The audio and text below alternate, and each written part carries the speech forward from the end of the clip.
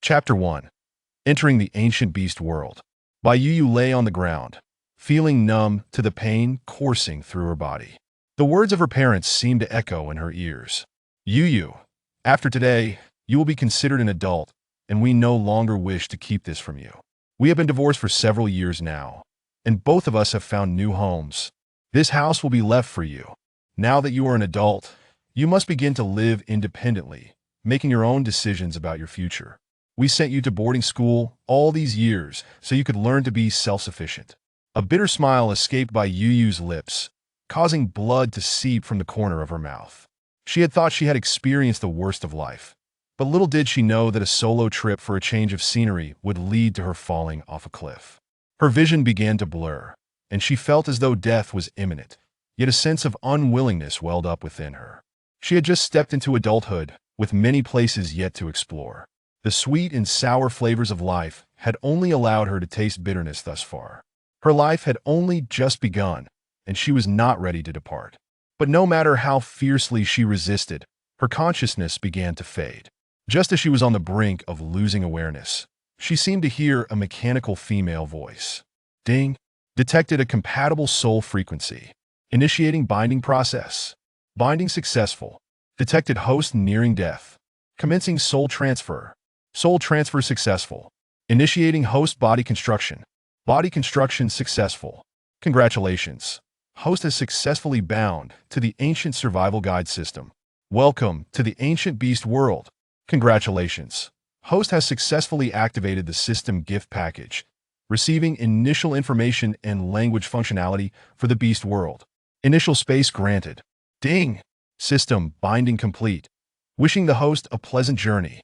Bai Yu struggled to comprehend the female voice, but her consciousness was fading, and she could only vaguely discern words like system, binding, and beast world before she fell into complete oblivion. Big brother, there's another female here. Let me take a look. Ah, so frail. She doesn't even look like she's reached adulthood. With such a physique, she's hardly fit for breeding. We'll have to trade her for some rations. What a pity. If it weren't for the prolonged assault on the Blackstone tribe, our Iron Wolf tribe wouldn't be struggling to sustain these females. What can be done? Winter is approaching, and our tribe's food reserves are scarce. We can only exchange these weak and underage females from the Blackstone tribe. In her hazy state, Bai Yu overheard the conversation of two men. The language was unfamiliar, yet she understood them, though their words eluded her comprehension. With great effort, she managed to open her heavy eyelids and saw two towering men, bare-chested and clad only in black animal skin skirts, staring at her. Startled, Bai Yu instinctively shrank back, fear evident in her eyes. The two men appeared to be nearly 2 meters tall, their muscular physiques exuding strength. Bai Yu had never encountered such males before, and recalling their earlier conversation, she was paralyzed with fright. Upon noticing Bai Yu had regained consciousness, the men showed no sign of modesty. The taller of the two scrutinized her and lamented. She does possess a rare beauty, but alas, she is too frail otherwise. She could have been kept as a shared companion. The shorter man eyed the taller one with a lecherous glint and suggested, "Brother, why don't we have our turn first?" Hearing this, Bai Yu trembled in fear, her eyes wide with terror, tears welling up in her gaze. At that moment, fragments of her memories before losing consciousness began to resurface. She vaguely understood that she had encountered something extraordinary, such as binding a system and traversing time and space. Yet, she was utterly bewildered by her current predicament, her mind racing with various pieces of information that she had yet to untangle, and now she was faced with this dire situation. The tall man shot a sideways glance at the shorter one, admonishing, "Do not entertain such thoughts. Captives are shared by the tribe. If they are damaged, the one responsible will be exiled." With that, he approached and hoisted the limp Bai Yu over his shoulder, continuing, "I will take her to the prisoner concentration area. You search for any remaining females or other items." The shorter man pouted but offered no retort, casting one last lingering glance at Bai Yu before turning away. Relieved, Bai Yu suddenly found herself hefted onto the tall man's shoulder. Before she could fully grasp the situation, he began to run with astonishing speed, leaving her dizzy. Not long after, she was set down at the entrance of a cave, with a tall man exchanged a few words with several others standing guard before shoving her inside. Though her legs felt weak, Bai Yu dared not resist and obediently stepped into the cave. Upon entering, she discovered a dozen or so other girls referred to as females in this world. A glance around revealed their despondent expressions, their eyes hollow and devoid of focus, as if they had lost all hope for life. Bai Yu, too, was not in the mood for conversation. She withdrew her gaze and sought a corner to begin sorting through the information swirling in her mind. From the data provided by the system, she understood that the world she now inhabited was entirely different from the one she had grown up in. The living conditions resembled those of the ancient era in her original world. However, the inhabitants here were unlike anyone she had ever known. They were known as beastmen, with males referred to as male beastmen, possessing formidable combat capabilities and the ability to shift between beast and human forms. Females, on the other hand, were born in human form, relatively delicate, and thus were perpetually protected by the males. They did not need to hunt or labor excessively, as they were supported by the tribe. Upon reaching adulthood, they were required to select a male as a partner to reproduce. If they had no preference, elders or chieftains would designate a mate for them. The stronger the female's physique, the more sought after she was, as it symbolized good breeding potential. However, those like her, remnants of a destroyed tribe, held little status. The robust ones would be retained as breeding tools, while any single male who had proven himself in the tribe could claim mating rights, akin to polyandry. The offspring would be raised communally until adulthood. Meanwhile, underage or frail captive females would be retained only if the tribe's food supplies allowed otherwise. They would be sold for resources. Those sold might find a favorable fate, while the unfortunate would become mere tools for satisfying a tribe's desires. Having processed this information, Bai Yu's face paled in terror. Chapter 2. Understanding the system functions. Having traversed from the modern world, Bai Yu could not accept the notion of becoming a breeding tool. The very idea of engaging with someone devoid of emotion was unbearable to her, let alone bearing their children. Though she wished to survive, living without dignity was worse than death itself. Tears streamed down her youthful face, yet a glimmer of determination sparked in her eyes. She resolved to find a way to escape. No matter how slim the chances if she failed, she would face her fate with courage. Bai Yu's eyes flickered as she recalled the binding of some sort of system. Wiping away her tears, she glanced at the other females, noting their indifference before silently reciting her thoughts of the system. In the next instant, a system panel materialized before her. Bai Yu cast a panicked glance at the other females, relieved to see their lack of reaction, before refocusing on the panel before her. It displayed the words Ancient Survival Guide prominently. Below that was a section resembling character attributes. The panel was straightforward, allowing her to read easily. Host, Bai Yu.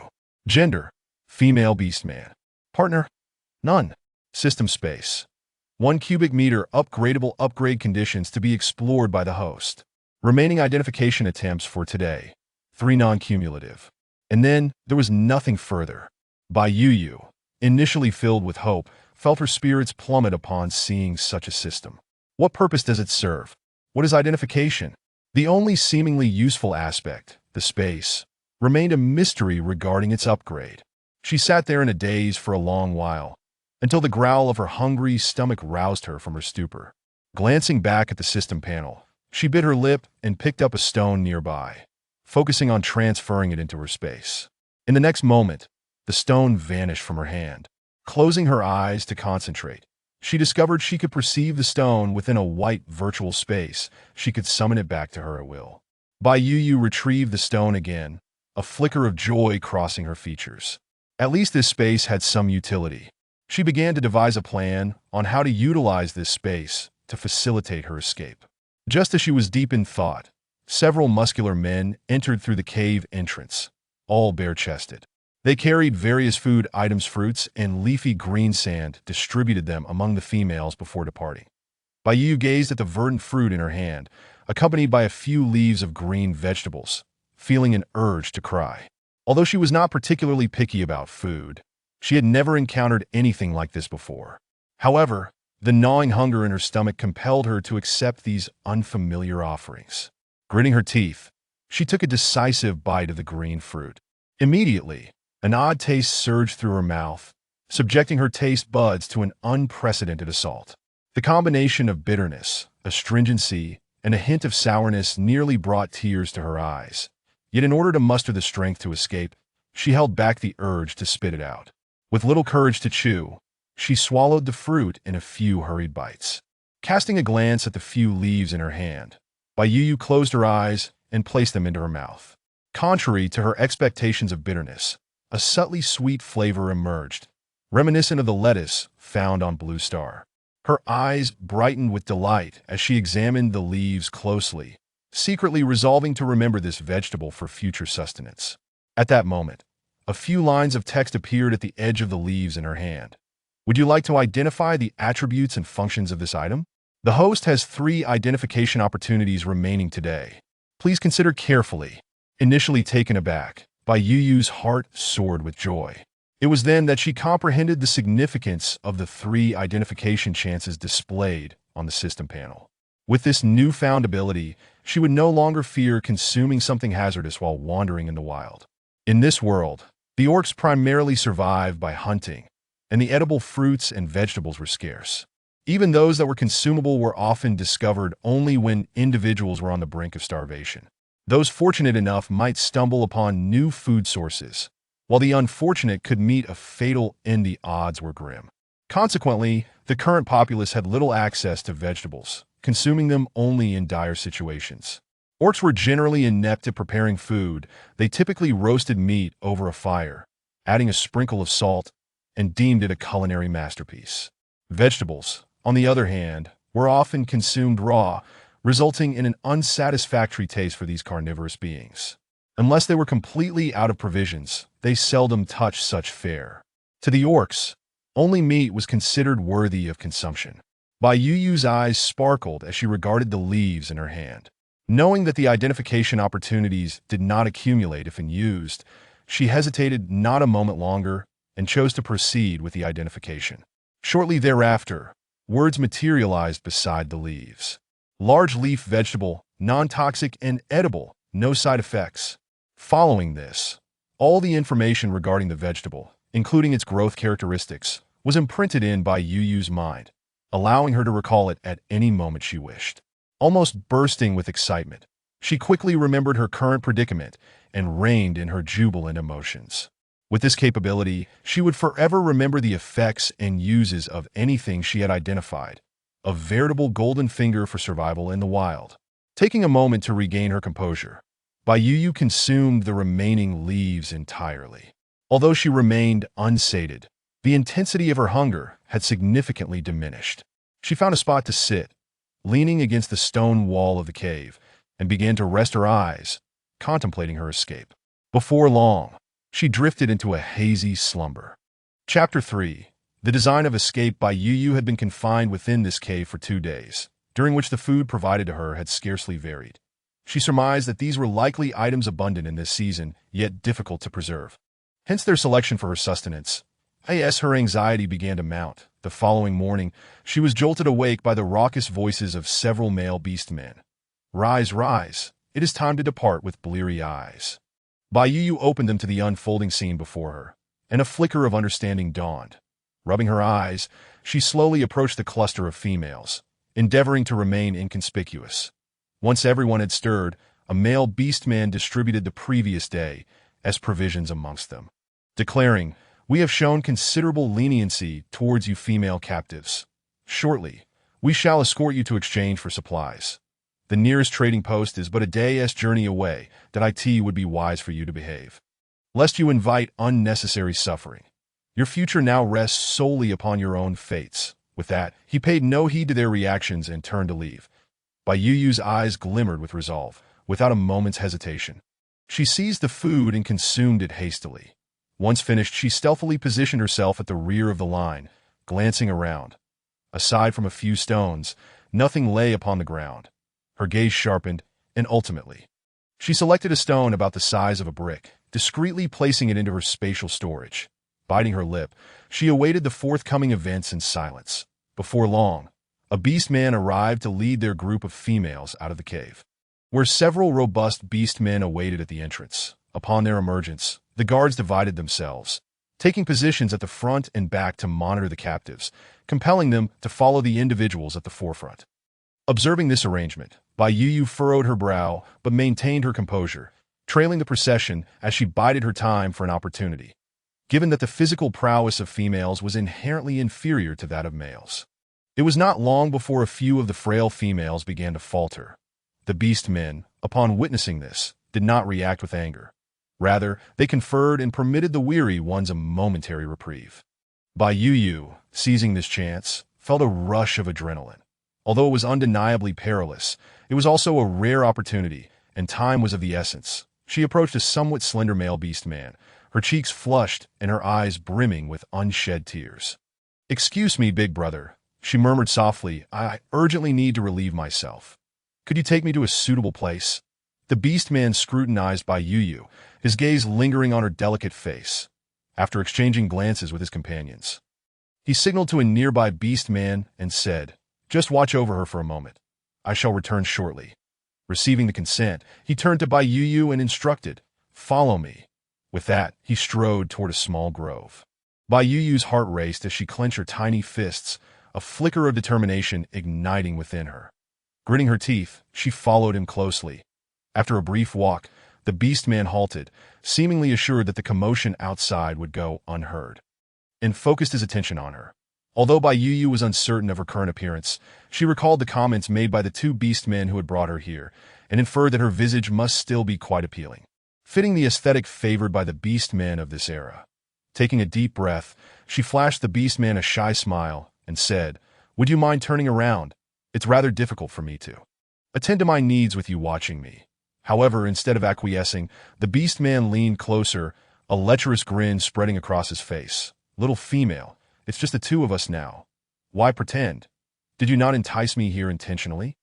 As he reached out to caress her delicate face, his eyes gleamed with lascivious intent.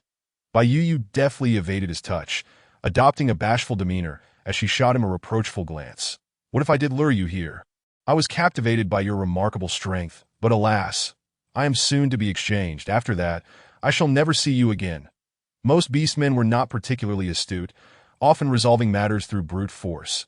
This particular beastman, being smaller than his peers, had never been flattered in such a manner by a female, and thus found himself momentarily disoriented. With joy, he laughed heartily, his gaze softening as he inquired, "Are you suggesting you wish to accompany me as my mate?" Seeing that the beastman had taken the bait, Bai Yu shyly nodded, replying, "I don't consume much.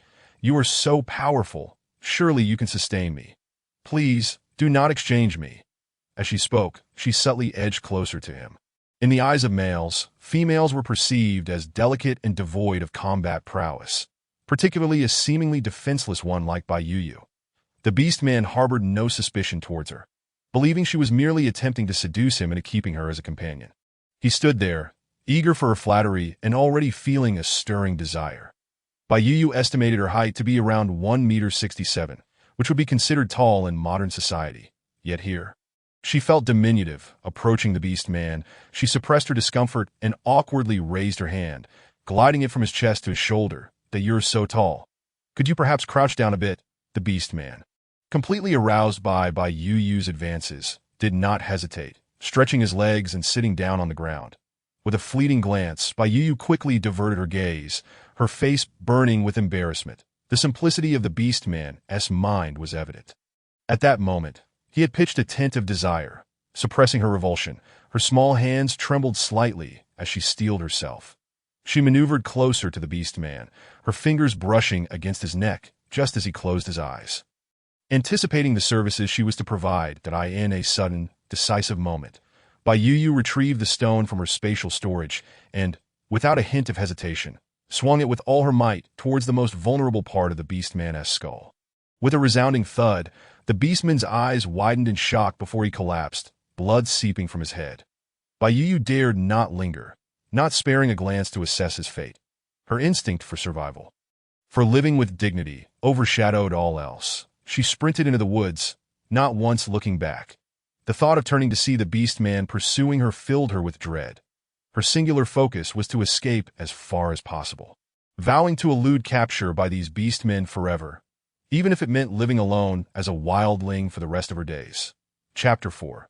Seeking a refuge. Bai Yu had no idea how long she had been running. Whenever exhaustion set in, she would pause briefly before continuing on her way. It was only when her legs felt utterly weak that she finally came to a halt.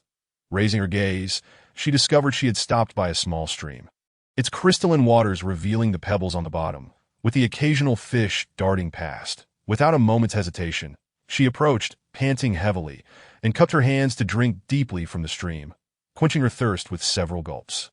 As she scooped the water, Bai Yu caught a glimpse of her reflection in the surface. Though the image was not entirely clear, she discerned that her features had not changed significantly from before. This realization brought her a measure of relief. She was still content with her gentle appearance. Having shared 18 years with this face, the thought of adopting a stranger's visage filled her with unease and fear. After resting for a while, she turned to glance in the direction from which she had come, feeling a slight sense of relaxation. Looking up at the sky, she noticed the sun was nearing the horizon. Even with her lack of experience, she recognized the forest could be perilous. She dared not linger, choosing a path and continuing onward. Exhaustion and hunger weighed heavily upon her. Her feet were riddled with blisters. Yet she could not afford to collapse now that if she fell, she might never rise again. She had fought too hard to escape, and she refused to resign herself to despair. After an indeterminate amount of time, she stumbled upon a cluster of fruit trees, their branches laden with pale yellow fruits that appeared delectable. Bai Yu's eyes brightened as she reached out to pluck one, ready to take a bite. However, just as she lifted the fruit to her lips, she abruptly halted, recalling that wild edibles could be hazardous. Fortunately, her system could assist in identifying whether the fruit was safe for consumption. Without hesitation, she held the fruit before her and mentally invoked the identification process. In an instant, a line of text appeared beside the fruit. Golden fruit, toxic and inedible. Juice may repel insects and mask odors. Reading the words not edible, Bai Yu's spirits plummeted instantly. Yet she plucked numerous fruits and placed them in her own space, for they could ward off pests and mask unpleasant odors, potentially useful to her at night. Glancing around, she found nothing further that appeared edible. Bai Yu pressed her hand against her stomach, which ached from hunger, enduring the pain in her feet as she continued onward. After taking just a few steps, something suddenly struck her head. Looking up, she beheld a squirrel-like creature gnawing on something atop a branch, the object that had fallen upon her being the shell of its meal. Unperturbed, Bai Yu lifted her leg to proceed. When in the next instant, as if struck by a revelation, she sharply turned her gaze toward the tree where the creature perched. There, she observed an array of thumb-sized black objects adorning the tree, precisely the sustenance the creature was consuming. If the animal could partake, then surely she could as well. Bai Yu's eyes sparkled with anticipation as she swallowed hard, promptly retrieving a broken twig from the ground. With determination, she began to strike the fruits from the tree. In a short while, a substantial number had fallen to the ground. Bai Yu, her eyes glimmering with hunger, noticed the bounty and decided to pause. Picking up one of the fruits, she contemplated for a moment before employing her knowledge of identification. Black chestnut, non-toxic and edible, with no side effects. Though Bai Yu had already surmised that the fruit was indeed edible, she could hardly contain her joy. Without hesitation, she bit into the fruit, savoring the succulent flesh within. The flesh was sweet and fragrant, reminiscent of the chestnut she had tasted before. Surely, if cooked, it would be even more delectable. However, she lacked both the means and the time to prepare it properly. In no time, Bai Yu had devoured a considerable quantity of black chestnuts, leaving a scattering of shells around her. Without a moment's hesitation, she picked up a branch from the ground and resumed striking the chestnut tree. Only after she had knocked down every chestnut within her reach did she cease her efforts. Being petite, she could only reach a limited height, but she managed to collect all the chestnuts into her storage space. Estimating their weight, she concluded that it was likely less than 2 pounds. Nonetheless, Bai Yu felt a sense of satisfaction. At least she had acquired some provisions, alleviating her concerns about her next meal. Once she had completed her foraging, Bai Yu pressed on, needing to find a place to hide swiftly. Otherwise, she would be in peril come nightfall. Time slipped away as she walked, and as dusk approached, The jungle began to echo with the sounds of various wild beasts, ominously close. Tears welled in her eyes, yet she gritted her teeth, refusing to succumb to despair. She had nothing left but herself. She could no longer afford the luxury of being delicate. No one would feel pity or sympathy for her, and crying would only squander her chances of survival. As the darkness deepened, despair began to envelop her when she spotted a particularly large tree not far ahead. If she was not mistaken, there appeared to be a dark opening at its base. Yu's heart raced with hope, and without much deliberation, she hastened toward it. Upon closer inspection, she realized that the tree was extraordinarily massive. Even two people holding hands would struggle to encircle it. Indeed, there was an opening at the base, partially obstructed by a large stone, as if it had been deliberately placed there. Yu hesitated momentarily, but she found herself with little choice. Thankfully, the stone did not completely block the entrance, and bending down slightly, she could still enter. Inside, her suspicions were confirmed. This tree hollow clearly had an owner. The ground was strewn with dry grass, resembling a makeshift bed, and there was a small stone table piled up with rocks, upon which rested a bamboo tube, likely used for holding water. After a brief hesitation, she approached the stone table and noticed a thick layer of dust, indicating that it had not been disturbed in quite some time. That a sense of relief washed over her, and she allowed herself to relax a little. However, it was not yet time for her to rest. After surveying the tree hollow's condition, she returned to the entrance and cast a wary glance at the large stone blocking the opening. While it could deter larger beasts, she worried that a creature like a python could still slither in through the gaps, leaving her as little more than a meal. Looking around anxiously, she found nothing useful. In a moment of desperation, her gaze fell upon the branches and vines nearby. With no other options at her disposal, she hurriedly gathered several branches of similar length and thickness to her arm, along with some resilient vines, transporting them into the tree hollow in several trips. Although she was utterly fatigued, she dared not rest. Sitting on the ground, she quickly employed the weaving techniques she had observed her grandfather use to construct fences, binding the branches with the vines to form a rudimentary enclosure. Though it appeared somewhat crude, it would suffice for her current needs, and she had little room for criticism. Chapter 5. The purpose of the piranha. By the time she finished, night had fallen. Yu could not afford to delay any longer. She hurried outside to retrieve several stones that she had not managed to store, bringing them into the hollow in multiple trips until she finally stopped. Then, she placed her makeshift fence at the entrance and propped it up with the stones she had collected. Once all the stones were utilized, she tested the fence's sturdiness, and upon finding it solid, she finally exhaled in relief. Though she did not pause to rest, instead, she took out the golden fruits she had brought back, breaking open 2 of them and squeezing their juice onto the fence, which gave her a sense of security. The moment she paused, exhaustion and pain overwhelmed her, and she stumbled, eventually collapsing onto the pile of dry grass that someone had laid down. Despite her profound fatigue, she found herself unable to sleep, tormented by pain and the distant growls of wild beasts. The surrounding darkness pressed in on her, and ultimately, Yu could no longer contain herself. Biting her lip, she began to cry softly. The thought of her future circumstances filled her with anguish, leaving her bewildered as to why she had to endure such suffering. Yet, she felt gratitude toward the system, for she knew that even if given a choice, she would opt for survival rather than succumb to death at the edge of the cliff. After shedding tears of frustration and sorrow for a while, she eventually dozed off in a hazy slumber. Yu was unaware of how long she slept, but when she opened her eyes again, daylight had already broken. She stared blankly at the tree's interior above her for a moment before gradually regaining her senses. Attempting to rise, she discovered that her entire body ached, leaving her with little strength. Yet, hunger gnawed at her. She needed sustenance to replenish her energy. Enduring the pain and weakness, Yu retrieved the black chestnuts she had stored and began to peel them for consumption. There were not many, so she refrained from gorging herself, merely eating enough to stave off her hunger before stopping. Sitting atop the pile of dry grass, she glanced at her feet and noticed numerous blisters of varying sizes. Some already burst, explaining her discomfort. Yet, she had no medicine, not even anything to clean her wounds. Tears threatened to spill once more.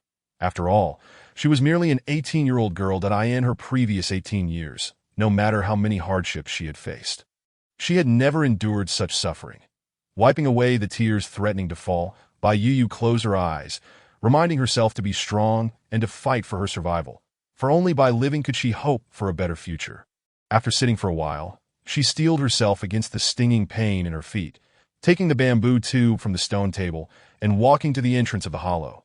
She was left with no choice but to rely on herself. Despite the pain, she had to venture out in search of food, water, and herbs to sustain her life. Emerging from the tree hollow, she picked up a branch to use as a makeshift cane and limped toward the outside world. She longed to return to the stream from the previous day, where food and water awaited her, but it seemed too far, and her current state might not allow her to return before dark. After some contemplation, she chose a different direction. If there had been previous inhabitants, there must be a water source nearby, for why else would someone capable of moving such a large stone choose to reside here? Indeed, Bai Yu's intuition proved correct. After a short distance, she stumbled upon a small river, its waters crystal clear, yet unfathomably deep. Her eyes brightened, and she dropped her makeshift cane, clutching the bamboo tube as she approached. First, she washed the tube in the water, then filled it with fresh water and began to drink. Once she quenched her thirst, she considered collecting more water to take back. Just as she submerged the tube again, Bai Yu noticed two silver fish darting rapidly toward her hand. Startled, she quickly withdrew her hand, only to watch as the two silver fish, propelled by their momentum, flopped about at her feet, desperately trying to return to the water. Before she could fully comprehend their appearance, she swiftly used the bamboo tube to shove them further away from the water's edge. Once she was certain the fish could not escape, she began to scrutinize them closely. They appeared to weigh around 2 pounds each, with large heads and sharp teeth, unmistakably carnivorous. The thought that they had just charged at her sent a shiver down her spine, making her more vigilant in this strange world. Frowning at the fish's unappealing appearance, she felt little appetite, compounded by her lack of fire and tools, leaving her clueless about how to process them. Yet, this was meat, and her body would not endure without sustenance for long. She had yet to devise a method for hunting. Gritting her teeth, Bai Yu reached out to touch the fish's tail, silently invoking the identification feature, piranha, edible. Its bile can be used for medicinal purposes. And topical application can alleviate inflammation and pain, with no side effects. Upon glancing at the appraisal results, Bai Yu's eyes instantly sparkled with delight, her face adorned with a genuine smile for the first time since arriving in this world. Previously troubled by the lack of medicine, she now felt a renewed sense of hope as the remedy had seemingly come to her doorstep. Indeed, Lady Luck had not forsaken her. Living had proven to be a pathway to optimism. Without further hesitation, Bai Yu seized a stone and struck the heads of the two piranhas, swiftly dispatching them. Afterward, she procured a slightly sharper stone to serve as a makeshift knife, commencing the process of preparing the piranhas. With great effort, she managed to slice open the bellies of the fish, taking care not to rupture the gallbladders, proceeding with utmost caution throughout the entire ordeal. Once both gallbladders were extracted, she unabashedly began to process the flesh of the fish. She swiftly severed the heads and cast them into the river, leaving behind a modest amount of meat. After scraping off the scales, she contemplated washing the fish in the river, but hesitated, recalling the recent peril. Although the outcome had been fortunate, she doubted her ability to consistently rely on such luck. Ultimately, she decided to fill a bamboo tube with water and wash the fish on the shore. After several trips, the fish was finally cleaned to her satisfaction. Bai Yu sighed in relief, finding a sturdy vine to hang the fish upon. She then filled another bamboo tube with water before setting off towards the tree hollow. Upon returning, she chose to attend to the gallbladders first, gingerly approaching a pile of hay. Bracing herself against the pain, she carefully punctured the blisters on her feet, gradually squeezing out the pus within. After completing this task, she wiped away the tears that had streamed down her face from the agony and used the bamboo tube to wash away the filth from her foot. Chapter 6. The first encounter with the beastman Lucio. Once the moisture on her feet had nearly dried, Bai Yu took the gallbladder and delicately punctured a small opening, beginning to apply the bile to her wounds. The moment the bile touched her skin, a refreshing sensation enveloped the injuries, completely overshadowing the stinging pain. Bai Yu blinked in surprise and continued to apply the remedy with haste, after treating all her wounds. She had exhausted one gallbladder, but she saved the other for use the following day, shifting her gaze towards the fish meat laid upon the stone table. with no fire at her disposal and the impracticality of attempting to create one. She steeled herself and resolved to eat it raw. She did not wish for the fish to rival the taste of salmon. She merely hoped it would not be overly fishy. After some mental preparation, she finally picked up a piece of fish and took a bite. The flavor was slightly better than she had anticipated. While it was not delectable, it was certainly not so fishy as to be inedible. After removing the head and entrails, she estimated that only about a pound of fish remained. The piranha lacked small bones, making it easy to consume. Baiyu ceased eating once she was merely half satisfied. She was unaccustomed to raw food and could not manage any more. After storing the remaining fish, she took a sip of water and returned to the hay pile to rest. Exhausted, it was not long before she drifted off to sleep. However, her slumber was interrupted by a commotion at the entrance of the tree hollow. Upon discerning the noise outside, Baiyu shuddered and immediately awoke. She cautiously approached the opening, peering through a small gap in the fence, only to behold a colossal snake, thicker than a water barrel, engaged in a fierce battle with a ferocious eagle of similar size. Typically, one would expect the eagle to dominate, yet this serpent was overpowering the bird, thwarting its attempts to escape on multiple occasions. The sight of the enormous snake sent chills down Baiyu's spine. She had always harbored a deep-seated fear of cold-blooded creatures like snakes. Losing her balance, she nearly fell to the ground but steadied herself, bolstering her resolve. The snake appeared oblivious to her presence, and she quickly masked her scent with the juice of the golden fruit, reassuring herself that she would remain undetected. Gaining some courage, she peered outside once more, only to find that the battle had concluded, and her gaze met that of the giant serpent that moment. She noticed that the snake possessed eyes of two different colors. One was dark green while the other was red, an unsettling sight indeed. Yet, Baiyu was paralyzed with fear, standing frozen in place, momentarily forgetting to breathe. Just as she feared the serpent would advance to devour her, it averted its gaze, coiling its tail around the lifeless eagle and swiftly departing. Before leaving, it cast one last glance in her direction, causing Baiyu, who had just begun to breathe a sigh of relief, to nearly faint. Once the colossal serpent was gone, Baiyu hastily began to gather her belongings. She needed to vacate the premises. Though reluctant, she saw no other recourse. Now that she had drawn the attention of a great snake, which was likely satiated for the time being due to its recent kill, she could not risk becoming its next meal when hunger struck again. In the process of collecting her items, she realized she had little to pack. She salvaged the fish meat and gallbladders, gathered the remaining chestnuts, donned her grass shoes, and quickly exited the tree hollow, heading away from where the snake had gone. Unbeknownst to her, the giant serpent lay not far off, its mismatched eyes fixated intently upon her, brimming with a predatory intent. As Baiyu walked, regret began to creep in. Perhaps she should have waited until the next day to leave. The serpent had already claimed such a substantial prey and would likely not be hungry for a while. Moreover, her feet were still sore, and after traversing this distance, the pain had reignited. However, having ventured this far, there was no turning back. Gritting her teeth, she pressed onward, hoping to find another place to seek refuge. Just when it seemed that fate had heard her silent plea, she stumbled upon a cave. However, this cave appeared peculiar. Its entrance was unnaturally smooth, as if polished countless times. Baiyu cautiously peeked inside, listening intently for any signs of life. Hearing nothing, she summoned her courage and stepped inside. Upon reaching the innermost part of the cave, her pupils dilated in shock at the sight before her. A large eagle's corpse lay sprawled upon the ground, the very bird that had fought the giant serpent. Baiyu felt a cold sweat trickle down her back.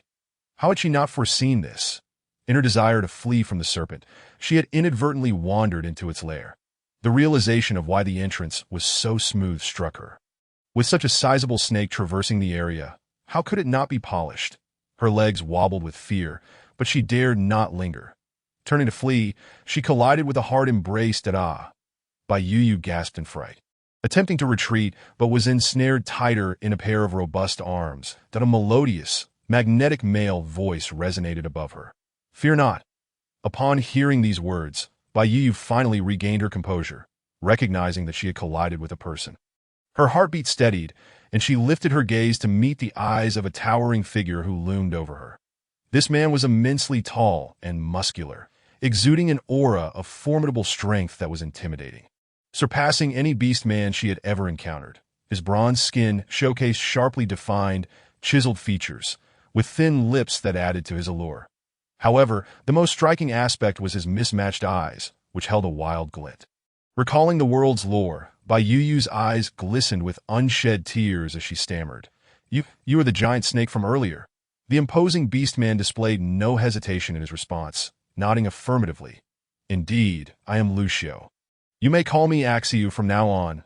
After stating his name, he lowered his head, inhaling the scent from her neck, narrowing his eyes in a moment of ecstasy. "You smell delightful, my untamed little female. From this day forth, you shall belong to me." Bai Yu trembled at his words, tears brimming in her eyes as she implored, "Could you please let me go? I stumbled in here by accident." At her plea, Lucio's brow furrowed, a flicker of madness flashing in his eyes before he quickly concealed it. He showed no intention of releasing her, tightening his hold instead, lowering his head once more to nuzzle her neck. He spoke with an infatuated tone. "Is one accidental entrance not enough? First, you enter my tree hollow, and now you've wandered into my cave. It is evident that you were meant to be my little female." He then tenderly kissed her reddened eyes, coaxing her gently. "I will take care of you. Do not worry. Although I am a wandering beast man, I am quite strong. I will ensure you are well fed and kept safe." Afterward, he scrutinized her from head to toe, leaving no detail overlooked. Once he had thoroughly assessed her, he continued, "All you need to do is follow me, be my little female, and bear me several litters of offspring." Chapter 7. Nourished by Lucio. Upon hearing Lucio's words, Bai Yu felt no joy whatsoever. Instead, she instinctively recoiled in fear, yet found herself utterly unable to shift the arms that encircled her.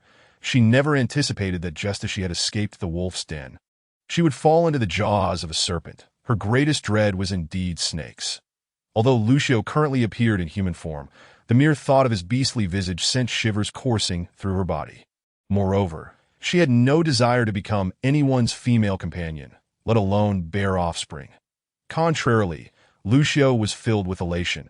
He had not expected such fortune to smile upon him, allowing him to discover a solitary little female. This little female was strikingly beautiful, soft and fragrant, and appeared quite delectable, albeit somewhat frail. He thought that with proper care, she would soon thrive. While he pondered how such a precious female could be wandering alone in such a pitiful state, he had no inclination to dwell on these matters, regarding it instead as a delightful gift from the beast gods in this world. Beings like him, who possessed distinct characteristics unlike other beastmen, were labeled as ominous beastmen and were consequently exiled from their tribes, becoming vagabond beastmen. They lacked the right to claim their own females, and even attempts at barter were futile, for in the eyes of beastmen, they were considered ill-fated, and their progeny might also be deemed so, thus denying them the opportunity to possess a female. Yet here he was, having stumbled upon a lovely little female, so enchanting and delightful, which rendered him utterly captivated. How could he not be thrilled? Observing the reaction of the little female nestled in his embrace, and reflecting on the notorious reputation of vagabond beastmen, Lucio surmised that her evident fear of him must stem from his status as one of them. Vagabond beastmen, lacking their own females, found the annual mating season to be particularly arduous, often resulting in instances where they would forcibly seize females from tribes. Although the females within tribes were generally well protected, vagabond beastmen typically ventured forth with little hope of return. Yet exceptions did occur. Most vagabond beastmen, upon acquiring a female, succumbed to overwhelming desires, reaching a fever pitch during the mating season, making self-control exceedingly difficult. Females, being delicate, especially those not yet in heat, often found themselves in dire straits, with those abducted suffering grievously, sometimes left with nothing but a semblance of life, or even succumbing outright. Thus, in the eyes of females, vagabond beastmen were often perceived as demonic entities. Lucio frowned at this thought, glancing down at the little female ensnared in his arms. After a moment's contemplation, he spoke, "Little female, you need not fear me so. I am unlike other vagabond beastmen. I shall nurture you until you come of age. When you enter your mating season, I will mate with you to bear young. You need not worry that I will cause you harm." Upon hearing his words, Bai Yu momentarily forgot her fear, her face flushing crimson. She had never encountered such brazen declarations. What did he mean by mating with her to bear young? Did he not feel any shame in uttering such words? Understanding that any form of resistance on her part would likely be futile and might incite his wrath, she resolved to feign compliance for the time being, hoping to find an opportunity to escape later. Steeling herself, Bai Yu gently nodded in response to Lucio. Witnessing her acquiescence, Lucio's eyes sparkled with delight, and unable to contain himself, he scooped her up and planted several fervent kisses upon her, then let out a hearty laugh as he carried her deep into the cave. Bai Yu wrinkled her brow in distaste, hastily wiping away the spots where Lucio had kissed her, yet she dared not voice her objections, fearing that it might provoke him into a frenzy that could lead to her harm. Cradled in the arms of an unfamiliar male for the first time, she felt her body tense. When he finally set her down upon the stone bed, she remained somewhat dazed, Lucio oblivious to Bai Yu's emotional turmoil. Perceived her nod as an agreement to become his little female, thus designating her as his partner. Affectionate gestures such as kisses, hugs, and lifts were naturally within the realm of possibility. After placing Bai Yu comfortably, Lucio knelt to remove her grass shoes, and his gaze fell upon the wounds on her feet, causing his eyelids to twitch involuntarily. From observing Bai Yu's gait, he had surmised that her feet bore injuries, but he had not anticipated their severity. Furrowing his brow, he glanced up at her and said, "Little female, please sit still. I shall fetch you some herbs." Hearing this, Bai Yu hesitated, glancing at her injured foot. Realizing that she could no longer delay treatment, lest infection set in. Pretending to retrieve a piranha's gallbladder from her clothing, she addressed Lucio. "This can be used. It was discovered by my tribe's people." Lucio took the piranha gallbladder, inspecting it, but could not identify it. Beastmen typically did not consume fish, having learned from past experiences of hunger that led to dire consequences. The taste was both bitter and fishy, with a tough shell that could easily cause choking, leading to a collective aversion to fishing and thus ignorance of the gallbladder's properties. "Did is it truly effective?" Lucio questioned, peering skeptically at the dark, mushy substance in his hand, which emitted a peculiar odor. Bai Yu, sensing his disbelief, reclaimed the gallbladder, punctured a small hole, and began to apply the salve cautiously. Lucio, wishing to assist, was summarily rebuffed by Bai Yu. "Allow me to manage this myself. You need not concern yourself with me." With such a meager amount of medicine, she could not risk it being wasted by this rough and burly man. Seeing Bai Yu's resolute demeanor, Lucio acquiesced. Noticing that her application of the remedy was proceeding without issue, he turned his attention to the large eagle carcass on the ground that in the past he would have torn the eagle apart and consumed it without hesitation. As a serpent-like beast man, he could sustain himself for days on a single meal, enduring hunger for a week or more without succumbing. However, now that he had a little female to care for, he understood that she could not thrive on raw food alone and required 2 to 3 meals a day, lest she weaken or perish. Pondering this, Lucio dragged the large eagle's corpse toward the cave entrance. Passing by Bai Yu, he remarked, "I shall prepare the food at the entrance. If you need anything, just call for me." Bai Yu's gaze flickered momentarily before she nodded in agreement. Her immediate priority was to heal her foot, and since Lucio did not appear to harbor intentions of harming her, she felt no urgency to flee at that moment. Seeing Bai Yu's compliant demeanor, Lucio experienced an urge to touch her. Yet he refrained, recognizing that he had pressing matters to attend to. Upon reaching the cave entrance, he began to pluck the eagle's feathers that in the past he would have removed the skin along with the feathers. But now he needed to prepare a warm bedding for his little female to endure the winter. With winter approaching, serpent-like beastmen, while not subjected to true hibernation, tended to become lethargic, unless compelled by necessity. They preferred to remain within their caves that he needed to hasten his preparations, ensuring he had ample food, pelts, and firewood for his little female before winter set in.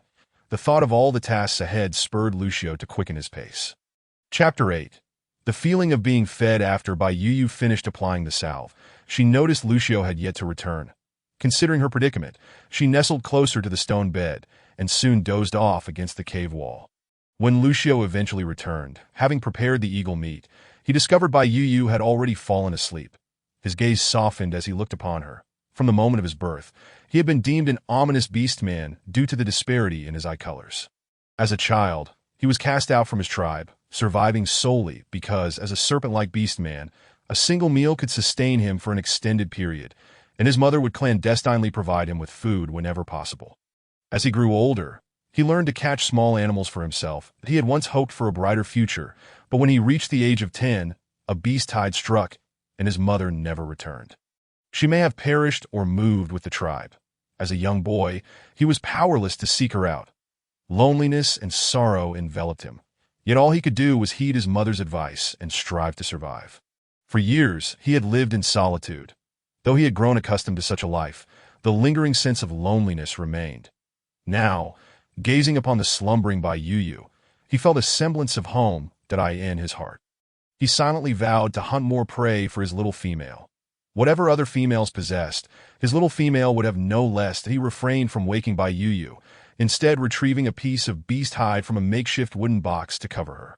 Then he stepped outside the cave, having returned merely to check on her, contemplating that she might feel bored, especially since her injured foot hindered her mobility, that he wished to carry her out for some fresh air.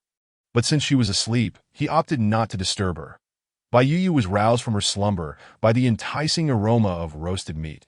She inhaled deeply, suddenly opening her eyes wide and sitting up. Taking in her surroundings, she was reminded of her current predicament.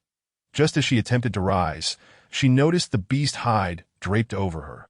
For reasons unknown, Bai Yu felt a sudden pang of emotion. How many years have passed since anyone last covered her with a blanket? It has been a long time since someone cared for her. She never expected that in coming into this world, she would feel such long-lost warmth in the embrace of an orc.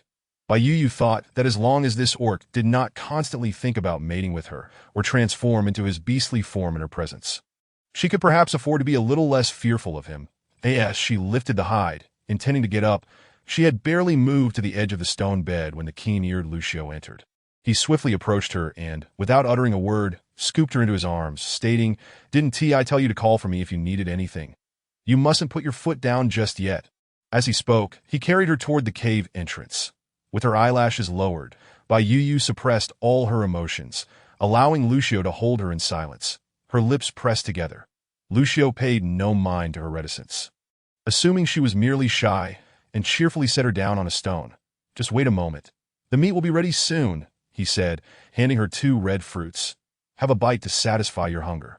"These are very sweet." Bai Yu stared blankly at the fruits in her hands, feeling somewhat at a loss that if Lucio were a bit harsher with her, she might feel more reassured, but his excessive kindness left her uncertain about how to respond. Seeing her hesitation, Lucio, thinking she was apprehensive about the taste, urged, "Little female, please eat. I've tried this fruit. It's not poisonous." Meeting Lucio's expectant gaze, Bai Yu bit her lip and, after a moment, took a tentative bite. As the rich, sweet flavor burst in her mouth, her eyes narrowed in delight, resembling a kitten that had just stolen a delectable treat. Lucio, watching her enjoyment, felt his own hunger stir and quickly diverted his gaze, turning to meticulously roast the meat by the fire. Oblivious to Lucio's fleeting moment of distraction, Bai Yu gradually finished the 2 egg-sized fruits and turned her attention to the meat he was roasting. It had been days since she had tasted cooked food, and she felt an intense craving. Out of the corner of her eye, she noticed a multitude of feathers strewn on the ground nearby. Piquing her curiosity, and she glanced at them a couple of times. Believing the meat was nearly done, Lucio picked up the roasting stick and, upon turning around, caught sight of Bai Yu's gaze lingering on the feathers. With a smile, he remarked, "These are from the eagle we just caught. Once dried, they become soft and warm that I'll gather more to stuff into the hides. And come winter, you won't feel cold." Bai Yu was taken aback by the fact that this orc was already considering her comfort for the winter, a bittersweet sensation swelling in her heart. Before she could fully process this feeling, a piece of roasted meat was presented before her. "It's still hot, so be careful with your delicate skin," Lucio cautioned as he held the meat out. Having waited long enough, Bai Yu could hardly concern herself with such warnings. She took the meat from Lucio and bit into it. Though it contained only a hint of salt, it was an extraordinary delicacy to her at that moment, that in no time, she devoured the piece. Her eyes eagerly fixed on Lucio, clearly still wanting more. Seeing her adorable demeanor, Lucio felt his heart melt. With a chuckle, he tore off a piece of the tenderest meat and offered it to her. Though Bai Yu felt a twinge of embarrassment at being fed, the allure of the food outweighed her modesty, and she succumbed to her desires without a second thought. Lucio relished this experience of feeding his little female. feeling a profound sense of accomplishment. Before long, Bai Yu was satiated. When she shook her head to decline any more, Lucio frowned, believing she had not eaten enough. With a hint of disbelief, he reached out to gently prod her belly, confirming it was indeed rounded before he resigned himself to finishing the remaining roasted meat. Bai Yu stiffened as Lucio touched her, fearing he intended to do something after ensuring she was full. However, upon realizing he was only confirming her satiety, she sighed in relief, tinged with a hint of shame. She scolded herself for her thoughts, recognizing that even the slightest gesture made her suspect ulterior motives.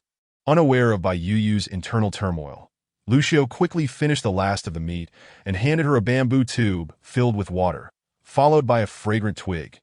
Bai Yu, having learned from the system that this twig was used by the orcs for dental hygiene, accepted it after thanking him, knowing it was better than nothing, even if the process was not particularly comfortable. Once she had finished cleaning, she felt the greasy sensation in her mouth vanish, replaced with a refreshing cleanliness. After Bai Yu had completed her cleansing, Lucio took the bamboo tube from her to rinse out his own mouth. His swift motions were efficient, and once done he approached her, saying, "Little female, I need to hang the leftover meat by the fire to dry. I'll head out shortly to catch more prey to make jerky for you for the winter. Do you wish to return to the cave now?" Bai Yu, who had long been plotting her escape, felt a pang of guilt upon hearing his words, likening herself to a deceitful woman taking advantage of an honest man. Chapter 9. The Food of the Long-Haired Mouse. Feeling guilty, Bai Yu dared not meet Lucio's gaze. She gently shook her head and replied, "I would like to sit here for a while." Lucio, upon hearing this, showed no sign of disagreement. "Very well," he replied, "that my scent lingers here. The nearby beasts will not dare approach. You need not fear that as he spoke. He glanced at the meat still roasting by the fire, adding a few sturdy branches to the flames that he then moved Bai Yu slightly closer to the warmth, saying, "It will start to cool down soon. It's warmer here.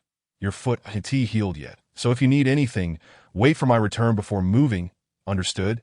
Though he appeared to be a rugged, unrefined man, he displayed remarkable care and patience towards Bai Yu. This meticulous attention made her feel flustered, and she could only nod in response, suppressing the strange feelings rising within her. Lucio, completely oblivious to her emotional state, affectionately stroked her soft hair and planted a gentle kiss on her cheek before swiftly disappearing from her sight. After Lucio had been gone for a while, Bai Yu lifted her hand to touch the spot where he had kissed her. Her gaze following the direction in which he had left, her expression a mixture of complexity. Lifting her foot to inspect it, she noticed that the effect of the piranha-esque gallbladder had worked wonders. Her wound had scabbed over and appeared no longer swollen. It seemed she would heal within a few days. Reflecting on Lucio's kindness, Bai Yu mentally admonished herself not to be swayed by superficial sweetness. This orc simply desired to mate with her and have her bear his children, which was the reason for his benevolence. The prospect of bearing a child, or perhaps an egg, was still uncertain, especially considering that male orcs remained in their beast form until the age of 3. The mere thought of being surrounded by a host of small serpents sent a shiver down her spine, intensifying her resolve to escape. Unbeknownst to Lucio, who was blissfully unaware of Bai Yu's intentions, he returned with a black bear he had slain and, nearing the cave, spotted a small white creature that appeared to be no larger than his palm. After a moment's thought, he set down the bear and swiftly approached, capturing the startled little being without any intention of harming it. Holding the creature by its ears, he returned to where he had left the bear. Hoisting the massive creature that was twice his human size and racing back, from a distance, he spotted Bai Yu still seated in the same spot where he had left her, looking obedient as if waiting for his return. A smile immediately brightened Lucio's face as he hurried to her, proudly presenting the small creature in his hands. "Little female, look what I brought you. This little one resembles you quite a bit. Soft and fluffy, that I caught it to keep you company. Do you like it?" His mismatched eyes fixed on Bai Yu, eagerly awaiting her praise. Bai Yu's eyes lit up as she beheld the creature in Lucio's hands. Recognizing its resemblance to a rabbit, albeit far more beautiful, without hesitation, she accepted it, her eyes brimming with affection as she asked, "What is this little creature's name?" "This is just called Little Creature. Isn't that what we call those with little meat?" Lucio replied, somewhat puzzled by her question, failing to grasp why she did not know such a basic piece of information. Bai Yu couldn't help but twitch her lips at his response. while she had a general understanding of this world's information. It was far from comprehensive. Such trivial details were not included in the system's data. She could only learn through repeated identification. With an awkward smile, she explained to Lucio, "What I meant was, we should give it a proper name. We can't just keep calling it little creature, can we?" Upon hearing this, Lucio scratched his head, breaking into an easy smile, feeling that his little female was quite adorable, even to the extent of needing to rename a small beast. He replied, "You may call it whatever you wish. Once given, it is yours." Bai Yu pondered for a moment before opting to use a chance for identification, as she currently had nothing else to identify. If she did not use it today, those 3 opportunities would vanish. Clutching the little beast, she silently chanted, "Identification." Before long, a line of text appeared beside the small creature. "Long-haired mouse. Edible. Sustains itself on beans. Gentle temperament. Suitable for domestication." This was Bai Yu's first identification of a terrestrial animal, and she was pleasantly surprised by the completeness of the information provided, that as she scrutinized the tiny creature in her arms. She felt it resembled a rabbit more than the long-haired mice from her previous world. Bai Yu gently stroked the long-haired mouse, clearly fond of it, but she was not in a position to care for it at the moment. She glanced up at Lucio and inquired, "Do you know what this little beast eats? What if we cannot keep it alive?" Lucio, seemingly unconcerned, replied, "I know, this little creature feeds on a type of small black beans." He gestured in a certain direction and continued, "Every year, many grow on that hillside."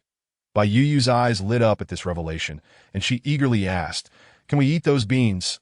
Lucio chuckled at Bai Yu's reaction. Squatting down to meet her gaze, amused, he said, "When I was a child, I was so hungry that I tried them once. They were hard and astringent and did not satisfy my hunger. They were quite unpleasant." As he spoke, he playfully pinched Bai Yu's cheek, assuring her, "You need not worry about food. You are my little female, and I will not let you go hungry." Bai Yu felt a bit embarrassed by Lucio's repeated use of the term little female. She turned her head to evade his playful hand. The spot he had pinched already slightly reddened. Seeing her flustered reaction, Lucio's gaze deepened. Bai Yu then stated, "Please do not call me little female. I have a name. Bai Yu. Bai Yu. Yu." Lucio repeated her name several times, his voice deep and magnetic, laced with an undertone of flirtation, for reasons she could not fathom, although she had been called by that name for 18 years. Hearing it from Lucio's lips sent a delightful shiver down her spine. Regaining her composure, Bai Yu said to Lucio, "I would like to gather some of those beans. May I?" Lucio assumed she wished to collect beans for the little beast, and readily agreed, responding, "Sure. I will bring some back for you when I go hunting tomorrow." In truth, Bai Yu had intended to go herself, but upon glancing at her feet, she abandoned that thought and nodded, smiling gratefully at Lucio. Lucio was momentarily entranced by her smile, thinking how beautiful his little female appeared, even more so when she smiled that he found himself grinning foolishly in response. Chapter 10. Bai Yu's deception. Once Lucio discerned that Bai Yu had no further inquiries, he began to prepare the black bear he had brought back. Bai Yu, curious about his actions, observed as he produced a polished stone knife and made a decisive incision around the bear's neck. He swiftly began to skin the bear, his strength evident as it did not take long for an entire pelt to lay before Bai Yu's eyes. After finishing, he placed the bloodied bear on a large stone slab and approached Bai Yu with the bear's skin. Flashing a broad, white-toothed grin, "This pelt can be fashioned into a warm winter skirt for you." He extended the bear's skin toward her, saying, "Feel it. See if it's comfortable, that if you do not like it, I will find something else for you tomorrow." Bai Yu regarded Lucio's eager offering with a flutter of emotion, though she swiftly suppressed it. She intended to leave and wished to do so swiftly. Otherwise, she would not have time to prepare winter provisions or seek a place to shelter from wild beasts. She longed to tell him that she had no use for the pelt. Yet she ultimately refrained, hesitantly reaching out to touch it. The fur felt smooth and soft to her fingers, and she found herself rather enamored. Noticing her reaction, Lucio understood without her needing to say it that she liked it. A smile spreading across his face as he said, "It cannot be used just yet. Once I prepare it, you can have your skirt." Bai Yu's gaze faltered slightly at his words, and she nodded gently while cradling the long-haired mouse. After receiving her affirmative response, Lucio turned his attention to processing the bear's meat, but he needed to prepare all the meat and then dry it. Winter in this world lasted about 3 months. Despite his substantial appetite, he could survive on only 6 or 7 meals throughout the season without much activity. Thus, he had never prepared excess food for himself in the past, being a solitary man. He only needed to feed himself. Now, however, he had to prepare 3 months' worth of provisions for Bai Yuyu. Although she did not consume much food daily, the total for 3 months was considerable. Furthermore, Bai Yuyu could not eat too much raw food. He also had to gather firewood and create a cooking pit beside the cave, that if he did not, once winter arrived and the cave entrance was blocked, they would be unable to roast meat inside, risking Bai Yuyu's health. Thus, despite his longing to shower his little female with affection, he had no time to spare. Bai Yuyu watched Lucio's busy form, her heart heavy with mixed feelings. The sensation of being cared for and regarded was a long-lost experience, and she could not help but feel a twinge of emotion. Yet, when she considered the reason behind Lucio's kindness, she found it hard to accept. She had no desire to bear offspring, not in the slightest. Simultaneously, she felt a surge of fear, worried that Lucio's attentiveness was merely a fade meant to coax her into bearing his children. After all, many men in real life were like that. Lucio's immediate kindness left her in a state of doubt. Her eyes flickered before settling into a determined gaze. She stole a glance at her feet, silently wishing for them to heal quickly. She needed to escape this place as soon as possible. She realized that she had begun to develop a dependence on Lucio, even contemplating the feasibility of following him, if only there were no expectation of bearing offspring. She was terrified of the prospect of slowly accepting her identity as a female, ultimately becoming a soulless being reliant solely on a male for reproduction. She wished to live, but did not want to do so by selling her body and soul. Lucio, oblivious to Bai Yuyu's internal struggle and thoughts of fleeing, was instead cheerfully contemplating what provisions to prepare for his little female. Both entwined in their own thoughts, as Lucio busied himself, the day gradually faded into night. Bai Yuyu watched as he first carried all the semi-dried meat and pelts back to the cave, then collected the grease that had dripped from the roasting meat onto large leaves, pouring it into a stone jar. Curious, Bai Yuyu asked, "What is this for? Is it for cooking?" "Cooking?" Lucio was unfamiliar with the term, glancing at the grease in his hands with confusion. "This is for lighting your way at night. You females cannot see at night and use this, correct?" Lucio's gaze held a hint of curiosity as he looked at Bai Yuyu, puzzled as to why she did not know this, and intrigued by her mention of cooking. Realizing she may have misspoken, Bai Yuyu pondered briefly before explaining. "The tribe I come from is very far from here, so our way of life differs from that of your beastmen." After her explanation, she noticed Lucio's expression growing increasingly curious. Just when Bai Yuyu thought he did not believe her, Lucio suddenly asked, "Yuyu, I have yet to ask, how is it that a precious little female like you came to be here alone? Where are your people?" A lie often requires many more lies to uphold. Bai Yuyu's eyes flickered with a hint of panic as she pondered how to respond. That in this world, females were well protected by their tribes. Even the least fortunate among the defeated tribes would be exchanged, never left to wander alone. How could a little female like her have traveled such a great distance to end up here? As Bai Yuyu ruminated on how to weave her tale, she noticed Lucio's eyes brightening with excitement as he grasped her hand, asking, "You, it must be the beast god who brought you here." "Right. It must have been the beast god who sent you to me." Bai Yuyu's mouth twitched at his words. She was truly amazed by Lucio's thought process, yet unable to conjure a more fitting explanation. She decided to embrace the narrative he provided. Nodding, she replied, "Perhaps so. I awoke here, so it must have been the beast god who brought me." Bai Yuyu felt she had not lied. She had indeed appeared in this world after waking up, though it was not the beast god, but rather the system that had transported her.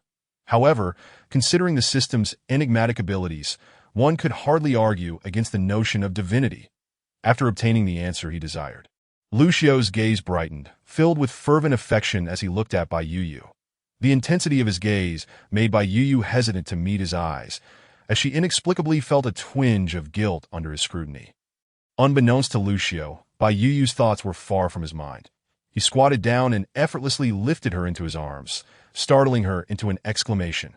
With one arm holding Bai Yuyu and the other carrying a stone jar filled with oil, he made his way toward the cave, a smile never leaving his face. Once inside, he gently placed Bai Yuyu on the stone bed and set the jar in the corner. Then, retrieving a small stone bowl from somewhere, he scooped some oil into it before stepping outside. Upon returning, the bowl held a flickering flame, illuminating the dark cave. Bai Yu, knowing she would continue to live in this world, resolved to learn as much as she could. Upon closer inspection of the wick, she discovered it was a long, black, strip-like substance that resembled thick yarn, yet was not quite the same. Chapter 11. The illuminating fireline grass. As Lucio approached, Bai Yu leaned in closer. Still puzzled about the material, she looked up at Lucio and inquired, "What is burning inside this?" Lucio had already come to regard Bai Yu as the little female sent to him by the beast god. So her questions no longer surprised him. He placed the stone bowl on the stone table beside the bed and replied, "This is fireline grass that it absorbs oil and burns continuously, which is why we, the beast men, have used it for generations to illuminate our females." Bai Yu's interest piqued at his words. "That is, there a lot of this fireline grass. Can you show me some?" Lucio would not refuse her request and soon returned with a handful of fireline grass. Upon receiving it, Bai Yu's eyes sparkled with delight. The longest strands measured over a meter, soft yet resilient. She pulled at it several times without breaking it. Rubbing it between her fingers, it transformed into fine thread-like strands. An idea sparked in Bai Yu's mind. She wanted to attempt weaving a set of undergarments for herself using this fireline grass. Although she had a leather skirt for cover, she was keen to avoid any embarrassing moments when Lucio carried her. Every time he held her, she worried about the risk of exposure. Moreover, the fireline grass could be twisted into fine threads, suggesting that she might even have light clothing for summer. The more she contemplated, the more delighted she felt, and she cherished the fireline grass dearly. Seeing Bai Yu so engrossed, Lucio, curious, plopped down beside her and asked, "What is you so happy? Do you like this grass that much?" Bai Yu nodded eagerly, her bright eyes sparkling as she replied, "Where does this fireline grass grow? I want a lot of it." Lucio's heart raced under her gaze, and he absent-mindedly touched his chest. Puzzled by his own reaction, that he found Bai Yu exceptionally beautiful at that moment, even more so than his mother. When Bai Yu waited for Lucio's response but received none, she began to feel disheartened. Thinking the grass must be rare, that it's okay if you don't have it. "You don't need to strain yourself?" "I do." Lucio finally came to his senses, noticing the light in Bai Yu's eyes dimming. He felt a sense of urgency to rekindle that spark. "There is plenty of it. This plant is incredibly resilient and grows abundantly every year. That I'll bring you as much as you want tomorrow." Bai Yu suddenly felt a pang of guilt, realizing she might be asking too much. That it had only been a short while, and she was already requesting beans and fireline grass. Lucio had so much to do during the day. Yet she felt powerless to give him what he desired. That a hint of remorse flickered in her eyes as she managed to say, "Thank you, Lucio. There's no need to thank me. It is my duty to meet the needs of my partner. And besides, you haven't made any unreasonable requests." Lucio firmly disagreed with her statement. After finishing, he lifted the long-haired beast from Bai Yu's arms and tossed it aside. Then he climbed onto the bed, pulling Bai Yu into his embrace as he lay down, draping a furry animal hide over her. Before she could react, he pulled her closer and said, "Yu, you're so soft. You smell wonderful. I've been thinking about holding you all day. I nearly lost focus during the hunt and almost let that black bear escape." Lucio's words were heartfelt, yet he was oblivious to how they might be perceived as unabashedly romantic by Bai Yu. Evoking a sense of embarrassment, that it was Bai Yu's first time sharing a bed with a male, especially in such an intimate manner, leaving her flustered and apprehensive. However, Lucio seemed to relish in her unease, whispering sweet nothings in her ear, causing her cheeks to flush crimson, her ears blushing as well. Despite the dim light from the oil lamp, Lucio's keen eyesight easily caught sight of her flushed ears, and his gaze darkened. Unable to resist, he playfully took one of her ears into his mouth. Startled by his sudden action, Bai Yu shivered, a wave of tingling sensations coursing from her ear to her brain. She gasped and attempted to retreat, but found herself ensnared in Lucio's embrace, with no escape. His eyes had already shifted to her delicate neck. When a carnivore eyes its prey, the neck is often the primary focus. And Lucio was no exception.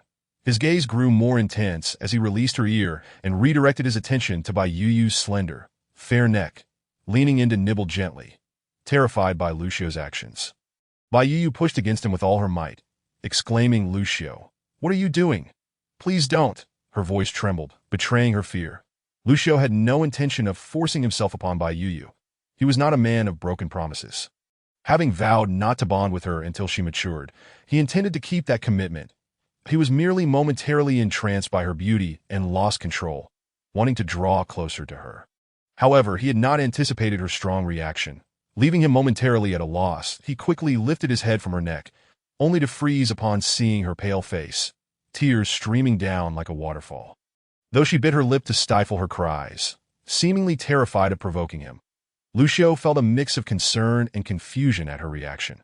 Though he had not lived among the tribes, he understood the general dynamics of beast-men relationships, that in their world, privacy was scarce.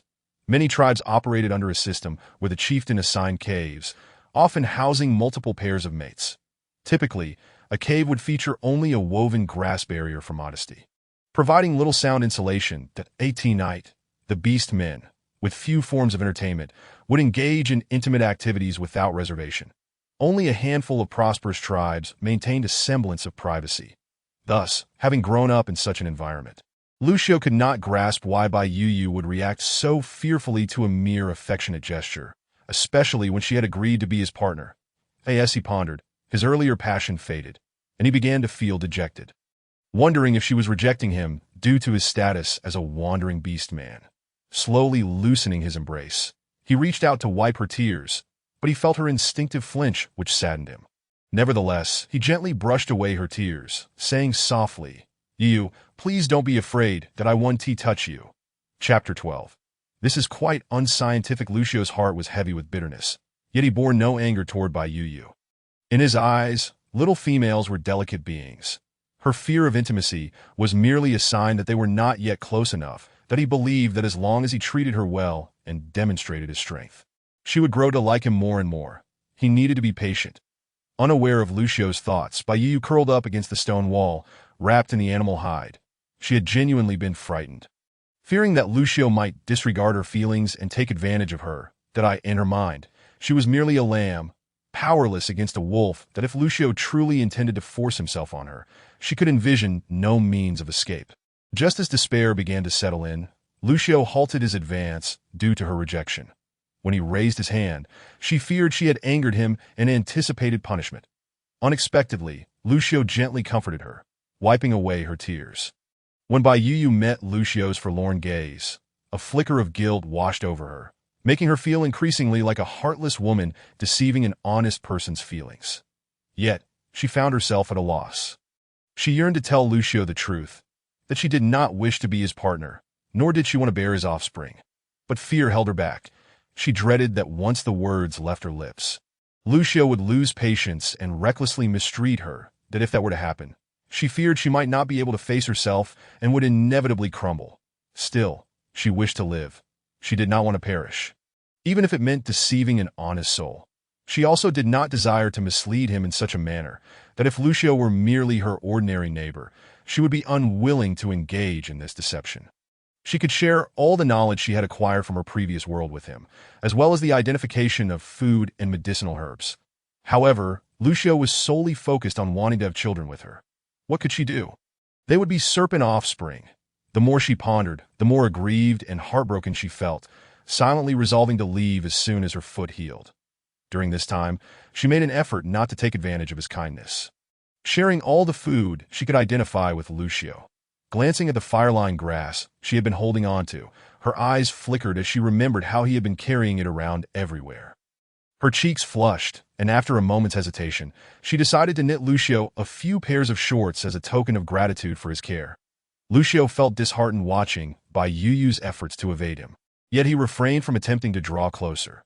Both were lost in their own thoughts, and before long, Bai Yu succumbed to sleep. As the weather gradually turned cooler, particularly after nightfall, the temperature dropped sharply. In her slumber, Bai Yu felt a chill and instinctively moved closer to the source of warmth. Although Lucio was a serpent beast man, in his human form he radiated warmth, sensing something leaning against him. He opened his eyes in a dreamlike state and was greeted by the sweet sleeping face of the little female. A moment of hesitation flashed in his eyes, but he ultimately followed his heart, quietly opening his embrace. The next moment, Bai Yu rolled right into his arms, filling the void within his embrace. Lucio looked down at the person nestled within his arms, a smile tugging at his lips as he stealthily rubbed his forehead against Bai Yu's head, then contentedly closed his eyes, swiftly slipping back into slumber. The next day, as Bai Yu groggily opened her eyes, she was met with the sight of a man's strong, well-defined chest. Her arms were wrapped around his waist. And that was not the most embarrassing part. What truly mortified her was that she had draped her legs over his thigh, clinging to him like an octopus, reflecting on her action from the previous night, where she had pushed him away, and then glancing at her current state, Bai Yu felt an overwhelming urge to disappear. Sleepiness had completely vanished. Her face flushed crimson, and her eyelashes trembled in her mind. She silently reassured herself that Lucio must still be asleep, and as long as she moved quickly enough, no one would discover her truly embarrassing predicament. However, when she cautiously lifted her gaze, it met Lucio's bemused expression. In that instant, all hope of escaping the situation evaporated, and she quickly sprang to the other side of the bed, stammering, "Lucio, please don't misunderstand. I just have a poor sleeping posture. I didn't mean to take advantage of you."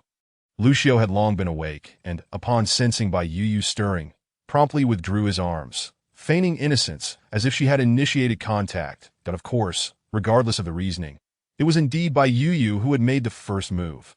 Hearing her words nearly made him burst into laughter. Sitting up casually, he said with a grin, "What do you mean by that, Yu? How could it be taking advantage? I am your male. You can touch anywhere on me." Bai Yu was utterly exasperated by the ancient beastman's manner of speaking. Every word dripped with flirtation, yet he spoke so boldly and without a trace of shame, making her feel overly sensitive. "Don't ask, just frustration." Turning to Lucio, she was about to say something when her peripheral vision caught sight of something. Initially puzzled, realization dawned upon her, and she found herself utterly flabbergasted. She looked up at Lucio, who wore an innocent expression, instinctively shrinking back, her face a mask of incredulity. With a hint of confusion, Lucio glanced down at himself, quickly understanding why Bai Yu bore such an expression. But could he be blamed? At that age, such reactions were entirely normal. Having held Bai Yu for half the night, if he showed no signs of arousal, would he even be considered a normal male beastman? In this world, females, when selecting partners, not only considered their ability to hunt, but some bolder females even demanded a test of sorts. Lucio felt a twinge of uncertainty. After all, his little female seemed quite different from the other females in the tribes. He was unsure what Bai Yu's current reaction meant. Rubbing his nose sheepishly, he said to her, "This is a normal reaction for male beastmen. You need not be afraid." Upon hearing this, Bai Yu internally screamed. Hadn't she taken physiology classes? Did she need him to explain? She swore her current expression had nothing to do with that. Unable to resist, she stole another glance, her face paling. To be frank, was this the kind of anatomy humans should possess? Fine, even if you were a beast man, at least you should have retained some human traits, right? With such a form, was it scientifically sound? Had he considered the feelings of his future partner? Biting her lip, she ultimately nodded in acknowledgement, deciding it was best to say little. After all, she intended to leave, and rather than worry about Lucio's future partner, it was more prudent to focus on how she would survive in this ancient beast world. Chapter 13. Successfully learned to make fire. Bai Yu turned her gaze away, attempting to put on her grass shoes, but before she could reach them, Lucio's warm hand grasped her foot. Instinctively, she recoiled. Noticing that Lucio was frowning at the scabs on her feet, his eyes filled with concern. Bai Yu felt uncomfortable and tugged, wanting to withdraw her foot, but her efforts were in vain. Just as she was about to speak, Lucio said, "Yu, perhaps you should not wear those grass shoes. They are too rough and uncomfortable." Bai Yu glanced at her grass shoes, a flicker of helplessness crossing her mind. She knew they were coarse. But she couldn't walk barefoot forever. Before she could respond, Lucio produced 2 small pieces of beast fur from somewhere, wrapping them around her feet as he spoke. "Use these for now as a substitute. I know of a tree whose inner bark can be used to make shoe soles that are soft and durable. Once I retrieve it, I will make you 2 pairs of shoes." Watching Lucio's actions and listening to his words made Bai Yu's heart swell with a bittersweet feeling. Yet she said nothing. Lucio, unfazed, finished wrapping her feet and then effortlessly lifted her into his arms, carrying her towards the cave entrance. Once he had settled Bai Yu down, he began to start a fire to roast meat. Bai Yu initially thought Lucio would resort to the most primitive method of fire making. But to her surprise, he produced 2 pieces of black stone, striking them against some dry grass, and a flame ignited. Firestone. Bai Yu's eyes lit up. She had been worried about how to start a fire, preparing herself for the blisters from wood drilling. Little did she know that this world had firestones, making fire starting significantly easier for her in the future. Before long, Lucio had roasted the meat, serving Bai Yu first, ensuring she was satisfied before consuming the remaining portion himself. Once everything was ready, and confirming that Bai Yu had no further needs, he placed the long-haired beast in her arms to alleviate her boredom. Then cautioned her, "Yu, I am going to hunt now. I will bring back fireline grass and black beans. Your foot is still healing, so try to avoid walking on it, but if anything comes up, wait for my return to discuss it."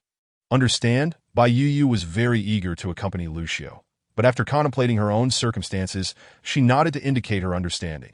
Once Lucio departed, Bai Yu retrieved the leftover fish from that day from her spatial storage, pondering that it might be unfit for consumption and needing disposal. However, upon taking the fish out, she was astonished to find that it remained in the same pristine condition as when she had placed it inside. It had not spoiled at all. This revelation sparked a glimmer of excitement in Bai Yu's eyes. She had not anticipated that this space could preserve food, but if that were the case, she wouldn't have to worry about food spoilage in the future. The only regret was that this space could only hold 1 cubic meter of items, which would be insufficient for storing provisions for the winter. Although the system panel indicated an option to upgrade, it frustratingly did not specify the requirements for such an upgrade. After a moment of hesitation, Bai Yu decided to return the fish to the system space, curious to see if there would be any changes after a few more days. Having completed this task, she turned her attention to the flint, glancing down at her foot, and ultimately could not resist her curiosity. Carefully tiptoeing to the spot where Lucio had left the flint, she picked it up and began attempting to start a fire. Initially, it was quite challenging to ignite the dry grass with just a few sparks, but after several attempts, she gradually discovered the technique and eventually succeeded in lighting the grass. Bai Yu felt an exhilarating rush of triumph at her first successful outdoor fire-starting endeavor, almost leaping with joy, but thankfully remembered her injured foot and restrained herself. Previously, Bai Yu had enjoyed watching survival shows and outdoor live streams, but had never had the opportunity to try it herself due to her age. She never expected to have such a significant experience right from the start. Now that the fire issue had been resolved, she let out a sigh of relief. With a fire, she could keep warm, cook food, and even ward off certain wild beasts. From the beast that Lucio had brought back, Bai Yu had begun to grasp the dangers of this world. She even felt a twinge of trepidation, briefly entertaining the thought of following Lucio. Regardless of what the future held, at least she wouldn't have to worry about survival and safety. However, this fleeting thought was swiftly dismissed, lacking any feelings for Lucio. The notion of having to bear offspring with him made her feel that such a fate would not be much better than facing direct death. Time passed quickly. Unaware, Bai Yu had spent a considerable portion of the afternoon studying her spatial storage and practicing fire starting. Meanwhile, Lucio had returned and immediately spotted Bai Yu squatting beside a small fire, grinning foolishly. However, that was not the main point. What stood out was that Bai Yu was sitting on a small stone with her foot resting on the ground, completely in a different position than when he had left at Lucio's brows furrowed upon witnessing this scene as he strode purposefully towards her. Hearing the commotion, Bai Yu turned to see Lucio's dark expression. He held a catch in one hand and a large bundle of kindling in the other, with a pouch made from an unknown animal's hide hanging from his neck, clearly filled with numerous items. Upon seeing Lucio's expression, Bai Yu felt a pang of guilt, but this guilt was quickly overshadowed by the kindling he was carrying, leading her to speculate about the contents of the pouch around his neck. Her eyes brightened as she pointed to it and inquired, "Lucio, is that black bean inside?"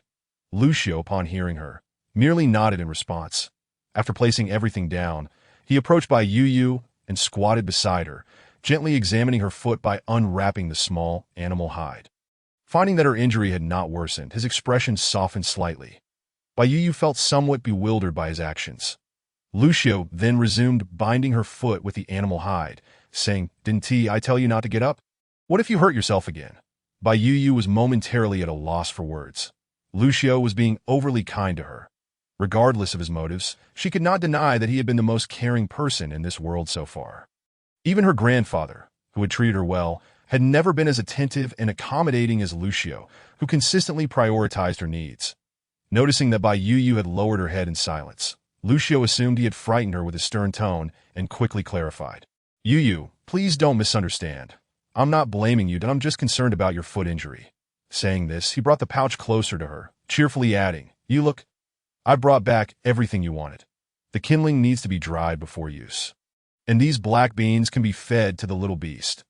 Upon hearing this, Bai Yu instantly cast aside her prior thoughts, eagerly opening the animal hide pouch to see what the black beans looked like and whether they were edible. However, the first thing that caught her eye was a few pieces resembling wooden boards, which she curiously pulled out and asked, What is this? Chapter 14. The vast difference in strength upon hearing Bai Yu's question. Lucio took the item from her hand and replied with a smile, Didn't I say I would make you shoes? This is the tree heart that can be used for shoe soles. He squeezed it a bit and continued, See. It has a slight elasticity, yet is very sturdy. With this, you won't have to worry about sore feet anymore. Bai Yu gazed at the item Lucio presented, her eyes lighting up. She pulled out another piece from the pouch and squeezed it herself. Indeed, it was just as Lucio had described, perfectly suitable for making insoles. Without much hesitation, she silently invoked an identification spell, and a line of small text appeared before her. Qingjiao tree heart. Inedible. The juice of the tree fruit has oil and stain removal properties. With the appearance of this text, the appearance and utility of the Qingjiao tree materialized in Bai Yu's mind. Oil and stain removal? Could it serve as laundry detergent and dish soap? She thought, elated at having inadvertently resolved her future cleaning dilemmas, that in this world, the staple food of the beastmen was meat. And the grease from the meat was notoriously difficult to clean. Most beastmen and females would first rub the dirt off with mud before rinsing it with water. Moreover, items made from animal hides, such as clothing and bedding, were particularly hard to clean, often retaining a peculiar odor over time. These days, Bai Yu had been quite displeased with her own scent, and now that she had finally found a solution, how could she not be jubilant? She noticed that her gaze towards Lucio softened significantly. Lucio, sensing the change in her mood, mistakenly believed she was simply excited about the prospect of new shoes. He thought to himself, What my mother had told me back then was indeed true.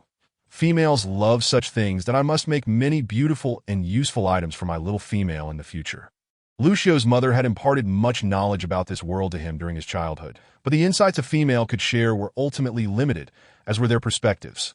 Lucio had to rely on his own trial and error for hunting skills, facing near-death experiences several times, but thankfully, he had grown into the person he was now. After taking the tree heart from Bai Yu, Lucio told her, You, go ahead and feed the little beast the black beans.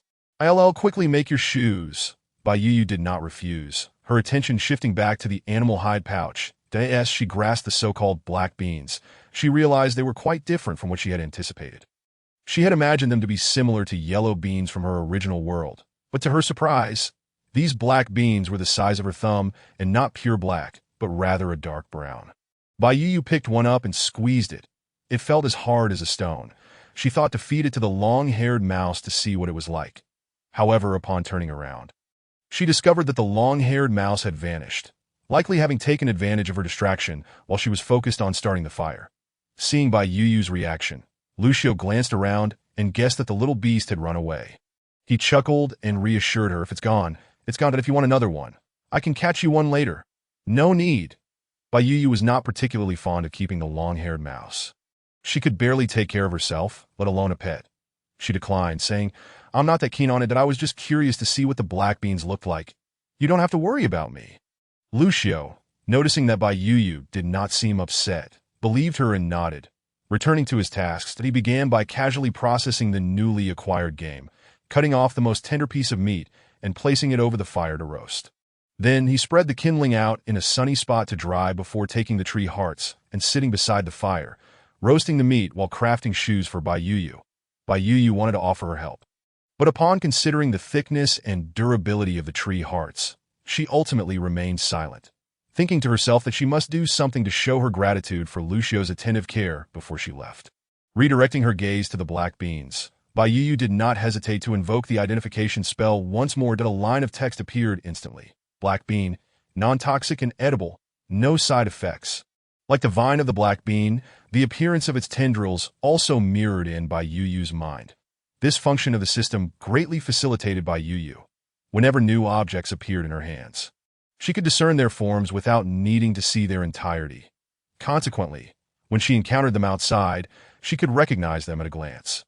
Although Bai Yu had long suspected that this black bean was edible, her eyes still sparkled with delight upon seeing the words edible. She glanced at Lucio, who was currently focused on crafting shoes for himself with a long needle made from an unknown animal bone. The sight of the tall man, over 2 meters in height, threading the needle was humorously endearing. Suppressing her amusement, Bai Yu seized the opportunity while Lucio was distracted to bite into the black bean, but found it impossible to chew. Frustrated, she removed the black bean from her mouth. How could she consume something so large without being able to bite it? After pondering for a moment, she directed her gaze towards a nearby stone. Without hesitation, she placed the black bean upon it and picked up another stone, striking it forcefully. After several blows, she shattered the hard black bean, only to discover that the interior was not black, but a creamy white. At this moment, Bai Yu was genuinely curious about how strong Lucio's teeth must be to bite through such a substance. Just as she picked up the crushed black bean, Lucio was drawn over by the commotion. Observing Bai Yu's actions, he inquired, "Yu, what are you trying to do? Why didn't you call me?" Bai Yu, feeling a bit awkward, replied, "I'm just playing around. You don't need to mind me." However, Lucio did not leave. Instead, he squatted down and placed a handful of black beans on a flatter stone. Then, he took a flat stone, placed it over the black beans, and pressed down forcefully, grinding it back and forth. In just a few strokes, when the stone was lifted, only gray powder remained. Bai Yu stared wide-eyed at the gray powder, unable to comprehend, and instinctively swallowed. She was momentarily taken aback by her reaction. Comparing her effort to smash open a single black bean with Lucio's effortless transformation of it into powder, Bai Yu profoundly recognized the differences between herself and Lucio, or rather, between the females and males in this world. It was akin to a personal stone mill. Lucio, noticing Bai Yu's adorably bewildered expression, found her irresistibly charming and couldn't help but pinch her delicate cheek, chuckling, "What else with that expression? Isn't this the very look you were trying to achieve just now?" Bai Yu, still in her daze, nodded absent-mindedly, appearing even more endearing. Lucio, faced with such an expression from Bai Yu, felt utterly defenseless, his silly grin reflecting the same level of bewilderment as Bai Yu herself. Chapter 15. The discovery of black bean cakes. Bai Yu was roused from her reverie by Lucio's laughter, collecting her emotions and redirecting her gaze to the black bean powder. After a moment's contemplation, she pinched a bit with her fingers and tasted it. Lucio, observing her, did not intervene and asked, "How is it? Not tasty, right?" Indeed, it was not palatable, yet Bai Yu felt no disappointment. Rather, her eyes sparkled with excitement as she replied, "Lucio, could you possibly get me some more black bean powder? I would like to try making cakes." The flavor of the black bean powder had a raw, astringent taste, but Bai Yu was eager to discover the taste after cooking it. Based on her 18 years of experience, she believed it would not be too bad. "What is a cake? Is it edible?" Lucio had never encountered this term and was somewhat puzzled. Bai Yu, unsure how to explain, simply stated, "It's a type of food from my homeland, and it's edible." Lucio, trusting her words, immediately set to work.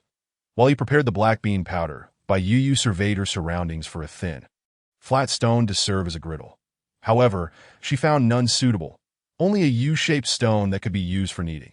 Once Lucio had nearly finished with the black bean powder, Bai Yu, feeling a bit embarrassed yet unable to move much, requested Lucio to wash that stone and inform him of her need for a flat, thin stone. Without hesitation, Lucio took the large stone to the riverbank. When he returned, he brought back a flat stone over a meter in length, thinner than Bai Yu had anticipated. Filled with joy at the prospect of finally eating grains, she felt her spirits lift. After Lucio placed the stones before her, Bai Yu poured all the black bean powder into the U-shaped stone, adding some water. Once satisfied with the mixture, she washed her hands and began kneading the dough. Lucio watched her actions, thinking she resembled a small beast man playing with mud, his eyes filled with affection. He found it hard to believe that she could create something edible, but he resolved that no matter how unappetizing her creation might be, he would praise it, determined not to let his little female feel disheartened. After a few moments, Bai Yu successfully formed a dough ball, enough to make 5 palm-sized cakes. She called Lucio over to help her construct a makeshift stove. Lucio willingly obliged, seeing it as a chance to indulge his little female. Following her instructions, he used several larger stones to create the stove. Once the fire was lit, they placed the stone slab on top. As the stone warmed, Bai Yu instructed Lucio to add some fatty meat onto it. As soon as the meat hit the stone, it sizzled, releasing fragrant oil. Seeing that it was nearly ready, Bai Yu shaped a portion of dough into round cakes and placed them on the stone slab. After a few moments, 5 cakes appeared on the stone. Soon, a mouth-watering aroma wafted through the air. Upon catching a whiff of the delightful scent, Bai Yu's heart leapt with joy, convinced that the flavor would not disappoint. And she could finally have a staple food. She had grown weary of a diet consisting solely of meat, and since she lacked hunting skills, she could only rely on traps to catch small animals. Meat alone could not sustain her. Now, with the black beans, many of her problems could be alleviated. Once she found a safe place, she could cultivate a small plot of land to grow black beans and vegetables, ensuring she would never go hungry. The more she thought about it, the happier she became, oblivious to Lucio's astonished expression. Lucio had never encountered such a tantalizing aroma before. It was fragrant yet indescribable. Swallowing hard, he asked, "Yu, how long until we can eat this?" Clearly eager to taste the cakes, Bai Yu smiled and, using 2 prepared sticks, began flipping the black bean cakes while responding, "Don't rush. It will be ready soon." She then looked up at Lucio and asked, "Could you pass me some salt?" Bai Yu was aware from the information provided by the system that the beast men in this world cherish salt, as it was difficult to obtain. Only a few large tribes had the means to produce it, and most of it was coarse salt. The other tribes had to barter for salt using game or other goods. For instance, a captured female could yield a significant amount of salt. For wandering beastmen, acquiring salt was even more challenging, often requiring double the food to exchange for an equivalent amount of salt. Bai Yu had sampled Lucio's roasted meat several times and knew he had salt. But she was unsure of how much, so she cautiously inquired. Upon hearing her request, Lucio showed no reluctance. Instead, he handed her a bamboo tube, saying, "It's all right here. Before winter, there will be another gathering, and I'll trade for more." Bai Yu took the bamboo tube and found it contained about half a pound of salt, slightly yellow in color with noticeable impurities. Yet it seemed that the beast men in this world consumed this type of salt without issue. Bai Yu could only surmise that the local environment shaped the people. Moreover, she realized that her current physique had been crafted by the system. She had long since noticed that her stamina, though not comparable to Lucio's, was significantly better than her previous body.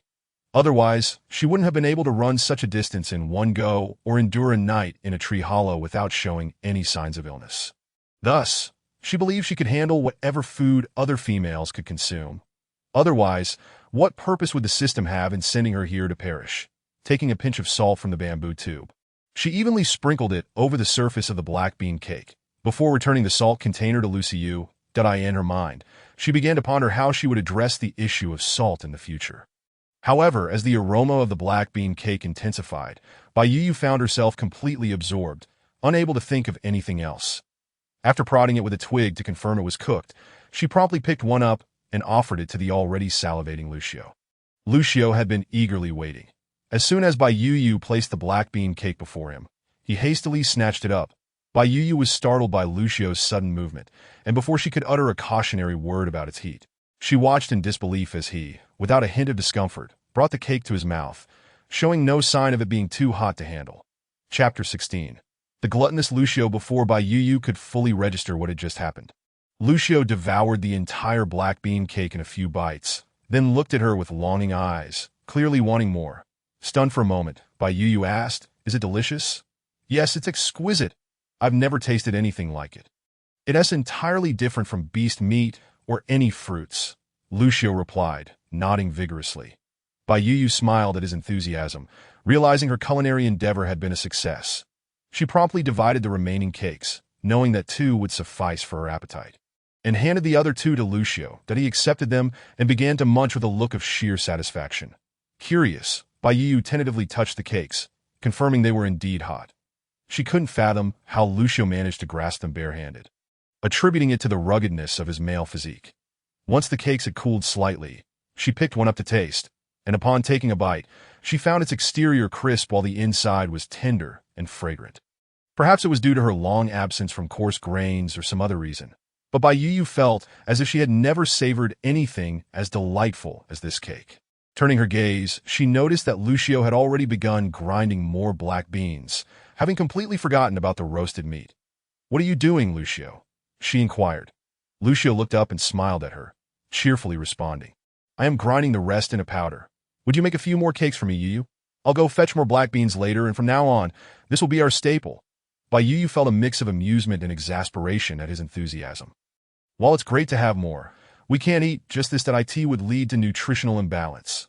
Lucio, oblivious to the concept of nutrition, simply nodded. "You're right, Yuda will alternate our meals from now on." Hearing him refer to them as we, Bai Yu felt a flutter in her heart, a sensation that made her uneasy. She averted her gaze, replying, "Then I'll make you some more. Just watch closely, so you can learn to make it yourself in the future."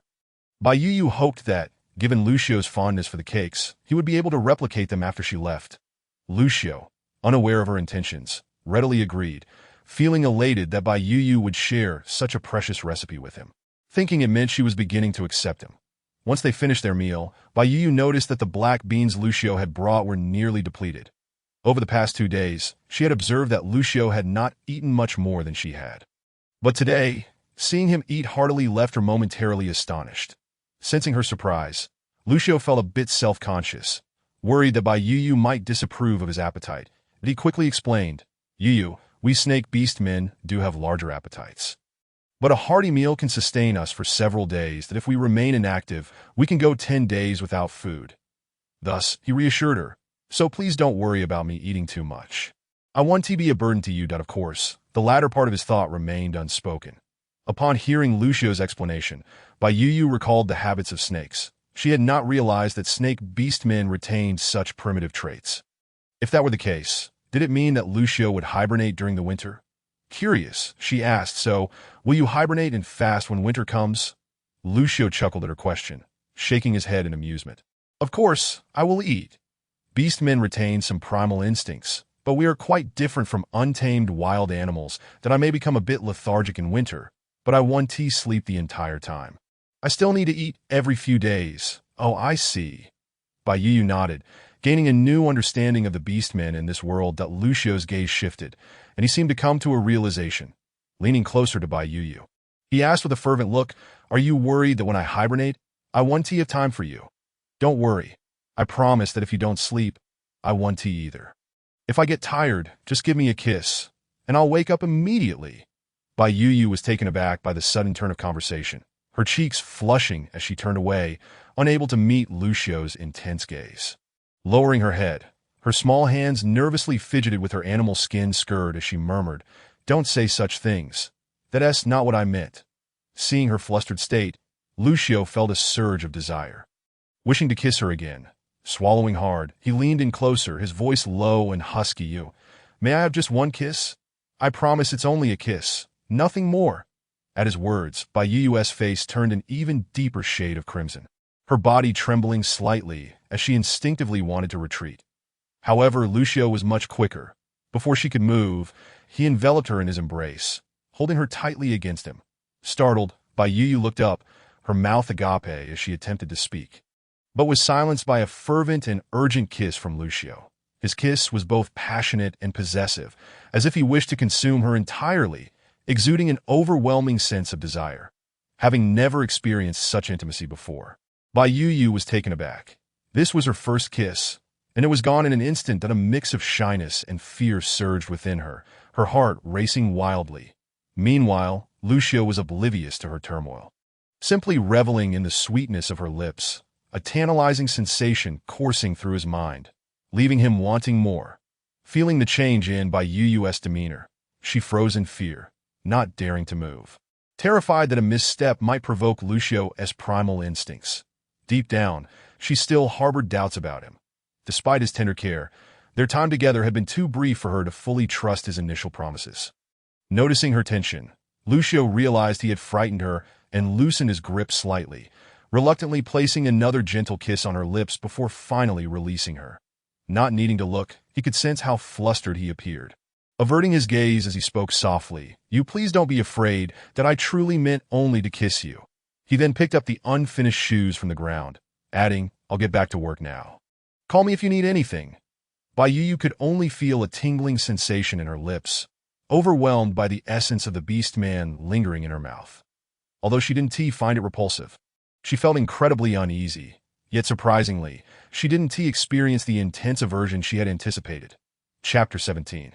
Creating dish soap. Bai Yu had no time to ponder why she had so easily accepted the beast man's kiss.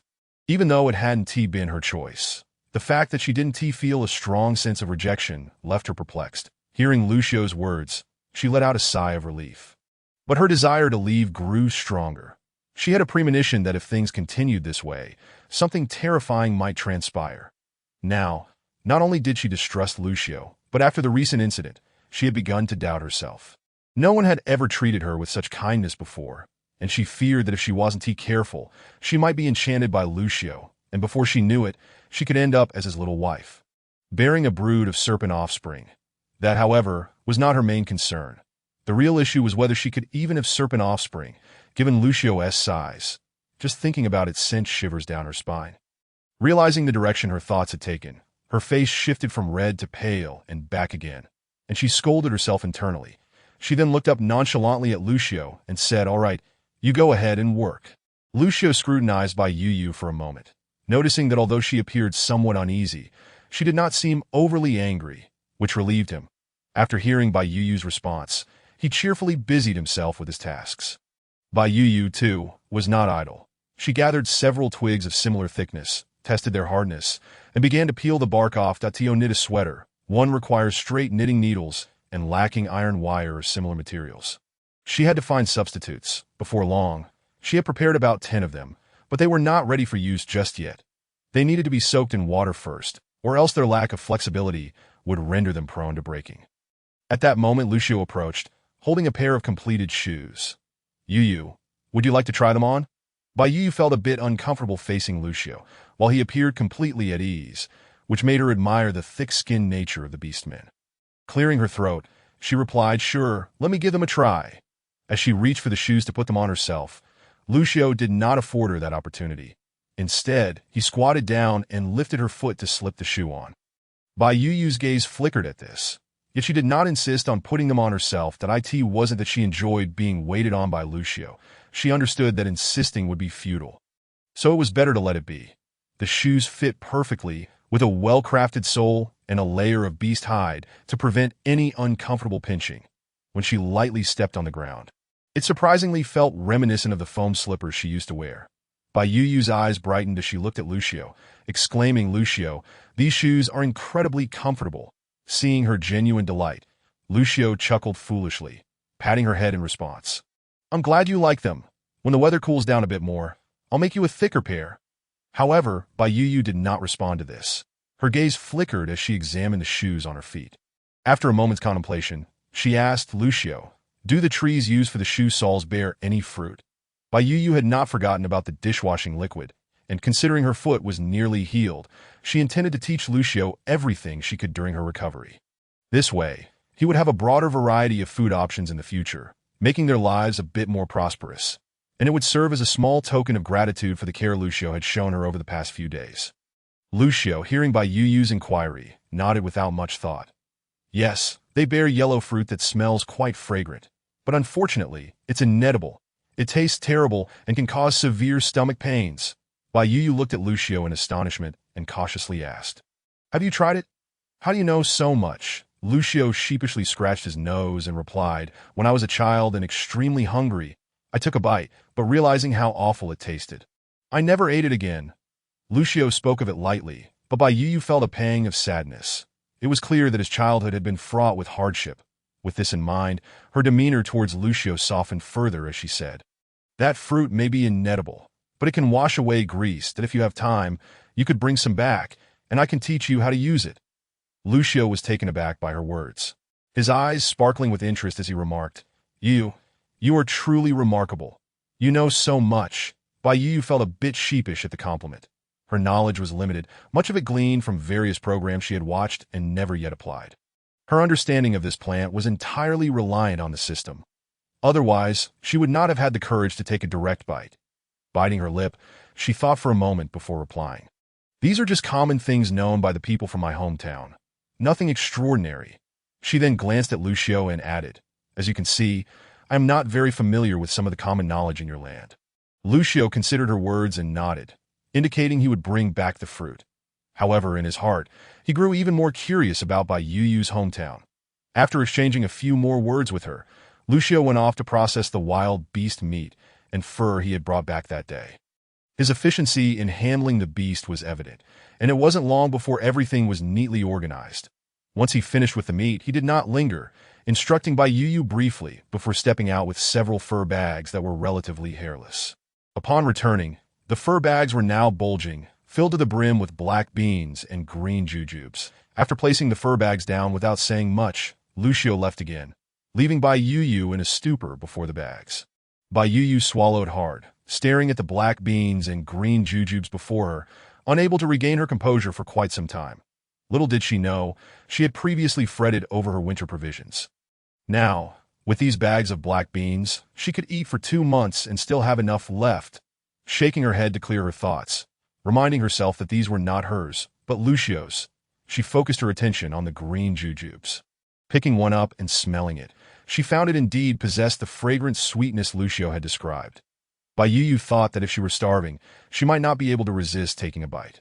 Grabbing a stone with a slight indentation, she placed a jujube, slightly larger than a walnut, inside and began to crush it with another stone. Once the fruit was smashed, it yielded a sticky, yellowish juice that made Bai Yu question whether this could really be used for cleaning. After contemplating, she applied a bit to her hand and added a small amount of water, rubbing it back and forth until bubbles began to form. Seeing the bubbles, Bai Yu sighed in relief. Regardless of its cleaning effectiveness, the presence of foam at least indicated it had some utility. After her experiment, Bai Yu refrained from further processing the jujubes and glanced at the roasted meat that Lucio had forgotten about. After some thought, she brought it over, placed it on a flat stone slab, and began to laboriously cut it into pieces with the stone knife Lucio had used. Chapter 18. Lucio was injured. The stone knife was far less sharp than the kitchen knife she had previously used, making the task of cutting the meat quite arduous. By the time Bai Yu had finished cutting all the meat, the sky was nearly dark and Lucio had yet to return. She couldn't help but feel a twinge of worry. But reminding herself that Lucio had lived alone for many years and was quite strong, she decided to dismiss her concerns. Shifting her focus, she retrieved some black chestnuts from her space, intending to make a stew of black chestnuts and meat to allow Lucio to try a different dish. She wanted to offer him a variety of foods to alleviate her sense of indebtedness. After peeling the chestnuts, Bai Yu cleaned the stone used for kneading and placed it over the fire. The shoes Lucio had made for her were indeed very soft, allowing her to walk a few steps without aggravating her healing foot, so she felt confident in her limited mobility. The stone was quite thick, so it would take some time to bring the water inside to a boil. Fortunately, time was something Bai Yu had in abundance, and Lucio's firewood was sufficient, since the meat was already roasted. It did not require further cooking. Once the water boiled, she immediately added the meat, and after a moment's thought, she tossed in some black beans, curious to see if they would soften for the black chestnuts.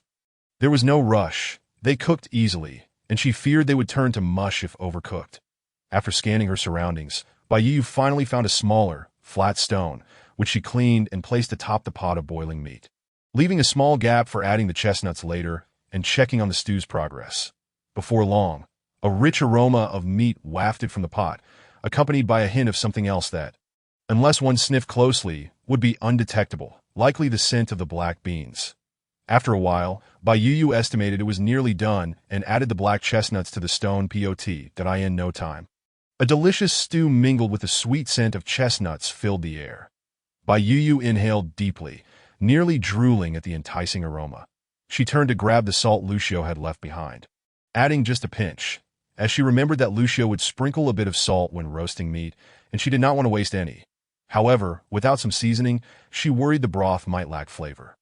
As she waited for the meat stew to finish, Lucio still had not returned, and Bai Yu felt a rising sense of urgency.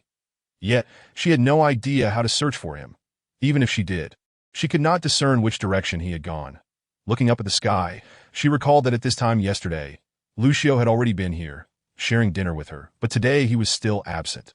Bai Yu was convinced that Lucio must have encountered some trouble. Otherwise, given his concern for her, he would not have kept her waiting for so long. She worked to calm herself, reminding herself that Lucio was quite capable and there was no need for undue anxiety. Then she began to seek distractions. Her gaze returning to the aromatic stone, it suddenly struck her that she had no ladle or bowl. How would she drink the broth when Lucio returned? Even with his thick skin, he couldn't just pick up the pot and drink straight from it. Just as Bai Yu was mulling over her predicament, Lucio returned from afar. He caught a whiff of an entirely unfamiliar and delightful aroma. As he drew nearer, he inquired, "You, what are you making? What is that wonderful smell?"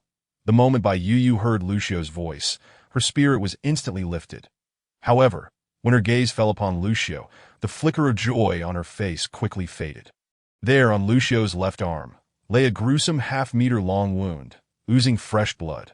Yet Lucio seemed oblivious to the pain, his right hand still clutching two bulging bags, grinning foolishly at her. Bai Yu hurriedly rose to inspect Lucio's condition. But he took several strides forward until he stood directly in front of her, placing the animal hide bags down before saying, "Your foot is still injured. Do not move about recklessly." Upon hearing his words, Bai Yu's nose tinged with a sense of sorrow. Her own minor injury paled in comparison to Lucio's grievous wound. Did he truly not feel pain? She reached out, grasping Lucio's arm, and under the flickering firelight, she beheld the worst of his injuries, where flesh was grotesquely torn away. Just a glance made her scalp tingle. She could not fathom how Lucio maintained his composure and anxiously asked, "What happened to you? How did you sustain such a severe injury?" As she spoke, tears began to cascade down her cheeks. Lucio, noticing Bai Yu's reaction, felt a spark of joy in his eyes. The pain from his wound faded instantly. His mother had once told him that if a female wept when he was injured, it signified her concern for him, and he must treat her with utmost kindness, ensuring she would forever belong to him.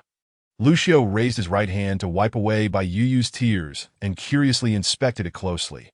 Bai Yu was momentarily taken aback by Lucio's peculiar behavior, just as she was about to inquire about his actions. He asked, "Yu, are you worried about me?" Without a second thought, Bai Yu nodded in response. She swore that had she known her simple nod would be interpreted by Lucio as a declaration of affection, she would have hesitated before responding so readily. Seeing her nod, Lucio's smile blossomed beautifully, and he lowered his head to kiss her cheek, speaking in a near obsession. "You, aside from my mother, you are the only one who cares for me in this world. You are truly wonderful. I promise to treat you well in the future, to procure the finest game for you, and to craft you skirts from the most exquisite furs, whatever other females possess. You shall have too, and anything they lack, I will strive to provide." Bai Yu found herself bewildered by Lucio's words, even questioning if he had suffered a blow to the head. Just moments ago, they were discussing his injury, and now it had transformed into a scene of romantic confession. His words were so sweetly sentimental that they flushed her cheeks with warmth. Feeling flustered, she averted her gaze from Lucio's intense stare, bit her lip, and redirected the conversation, asking, "You still haven't explained how you got hurt so badly?" Lucio, entirely oblivious to Bai Yu's embarrassment, interpreted her concern as worry for his well-being. After glancing at his wound, he nonchalantly replied, "I encountered males from another tribe. They caught the scent of you on me and assumed I had abducted a female from their tribe. Thus they attacked. These are mere scratches. They likely won't be able to hunt for several days." With pride swelling in his chest, he continued, "With their strength, how could they possibly defeat me? Had it not been for their numbers, 6 or 7 of them, I would have swiftly overpowered them." His tone brimmed with self-satisfaction, completely dismissing the significance of his injuries. Bai Yu felt a pang of guilt upon hearing Lucio's words, sensing that she was the cause of his suffering. Had it not been for her, those beast men would not have assaulted him. Simultaneously, her understanding of Lucio's prowess deepened. Glancing at his wound, she resolved to have Lucio accompany her to the small river by the tree hollow the following day to gather some piranha gallbladders for his treatment. While teaching him how to extract the gallbladders for medicinal use, they could also prepare some fish jerky, and she could store some provisions in her space. Lost in her thoughts, she was interrupted by Lucio's voice. "Yu, what are you pondering?" He pointed to the makeshift stone pot, which was still exuding an enticing aroma, and asked, "What exactly is cooking in there? It smells delightful." Bai Yu snapped back to reality, glancing at the stone pot and reflecting. It has probably ruined. I don't even expect any chestnuts left. As long as the meat isn't overcooked, I'll consider it a success. She offered a wry smile and responded, I intended to prepare something delicious for you. But I forgot to bring a ladle or bowl. You took too long to return. By now, it's likely all overcooked. Upon hearing that Bai Yu had prepared something specifically for him, Lucio could hardly contain his joy. He instantly replied, What are ladles and bowls? What do they look like? Tell me, and I shall find a way. Bai Yu hesitated as she glanced at his wound. Lucio, misinterpreting her expression as concern for him, felt a surge of happiness that he waved dismissively, saying, This minor injury is nothing. It's just superficial that a few herbs will suffice, and I shall heal in no time. That he hesitated to share tales of his previous near-fatal encounters, fearing it would frighten Bai Yu. So he abruptly changed the subject, insisting, Just describe what they look like. You need not worry about anything else. Bai Yu wanted to inquire further about Lucio's past. But recalling the harsh reality he faced at such a young age in this treacherous world, she decided against probing too deeply. She returned her focus and described the approximate appearance of what she needed. After hearing her description, Lucio pondered for a moment before entering the cave. Shortly after, he emerged holding a few items. Here are some animal skulls that resemble the bowls you mentioned and are quite sturdy, he said, casting a slightly dejected look at Bai Yu. However, I cannot figure out how to make a ladle. His tone was filled with regret, as if he had committed some grave offense against Bai Yu. Yet, she did not mind and examined the skulls, selecting the smallest one to hold. The skull was roughly the size of two of her fists, and with a sturdy stick, it could serve as a makeshift ladle. She asked Lucio to help her create two small holes on the edge of the skull, then found a suitably thick stick. Using a stone knife, she carved a groove in the middle of the stick to fit the skull's thickness, secured it tightly, and fashioned a simple ladle. Bai Yu beamed as she presented her creation to Lucio, saying, This should suffice. Just wash them thoroughly, and we can eat. She then handed him the little bit of detergent she had made earlier, adding, Use this to clean it. Let us see if it works. Lucio, still intrigued by his new little contraption, took the fragrant item and, recognizing the scent of the Qingjiao fruit, said nothing further as he set off to clean it. Before long, Lucio returned with the thoroughly cleaned skulls, his expression one of astonishment as he exclaimed, You are incredible. This cleaning solution is astonishingly effective. Bai Yu found Lucio's repeated praise amusing, and she couldn't help but laugh. All right, enough flattery. Let me serve you a bowl. You can taste it and see if it's to your liking. With that, she took the ladle and picked up the largest skull, moving to the stone pot. She gestured for Lucio to help her lift the stone slab covering the pot. Without hesitation, Lucio complied, and as the slab was removed, an even richer aroma wafted forth. Not only was Lucio entranced, but Bai Yu also felt her mouth water. Bai Yu stirred the contents slightly, noticing that the meat, likely due to the roasting, still appeared relatively intact.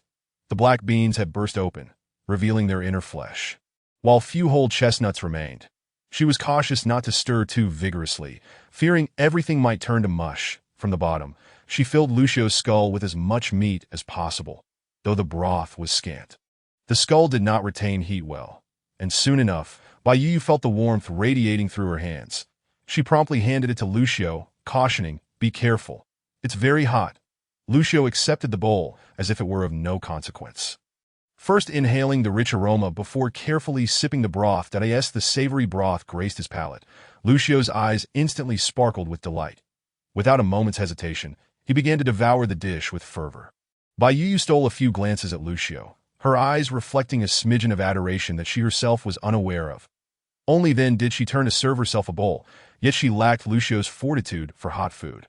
Grabbing a crochet hook she had fashioned, she effortlessly split it in two, creating her makeshift chopsticks. She first picked up a piece of meat, blowing softly on it before placing it in her mouth. The meat had been stewed to perfection, requiring little mastication as it dissolved upon contact with her tongue, whether it was due to the wild beast meat or a psychological effect on Bai Yu. The unseasoned meat tasted remarkably exquisite, smooth and delectable, rich yet not greasy. She found herself unable to cease her indulgence. It was no wonder Lucio had consumed his meal with such urgency and relish. After sampling the black beans and black chestnuts, Bai Yu noted that the flavor of the chestnuts met her expectations, while the taste of the black beans surprised her when boiled with the meat. Although not as delectable as the chestnuts, the black beans imparted a unique flavor reminiscent of the dumplings she had previously prepared. However, they were stickier and less smooth than the dumplings, yet still passable. If given a choice, Bai Yu would naturally prefer pancakes, but she knew her stamina could not rival Lucio's, so she would have to settle for less, having barely eaten a couple of bites. Lucio's bowl was already empty, but he contemplated asking for more, but then recalled his earlier words to Bai Yu about being satisfied with one meal that could sustain him for days. That a flicker of hesitation crossed his mind, fearing that Bai Yu might think poorly of his hearty appetite. Observing Lucio's expression, Bai Yu sensed his indecision. She placed her makeshift chopsticks atop her bowl of broth and took the bone bowl filled with meat soup from Lucio's hands, proceeding to serve him. "But there's still plenty left and I can't eat much, so you should have more," she urged, glancing at the injury on his arm. "Once you're full, take a break and don't overexert yourself. Tomorrow, take me to the river by that tree hollow early. I'll fetch some of that medicine I used before. It works wonders." Lucio's eyes sparkled with warmth as he gazed at Bai Yu. It had been far too long since he felt such care and concern from another, making him wish to keep her by his side forever, cherishing her and providing her with everything he could offer.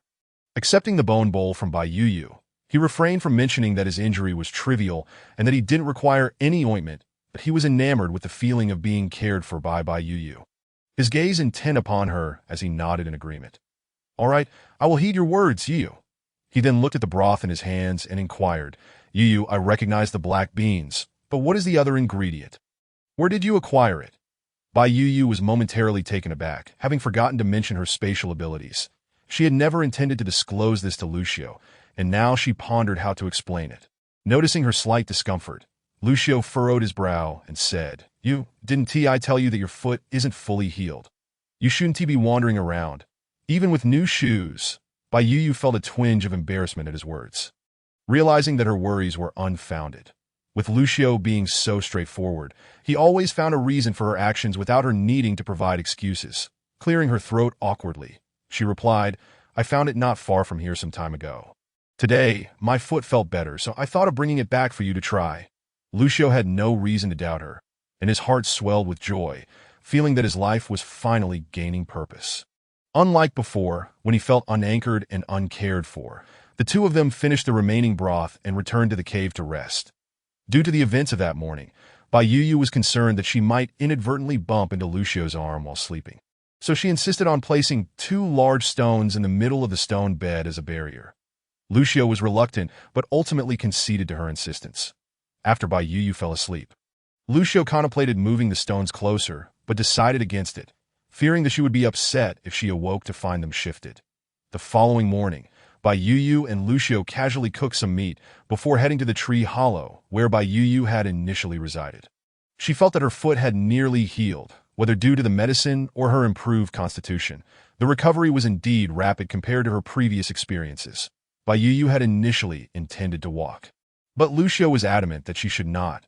Eventually, she found herself sitting on Lucio's right arm, being carried along. That was a novel experience for her. Fearing a loss of balance, she clung to Lucio's neck. Her face flushed the entire way. Upon reaching their destination, Bai Yu eagerly dismounted from Lucio's arm. Lucio, noticing her rosy cheeks, could not suppress his smile as he asked, "Yu, what kind of medicinal herbs can we find by this river?" Bai Yu steadied herself and pointed to the flowing water. "The piranhas here are quite valuable. Their gallbladders are excellent for treating external wounds. Not only that, but their flesh is also delectable. It can be used to make fish soup, grilled, or even dried for frying." Lucio's mouth watered at the mention of various dishes, the medicinal properties of the gallbladder having slipped his mind. Gazing at the river, he expressed his concern. "There are too many fish in this river, and their teeth are quite formidable that I'm not adept at dealing with them in the water." Bai Yu retrieved a piece of beast meat from her bag, responding, "I came prepared." She then found a sturdy stick, securely fastened the meat to it, and beckoned Lucio to be quiet. "I'll teach you how to fish," she exclaimed, settling onto a nearby stone, placing the baited end of the stick into the water while holding the other end. Due to the fact that beast men did not consume fish, piranhas thrived here, nearly unchecked. Bai Yu barely waited long before a piranha darted toward the meat. As soon as it bit down, she swiftly whipped the stick, sending the fish flopping onto the ground. Lucio's eyes lit up, and he exclaimed, "Yu, you're brilliant. I can't believe you thought of such a method." He eagerly took the stick from her hands. "Here, you rest. I'll take care of it." Bai Yu willingly relinquished the stick and grabbed a stone knife to process the piranhas. Before she had even finished with one fish, Lucio had caught another. They worked seamlessly together, one preparing while the other fished, and soon, a pile of simply processed piranhas lay at their feet. Bai Yu approached Lucio with several piranha gallbladders in hand. "Wait a moment. Let me apply some medicine first. Your wound seems to be inflamed." Lucio, having no objection, allowed her to proceed. He had braced himself for pain, but instead, he felt a soothing coolness that alleviated much of his discomfort. Unlike his previous experiences with herbal remedies that were painful and ineffective, he was astonished by the effect of this treatment and regarded Bai Yu with newfound intrigue. Bai Yu, puzzled by Lucio's gaze, inquired, "Why are you looking at me like that?" Lucio's eyes flickered with hesitation that he had not intended to ask, but he felt no reservations around Bai Yu. Unable to suppress his curiosity, he finally asked, "Yu, are you a shaman?" Bai Yu was momentarily stunned by the question.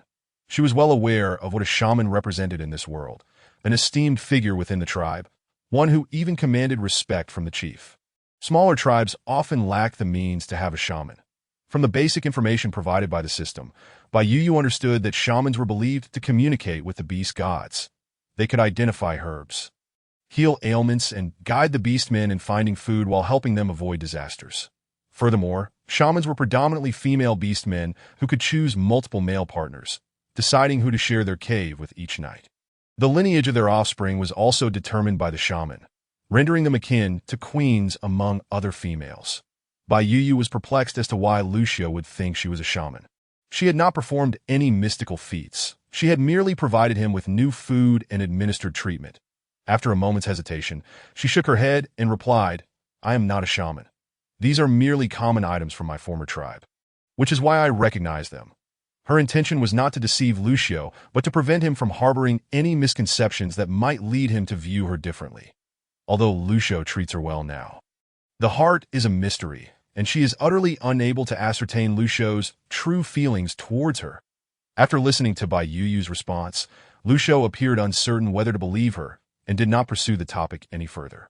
Once Bai Yu had applied the medicine to Lucio, she resumed her task of dealing with the remaining piranhas, still showing no intention of keeping the fish heads, which she set aside to be discarded back into the water along with the entrails later. While processing the fish, Bai Yu discreetly slipped several into her spatial pouch when Lucio was not paying attention, thinking that it would serve as her wages. After a while, the piranhas in the river seemed to have grown more cunning, no longer charging recklessly as they had at the beginning. Sensing that it was time to stop, Bai Yu called out to Lucio to cease his actions. Observing the beast meat on the stick, which had been gnawed beyond recognition, she tossed it into the river. As soon as the meat hit the water, splashing sounds erupted, revealing a swarm of piranhas vying for the food. Bai Yu, captivated by the sight, resolved to find suitable materials to craft a fishing net to catch these fish in one sweep. By the time they finished cleaning the fish, it was already noon. Lucio packed the fish into leather bags and prepared to leave with Bai Yu. However, Bai Yu hesitated, casting a glance at Lucio as if she harbored some unspeakable concern. Noticing her unease, Lucio inquired, "What's wrong?" Bai Yu nervously fidgeted with her fingers and whispered, "I haven't tea-bathed in several days, and I feel rather uncomfortable. My hair is also quite dirty, and I wish to wash up." Since arriving in this world, she had only rinsed her hands, feet, and face, never having had a proper wash. After discovering a cleaning solution yesterday, she could no longer tolerate her own filth, which prompted her to muster the courage to mention it to Lucio. Upon hearing her words, Lucio scrutinized Bai Yu from head to toe until her discomfort became palpable. After which he chuckled and replied, "You smell delightful, Yu. You are certainly not dirty at all." Bai Yu, taken aback by Lucio's remark, thought to herself about the fishy odor clinging to her. How could he possibly think she smelled good? Was there something amiss with the sense of smell of this male beast man? As she pondered this, Lucio approached her, taking her hand and saying, "Come, I'll take you to a lovely place." Bai Yu, fixated solely on the desire to bathe, had no interest in sightseeing, Yet she dared not refuse and allowed Lu Shou to guide her. Before long, Lu Shou led her to a great tree by the riverbank. A magnificent tree akin to the one she had once taken shelter in, large enough that it would take several people to encircle it. Bai Yu wondered what Lu Shou intended to do with this tree. He pointed at it and smiled. This was my summer retreat, and it's quite convenient for bathing. He then pulled Bai Yu closer, and upon approaching, she noticed a hole over a meter high at the base of the tree. Lu Shou bent down and led her inside the tree hollow, and once inside, Bai Yu was taken aback by the sight before her. It appeared that half of the hollow had been excavated, and a pit about a meter deep had been dug at the bottom. Near the river, the tree trunk had a hole slightly smaller than Bai Yu's wrist, allowing water to flow in and fill the basin, creating a ready-made bathing pool. The sight of the clear water made Bai Yu yearn to strip off her clothes and dive in for a refreshing wash, but just as she was about to move, she remembered that a watchful male beastman was right beside her. She turned to Lu Shou and cautiously asked, "Could you possibly step outside and wait for me? I'll be quick." Lu Shou had no intention of leaving. But when his gaze met Bai Yu's anxious eyes, a flicker of disappointment crossed his features, though it vanished almost instantly. With a goofy grin, he replied, "All right, I'll wait outside for you. There no need to rush." He then stepped out. Bai Yu had expected to have to plead with him, but she was pleasantly surprised by Lu Shou's agreeable demeanor, not contemplating the reasons behind it. Regardless of his intentions, it was a fortunate turn of events for her. Once Lu Shou had exited, she quickly removed her clothes and stepped into the pool. The water was a bit cool, but the warm weather made it bearable. Bai Yu happily began to wash herself using the cleaning solution she had crafted. Meanwhile, Lu Shou, outside the tree hollow, grew restless listening to the sounds of splashing water. He swallowed hard, several times feeling the urge to turn back, yet he clenched his fists and restrained himself. Eventually, he settled against the tree, sitting on the ground with a wry smile that betrayed his inner turmoil. When Bai Yu emerged from the tree hollow, refreshed and clean, Lu Shou had regained his cheerful demeanor. He took her hand and led her to the tree hollow she had inadvertently stumbled into the previous day. Once they arrived, Bai Yu encouraged Lu Shou to start a fire, and she began teaching him how to grill fish, which was quite similar to roasting meat. Unfortunately, without ginger, scallions, or garlic, the flavor could have been even better. Fortunately, the piranha's meat was quite hearty and devoid of too many bones. Lu Shou fell in love with the first bite, mumbling, "I've eaten fish before, but since I didn't know how to prepare it. It tasted bitter and had a strange flavor. You are truly remarkable. Everything you touch transforms into something exquisite." Bai Yu chuckled at Lu Shou, not thinking of herself as particularly talented, but rather admiring Lu Shou for having survived alone in such a world since childhood. Glancing back at the tree hollow, she inquired, "Was this tree hollow your home before? Why did you stop living here?" Lu Shou turned his head at her question, his expression growing somewhat melancholic as he replied, "This was a place my mother found for me when I was young, but after a beast tide, she never returned. That I waited for a long time without seeing her, and this place felt too small. So I chose not to stay here any longer." Bai Yu hadn't anticipated broaching such a painful topic for Lu Shou, and she felt a twinge of guilt. She quickly reassured him, "Don't be sad. I believe your mother loves you. There must be another reason she hasn't come back." Lu Shou smiled at her words, nodding as he said, "I understand. She could either have died or moved with the tribe. I haven't felt sad about it for a long time, that I'm grown now, with my own little female. How could I still dwell on such things? So, you needn't comfort me." Bai Yu felt a pang of guilt at realizing she had been overly concerned about him. After eating one fish, Bai Yu could eat no more. Since Lu Shou could forego food today, he finished off the remaining grilled fish and did not let Bai Yu cook any more, but he had not forgotten that he needed to prepare food for her to last through the winter. Once they were nourished and satisfied, Lu Shou and Bai Yu started their journey home. However, Bai Yu insisted on walking without being carried, with one arm injured and the other occupied with 2 bags of fish. Lu Shou feared that carrying her might aggravate his wound. Seeing this, he suggested taking Bai Yu home first before returning for the fish, but she declined, after reassuring Lu Shou that she would be careful and walk slowly, stopping immediately if she felt unsteady. He finally relented that on the way back, Bai Yu kept her eyes peeled for any additional food, hoping to discover some vegetables. Thus, when she spotted mushrooms, she became quite excited and crouched down to pick them, only to be stopped by Lu Shou. Furrowing his brow, Lu Shou looked at her with a serious expression and warned, These things are poisonous. You cannot eat them. It could be deadly. How do you know? Bai Yu was aware that some mushrooms were indeed toxic. But with her system, she could easily discern which were safe and which were not. However, she was curious how Lu Xiu had learned this, wondering if he had ever ingested a poisonous one, in response to her question. Lu Xiu replied, "My mother used to tell me that anything like this shouldn't be eaten. It could poison you." Chapter 22. Red Umbrella. White Stem. Upon hearing this, Bai Yu nodded in understanding, surmising that perhaps some beast man had once consumed a toxic mushroom, leading to the general belief that mushrooms were unsafe to eat. She patted Lu Xiu's hand reassuringly, saying, "Don't worry. I want to eat anything indiscriminately." She pointed to the mushrooms on the ground and continued, "These are called mushrooms. There are many types, some are poisonous, while others are quite delicious." Though Lu Xiu still felt uneasy, he acknowledged that Bai Yu indeed possessed more knowledge than he did, so he refrained from further objections. He simply thought that he would sample them first, ensuring that even if they were toxic, they would not endanger Bai Yu. Unaware of Lu Xiu's thoughts, Bai Yu eagerly picked a mushroom with black edges and held it in her hand, mentally invoking the identification function, that black-edged mushroom, toxic and inedible. Upon reading this small print, Bai Yu felt a wave of disappointment wash over her. Pouting, she tossed the mushroom back to the ground and shook her head at Lu Xiu, saying, "It's poisonous. We can't eat it." However, Lu Xiu displayed no sign of disappointment, smiling as he replied, "There is no need to be disheartened. We have plenty of food, even if this one isn't edible. I want to let you go hungry." Bai Yu shot an exasperated glance at Lu Xiu, who was perpetually on the lookout for a mate, letting out a sigh as she resumed her walk forward. While Lu Xiu had an abundance of food, she found herself lacking, and she couldn't endure subsisting on the same food indefinitely. However, there were countless things she could not confide in Lu Xiu, and had to keep them bottled up inside. After walking for a while, Bai Yu proceeded at a leisurely pace, fearful of missing any edible finds. When her gaze fell upon a cluster of red mushrooms, she initially failed to recognize them as potential food.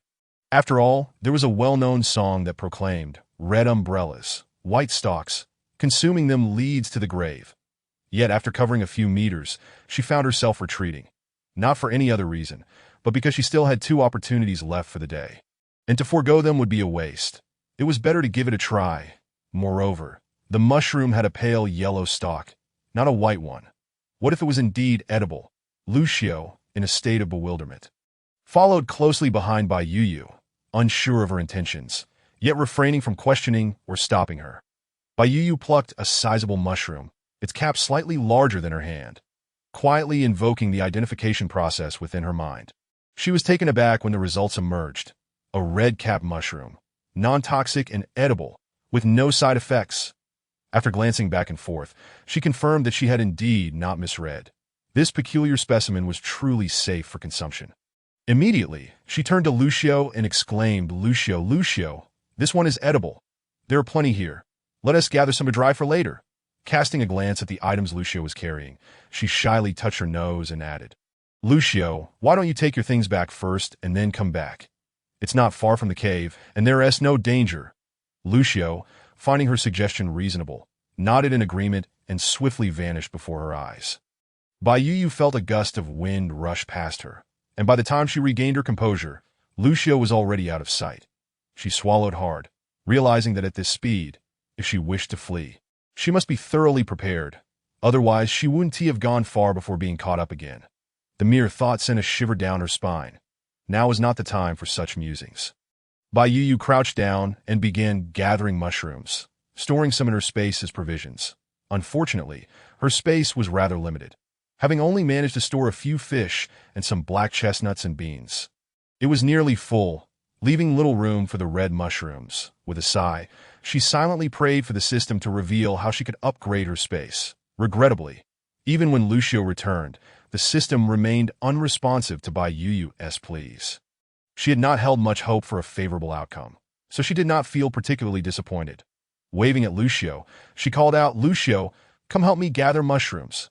I'll make you a stew with beast meat and mushrooms for dinner." Lu Xiu, upon hearing this, approached without hesitation, grabbing a beast hide bag to begin filling it. By the time Bai Yu and Lu Xiu returned to the stone cave, The sun was nearly setting. Bai Yu immediately set about preparing dinner, instructing Lucio to slice some fatty beast meat while she dealt with the red mushrooms they had brought back. Noting that these would spoil quickly if not dried, she spread them out in a well-ventilated area, reserving some for the evening's meal while placing the rest aside to dry. Confident that no small animals would come to steal them before, Bai Yu filled a stone pot with water and brought it to a boil before briefly sauteing the meat on a stone slab and then adding it to the boiling water. Tossing in a handful of black beans, she instructed Lucio to cover the pot, allowing it to simmer slowly. Then, they both proceeded to prepare the fish. With only a limited amount of salt, Bai Yu had Lucio fetch some water, into which they dissolved salt to create a brine. They placed the prepared fish in the brine for a moment before lifting it out and letting it drain before laying it on large leaves, layering them for overnight curing. While this method wouldn't impart much saltiness, it would still be better than none. Once everything was ready, the meat in the pot was nearly done. Bai Yu tossed in the torn red mushrooms, and soon a delightful aroma of mushrooms wafted through the air. Lucio, having been waiting eagerly by the pot, had intended to take the first bite himself, wanting to confirm its safety before allowing Bai Yu to eat. However, upon catching the scent, he was nearly certain of its edibility. After all, how could poison smell so delectable? Once cooked, Bai Yu, as she had done the previous evening, served Lucio a generous bowl before filling her own. Just as she finished serving herself, Lucio remarked, "This is delicious. Are you really not a shaman?" Bai Yu turned to him, amused, and replied, "I've told you countless times that I'm not. Why do you keep asking?" Lucio glanced at the contents of his bowl, reflecting for a moment before continuing, "It's best if you're not." "If you were," Lucio suddenly grasped Bai Yu's wrist, his eyes filled with a pleading intensity. He murmured, "If you were, Yu, could you refrain from going to another tribe and just be my mate? I promise to treat you well. Will you trust me?" Realizing he had nothing to offer, Lucio clung to the only promise he could make, his assurance of kindness. Yet, despite this, he was unwilling to let Bai Yu go to another tribe. Even though he understood the adoration a shaman would receive in a tribe, he selfishly did not wish to let Bai Yu slip away. Having never possessed anything before and never having imagined the chance to own something, once he touched this feeling, he would rather endure any hardship than let it go. Bai Yu, unable to meet Lucio's gaze, forced a smile but did not directly respond to his question. Instead, she said, "Lucio, I've told you repeatedly, I'm truly not a shaman. If I were, how could the beast god have left me all alone here?" Lucio's eyes flickered at her words, uncertain if he believed her, simply stating, "Regardless, as long as you don't leave, that's enough." He then shifted the topic, quickly finishing the food in his bowl before gathering the sun-dried fireline grass and bringing it all into the stone cave. Bai Yu glanced at the pile before hastily finishing her meal. Now that the fireline grass was dried, she was eager to explore the crafting of clothing. After satisfying her hunger, Lucio, as was his custom, devoured the remnants of Bai Yu's meal and took it upon himself to handle the cleanup. Bai Yu did not protest. After all, moving the stone pot was quite laborious, and she had no intention of staying there permanently. Thus she refrained from troubling Lucio to find her lighter cookware. Chapter 23. The beginning of weaving clothes. Upon returning to the cave, Bai Yu headed straight for her objective, the fireline grass. The grass did not grow in a linear form. Its outer layer had a rough texture that needed to be stripped to reveal the fibrous interior. That'd be why the time Lucio returned, he found Bai Yu had already processed a significant amount of fireline grass. He hurried over, assisting her while asking, "Can you see well enough by this light? You should take a break." "I can handle it." Bai Yu shook her head, replying, "It's too early to sleep, and this ICT tiring at all. I am just treating it as a leisure activity." Lucio often found himself puzzled by Bai Yu's words, so he did not press further. Not receiving a response from him, Bai Yu glanced up and, upon noticing the injury on his arm, recalled something she had overlooked. With concern, she asked, "Yesterday, I was so focused on your injury that I forgot to ask if the people you fought with will come back to bother you. After all, they were in greater numbers. Should you move further away?"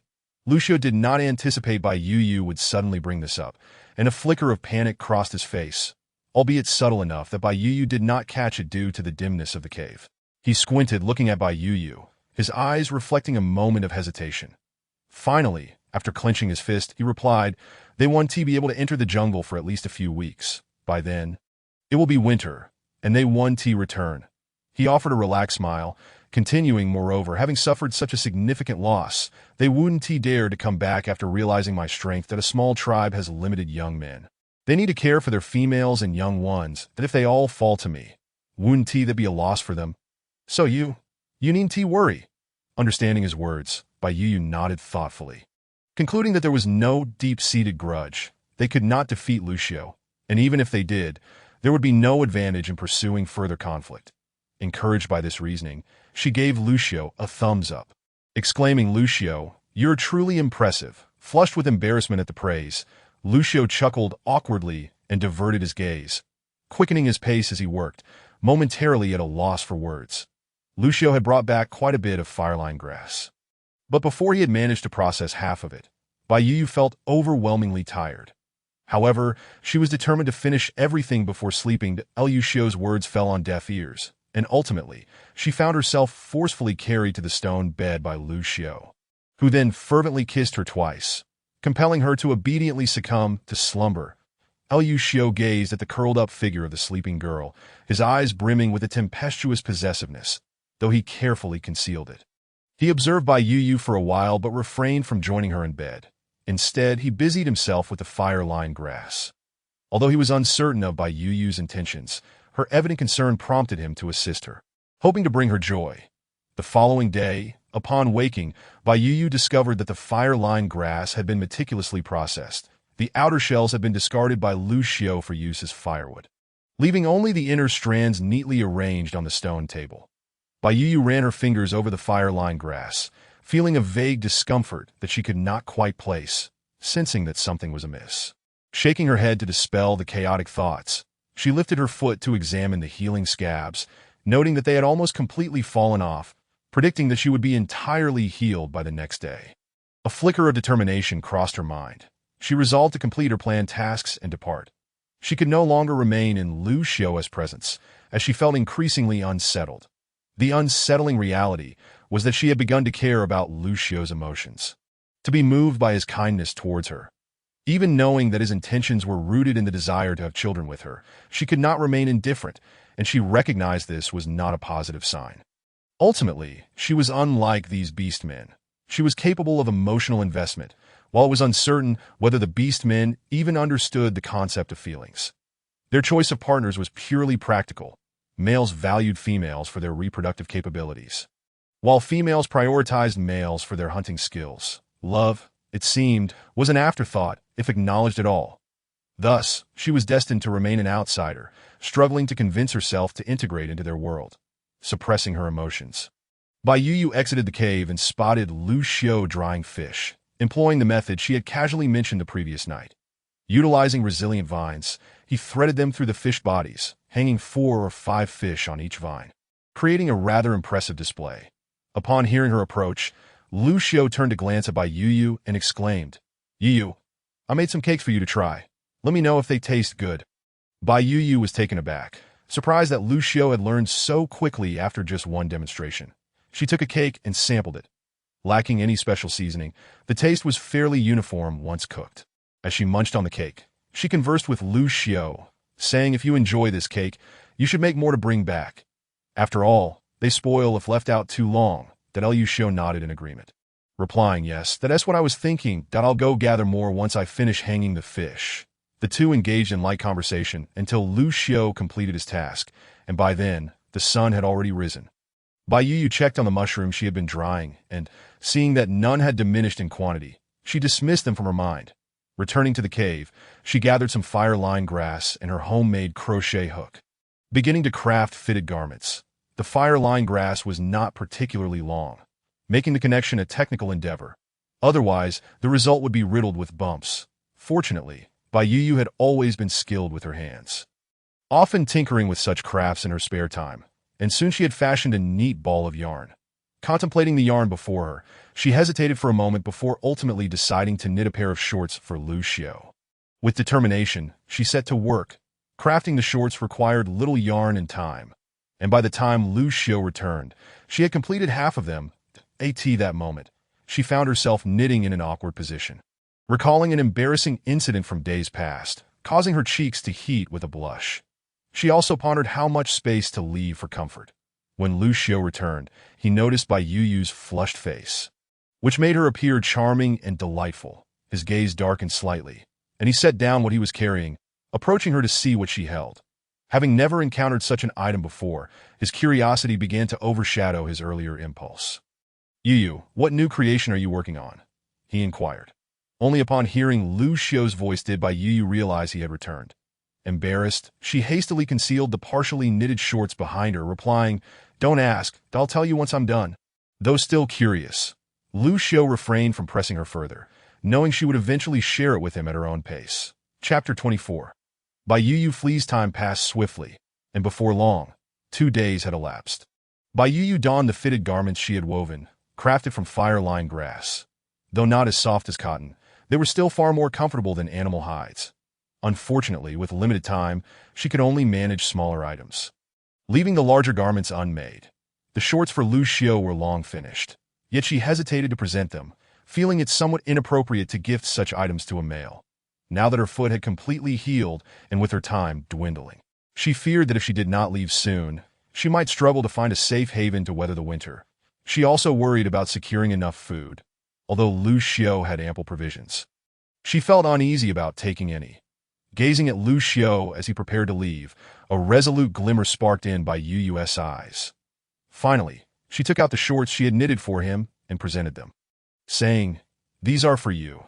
They are meant to be worn." Lu Xiao paused, setting down the animal hide bag he was holding, his eyes lighting up as he accepted the shorts. However, after examining them for a considerable time, he found himself perplexed about how to wear them. Bai Yu, suppressing her embarrassment, patiently explained the garment's purpose to him, then turned away, avoiding eye contact. Before long, Lu Xiao had managed to put on the shorts and, in his excitement, began to jump in place, eagerly looking at Bai Yu. Your hands are truly remarkable. You've crafted something so exquisite.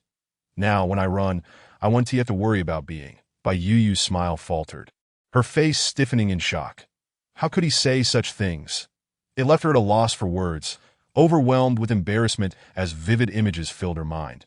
She shot him a disapproving glance. Her cheeks flushed and playfully scolded, "You shouldn't speak so carelessly." Lu Xiao, momentarily caught up in his excitement, had forgotten that Bai Yu was somewhat shy. Upon hearing her words, he sheepishly rubbed the back of his head and chuckled awkwardly. "All right, I understand that I'll be more careful next time." He then cautiously glanced at Bai Yu, his eyes sparkling with delight, much like a child anticipating a sweet treat. Tentatively, he asked, "Yu, what made you think of giving me such a token of companionship? Are you nearing adulthood?" Bai Yu was momentarily taken aback. What did he mean by token of companionship?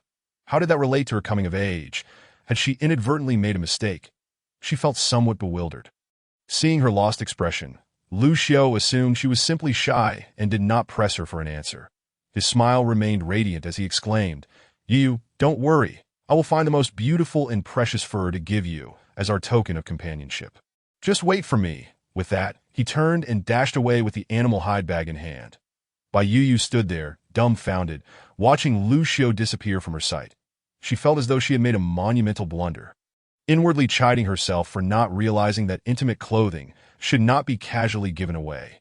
This principle had remained unchanged throughout history. How could she have overlooked whether such customs existed in this beastly realm? Now, she had inadvertently flirted and fled, undeniably engaging in behavior unbecoming of a virtuous woman. The mere thought of Lu Xiao returning only to discover her absence filled her with a profound sense of sorrow and guilt. Yet, she refrained from delving into the origins of these emotions.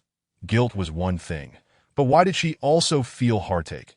Casting a final glance at the place she had inhabited for so many days, she felt a twinge of reluctance. However, the image of Lu Xiao in his beast form, coupled with the impending responsibility of birthing snake offspring, sent a shiver down her spine. Ultimately, she could not bear to ponder further and resolutely turned away, striding purposefully in a singular direction. Bai Yu chose not to retrace her steps, fearing an encounter with members of other tribes, particularly the Iron Wolf tribe, whom she dreaded above all.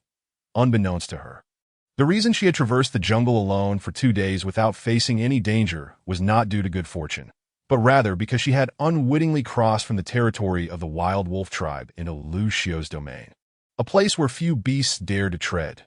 Now, As she ventured deeper into the jungle, she found herself surrounded by a myriad of wild creatures, a realm far beyond the reach of a frail girl like her. Upon reaching a small stream, Bai Yu's gaze flickered as she contemplated the possibility of Lu Xiu tracking her by scent. Thus, she retrieved a golden fruit from her space and applied its juice to her feet and body, discarding the remnants into the river before continuing her journey. Whenever hunger struck, she would nibble on a few chestnuts, yet her pace remained unbroken. Time slipped away unnoticed, and when the sun hung directly overhead, Bai Yu felt parched and yearned for water. Thankfully, she had followed the river, sparing herself the trouble of searching anew.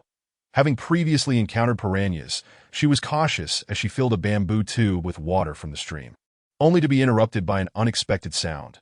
Instinctively, she turned to investigate and was met by the sight of a gray wolf, roughly the size of a calf, baring its teeth and salivating voraciously.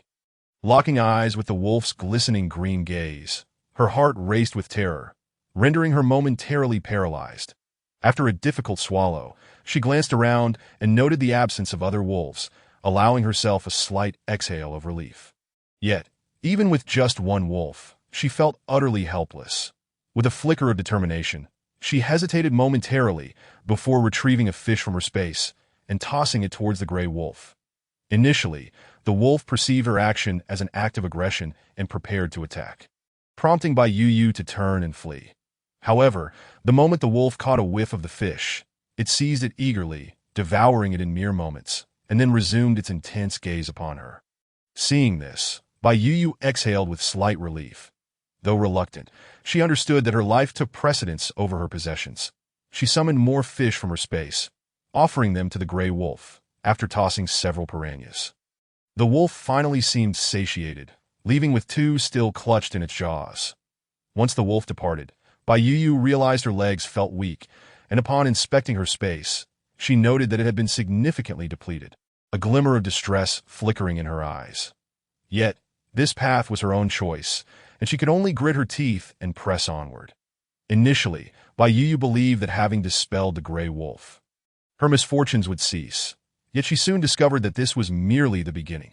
Not far into her journey, two beasts, adorned with tusks, emerged within her line of sight. From a distance, they bore a resemblance to lions.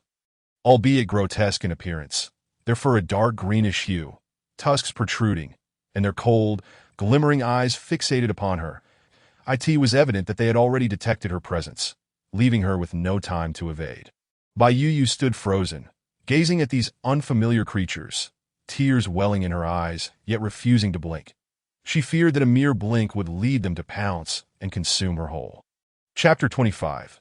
Bai Yu encounters danger. Bai Yu refrained from offering any fish to these two beasts.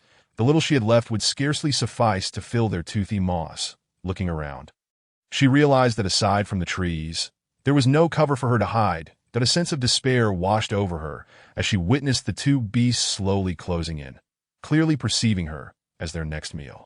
With no options left, she resolved to take a desperate gamble. Grappling with the idea of physical confrontation was out of the question, and her only choice was to climb a tree. Without further hesitation, she ascended the nearest large tree with swift determination.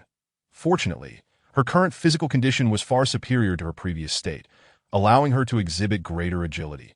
However, her delicate skin, unprotected by clothing, quickly became raw against the rough bark, resulting in abrasions that began to bleed. Nevertheless, Bai Yu disregarded the pain, understanding that reaching the treetop was her only chance of survival. Despite the difficulty of her ascent, she managed to reach the branches just as the two beasts arrived below. What felt like an eternity elapsed in reality was only a minute or so. Looking down, she realized she had gravely misjudged the size of the creatures.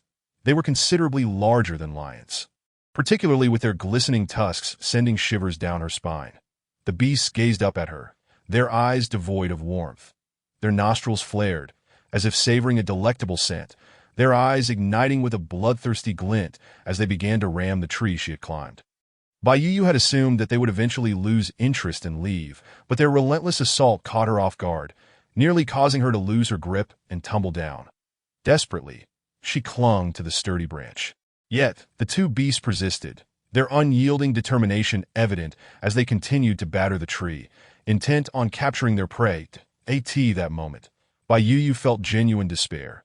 Tears brimmed in her eyes as she examined her arms, raw and bloodied from clinging to the trunk. The pain urged her to let go, but a glance at the two ravenous beasts below steeled her resolve. She did not wish to die, nor to be devoured by these creatures. The mere thought of such a fate sent chills down her spine, causing beads of cold sweat to form on her skin. Bai Yu began to regret underestimating the dangers of this world, chastising herself for her youth and impulsive decisions. She had initially believed that with the aid of her system, she could procure sufficient food before winter and survive in hiding. Yet, it now appeared that she had been overly optimistic. This world was fraught with peril, and a moment of inattention could cost her life. Though she had once felt fearless, she now recognized her own vulnerability and trepidation. Given the choice, she would rather play the role of a devoted partner to Lu Xiao than face the prospect of being devoured by wild beasts. Regardless of Lu Xiao's intentions toward her, he had treated her well thus far and had never harmed her. While he may not possess the refined charm of some youthful swains, he was undeniably strong and appealing in his own right. Even if she were to bear snake offspring alongside him, surely the young would not pose a threat to their mother. If she could suppress her deep-seated fears, there was no reason for her to find herself in such a dire predicament. Moreover, could she truly endure a lifetime of solitude? Humans are inherently social beings. Could she truly escape the pangs of loneliness and despair? If she had to choose a companion in this world, could she ever encounter someone more compatible and kind than Lu Xiao?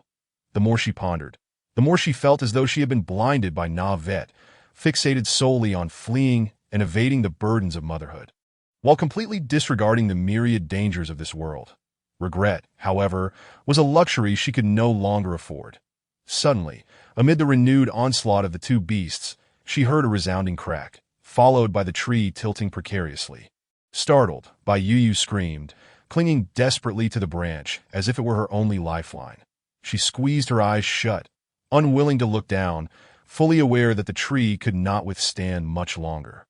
And she had exhausted all means of resistance, awaiting the inevitable break that would lead her to her demise at the jaws of the beasts.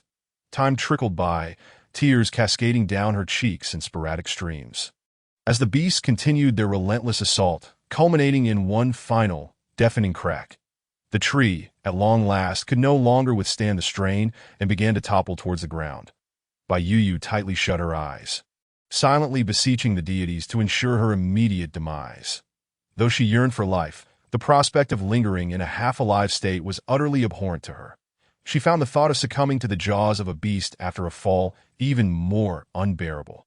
And the notion of witnessing her own gradual dismemberment was simply intolerable, that it seemed far more merciful to perish outright. Yet, contrary to her expectations of pain, a sudden constriction around her waist occurred. Almost instantaneously, she heard the furious roars of the two beasts, accompanied by the hissing and slithering sounds reminiscent of a snake's wrath. Bai Yu's eyes flew open, and as she glanced down at her midsection, she discovered a robust serpent's tail coiling tightly around her, lifting her partially into the air. Her pupils contracted, and a chill ran down her spine as terror coursed through her veins, instinctively making her tremble at the sight of the snake. With great effort, she raised her gaze ahead, only to behold a colossal serpent confronting the two ferocious beasts.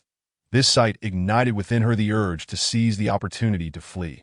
She held her breath, suppressing her fear, and tentatively reached out in an attempt to free herself from the serpent's grip, but to no avail. Instead, the serpent turned its head to regard her, and at that moment, Bai Yu froze in place. The familiar mismatched eyes, though devoid of discernible emotion, unmistakably revealed the creature's identity. Lu Xiao. Accustomed to Lu Xiao's human form, Bai Yu suddenly recalled that his beast form was that of a gigantic serpent. She cast a furtive glance at Lu Xiao, uncertain how to confront him now. However, Lu Xiao merely glanced at her before carefully placing her onto another tree with his tail, without a backward glance. He charged angrily at the two beasts, and in that moment, Bai Yu's thoughts shifted away from her impending confrontation with Lu Xiao's ire. Her concern was solely for his safety, although he was formidable. Those beasts appeared equally menacing. Yet, what transpired next left Bai Yu astounded, rendering her earlier worries entirely unwarranted. Lu Xiao struck one of the beasts with his tail, and in a mere exchange, it was sent crashing to the ground. Blood spewing from its mouth, unable to rise again.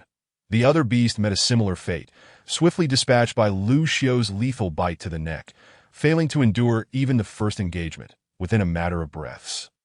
The two vicious beasts were effortlessly vanquished by Lu Xiu. Bai Yu had long known of Lu Xiu's prowess, yet she had not anticipated the extent of his might. She gulped nervously. A sense of dread washed over her, and she pondered how to endure Lu Xiu's wrath. Would it be too late to apologize now, to assure him that she would never run away again? Her anxiety deepened at the thought that perhaps, in a fit of anger, he might abandon her or confine her.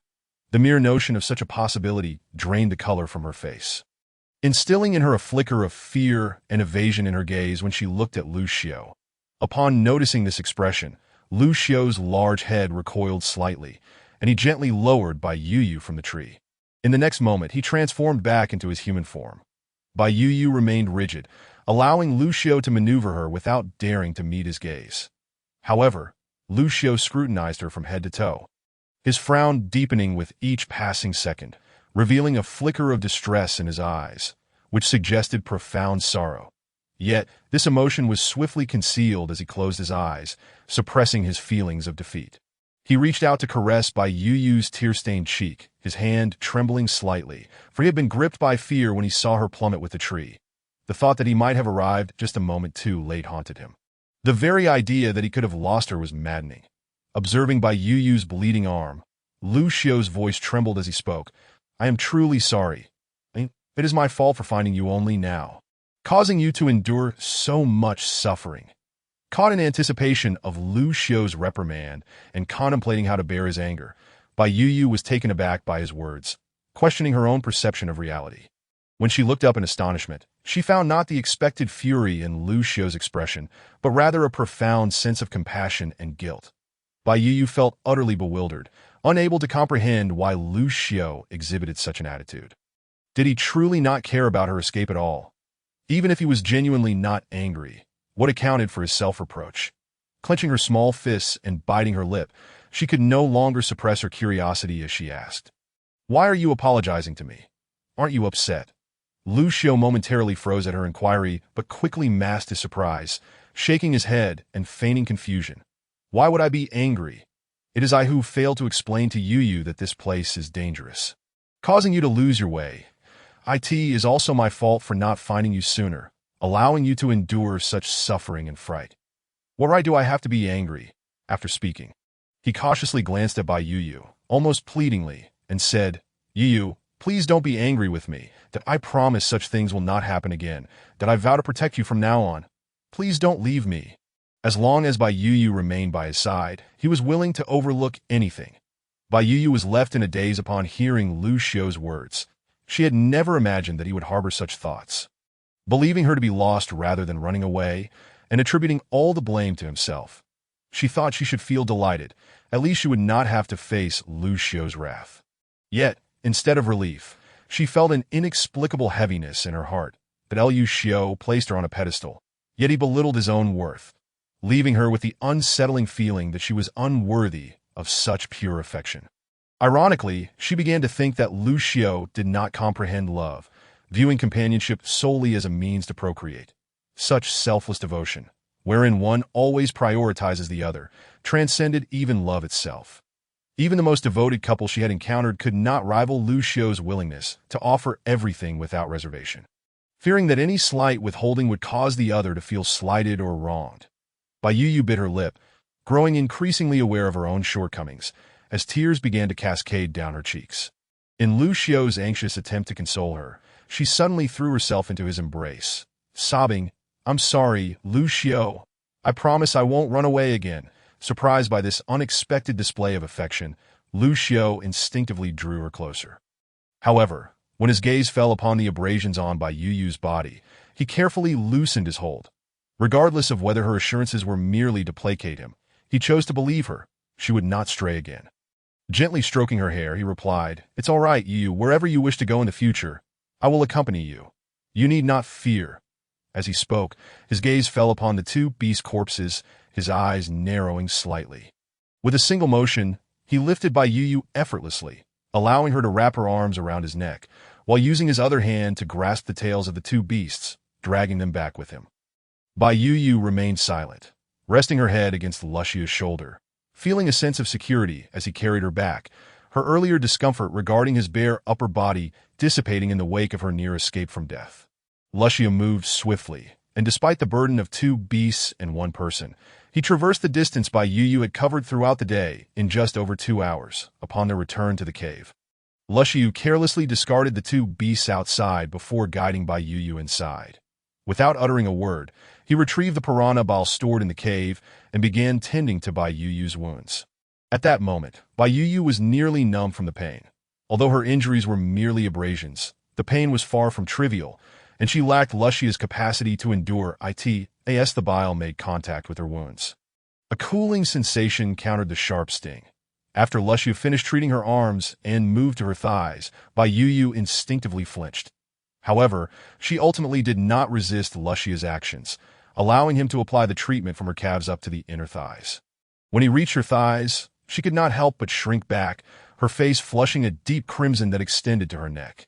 Although unsure of the age of the body granted to her by the system, Bai Yu herself had just turned 18 and had never experienced romantic entanglements, making her ill-equipped to handle such intimate proximity. Luxiu, too, found himself in a challenging position, seated before his little female, who appeared docile and submissive, eliciting unwelcome thoughts from anyone who looked on. Yet he could only restrain himself. Not only was his little female still underage, but the injuries she bore made it impossible for him to act upon any impure intentions.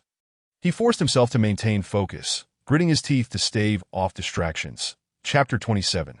Thus, she weds by the time Luxiu had applied the last of the medicine to Bai Yu's wounds. A fine sheen of sweat had formed on his back. Both exhaled a sigh of relief. Yet the atmosphere grew somewhat peculiar, eventually shattered by a rumbling sound from Bai Yu's stomach. Embarrassed, she touched her abdomen. Earlier, she had only eaten a few chestnuts, not daring to indulge due to the scarcity of food. That it was evident that hunger had taken hold, as her stomach began to express its discontent. The sound jolted Luxiu from his thoughts, prompting him to spring to his feet. Yu, remain seated. I shall fetch you something to eat, he exclaimed, vanishing before the last word left his lips. Bai Yu sat on the stone bed. Having spent several nights there, though she had only been away for half a day, it felt as if an eternity had passed. Now, looking around, she felt an overwhelming sense of safety, far removed from her earlier desire to escape. After a brief period, she stepped out of the cave and observed Luxiu busily tending to the fire till warmth blossomed in her eyes. She realized that following Luxiu was not so bad after all. He treated her with such kindness and had not pressured her to bear his offspring immediately. Perhaps she could learn to accept him and the survival rules of this world, which would surely be less arduous than struggling alone. Upon hearing movement behind him, Luxiu turned to see Bai Yu. He smiled and waved her over, gesturing towards a vibrant red pelt laid aside. This is the fur of a fire fox. It is incredibly rare to find. I intended to gift it to you as a token of our bond, but I took too long in the pursuit, causing you to wander off, he confessed, a hint of remorse in his voice. Following Luxia's gaze, Bai Yu's eyes brightened instantly upon seeing the soft, fiery red pelt spread across the ground, glimmering with a splendid sheen in the sunlight. She immediately fell in love with it. No woman could resist such a luxurious piece of fur, especially in a world where vibrant colors were scarce. Bai Yu eagerly circled around Luxiu, approaching the pelt and running her fingers over its soft, smooth texture. She envisioned how lovely and comfortable it would be to wear as clothing. Observing her elation, Luxiu's heart soared. While he had anticipated her delight, the confirmation brought him a profound sense of relief.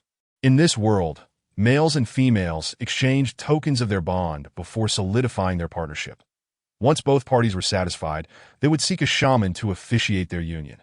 For those tribes without shamans, they would pray to the beast gods and establish their partnership in that manner. Upon confirming Bai Yu's approval of his gift, Luxiu licked his lips, a flicker of conflict passing through his eyes. Yet when his gaze fell upon Bai Yu's wounds, any hesitation vanished without a trace. He stepped forward, grasping her delicate hand and gazing intently into her eyes. Yu, since we have exchanged tokens of our bond, when shall we formalize our partnership? Bai Yu, caught off guard by a sudden inquiry, initially froze, then felt a wave of dread wash over her.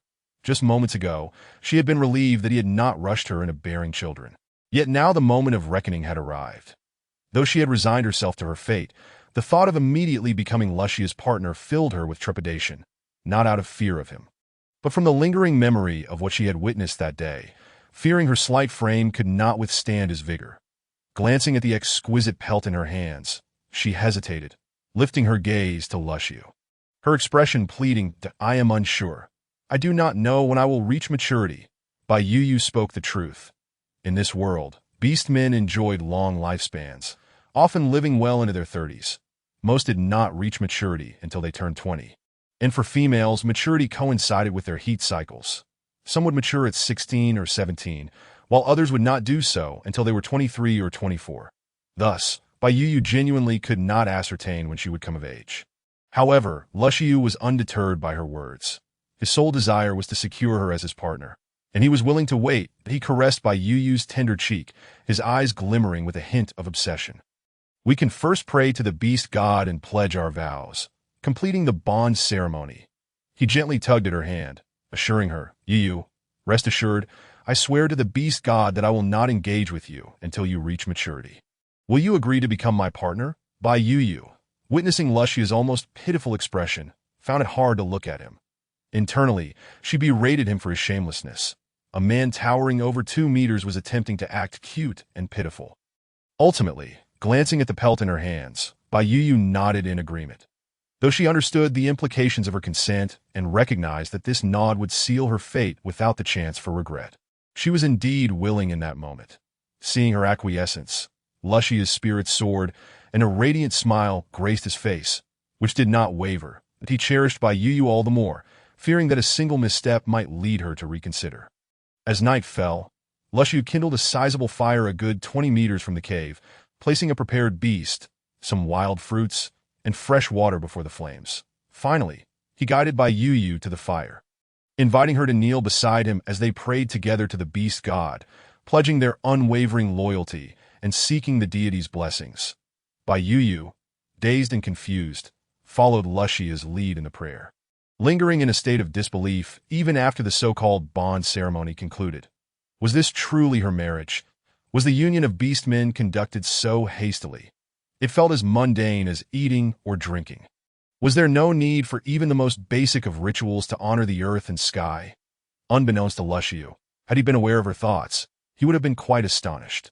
In this world, the inhabitants held a profound reverence for the beast gods, attributing all they possessed to these divine beings. Any matter requiring prayer and vows to the gods was treated with utmost seriousness and sanctity. What Bai Yu perceived as a hasty and simplistic ceremony was, in fact, quite respectable by the standards of this realm. Even among the larger tribes, few could afford to offer such a substantial beast to the gods during their bonding ceremonies. Food was a precious commodity, and offerings to the beast gods were irrevocably relinquished, never to be consumed again. Only during the bonding of their chieftains could one expect such grand gestures within the tribes.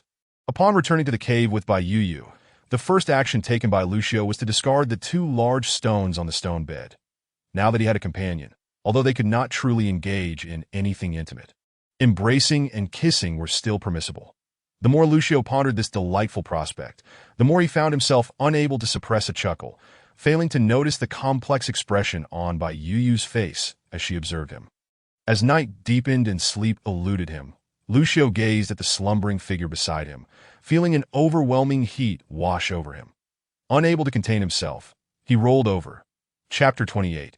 Encounter with a stray beast man due to the spring dream. Lucio became increasingly cautious around Bai Yu, fearful of any harm befalling her. However, he still seized every opportunity for mischief. Ever since their union, Bai Yu found herself embraced by Lucio each night, who would occasionally indulge in small acts of mischief. Initially, Bai Yu felt a twinge of nervousness and embarrassment, but gradually, realizing that Lucio would not overstep boundaries, she began to relax, quietly convincing herself to perceive Lucio as a playful large dog. Every concern dissipated effortlessly. After Lucio's playful antics, he would often feel a pang of guilt for a while, leaving Bai Yu perplexed as to what he derived from it, yet he remained undeterred in his pursuits. Now resolved to share her life with Lucio in this world, Bai Yu began to implement some of her own ideas. During Lucio's hunting excursions, she busied herself by knitting herself a warm sweater and pants, along with a top for Lucio. When she ran out of fireline grass, she paused her work, but Lucio soon returned with an ample supply, which required drying and processing. Their household utensils were no longer as rudimentary as before. Lucio often succumbed to temptation during idle evenings, prompting Bai Yu to find him tasks. For instance, she had him thin the stone pot, craft bamboo bowls thicker than her thigh, and carve large wooden basins from tree trunks. Subsequently, she fashioned a few simple bamboo baskets from the remaining bamboo to organize various items. Yet, mere improvements were not enough for Bai Yu, being a modern individual with a higher education and accustomed to a comfortable life. She could not resign herself to living in a cave forever, nor endure a life of meager sustenance and harsh conditions. However, it was not yet the time to execute grander plans as winter approached, and the two of them could not transition from nothing to abundance overnight. Nevertheless, she could still indulge in some culinary desires. Once Lucio had gathered sufficient provisions for the winter, she intended to accompany him outside in search of additional ingredients to enhance their quality of life. Bai Yu's first thought was of black chestnuts, and she followed her memory, urging Lucio to help her gather a larger quantity. Arriving beneath the black chestnut tree, she pointed at the chestnuts above and said, "Lucio, these are the black chestnuts for the meat soup. Let us gather a good amount to take back." Without a moment's hesitation, Lucio glanced up and agreed, promptly climbing the tree. Watching Lucio's swift ascent, Bai Yu couldn't help but reflect on the incomparable abilities of individuals. When Lucio descended, the ground was already strewn with numerous black chestnuts. They quickly filled their beast skin bag until it was brimming. Lucio then turned his gaze to another black chestnut tree and asked, "Yu, shall we gather more?" After a moment's thought, Bai Yu nodded and replied, "Let us get one more bag. If we cook and dry them, they could serve as snacks." Unfamiliar with the concept of snacks, Lucio did not inquire further and simply leapt up another tree. That be why the time they filled 2 large bags with chestnuts. The sun was beginning to set. As they started their return journey, Bai Yu deviated slightly from their path, hoping to chance upon additional food sources. "Lucio, have you ever seen red fruits the length of fingers? Or any other edibles that look promising?" Bai Yu mused, deciding it wiser to seek clues from Lucio, a native of this land, rather than wandering aimlessly. After a moment of thought, Lucio responded, "There are some red fruits, but not the kind you described." Bai Yu felt somewhat reassured. After all, they were in different worlds, and many flora and fauna would naturally appear altered. Pondering, she asked, "Are there any of those fruits nearby? If not, could you bring back anything that seems edible whenever you venture out?" "Of course, I will keep an eye out," Lucio replied. After a pause, he added, "There aren't any of the red fruits you mentioned, but there is a type that is green." Bai Yu's eyes lit up at this news. Since peppers can be either red or green, could she truly be encountering one? In her excitement, she grasped Lucio's hand and urged, "Quick, take me there. I want to see." Lucio looked down at the eagerly expectant Bai Yu, a resigned smile in his eyes, and effortlessly lifted her onto his neck. In an instant, he transformed into a serpentine form, wrapping the 2 bags of chestnuts with his tail and swiftly darting toward their destination. Though Bai Yu had grown less fearful of Lucio's beastly form, she was still somewhat startled by his sudden movements. Initially, she thought she would struggle to maintain her balance, but as Lucio sprinted, she realized she was securely held by his sturdy frame, with no risk of falling. Before long, they arrived at the site Lucio had described. Bai Yu gazed at the green fruits before her, swallowing hard. These bore no resemblance to the peppers she had envisioned. If she was not mistaken, they looked more akin to okra. Okra was one of Bai Yu's favorite vegetables, and she could hardly believe her fortune. However, rather than hastily collect them, she prudently plucked one to examine for safety. Green pointed pods, non-toxic and edible, with no side effects. Despite the differing names, the sight of non-toxic and edible brought her immense relief. Preferring to call it okra rather than green pointed pods, Bai Yu turned to Lucio, her face alight with joy, and exclaimed, "Lucio, this is okra, a particularly delicious vegetable. I must take all of it home. If we can't finish it, we can dry it for winter." Though Lucio could not comprehend some of Bai Yu's words, he understood that it was something edible and that she cherished it. As long as he confirmed those 2 points, he had no objections, nodding in agreement and joining her in gathering. However, since the okra had gone unpicked for quite some time, a vast patch lay before them. And the two of them could not possibly harvest it all within the limited time, but so they decided to take just one bag, planning to return the next day for more. Just as they prepared to leave, Lucio suddenly pulled Bai Yu into his embrace and turned to glare coldly in a particular direction that he emitted a warning growl before commanding. "Who is there? Step forward." Chapter 29. Discovery of carrots. Bai Yu felt a surge of tension at Lucio's reaction, cautiously leaning closer to him for reassurance. However, despite Lucio's call, no one emerged at first, and just as Bai Yu began to think perhaps the intruder had fled or Lucio had misjudged, a young beastman with one arm missing appeared, accompanied by a small beastman of about 6 or 7 years. The young beastman held the small one tightly, his eyes filled with wariness as he regarded Lucio. Yet, when his gaze fell upon Bai Yu, astonishment washed over him. His surprise did not stem from the fact that a stray beastman possessed a female companion, but rather from the demeanor she displayed towards Lucio. Realizing that his prolonged gaze at Bai Yu had sparked the powerful stray beastman's intent to attack, he quickly averted his eyes and addressed Lucio, saying, "I am Mui." He glanced at the small beastman he held and continued, "This is my younger brother, Muerd. We are both stray beastmen and mean no harm." Upon hearing this, Lucio's expression remained stern as he coldly replied, "You must sense that this is my territory. Are you here to provoke me?" Mui hastily shook his head, explaining, "I did not intend to bring my brother onto your territory. I am merely one-armed and limited in strength. I cannot hunt with him till we approach this area, sensing your formidable presence, hoping to find a place to rest at the edge of your domain to increase our chances of survival." Upon hearing this, Lucio cast a glance at the small beast man, who recoiled a step back, evidently intimidated by Lucio's gaze, betraying a certain apprehension toward strangers. Bai Yu observed that the beastman's ears still retained their animalistic form, suggesting that his transformation was not yet complete, which marked him as an ominous symbol of this world. The young beastman appeared largely unchanged, save for the absence of one arm. Although Bai Yu felt a twinge of sympathy for the small beastman, she recognized that she herself required protection from Lucio and thus lacked the standing to offer compassion or assistance to others. Consequently, she silently closed her mouth, though a hint of reluctance flickered in her eyes. This subtle shift in her demeanor did not escape the notice of Lucio, who gently patted Bai Yu's head and let out a soft sigh before addressing the young beastman, "That do not come any closer. Otherwise, I shall not be polite." With that, he transformed into his beast form and departed with Bai Yu and several filled leather bags. Upon returning to the cave, Bai Yu promptly set aside thoughts of the two brothers and began to deal with the black chestnuts and okra she had brought back. She first placed some black chestnuts into a large stone pot to boil, reasoning that cooking them before drying would prevent them from becoming too hard. The remainder was spread out alongside the okra near the fire, testing whether they could be directly roasted to dryness. Once everything was prepared, Bai Yu cooked a bit of okra to ascertain whether its flavor differed from that of her original world. Lucio, meanwhile, busied himself digging another cave to serve as a kitchen, adjacent to the original one. Planning to connect the two, when winter arrived, he intended to seal off the original cave, facilitating cooking through the passage, which would be fitted with a leather curtain that could be opened for ventilation when necessary. The new cave would also feature a window. Bai Yu instructed Lucio on how to construct a stove similar to the one at her grandfather's home in the countryside, and had him fashion a long, thick bamboo stalk to serve as a flue, significantly reducing smoke for the bamboo. Bai Yu was thoroughly impressed by Lucio's adept handling of it. He merely took a thinner piece of bamboo and, with a forceful strike against the thicker one, sent it piercing straight through.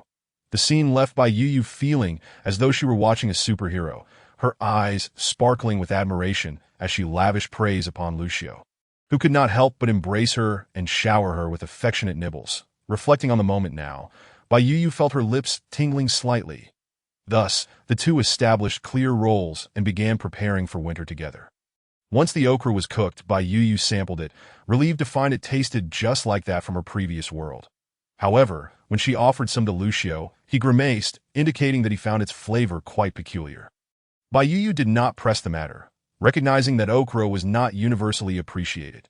The following day, she and Lucio returned to the location where okra grew, intending to gather one more bagful, as she was the sole consumer. This time, they did not encounter the two wandering beastmen again. Yet Bai Yu noticed a reduction in the okra. It seemed likely that the two had deduced its edibility from their earlier actions and had taken some for themselves. Nevertheless, Bai Yu was unconcerned. After all, it was wild produce, and she and Lucio could not possibly harvest all that was available. Lucio displayed no notable emotion regarding the matter either, indicating he was not particularly troubled. Once they had gathered a sufficient amount of okra, Bai Yu requested Lucio to lead her to other potential edible fruits or vegetables. They traversed 2 locations, yet encountered nothing suitable for consumption, leaving Bai Yu feeling somewhat disheartened, with only one identification attempt remaining for the day. Just as she thought fortune would not smile upon her again, her peripheral vision was caught by a patch of green. After a moment's hesitation, she moved closer, discovering slender green leaves sprouting from the ground. But it was not the leaves that captivated her attention. Rather, it was the small, conical red object peeking out beneath them. Bai Yu's eyes brightened, and after swallowing her excitement, she crouched down and pulled vigorously at one of the red conical items. The soil here had never been tilled, making it rather compact, and Bai Yu struggled to uproot it. Just as Lucio was about to step in to assist, Bai Yu exerted one final effort, and the red object finally broke free from the earth. However, the force of her exertion caused her to tumble backward. Fortunately, Lucio had been observing her closely and swiftly caught her in his arms, preventing her from landing painfully. Had this occurred in the past, Bai Yu might have felt embarrassed. Yet in this moment, she was overwhelmed with excitement, disregarding all else. Without needing to identify it, she was certain that this was indeed a carrot, edible and delectable. The aroma wafting from it confirmed her suspicions. Holding the red object in her hand, she exclaimed to Lucio, "Lucio, we have found a fresh vegetable we can store. This is a carrot, sweet and delicious." Bai Yu was genuinely elated. In this world, she had yet to find anything sweet, while she herself had a penchant for sweet treats. Lucio had previously provided her with 2 sweet fruits, but when she later inquired about them, he informed her that the season for those fruits had passed, and they were no longer available. Initially disappointed, the discovery of the carrot changed everything. Not only was the carrot flavorful, but it also contained vitamin C, vitamin B, and numerous essential minerals, not to mention its storability. How could she not be thrilled? Shoving aside Lucio, who still held her tightly, she urged, quickly, Lucio, let us gather all of these and take them back." Lucio, amused by her exuberance, smiled wryly and began to assist her in pulling up the carrots. Although he harbored little hope for the taste of this red vegetable due to his prior experience with the okra. Chapter 30. Digging a cellar for storing vegetables. Lucio worked swiftly, and before long, he had uprooted a considerable patch of carrots. Seeing this, Bai Yu quickly interjected, "Lucio, that's enough. We cannot carry so many. Let us take these back first and return for the rest tomorrow." Lucio glanced at the pile and, finding her reasoning sound, nodded in agreement. Once they returned to the cave, Bai Yu eagerly ushered Lucio deeper inside, pointing to the innermost part. "Lucio, dig a hole here that can accommodate 2 ferocious tusked beasts. The entrance should not be too large, just enough for us to crawl inside." Lucio looked at the cave wall, somewhat puzzled. "What is the purpose of this? A cellar?" Bai Yu replied, her excitement palpable. "With a cellar, we can store some fresh, storable vegetables and fruits." As she spoke, she playfully patted Lucio's belly and confidently declared, "In the future, I shall discover even more food for you to feast upon." Lucio could not help but chuckle at her spirited demeanor. Gently ruffling her fluffy hair and leaning closer to her, murmuring, "All right, I shall wait for Yu to fill me up." Initially, Bai Yu paid little mind to his words, but upon meeting Lucio's darkened gaze, her cheeks flushed crimson. She shot him an indignant glare, feeling that Lucio was becoming increasingly mischievous, seizing every opportunity to tease her. In a fit of embarrassment and frustration, she stomped her foot and ran away, leaving Lucio chuckling in her wake. Lucio, feeling pleased with himself for having gained a slight advantage, was inwardly elated, sensing that their days held growing promise, although he was somewhat oblivious to certain things. He could distinctly feel that Bai Yu's attitude toward him had shifted from before. Unable to ascertain the reason, he could only attribute it to their bond as partners that he could not help but ponder whether, once Bai Yu reached adulthood and they completed their mating, she would become even closer to him. The more he thought about it, the more restless he felt. Yet alas, he had no way of knowing when Bai Yu would mature, leaving him to endure his impatience. Looking at the rock wall before him, he retrieved a pair of animal tusks and began to excavate the cellar that Bai Yu had described. Although he did not fully comprehend the connection between food storage and a cellar, he resolved to follow her instructions, as it was not a difficult task for him. After exiting the cave, Bai Yu still felt a slight heat in her cheeks. She took a few deep breaths to clear her mind of errant thoughts and shifted her focus to the leather bag containing the carrots. After some contemplation, she decided to prepare a dish of braised meat for Lucio, believing that the sweetness of the carrots would enhance the flavor, even in the absence of sugar. With her mind set, she set to work. The kitchen cave had been completed, and the stove was fashioned from clay and stones, yet the time was still too early for her to use it for cooking. Thus, she continued to rely on the makeshift stove she had constructed from piled stones. Bai Yu took a dozen carrots to the water-filled stone basin to wash them thoroughly. While washing, she ultimately succumbed to her curiosity and used identification. For this was a different world, and it was better to be safe than sorry, that if these vegetables merely resembled carrots but were toxic, it would spell disaster for her. That moment, she felt that she would also implicate Lucio in her predicament. If there were no conditions, so be it. However, she clearly had the means to ascertain whether this item was toxic, in any case, this opportunity for verification would vanish if not utilized, rendering any hesitation entirely unnecessary. As she silently recited the incantation for appraisal, a small line of text materialized before her eyes. Red carrot, non-toxic and edible, with no side effects. Although she had anticipated this outcome, Bai Yu was still elated and had no intention of renaming the carrot. She resolved that in the future, should she encounter other vegetables that she recognized, she would continue to refer to them by their familiar names. After confirming this, Bai Yu used a stone knife to dice the carrot and set it aside for later use.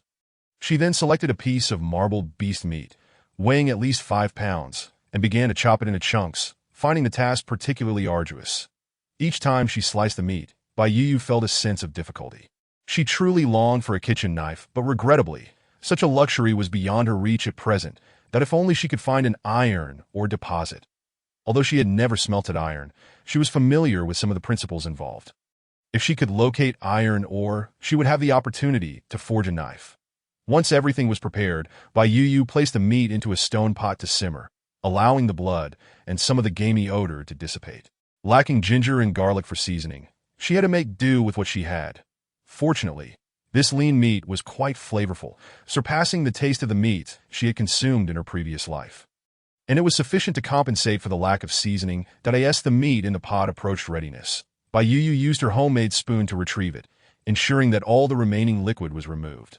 Although the stone pot had become considerably thinner, cooking with it remained somewhat inconvenient due to the absence of handles. The pot was also large and heavy, making it impossible for her to lift. She had to resort to the most primitive methods to manage it.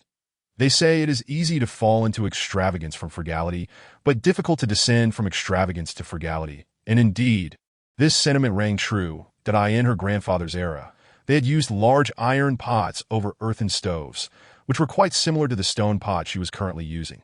However, having grown accustomed to her previous frying pan, she found it somewhat inconvenient. Once the stone pot was sufficiently heated, she added a bit of clean beast fat.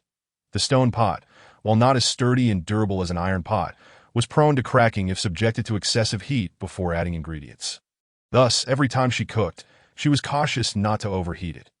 Once the fat had melted, she added the pre-cooked beast meat and began to stir, continuing until the moisture evaporated and the meat began to release its fat. It was a laborious task, as the quantity of meat made stirring somewhat strenuous, causing her arms to ache. When she felt it was nearly ready, she poured in all the diced carrots, added a pinch of salt, stirred a few times, and then covered the mixture with the wooden lid Lucio had crafted for her. After completing this, Bai Yu's gaze fell upon the bamboo tube containing salt. Recently, she had needed to preserve quite a bit of meat. And although she had not used much salt, it was already running low. She knew that salt could be found in the sea and also as rock salt, but she currently had no idea where to procure it. She could only venture out with Lucio to trade for some. However, the thought of Lucio's situation filled her with concern, worrying that the beasts outside might bully him simply because he was a wandering beast man. She was even more worried that her presence would bring him trouble. Despite Lucio's strength, one fist could not overcome 4 hands. The last time he had sustained injuries from just a few adversaries. What if next time there were 10 or 20? The more Bai Yu pondered, the heavier her heart felt. But when her gaze landed on the fire-lined grass spread out on the ground, her eyes suddenly lit up, and she conceived a clever idea. Chapter 31.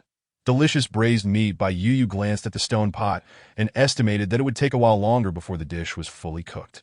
So she rose and walked over to the area where the fire-lined grass was drying.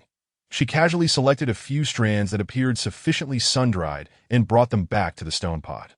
The quantity of fire-lined grass she required for her next endeavor was minimal, allowing her to process it quickly. Once she finished preparing the fire-lined grass, the braised meat in the pot was nearly done. She set the fire-lined grass aside and lifted the lid of the pot. As soon as she did, an enticing aroma wafted towards her. Even having tasted many modern delicacies, Bai Yu could not help but swallow in anticipation. She took a spoon and stirred the contents, ready to call Lucio to join her for a meal, only to turn around and find him striding out of the stone cave as he walked. He asked Yu, "What delicious thing are you making? It smells so good. I could smell it even from inside." Bai Yu chuckled at Lucio's enthusiasm and replied, "Braised meat. I've made plenty. You can indulge today."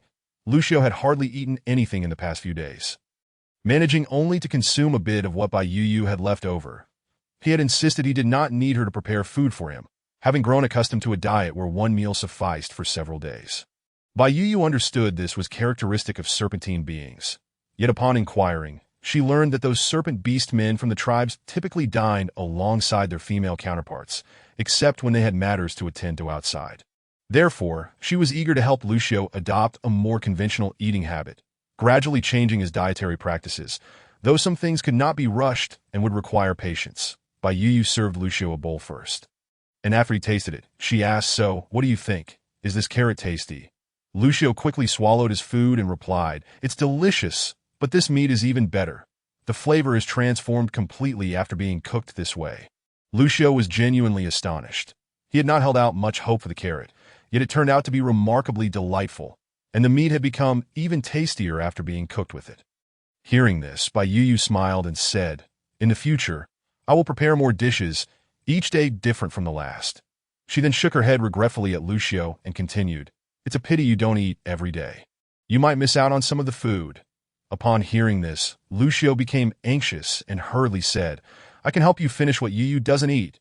Bai Yu shook her head in disagreement, replying, "I won't make extra food in the future. After all, food is precious, and wasting it is not right."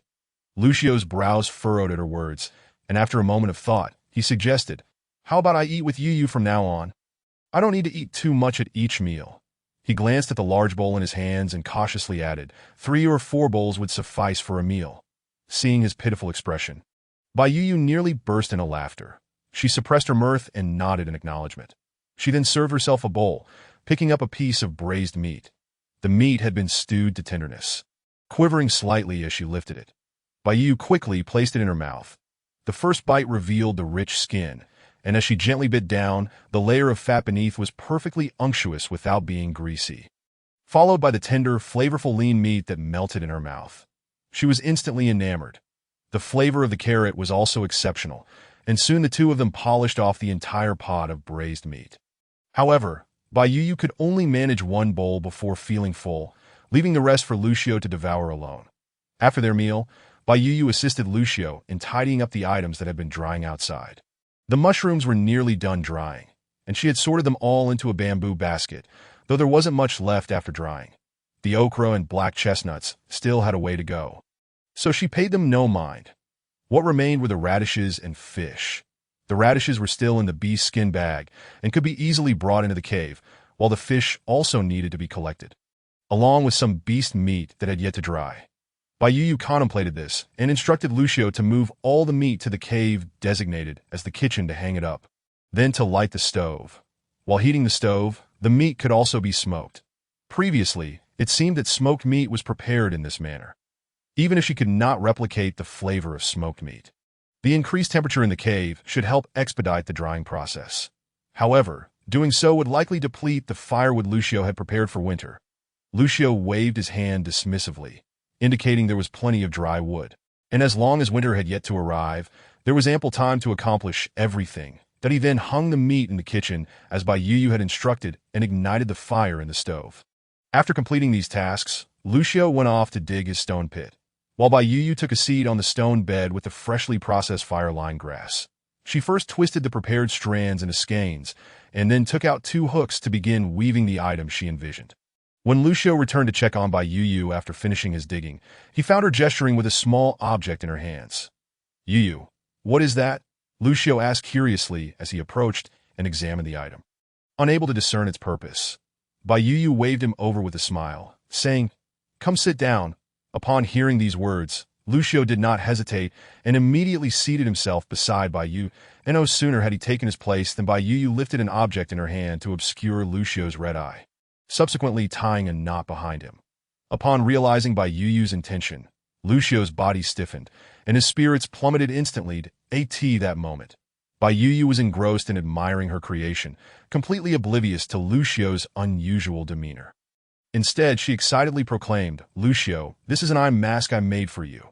You can wear it when you go out, so others won't bully or attack you." When Bai Yu finished speaking, she noticed Lucio's silence and realized something was amiss. With a hint of confusion, she inquired, "Lucio, what's wrong? You seem a bit unhappy." Lucio raised his hand to remove the eye mask Bai Yu had placed on him, casting a sorrowful glance in her direction. His lips pressed tightly together. After a moment, he asked, "Do you dislike me? Dislike me for being an ill-fated beast-man?" Bai Yu was momentarily taken aback by this statement, unsure why Lucio would harbor such thoughts. She merely wished to shield him from unfair treatment, hoping to spare him from the disdainful gazes of others that in this world. Even disabled beastmen held a higher status than ill-fated ones, which was why she wanted Lucio to disguise himself as a one-eyed individual.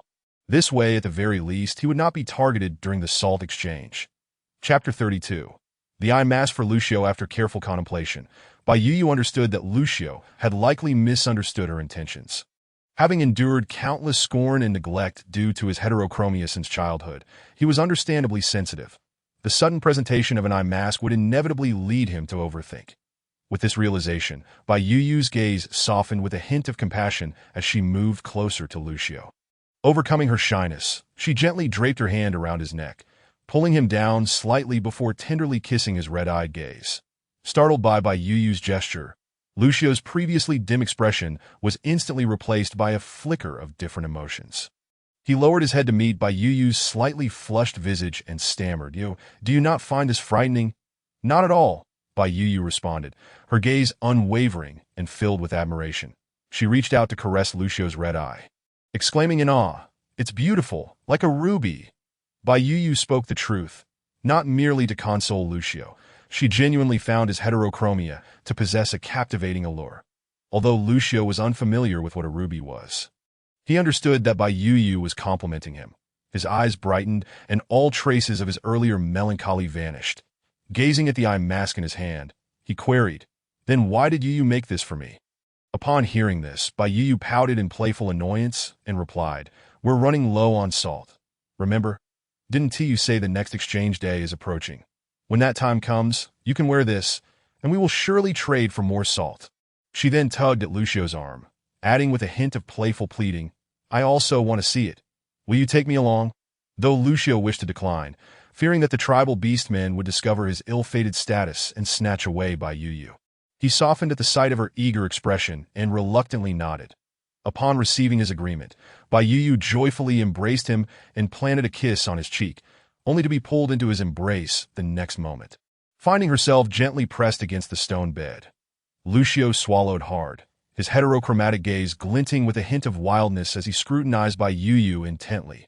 Bai Yu gazed back at Lucio, struck by how he appeared to be sizing her up like a predator assessing its prey, contemplating how to make his move. Just as she was lost in thought, Lucio remarked, You seem to have gained a little weight. But when do you actually come of age?" Bai Yu froze at his words, internally cursing Lucio for being so perfectly in tune with her thoughts. Just when she believed that Lucio was eyeing her with hunger, he bluntly confirmed that he indeed desired her. Rolling her eyes at him, she thought to herself that he might as well have asked when she would enter heat directly. However, she feigned innocence and replied, "I don't know. Maybe another year or two." Lucio's demeanor visibly deflated at her response, and he rolled onto his side beside Bai Yu, pulling her closer into his embrace, that he muttered, Yu, once you come of age, you must make it up to me. Bai Yu desperately wished to silence Lucio, wishing he would change the subject. All she desired was to postpone her coming of age for as long as possible. Just looking at Lucio's ravenous expression left her feeling uneasy. Recalling something she had inadvertently seen the other day only heightened her embarrassment. Ashamed to address the topic, she chose to simply sleep, tucking her head down and instinctively curling up in Lucio's arms, pretending she had not heard anything. Though Lucio received no answer, he felt no disappointment. He looked down at the person nestled in his embrace, his eyes brimming with contentment. He kissed the top of Bai Yu's head, and, together, they drifted into slumber. Meanwhile, the stone cellar Lucio had just excavated, along with Bai Yu's cherished carrots, lay forgotten and solitary, fading into obscurity. That it was not until the following day, when Bai Yu awoke, that she remembered the stone cellar. She accompanied Lucio to the entrance of the cellar, peering inside to find it larger than she had anticipated. She instructed Lucio to place the carrots they had brought inside. After a moment's thought, she also had him add some black chestnuts. As for the okra, there was no need for it, as the only way to preserve it was to dry it. Finally, she had Lucio construct a wooden door, while she gathered some dried grass to weave a thick mat slightly larger than the entrance. With the dual protection of the mat and the wooden door, the ceiling effect should be quite satisfactory. Once these tasks were completed, Bai Yu felt a sense of leisure, as Lucio needed to gather more firewood for the winter, which meant they could not venture outside for the next few days. With time on her hands, Bai Yu began preparing winter bedding and clothing for herself and Lucio, though cotton was unavailable. Lucio had gathered plenty of feathers from flying birds, which would suffice for making blankets. There was no need for extravagance. All she needed to do was stuff the feathers into the animal skins Lucio had prepared for her and sew them up with a bone needle. The animal skin was durable, but sewing it proved quite laborious. After a full day of effort, she managed to complete a blanket, and Bai Yu was satisfied with her progress. Next, she turned her attention to making clothing for herself. Bai Yu had long coveted a piece of red fox fur, and now that she finally had the opportunity, she was eager to explore it. The foxes in this world were significantly larger than those she had known before. It was uncertain whether this was due to species differences or if all foxes were similarly grand. Judging by the size of the fur, this fox was likely much larger than a golden retriever. Even so, the fur could not be fashioned into anything substantial, only a small jacket. Yet, Bai Yu was delighted regardless. Fortunately, her sewing skills were commendable. Although she had never tailored clothing before, she possessed enough knowledge of the basics. With only one piece of fabric, she dared not act recklessly. She first sought out a piece of animal skin designated for making a pouch as a test run. Once she felt confident in her technique, she called Lucio over to help her cut along the line she had drawn on the reverse side of the skin with a stone knife. Her strength was insufficient, making the task of cutting the animal skin quite challenging. Lucio observed the lines Bai Yu had drawn with curiosity and asked, "Yu, won't cutting them into small pieces ruin them? How will you make a leather skirt?" Bai Yu chuckled at his question, responding mysteriously, "I'm not making a skirt at all. I'm making a jacket." Waving her hand dismissively, she urged Lucio to continue, adding, "Once I finish, you'll understand. Just wait and see." Chapter 33. Preparing for the exchange. Though Lucio remained curious about what a jacket entailed, he saw that Bai Yu was unwilling to elaborate and respected her wishes, diligently getting to work. Once everything was completed and the jacket was ready, Bai Yu still needed to create a lining for it. Otherwise, it would be uncomfortable to wear. Thus, she sought out a piece of soft, thin white animal skin to serve as the lining. By the time the garment was completed, 3 days had passed. Bai Yu, brimming with excitement, donned the very first long-sleeve jacket she had crafted with her own hands and approached Lucio, asking, "What do you think? Does it look good?" Lucio gazed at the fiery red Bai Yu. His eyes fixated, and his heart began to race uncontrollably, once again overwhelmed by that inexplicable sensation. Under the sun, the girl boasted a thick mane of seaweed-like hair, gently curling, with elegantly arched willow brows. Her fair, flawless skin bore a delicate blush, while her thin lips resembled tender rose petals, seemingly on the verge of dew. Her long eyelashes fluttered slightly, and her crystal-clear pupils sparkled with joy as they locked onto him unblinkingly. Lucio had never encountered a female as stunning and pure as Bai Yu. He had seen many females during the exchange days before, although those females were delicate compared to the males. None possessed the exquisite whiteness and fragility of Bai Yu. When he first met her, she had appeared disheveled, her complexion poor, and her frail frame made her look like a mere 15 or 16-year-old girl.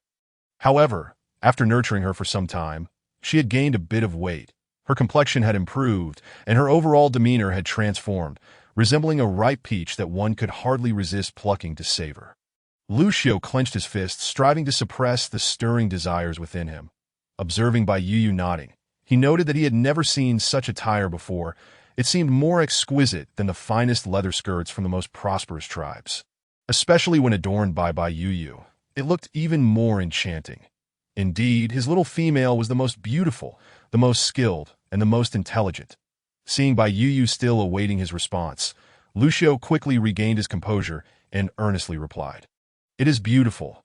You look the best.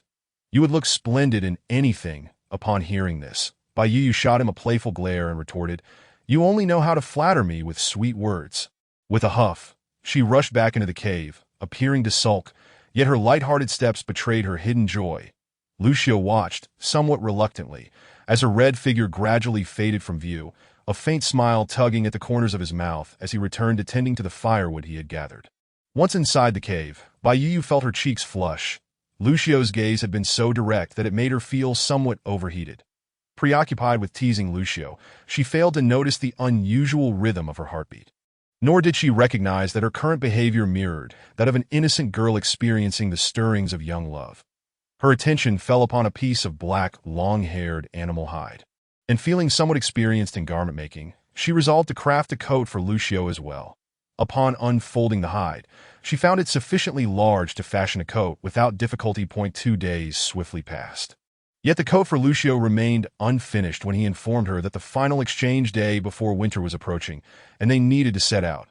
Bai Yu surveyed the food and belongings in the cave. Unease creeping in as she asked, "Lucio, are we really leaving like this? What if no one watches over the house? Won't we be robbed?" Lucio chuckled at her concern, pushing a heavy boulder to the cave entrance as he replied, "In the past, wandering beastmen have stolen from me, but I always tracked them down by scent and taught them a lesson until they dared not return." He raised his head proudly, adding, "Since then, no other wandering beastmen have dared to come to this territory." Bai Yu found his self-satisfied demeanor somewhat amusing, but pressed on with her inquiry, "What about the people from other tribes? Won't they come?" "Not at all."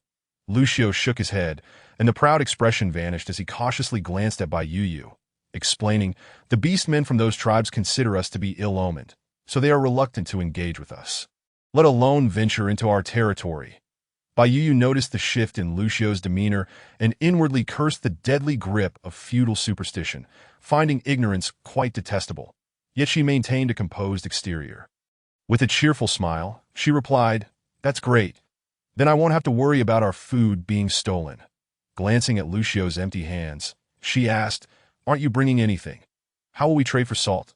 Not far from their exchange site lay a hunting ground, but it was plagued by a troublesome serpent known as the rhinoceros python, which had a penchant for attacking outsiders, deterring many beastmen from venturing there.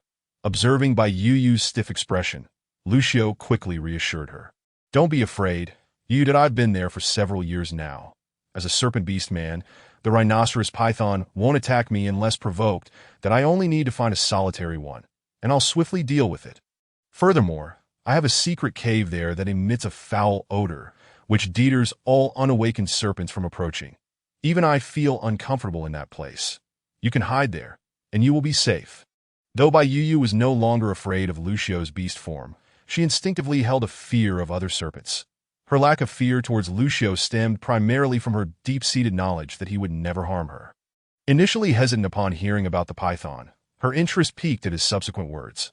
She immediately thought of sulfur, a substance known for its pest-repelling properties, usefulness in treating skin ailments, and even its reputed aphrodisiac effects. As this thought crossed her mind, she furtively glanced at Lucio, pondering, "This is information that must not be revealed to him. Males have always been particularly attuned to such matters, and I cannot be certain whether Lucio would find it intriguing." Suddenly, an unrelated question struck her. How long is the mating season for snakes? This thought caused her expression to freeze momentarily. Noticing Bai Yu's unusual reaction, Lucio assumed she was still frightened by the rhinoceros python and immediately lowered his head to her level, saying, "If you're really scared, we needn't go, that I can think of another plan." His sudden proximity jolted Bai Yu back to reality, and feeling a bit embarrassed, she blinked and replied, "No need for that. I'm quite curious to see the cave you mentioned." Bai Yu regarded the towering figure of the man before her and realized her thoughts were rather perplexing. Although Lucio was a serpent beast man, he was still human. The cave, while intimidating, was merely one serpent. It could not possibly compare to an actual snake. Moreover, was it too early for her to be contemplating such things? Was this what the girls referred to as the restlessness of adolescence? Inwardly chastising Lucio for leading her astray, she concluded it was undoubtedly his incessant chatter about mating that had sparked her wild imagination. Yes, that had to be it. Chapter 34, An Unexpected Encounter with Food Thieves. By Yu clenched her small fists. Forcing herself to banish those inappropriate thoughts as a young girl, it was shameful to dwell on such matters. Casting a reproachful glance at Lucio, she turned on her heel and walked away, leaving Lucio bewildered, unable to comprehend what he had done to provoke her. Not daring to linger, he hastily gathered the remaining salt and hurried after her, reaching her side and lifting her into his arms. "Ah!" Bai Yu gasped in surprise, exclaiming, "What are you doing? I can walk on my own." "Are you sure about that, Yu?" Lucio chuckled, holding her close as he continued walking swiftly to a your pace. "By the time we reach the exchange site, the day may already be over. My beast form is far quicker." Before Bai Yu could respond, Lucio swiftly placed the remaining salt into her hands and transformed into his beast form. The arms that had cradled her morphed into a serpent's tail. And before she could utter a word, she found herself settled atop his serpentine neck. In an instant, Bai Yu felt as if she were on a speeding train, the trees around her whizzing past, forcing her to lean against Lucio's serpentine body for stability. It wasn't fear of falling that made her cling on, but rather the fierce wind that threatened to sweep her away. Fortunately, her attire was warm enough. Otherwise, she might have succumbed to the chill. Before long, Bai Yu began to feel drowsy. Lucio, ever attentive to her needs, noticed her drooping eyelids and slowed his pace, ensuring she could rest comfortably. When Bai Yu finally awoke, she discovered herself still cradled in Lucio's arms, facing a crackling fire where a creature resembling a sheep was roasting. Feeling a bit embarrassed, Bai Yu realized she had been little more than a burden, either eating or sleeping, while Lucio tended to her every need. Unaware of her inner musings, Lucio beamed upon her awakening, exclaiming, You slept so soundly, I made quite a commotion, yet you remained undisturbed," oblivious to the stiffness in Bai Yu's demeanor. Lucio cheerfully gestured towards the roasting creature, adding, "This is a Duda beast that don't let its small size fool you. It tastes divine. I was fortunate to encounter it today. It had a leg injury, or else I might not have been able to catch it." Bai Yu, upon hearing this, quickly dismissed her earlier embarrassment, astonished as she replied, "No way. You, who are so fast, couldn't catch it. How incredibly swift must it be?" "Extremely fast." Lucio flipped the Duda beast over and remarked, "Its speed is the swiftest I have ever witnessed. Usually, one can only hear its call without catching a glimpse of its form." As he spoke, a light chuckle escaped him, and turning to Bai Yu, he continued, "The only reason I know it is delectable is due to a hunting encounter where it inadvertently trapped itself in a crevice of the mountain, allowing me to seize an unexpected windfall." Bai Yu, taken aback by such a tale, laughed and said, "It can't be that it was simply too fast and couldn't stop in time." Upon hearing this, Lucio too chuckled in response, saying perhaps that is the case. "Nonetheless, I have never heard of anyone capturing it through their own prowess. Those fortunate enough to have tasted it, like myself, either found it ensnared in a swamp or wedged between rocks, or like this one, somehow injured its own leg. It certainly lacks intelligence." He added that in no time, the aroma of the Duda beast's meat began to waft through the air, and Bai Yu gazed hungrily at the sizzling, crackling meat. Curiously, she inquired, "Why is it called the Duda beast? With such speed, shouldn't it be named something like the Gale beast?" Lucio pondered for a moment before answering uncertainly, "Perhaps it is because of its incessant calls." "Oh, I see. When can we eat it?" "It smells so good." "Soon," Lucio replied succinctly. However, his expression suddenly turned serious, and he tightened his embrace around Bai Yu's arm. Bai Yu immediately sensed the shift in Lucio's demeanor and hurriedly asked, "What is it?" "Other beastmen are approaching." Lucio said, fixing his gaze in a particular direction, seemingly waiting for something, his expression grim. Bai Yu was startled by his words. Seeing Lucio's battle-ready stance filled her with concern. After a moment's thought, she retrieved the eye mask she had made for him, and without seeking his permission, she swiftly placed it over his eyes. Lucio made no move to refuse. He barely stirred. In the next moment, 5 beast men appeared before Bai Yu, their heights and builds quite similar. The eldest appeared to be in his 40s, while the youngest seemed to be around Lucio's age, probably just over 20. Upon their arrival, their initial focus was not on Lucio and Bai Yu, but rather on the Duda beast being roasted over the fire. The youngest beast man swallowed hard, clearly drooling with desire. Once he confirmed it was indeed the Duda beast, he lifted his gaze to Lucio and Bai Yu. When his eyes landed on Bai Yu, they brightened noticeably, and his swallowing action became more pronounced. Feeling the intensity of his gaze, Bai Yu found it somewhat repulsive and immediately buried herself in Lucio's embrace. Strangely, despite Lucio occasionally looking at her with an even more blatant hunger, as if he wished to devour her, she had never felt such disgust from him. Yet at that moment, she couldn't shake the feeling that she might be bringing trouble upon Lucio. Lucio, noticing the young man's predatory gaze, tightened his hold on Bai Yu that he looked at the group, his exposed eye devoid of warmth, and coldly inquired, "Do you need something?" The young beast man, however, had no intention of speaking, as if conversing with Lucio would diminish his own worth. Instead, he gestured with his chin towards the eldest beast man, indicating that he should converse with Lucio. Receiving the cue, the elder approached Lucio without delay, stating, "I am Li Yi, and this is our lion tribe's young clan leader, Yi Shi. Our young clan leader has taken a liking to your Duda beast, and it would be wise for you to willingly surrender it. Should our young clan leader be pleased, perhaps you might receive some benefits in return." His tone was arrogant, and his demeanor dismissive, clearly not considering Lucio, the one-eyed beast man, worthy of respect. Lucio was nearly driven to laughter by the audacity, tempted to charge at them and deliver a beating. Yet, when he glanced at Bai Yu in his arms, a struggle flickered within his eyes that TO'd the group. This hesitation was interpreted as fear, further diminishing their regard for him. Chapter 35. A deadly encounter. Bai Yu, her face flushed with anger upon hearing Li Yi's words, pointed at him and exclaimed, "This is our food. Why should we give it to you? This is robbery." At that moment, Li finally noticed Bai Yu's appearance, and a glimmer of admiration flickered in his eyes. Before he could respond, the young clan leader Yi Shi suddenly spoke up, "Robbery?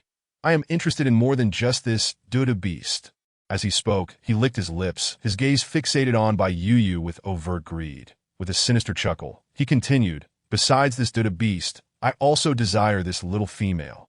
A one-eyed, disabled beast man like him does not deserve to possess such a beautiful little female."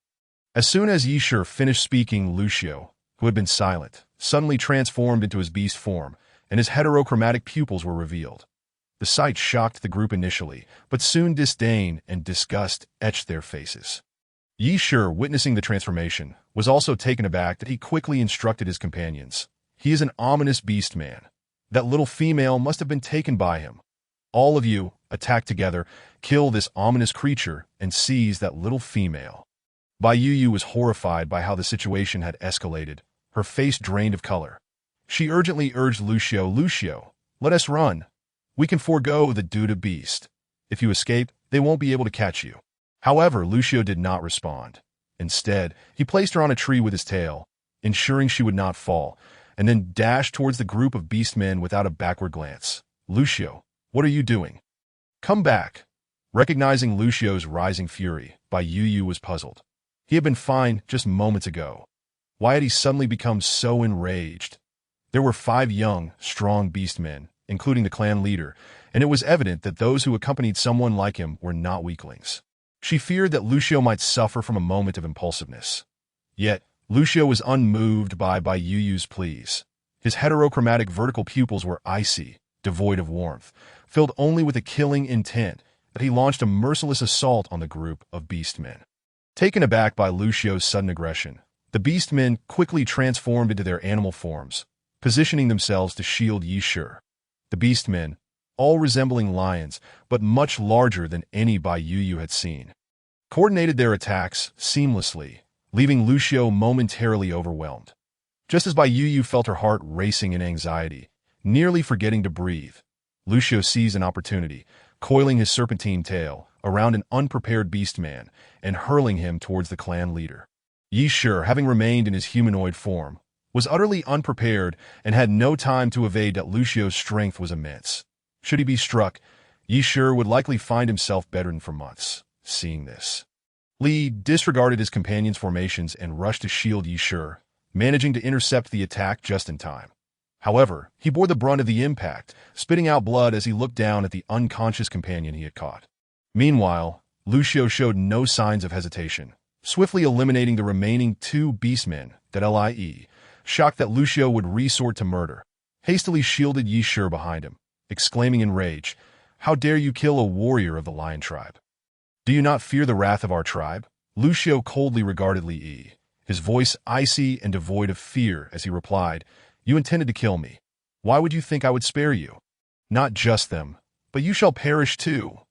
Li's expression shifted as he realized the gravity of the situation.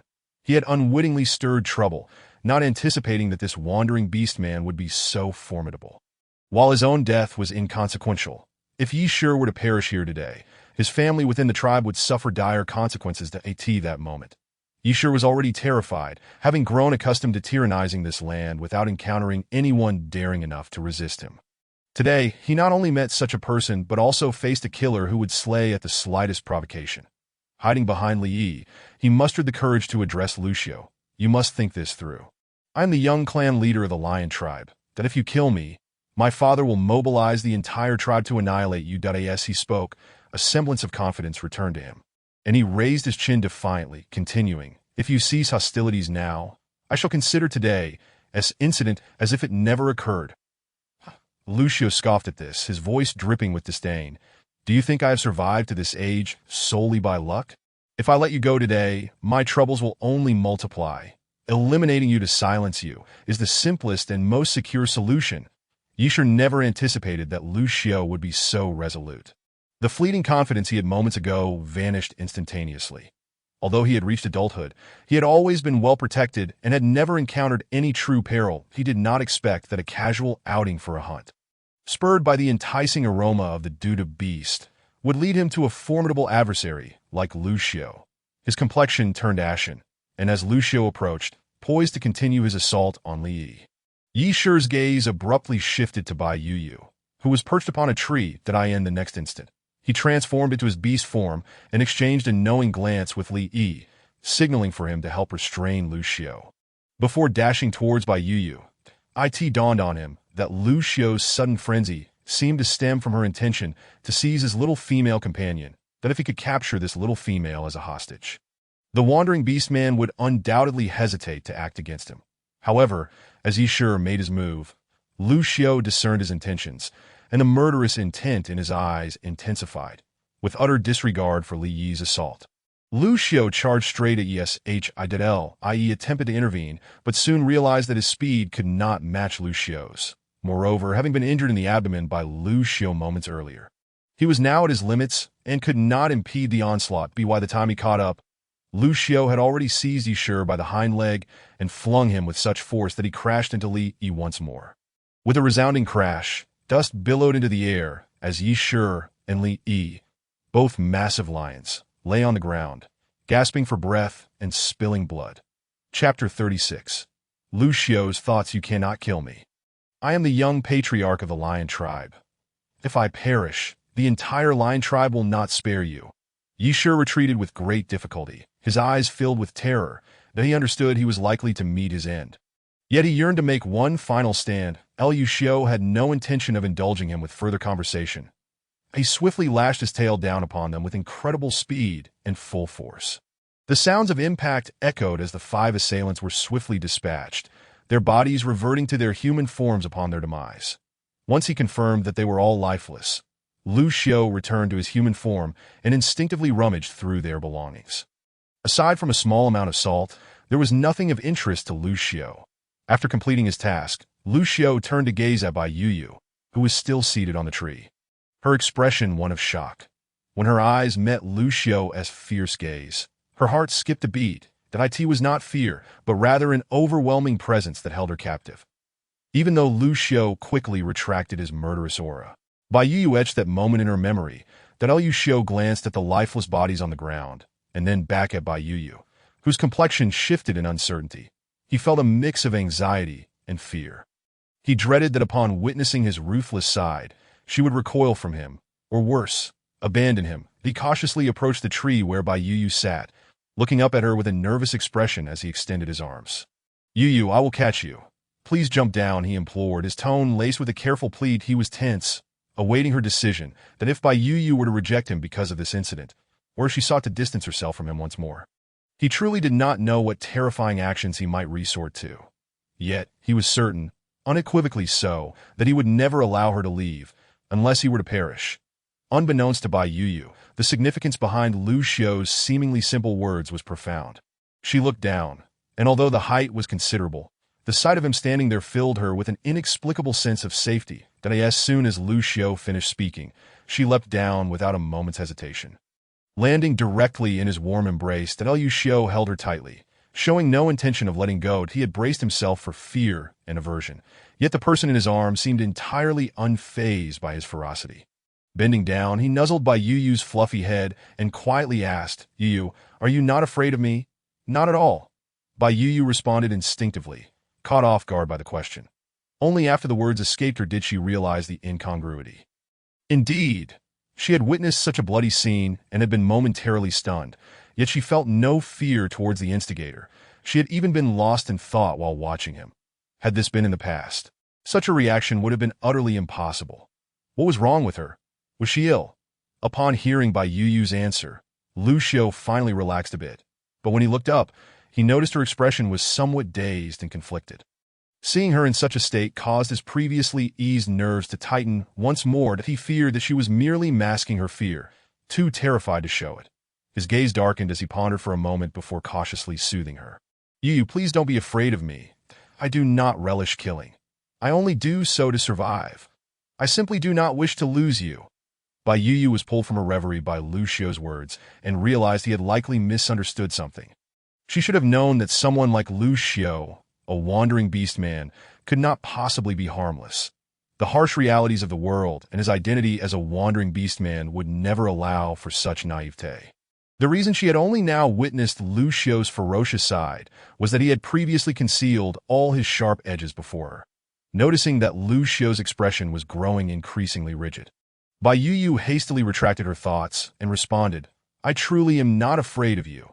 As she spoke, she seemed somewhat perplexed about how to articulate her feelings, as she herself had yet to fully comprehend them.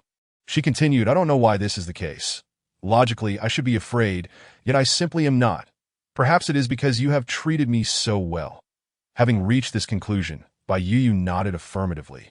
Assuring herself that she was speaking the truth, Liu Xiao had not anticipated such a response. Watching Bai Yu's earnest demeanor, he felt an itch in his hands that he clenched his fists, suppressing the urge, and, with a flicker of his eyes, sensed that this was an opportune moment to confess. Lowering his head, he adopted a guilty expression and said to Bai Yu, there is something I deceived you about. Bai Yu was baffled by the sudden shift in conversation and wondered what Lu Xiao had lied to her about. Curiosity piqued, she inquired, what is it? The last time I told you that I merely injured those who attacked me. I was lying. As he spoke, Lu Xiao surreptitiously observed Bai Yu's expression, relieved to see no sign of anger.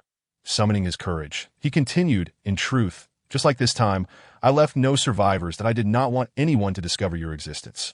I feared that someone might try to take you from me, and I was even more terrified that you would disdain my identity as a wandering beast man and prefer to live with other beast men in their tribe.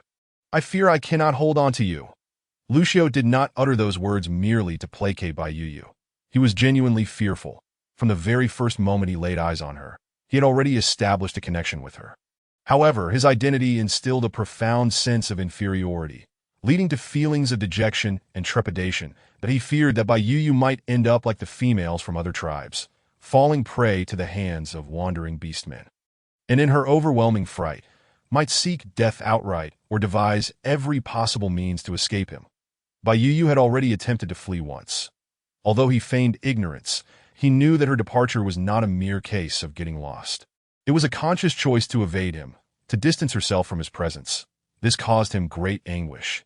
He could not comprehend why this was happening, that he had endeavored in every way to treat her well. So why did she still refuse to be with him? Just before he left, Bai Yu had gifted him a token of their bond, and no one could fathom the immense joy he felt at that moment. Nor could they grasp the depths of his sorrow when he returned to find the cave desolate and empty. He tried to convince himself that Bai Yu had simply gotten lost. But when he discovered a riverbank, saw remnants of golden fruit on the ground, and could no longer detect her scent, he realized he could no longer deceive himself. Bai Yu simply did not wish to live alongside him. A wandering beast man. Had it not been for the discovery of the chestnut shells, he believed he would have lost her forever. Initially, he contemplated forcibly claiming her upon finding her, confining her so that she could harbor no other thoughts. Yet, once he found her, those thoughts dissipated. He could neither bring himself to act nor let her go, so he resorted to feigning ignorance, pretending not to notice her desire to leave, that he hoped this would alleviate her fears, lower her defenses, and allow her to remain by his side. However, he could not continue this charade any longer. He wanted to bind them together eternally, ensuring that Bai Yu would never again entertain thoughts of departure.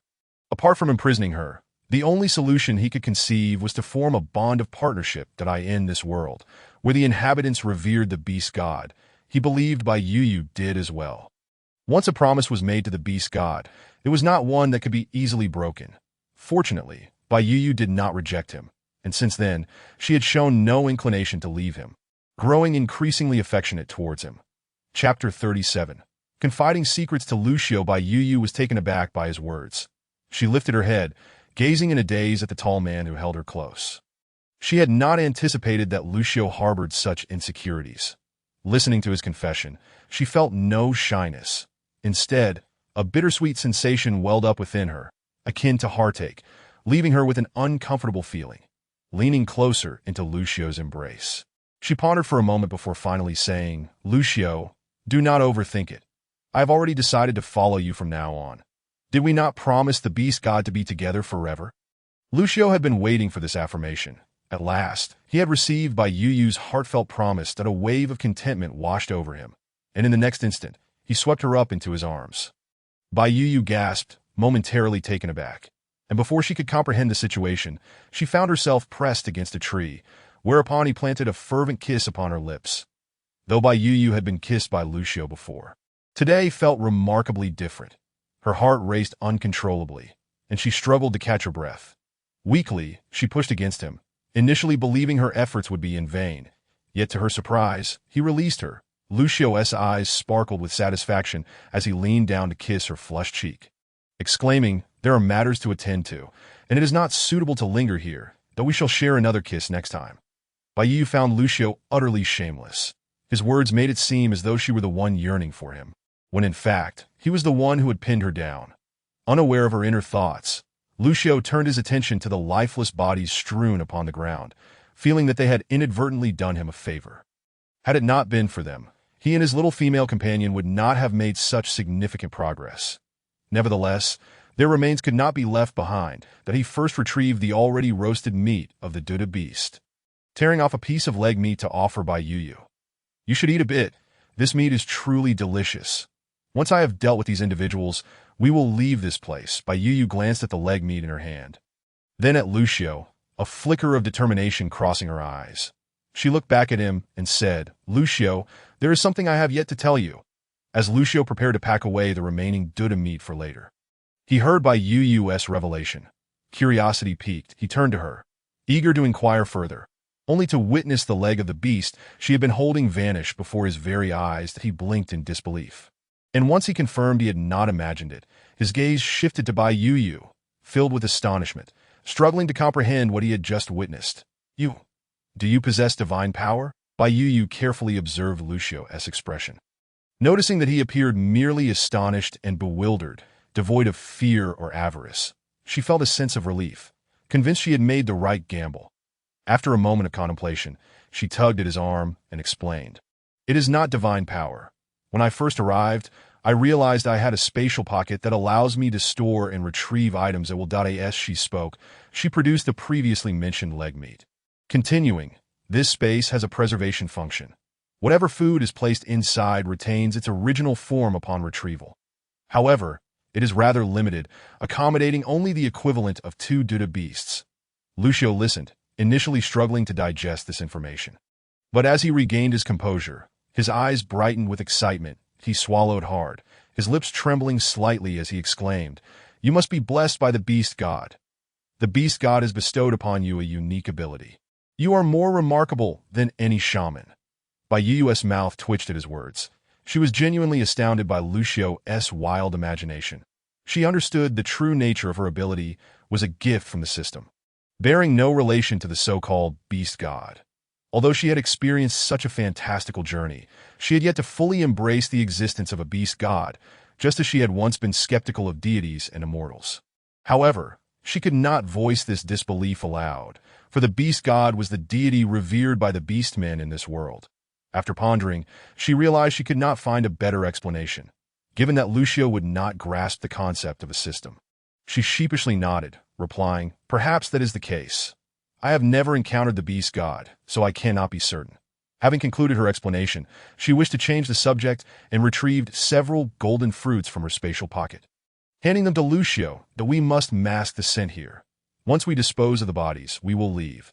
Though Lucio had already witnessed Bai Yu retrieve items seemingly out of thin air, he remained fascinated. Taking the golden fruits, he curiously touched her palm, as if eager to discover the secret of her spatial pocket.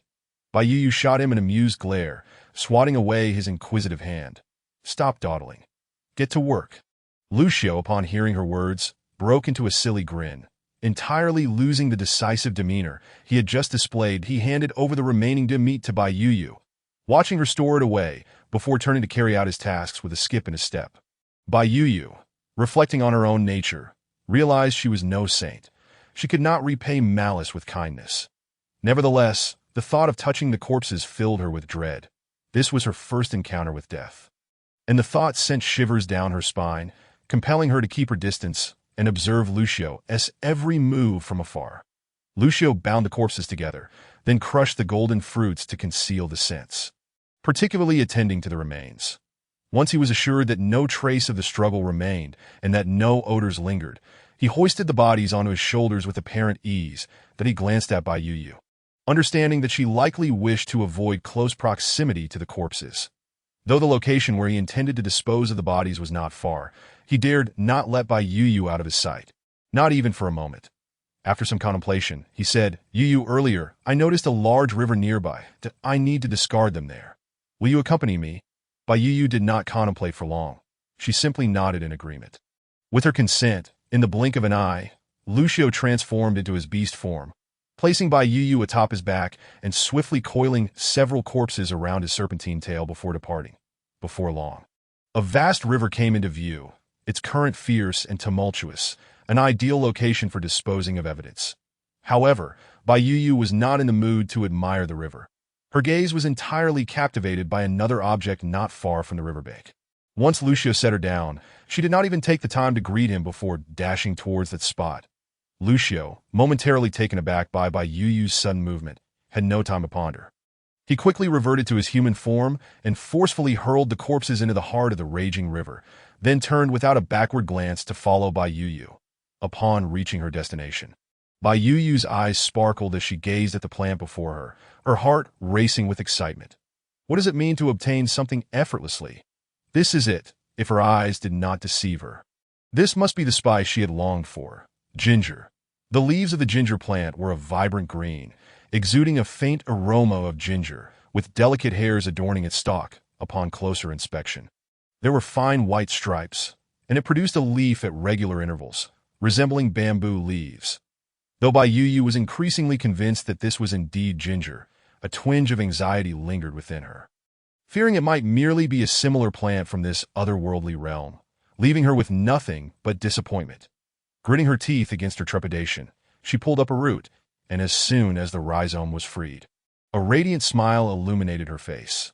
Just as she brought it close to her nose for a whiff, Lucio approached her. Upon seeing what Bai Yu held, his eyelids flickered, and he exclaimed, "Yu, what are you doing? You can't eat this dirty thing indiscriminately." Bai Yu was taken aback by his words, but as realization dawned, she burst into laughter and cheerfully explained, "I'm not going to eat it right now. I just wanted to smell it. This is a precious find. Come help me gather more. Lucio, puzzled by her enthusiasm for the unappealing root, recalled the lessons of the past and recognized her knowledge. Choosing not to question her further, but instead joined her in gathering more. Yes, they worked. He inquired Yu. What is this used for? Bai Yu grinned and replied, This is a wonderful thing. It's called ginger. An essential seasoning for cooking that can eliminate fishy odors and enhance flavor. Most importantly, during winter, it can be used to brew ginger tea to ward off the cold and prevent colds and fevers. Finding ginger brought immense joy to Bai Yu in a world devoid of medicine. This spice not only satisfied her culinary desires, but also provided a layer of assurance. Lucio, while somewhat confused by her enthusiasm, found himself sharing in her happiness. The details of her knowledge and background were less significant to him. He was merely curious about her tribe and how she had acquired such wisdom. Looking at the excited figure of Bai Yu, Lucio felt a sense of trust blossoming between them, prompting him to cautiously ask, Yu, what was your tribe like? Did everyone there know so much? After a brief pause, he mustered the courage to voice the question he dreaded the most. Do you miss your family? Bai Yu's movements faltered momentarily at this question, a flicker of sorrow passing through her eyes. But it vanished as quickly as it appeared. She raised her gaze to Lucio, offering a light-hearted smile that belied her true feelings. Lucio, in this world, you are my only family, in both this world and the one she had left behind. No one else cared for her, needed her, or thought of her. Now, all she had was Lucio. Hearing her words, Lucio's eyes widened in disbelief as he regarded Bai Yu, who was looking at him earnestly without a hint of evasion or retreat. Yu, are we family? The only family? Lucio was still apprehensive, fearing he might have misheard. Despite having undergone the bonding ceremony with Bai Yu, a lingering unease remained in his heart. He worried that she might one day forsake her promise to the beast god. As none of this had been her choice, and it stemmed from his opportunistic persuasion. Yet here was Bai Yu, declaring him to be her only family. Family, what a beautiful term, what a stirring identity. One he had never possessed. Lucio felt his eyes grow slightly dry, an unprecedented sensation of heartache creeping from within, making it difficult for him to contain himself. Observing the expression on Lucio's face, Bai Yu found him both pitiable and endearing, stirring a pang of tenderness within her. She lifted her dirty little hand and playfully patted his cheek, chiding, What kind of expression is that? Haven't we already become partners? Are you trying to back out? If you do, Before she could finish her sentence, Lucio's lips crashed onto hers fiercely, his strong hands encircling her waist, leaving her with no avenue for retreat. The intensity of his kiss was overwhelming, almost as if he sought to consume her entirely. Bai Yu found herself somewhat at a loss, her heart racing uncontrollably as if it might leap from her chest. The scent of his masculinity enveloped her, leaving her somewhat dazed, and it was only when she felt a rough, assertive hand venture to an inappropriate place that she was jolted back to reality. She swiftly grabbed the offending hand with a surge of fear in her eyes. Though she had accepted Lucio as her future partner, she was not psychologically prepared for such intimacy, and a primal instinct filled her with trepidation. Sensing her resistance, Lucio's body stiffened momentarily, the next instant. He withdrew his wayward hand, chastising himself for momentarily forgetting that his little female had not yet reached maturity. Suppressing his embarrassment, he forced a charming smile, kissing Bai Yu's slightly swollen lips and hurriedly clarifying, You, please don't be angry, I meant no harm. I just wanted to touch you, I swear. Lucio's explanation only served to deepen Bai Yu's blush, a mix of embarrassment and frustration flooding her cheeks. Just wanted to touch. Is that not the quintessential line of a scoundrel from the 21st century? What does he intend to do? Is he courting death? Bai Yu had no desire to continue this line of discussion. Her shyness made her feel ill-equipped to engage with someone so brash. She shot him an exasperated glare and retorted, You've had your fill of cheap thrills. Now get back to work. Seeing that Bai Yu was not genuinely angry, Lucio's previously taut nerves relaxed instantly. He nodded eagerly, exclaiming, All right, I'll get to work right away. You just rest and I'll finish this in no time. Bai Yu found Lucio's eagerness somewhat amusing, a hint of a smile flickering in her eyes. Yet instead of resting, she began to separate the ginger she had already harvested from its leaves. After some thought, she decided to use the system to identify it, given that this was no longer the world she once knew. The last encounter with the red mushrooms had taught her that what seemed innocuous could indeed be poisonous in this realm. Quietly invoking the identification function, she received the confirmation: soil ginger, non-toxic, can dispel wind and cold, induce sweating, warm the stomach and alleviate nausea, and soothe coughs. A wave of relief washed over her, prompting her to quicken her pace. In this place, the amount of ginger was not particularly abundant, totaling only around 30 pounds.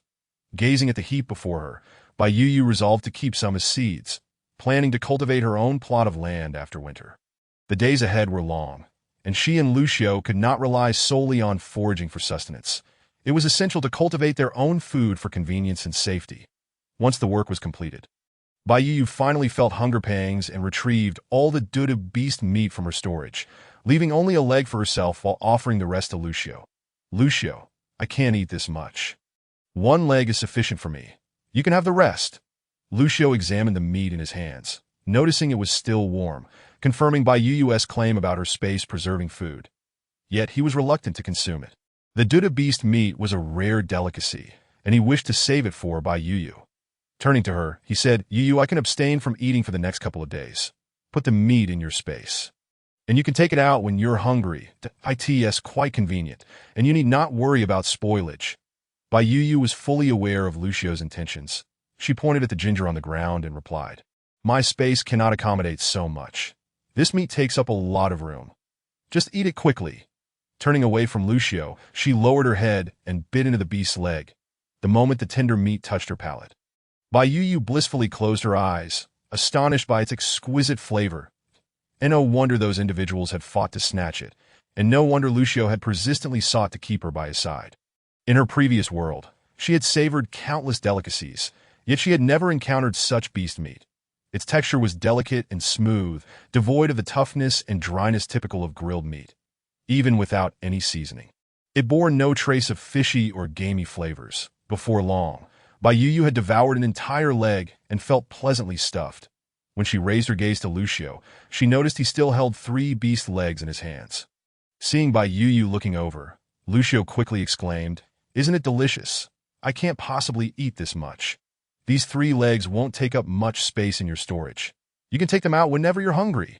Bai Yu refrained from uttering any further refusals, accepting the beast legs and placing them into her storage, feeling a twinge of emotion in her nose.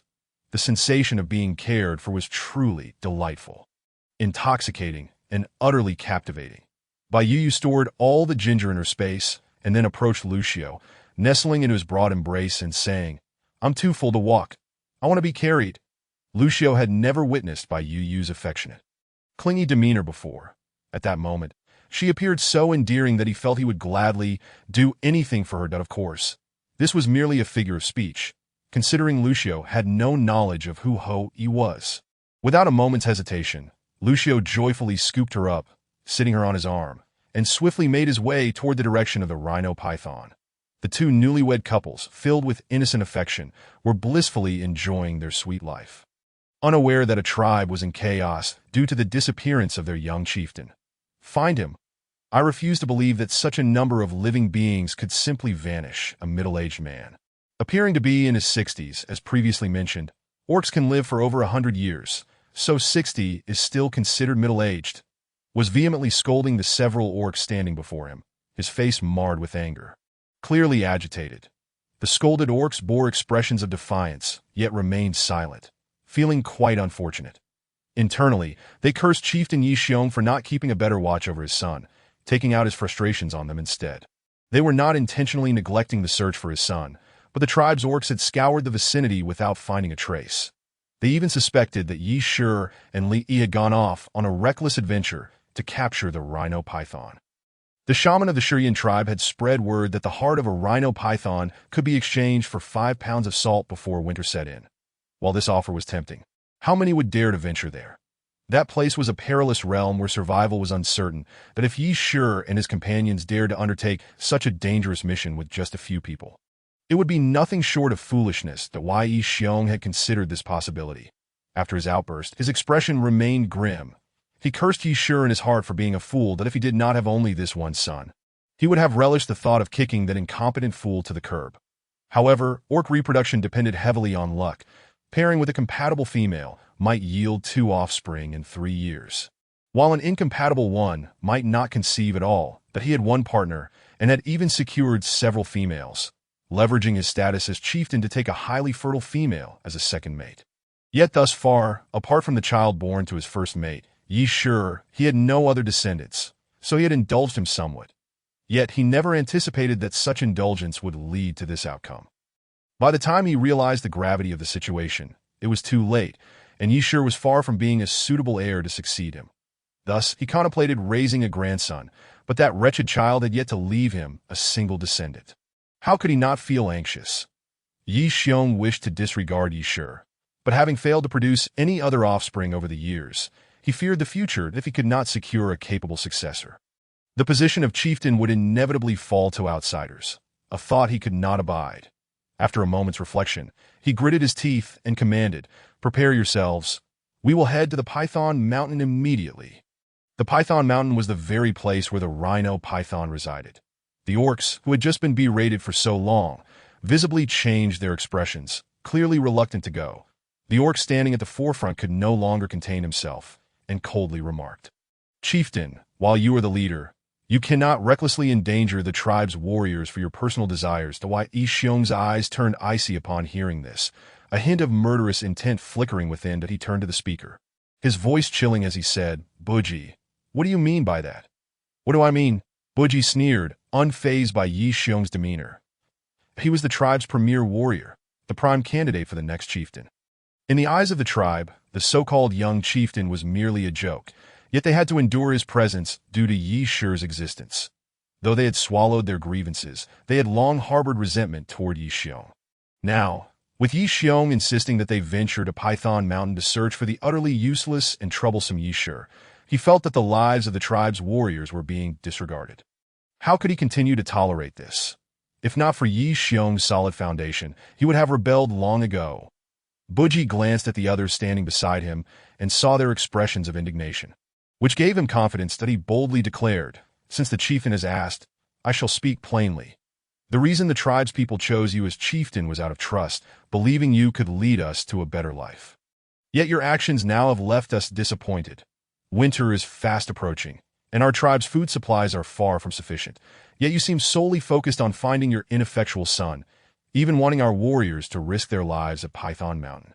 This is deeply disappointing to us." Chapter 40. Found the sulfur. Yi Xiong had long been aware that some of the younger tribe members had begun to grow discontented with him, and he knew the primary reason behind it. However, people are inherently selfish. He had only one son, and naturally, he favored him.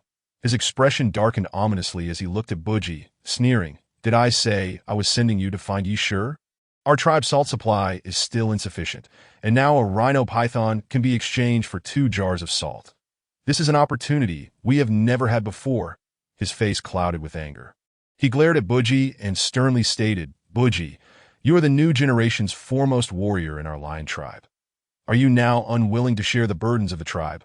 With that heavy accusation, Buji was momentarily stunned, caught off guard by Yi Xiong's shamelessness. He had not anticipated that Yi Xiong would twist such grandiose reasoning for his own selfish desires. Yet he could not refute him. Within the tribe, when the chieftain issued a task beneficial to the tribe, the warriors could not refuse. Refusal could lead to expulsion, a hard and fast rule among all tribes that to resist. One would need to topple the chieftain. But with his current standing, that was simply impossible. Buji exchanged glances with the other young orcs beside him, and in the end, clenched his teeth and lowered his head, replying, "Chieftain, you worry too much. I was merely mistaken for a moment. Whatever benefits the tribe, we, as its warriors, will surely strive to fulfill." Upon hearing this, Yi Xiong's expression did not improve much. He snorted coldly, "It is best to keep it that way." He then turned to a middle-aged orc beside him and instructed, "Ali, you will lead the team to join them. You know what precautions to take. I need not elaborate." That Ali's eyes flickered momentarily before he nodded, saying, "Rest assured, chieftain, I understand." He then turned to Buji and the others, saying, "Go back and prepare. We will gather at the tribe's exit shortly." Buji's face darkened, yet he had not matured enough to confront the older warriors, who were still in their prime. Eventually, he could only grit his teeth, nod and leave with his companions. Buji, The chieftain clearly does not regard the lives of our brothers as important. Let us break away from the tribe. One of the orcs expressed his desire to leave the tribe as they walked a short distance. Buji frowned at the words, his gaze turning stern as he reprimanded. We are all born of the tribe's shared wives and raised by the tribe.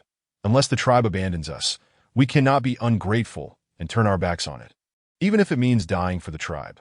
But the current chieftain— Enough, Buji interjected, cutting off the speaker. While the current chieftain may be somewhat foolish, he has not done anything excessively outrageous that Dio not bring this up again.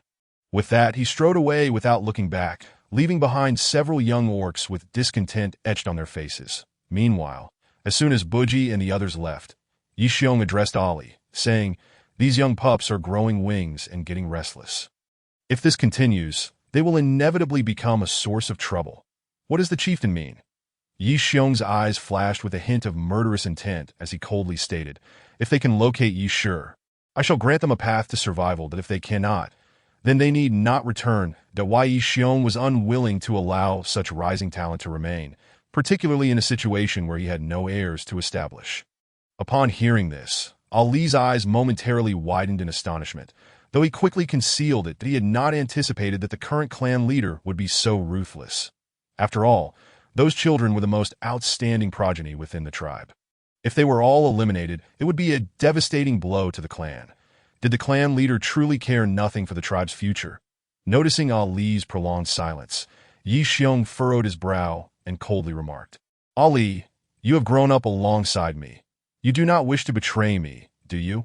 At this, Ali stiffened, lowering his head with a glimmer of disappointment in his eyes. Finally, he meekly replied, Rest assured. Clan leader, Ali knows what must be done. After saying this, he wished to leave the place, performing a warrior's salute before turning to depart. Meanwhile, Bai Yuyu and Lucio had arrived at Mongshan Mountain. Lucio pointed towards a small crevice obscured by a large rock and said to Bai Yuyu, Yu, this is the cave I mentioned. Although it is somewhat small, it is quite secluded. There are no insects or the like inside. It is very safe. Without needing Lucio's prompting, Bai Yuyu could already sense they had reached their destination. Upon arrival, she was met with a strong stench of sulfur. She patted Lucio's arm, signaling him to set her down, and then exclaimed, Lucio, quickly move the rock aside. I want to take a look inside. Naturally, Lucio would not refuse. The entrance to the cave appeared quite small, yet the interior was surprisingly spacious. However, this was not what captivated Bai Yuyu's attention. As soon as she stepped inside, the acrid scent of sulfur assaulted her senses, and she immediately spotted a vast expanse of solid yellow sulfur. Bai Yuyu's eyes lit up as she retrieved a leather pouch she had secretly stashed away. Turning to Lucio and saying, Lucio, hurry and gather some of this to store. Lucio, clearly disdainful of the sulfur, had appeared somewhat lethargic since entering the cave, his demeanor lacking vitality. Now, with Bai Yuyu expressing a desire to collect this substance, he assumed she intended to take it with her. Given that her previous displays of excitement had stemmed from discovering food, Lucio was concerned that she might want to consume this as well. He hesitated, pursing his lips, his gaze toward Bai Yuyu filled with a pleading expression as he cautiously suggested, Yu, can we perhaps refrain from eating this? Bai Yuyu was momentarily taken aback by his words. But upon understanding what Lucio meant, she burst into laughter. The more she saw Lucio's pitiful expression, the more she found it amusing. How could she forget that Lucio was a serpent-like beast man, while he would not fear the sulfur? He would likely have an instinctive aversion to it.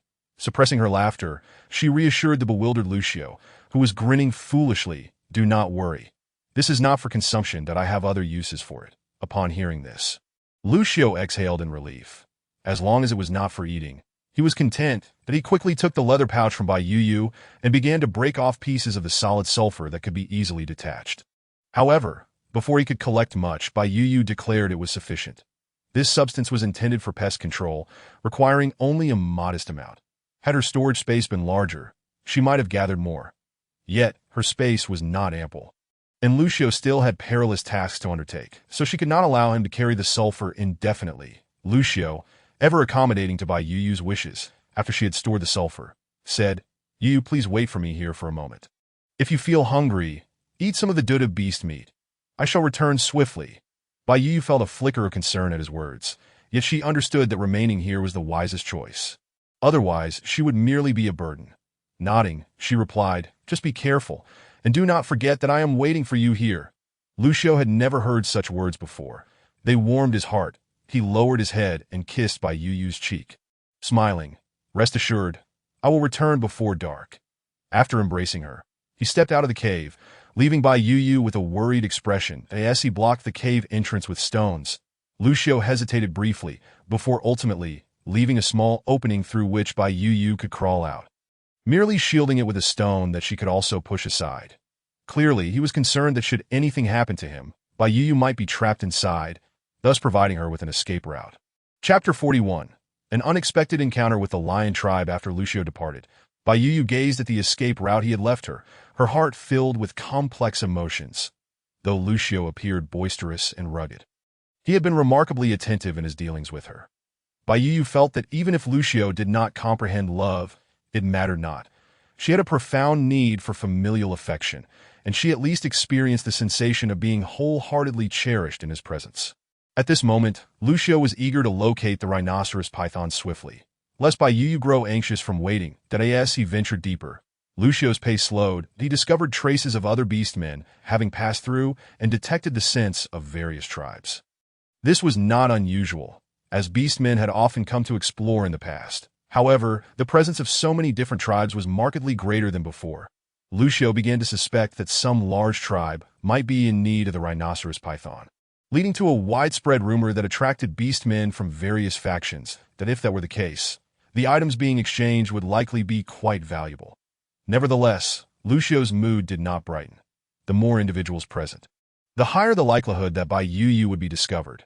Even though the location offered significant limitations to the sense of smell for beastmen, should they encounter members of the hyena tribe, it was possible they might uncover Bai Yu's presence. The more he pondered, the more agitated he became, prompting him to turn back toward Bai Yu. Just then, a massive rhinoceros python appeared before him. Lucio narrowed his eyes, contemplating the dwindling supply of salt, and resisted the urge to flee, focusing instead on a swift resolution. In the next moment, he transformed into his beast form and charged at the python.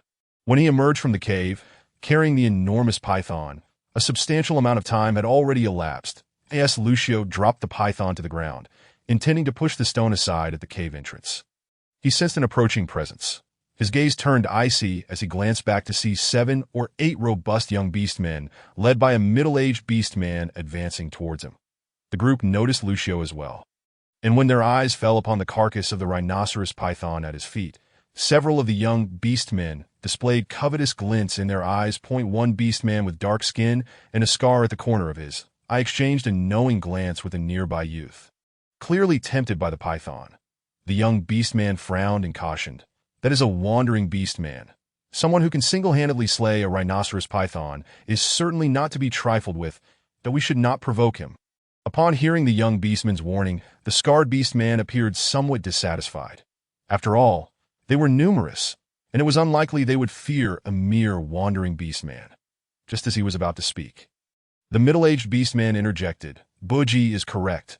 Haizi, you ought to learn from Buji. Think carefully before acting. Although we are many, we cannot guarantee our safe return. That if this wandering beastman fights back, it would be unwise for you and your companions to perish together." Haizi, having heard this, pouted but said nothing further. The group comprised a few members from the lion tribe. Buji scrutinized Lucio for a moment before raising his voice. "Hey there, would you be willing to trade your rhinoceros python?" Lucio narrowed his eyes at this proposition. Maintaining his vigilance, he quickly discerned that these individuals belonged to the same tribe as Yi Shi, leading him to question their true intentions. That he stepped onto the python's corpse, his expression nonchalant as he inquired, "What do you intend to offer in exchange?" After pondering briefly, Buji answered, "Our lion tribe is willing to trade 3 saber-toothed tigers for your rhinoceros python. What do you think?" Upon hearing this, Lucio's eyes glimmered with interest as he regarded Buji with newfound contemplation. Historically, one saber-toothed tiger could fetch nearly half a jar of salt, while a rhinoceros python was only worth about a jar and a half. Yet this individual was willing to offer 3 in exchange. Lucio was no simpleton who merely relied on brute strength. He needed only to consider the unusual circumstances surrounding Mongshan Mountain and Buji's unusually generous offer to surmise that someone outside must be offering a high price for the rhinoceros python. A smirk crossed his lips as he retorted, "Do you take me for a fool? The current value of a rhinoceros python far exceeds that." Buji, misinterpreting Lucio's words, assumed he was aware of the situation outside but remained undeterred. "Do not be upset. I'm not trying to shortchange you, that a wandering beast man. You would not require much salt. Hunting is merely a means to store food for the winter, is it not? When you wander outside, you are typically offered half the value. This is still a fair deal." Upon hearing these words, Lucio did not feel anger, for Buji had spoken the truth. However, he was not alone. He was in dire need of salt. He shook his head resolutely and replied, "No trade." Just as Lucio's words fell, before Buji could respond, the orc named Heizi could no longer contain himself and exclaimed with disdain, "You, a wandering orc, are so ungrateful. Our lion tribe has shown mercy by not seizing your belongings, and yet you remain so uncooperative. If you anger us, do you believe we won't take it by force?" Hearing this, Lucio's expression darkened as he coldly regarded the members of the lion tribe, showing no sign of retreat. He replied icily, "You may attempt it. Go ahead, I fear you not," as Heizi moved to advance. He was abruptly pulled back by Buji, who sternly admonished, "Heizi, hold your ground." Turning to Lucio, he offered an apologetic smile and said, "Please do not misunderstand. My brother is rather impetuous, since you are unwilling to trade. We shall take our leave." With that, he grasped the still disgruntled Heizi by one hand and gestured for the others to follow him as they departed. Ali, noticing that these individuals disregarded him as their leader, felt no anger. He understood that, due to Yi Xiong, they had lost the respect they once held for him. With a sigh, he pondered and then asked Lucio, "Young brother, have you encountered any of our kin here in Mongshan?" Upon hearing this, Lucio's gaze faltered. Although he did not comprehend why these individuals had come to seek someone here, he understood that if he revealed even the slightest hint, trouble would soon follow. He despised trouble above all else. Casting a blank stare at Ali, he replied nonchalantly, "Just arrived, have not seen anyone else." Ali observed Lucio's reaction closely. Finding nothing amiss, he nodded and turned to follow Buji and the others. At that moment, Heizi continued to complain to Buji, that wandering orc is just one person. Why should we fear him? If we seize his rhinoceros python, we need not venture deeper into Mongshan. Seeing that Heizi remained disgruntled, Buji scanned the others and noted their similar expressions of dissatisfaction, but he sighed and said, "Do you not sense the fierce aura surrounding him? It is forged through years of relentless combat. The mere fact that he can single-handedly hunt down a rhinoceros python speaks volumes. If you deem it dangerous to hunt a rhinoceros python, why would you think you could contend with an orc capable of doing so alone?" Upon hearing Buji's words, the others immediately wilted, closing their mouths in silence. They failed to notice that Ali had hardly spoken throughout, appearing more like a conflicted figure rather than a commanding leader. The observant Buji had already picked up on this but chose not to inquire further, occasionally glancing at Ali out of the corner of his eye. Once he confirmed that the group had moved far enough away, Lucio turned towards the cave entrance. As he pushed aside the stone, he was met with the sight of Bai Yu standing before him, evidently having been waiting for a while. The moment the cave entrance swung open, Bai Yu leaped into Lucio's embrace. Chapter 42. In exchange for 5 pounds of salt, Bai Yu had been peeking through a small crack to observe the happenings outside. Upon realizing that those individuals belonged to the lion tribe, she felt an overwhelming sense of dread, particularly when hearing Ali inquire about their kin. Her little heart raced so rapidly that she thought it might burst. Now that those individuals had finally departed, she let out a sigh of relief, though remnants of fear lingered. Clinging to Lucio, she sought reassurance and said plaintively, "Lucio, were those people here looking for that young clan leader?" "I was nearly scared to death." The sensation of being embraced was delightful, and Lucio tightened his hold on her. He simply chuckled in response, offering comfort. "What is there to fear, Yu? I am here." Bai Yu shot Lucio a glare and retorted playfully, "Though you are formidable, you are not invincible."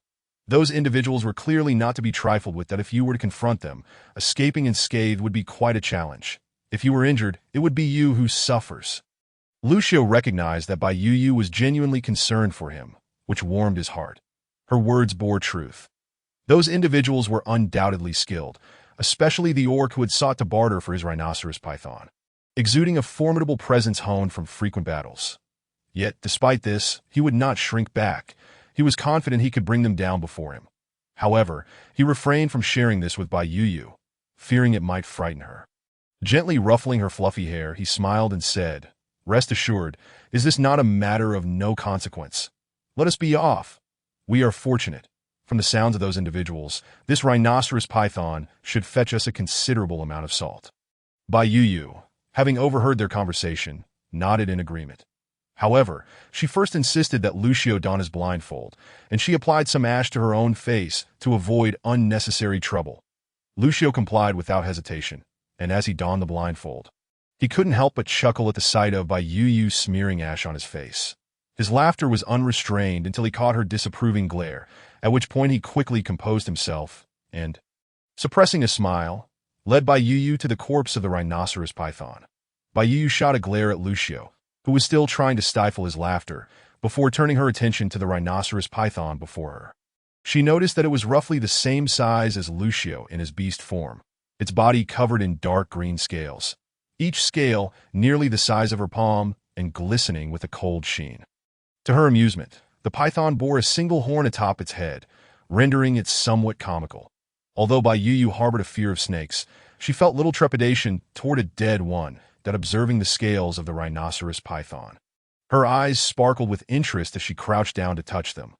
They were cold yet remarkably sturdy, precisely the kind of material she sought. Raising her gaze to Lucio, her eyes brightening, she inquired, "Lucio, may I take a few scales from the python? I want the hardest ones. Why not?" Lucio responded, striding over to the python's vital point and forcefully plucking several scales, which he presented to Bai Yu. "What do you need these for?" Bai Yu scraped her fingers along the edge of a scale and smiled. "Stone knives are utterly useless. If I polish these, they should cut meat far more efficiently than a stone knife." Lucio, upon hearing this, took a scale and examined it closely, deeming her idea plausible. The primary reason the rhinoceros python was so challenging to deal with was due to its exceptionally hard scales, which made breaching its defenses a formidable task. Especially at its vital point, the scales were as hard as iron, nearly impossible to pierce. Handing the scales to Bai Yu, Lucio praised, "Yu, you are indeed clever. Whatever comes into your possession is bound to be put to better use." Bai Yu felt her cheeks flush from the compliment, yet a sense of pride swelled within her, storing the scales within her space. She turned to Lucio and said, "All right, enough flattery. Let us finish what we need to do and head home." Upon hearing the word home, a spark ignited in Lucio's eyes. With one arm, he scooped Bai Yu up, while his other hand grasped the python's tail, hastily making his way toward the exchange location. Fortunately, Lucio's speed was commendable, and they arrived at the exchange site before nightfall. Lucio and Bai Yu appeared at the exchange site. They drew the attention of numerous orcs that it was not surprising. Their pairing was rather unconventional. Rarely did orcs bring their females along, and here was Lucio, a one-eyed orc, accompanied by a female, while dragging a massive rhinoceros python behind him. The sight was undeniably peculiar. Bai Yu curiously surveyed the so-called exchange site, realizing it was entirely different from her expectations. There were no proper stalls. Items for trade were simply tossed onto the ground, awaiting potential barterers. Those with slightly better offerings would split a tree in half, polish it a bit, and place it on the ground as a makeshift stall. Disheartened by the sight, Bai Yu felt a wave of anxiety wash over her as she sensed many eyes scrutinizing them. She tugged at Lucio's arm and asked, "Lucio, why are those people staring at us?" Understanding their gaze, Lucio offered a reassuring smile, saying, "There is nothing to fear. Various tribes maintain order at the exchange site each year. No one would dare to rob us." Bai Yu felt somewhat relieved by his words that moment. Two orcs approached Lucio, and Bai Yu one of them scrutinized Lucio for a moment before handing him a leather pouch and declaring, "We are from the Shurian tribe. Since you have brought the rhinoceros python, these 2 jars of salt are yours." Upon hearing this, Lucio's eyes glimmered with understanding, and without a moment's hesitation, he directly took the salt and handed over the rhinoceros python to the members of the Shurian tribe. Not uttering a single word throughout the exchange, the Shurian tribe members seized the rhinoceros python and dragged it away, unperturbed by any potential friction caused by its hard scales. Bai Yu, watching them complete the transaction, gazed up at Lucio, Her eyes filled with confusion, but her Yushio found her bewilderment endearing and affectionately ruffled her hair. Chuckling softly, the Shurian tribe must be purchasing rhinoceros pythons at a high price. Which is why some people are rushing to Mang Mountain. After all, that is worth 2 jars of salt. Bai Yu still couldn't grasp the significance, pondering, but it's just 2 jars of salt? Isn't it? It looks to be only about 5 pounds. Is it really worth risking one's life? Little did Bai Yu know how precious salt was in this world. Typically, a household in a tribe would receive no more than half a pound of salt in a winter season. And that was during relatively good years that in times of disaster, the entire tribe might not even have a few pounds of salt to replenish their salt intake. They would have to wait for the chief to organize the tribe members to mix salt with water, allowing each person to have just a few sips. Chapter 43. Swapping for chili, Ru Shio led Bai Yu to a more secluded area and instructed her to store the salt in her space. He then inquired, "Yu, would you like to take a stroll? If you spot anything you fancy, I can hunt something for you to trade." Naturally, Bai Yu was eager to wander, yet she hesitated to let Ru Shio return to Mang Mountain, fearing another encounter with the lion tribe. After some contemplation, she took out some carrots from her space and suggested to Ru Shio, "These carrots are somewhat of a novelty here. Perhaps I could trade them for something unique." Upon hearing this, Ru Shio no longer pressed the matter and accepted the bag containing the carrots. Guiding Bai Yu back into the trading area, as they walked, Bai Yu observed that the items people were using for trade were quite monotonous. Most were merely furs from beasts or entire wild animals, with occasional wooden or stone artifacts. The items appeared rather crude, failing to capture Bai Yu's interest. After walking a bit further, Bai Yu abruptly halted. Her gaze fixated on a particular direction that her Yushio followed her line of sight and beheld what had caught her attention. Assuming she was unaware of the significance, he explained, "That area is designated for selling female or slaves. Sometimes tribes engage in wars over interests, and the surviving orcs from the defeated tribe meet such a fate." Bai Yu, without needing Ru Shio's explanation, was acutely aware of the situation, having nearly become one of them herself. Witnessing the females bound together by a vine, treated like mere goods for selection, a flicker of dread crossed her eyes. She had come so perilously close, just a hair's breadth away from being among them. Although she felt sympathy for their plight, her limited abilities rendered her powerless to assist them. With a sigh, she shook her head and grasped Ru Shio's hand, saying, "Let us change direction and explore the other side." Ru Shio, of course, did not refuse and led Bai Yu away from that spot. After some time, Bai Yu spotted a booth selling floral wreaths. From a distance, the vibrant colors of the stall stood in stark contrast to the others. "Ru Shio, what is that?" she asked. Her Yushio lifted his gaze and smiled. "Those are trinkets crafted by female orcs, meant for trading food that people actually trade for them." Bai Yu found it strange, as those flowers were ubiquitous, and she could easily make various wreaths herself. Indeed, some male orcs exchange these small items to win favor with females, Ru Shio explained. Bai Yu found this amusing. It seemed that no matter the era or realm, the courtship methods of male beings remained remarkably consistent. As they approached the stall, a middle-aged female orc beamed at Bai Yu's arrival, greeting her with a smile. What would this little female like to trade for? "Just browsing." Bai Yu awkwardly smiled, still unaccustomed to being addressed as little female. She began to examine the colorful items. After a brief survey, finding nothing particularly special, she was about to pull Ru Shio away when a string of red items caught her eye. Her eyes lit up as she pointed to the red objects hanging at the back, saying, "Could you bring that over for me to see?" The middle-aged female orc glanced in the direction of Bai Yu's finger and replied with a smile. "Of course." She turned to fetch the red items, grinning. "You have a good eye, little female. This is a newly discovered item, vividly red and quite appealing, something we haven't had before." Bai Yu took the string of red items and, as she examined them, her eyes sparkled even more. Bringing it to her nose, she inhaled deeply and couldn't help but sneeze. The middle-aged female orc chuckled at this, remarking, "While it is indeed beautiful, it's a pity it lacks the fragrance of fresh flowers, instead possessing a somewhat pungent scent." Bai Yu, however, felt no regret upon hearing this. If her eyes did not deceive her, these were the chili peppers she had longed for. Without a moment's hesitation, she mentally invoked the identification. Bending moon pepper, non-toxic and edible. Note: excessive consumption may lead to internal heat and abdominal pain. Overjoyed by the result, Bai Yu smiled at the middle-aged female orc and asked, "How many of these do you have?" "We have a few strings left." The middle-aged female orc rummaged through a bag and produced 4 or 5 strings, handing them to Bai Yu and stating, "If you want all of these, you can trade them for 2 pounds of beast meat." Bai Yu felt a bit embarrassed at this. Indeed, 2 pounds of meat was not much, but she only had the meat from the Duda beast, which was already cooked, and she was reluctant to part with it. With an awkward smile directed at the middle-aged female orc, she retrieved the bag of carrots from Rushio's hands, saying, "We've already traded all our meat. But I have something else edible that tastes wonderful. I guarantee you Haven Tea tried it before. It can be eaten raw or cooked. Just give it a taste." As she spoke, Bai Yu broke off a bit of the carrot tip and offered it to the middle-aged female orc. Intrigued, the middle-aged female orc took a small bite, and upon experiencing the hint of sweetness, her eyes brightened. She quickly devoured the entire piece, crunching loudly. "How about it? Will you trade?" "Absolutely." The middle-aged female orc, seemingly anxious that Bai Yu might change her mind, quickly added 7 of these, 7 of this fruit, and I'll give you all these red strings. Bai Yu was taken aback that carrots could be considered a fruit, finding it amusing but choosing not to clarify.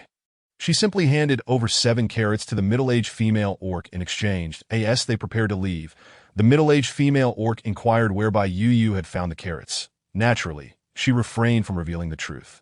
Not out of selfishness, but because that location was too close to her and Rushio's home. She concocted a casual excuse to send the orc on her way, happily departing with her string of chili peppers alongside Rushio. Seeing Bai Yu's delight, Rushio felt a surge of happiness himself.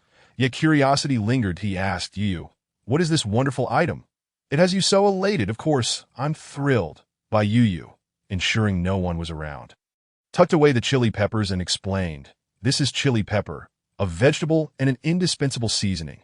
Rushio accepted her words with trust, but remained inquisitive about its flavor. Before he could inquire further, Bai Yu continued, "However, there are only these few. I can only let you taste a bit, as the rest must be saved for seeds." Rushio was left in a state of bewilderment, yet he grasped that he would only be allowed a mere taste. Chapter 44. Encountering highwaymen. Bai Yu and Rushio meandered about casually, trading more carrots with other females for some fruits and wild vegetables, but they found nothing further edible. Moreover, Bai Yu had exhausted her supply of carrots. And even if she wished to trade, she had nothing left to offer.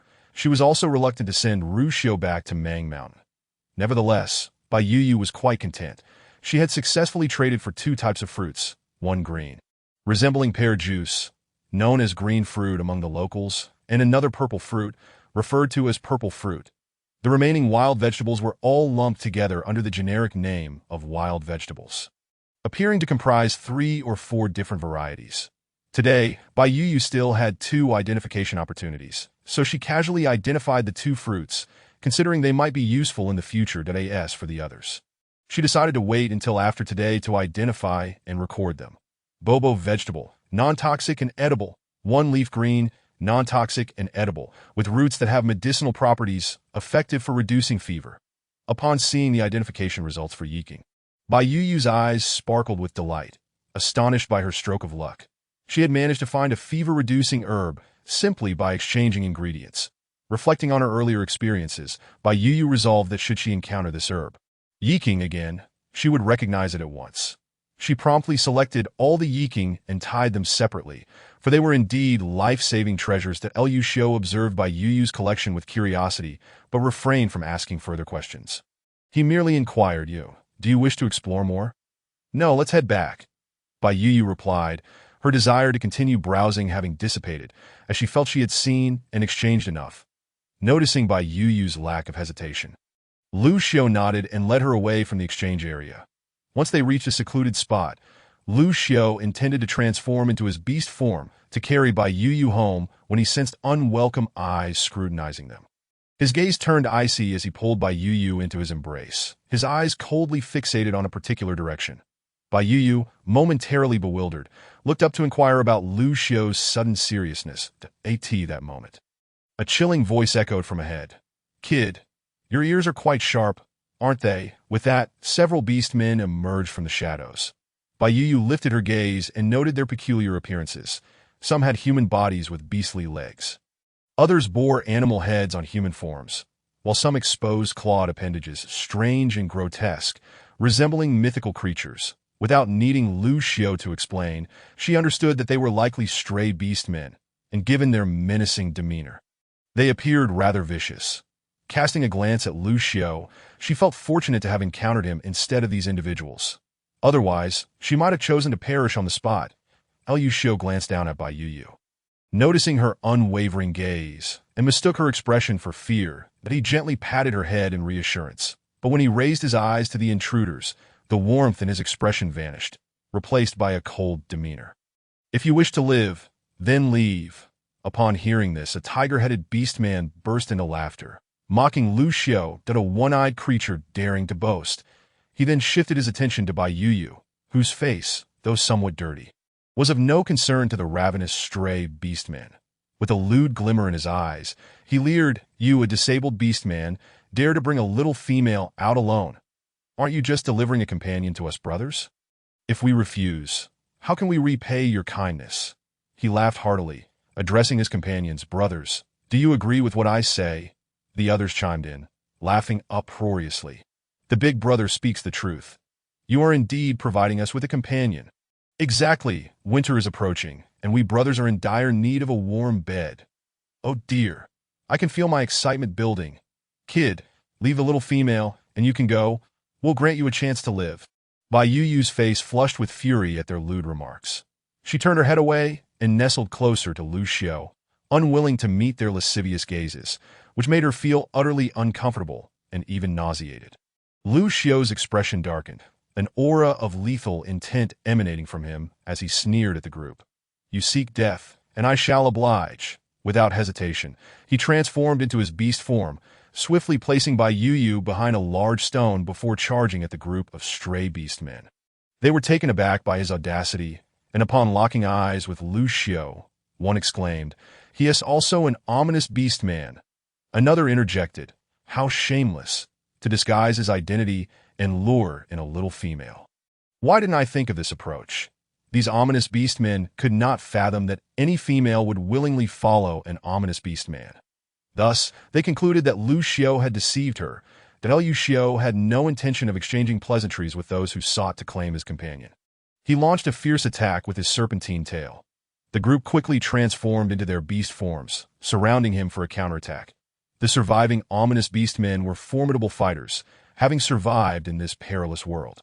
Initially, they managed to inflict minor injuries on Lu Xiao, but as the battle progressed, their anxiety grew to Liu Xiao's stamina was relentless. While they began to tire, Lu Xiao seemed to thrive, growing increasingly powerful. Realizing they had bitten off more than they could chew, they hesitated, reluctant to let go of the opportunity to seize a lone female. The so-called leader of the ominous beastmen, a flicker of fear in his eyes, proposed, "Brothers, we are all ominous beastmen. Why must we slay each other? Join us, and we shall share the little female." To Liu Xiao, taken aback by the audacity of their proposal even as they faced imminent defeat, found their bravery commendable, yet infuriating, but he had no intention of engaging in further dialogue. Intensifying his attacks while disregarding his own minor wounds, eager to dispatch them swiftly and return to Bai Yuyu. Before long, a wolf-like beastman fell victim to Lu Xiao's assault, struck down in an instant. The remaining ominous beastmen were paralyzed with fear, and the leader pleaded, "Brother, we acknowledge our folly. Withdraw, and we shall leave at once, vowing to avoid conflict in the future." "What do you say? Withdraw," Lu Xiao scoffed, disdain evident in his voice, "that I offered you a chance. Yet you insisted on courting death. How could I deny you this fate?" With that, he lost interest in prolonging the confrontation, wishing to avoid attracting other beastmen, and aimed for a swift resolution. The remaining adversaries begged for mercy, but Lu Xiao showed no signs of relent, continuing his assault until they all lay incapacitated.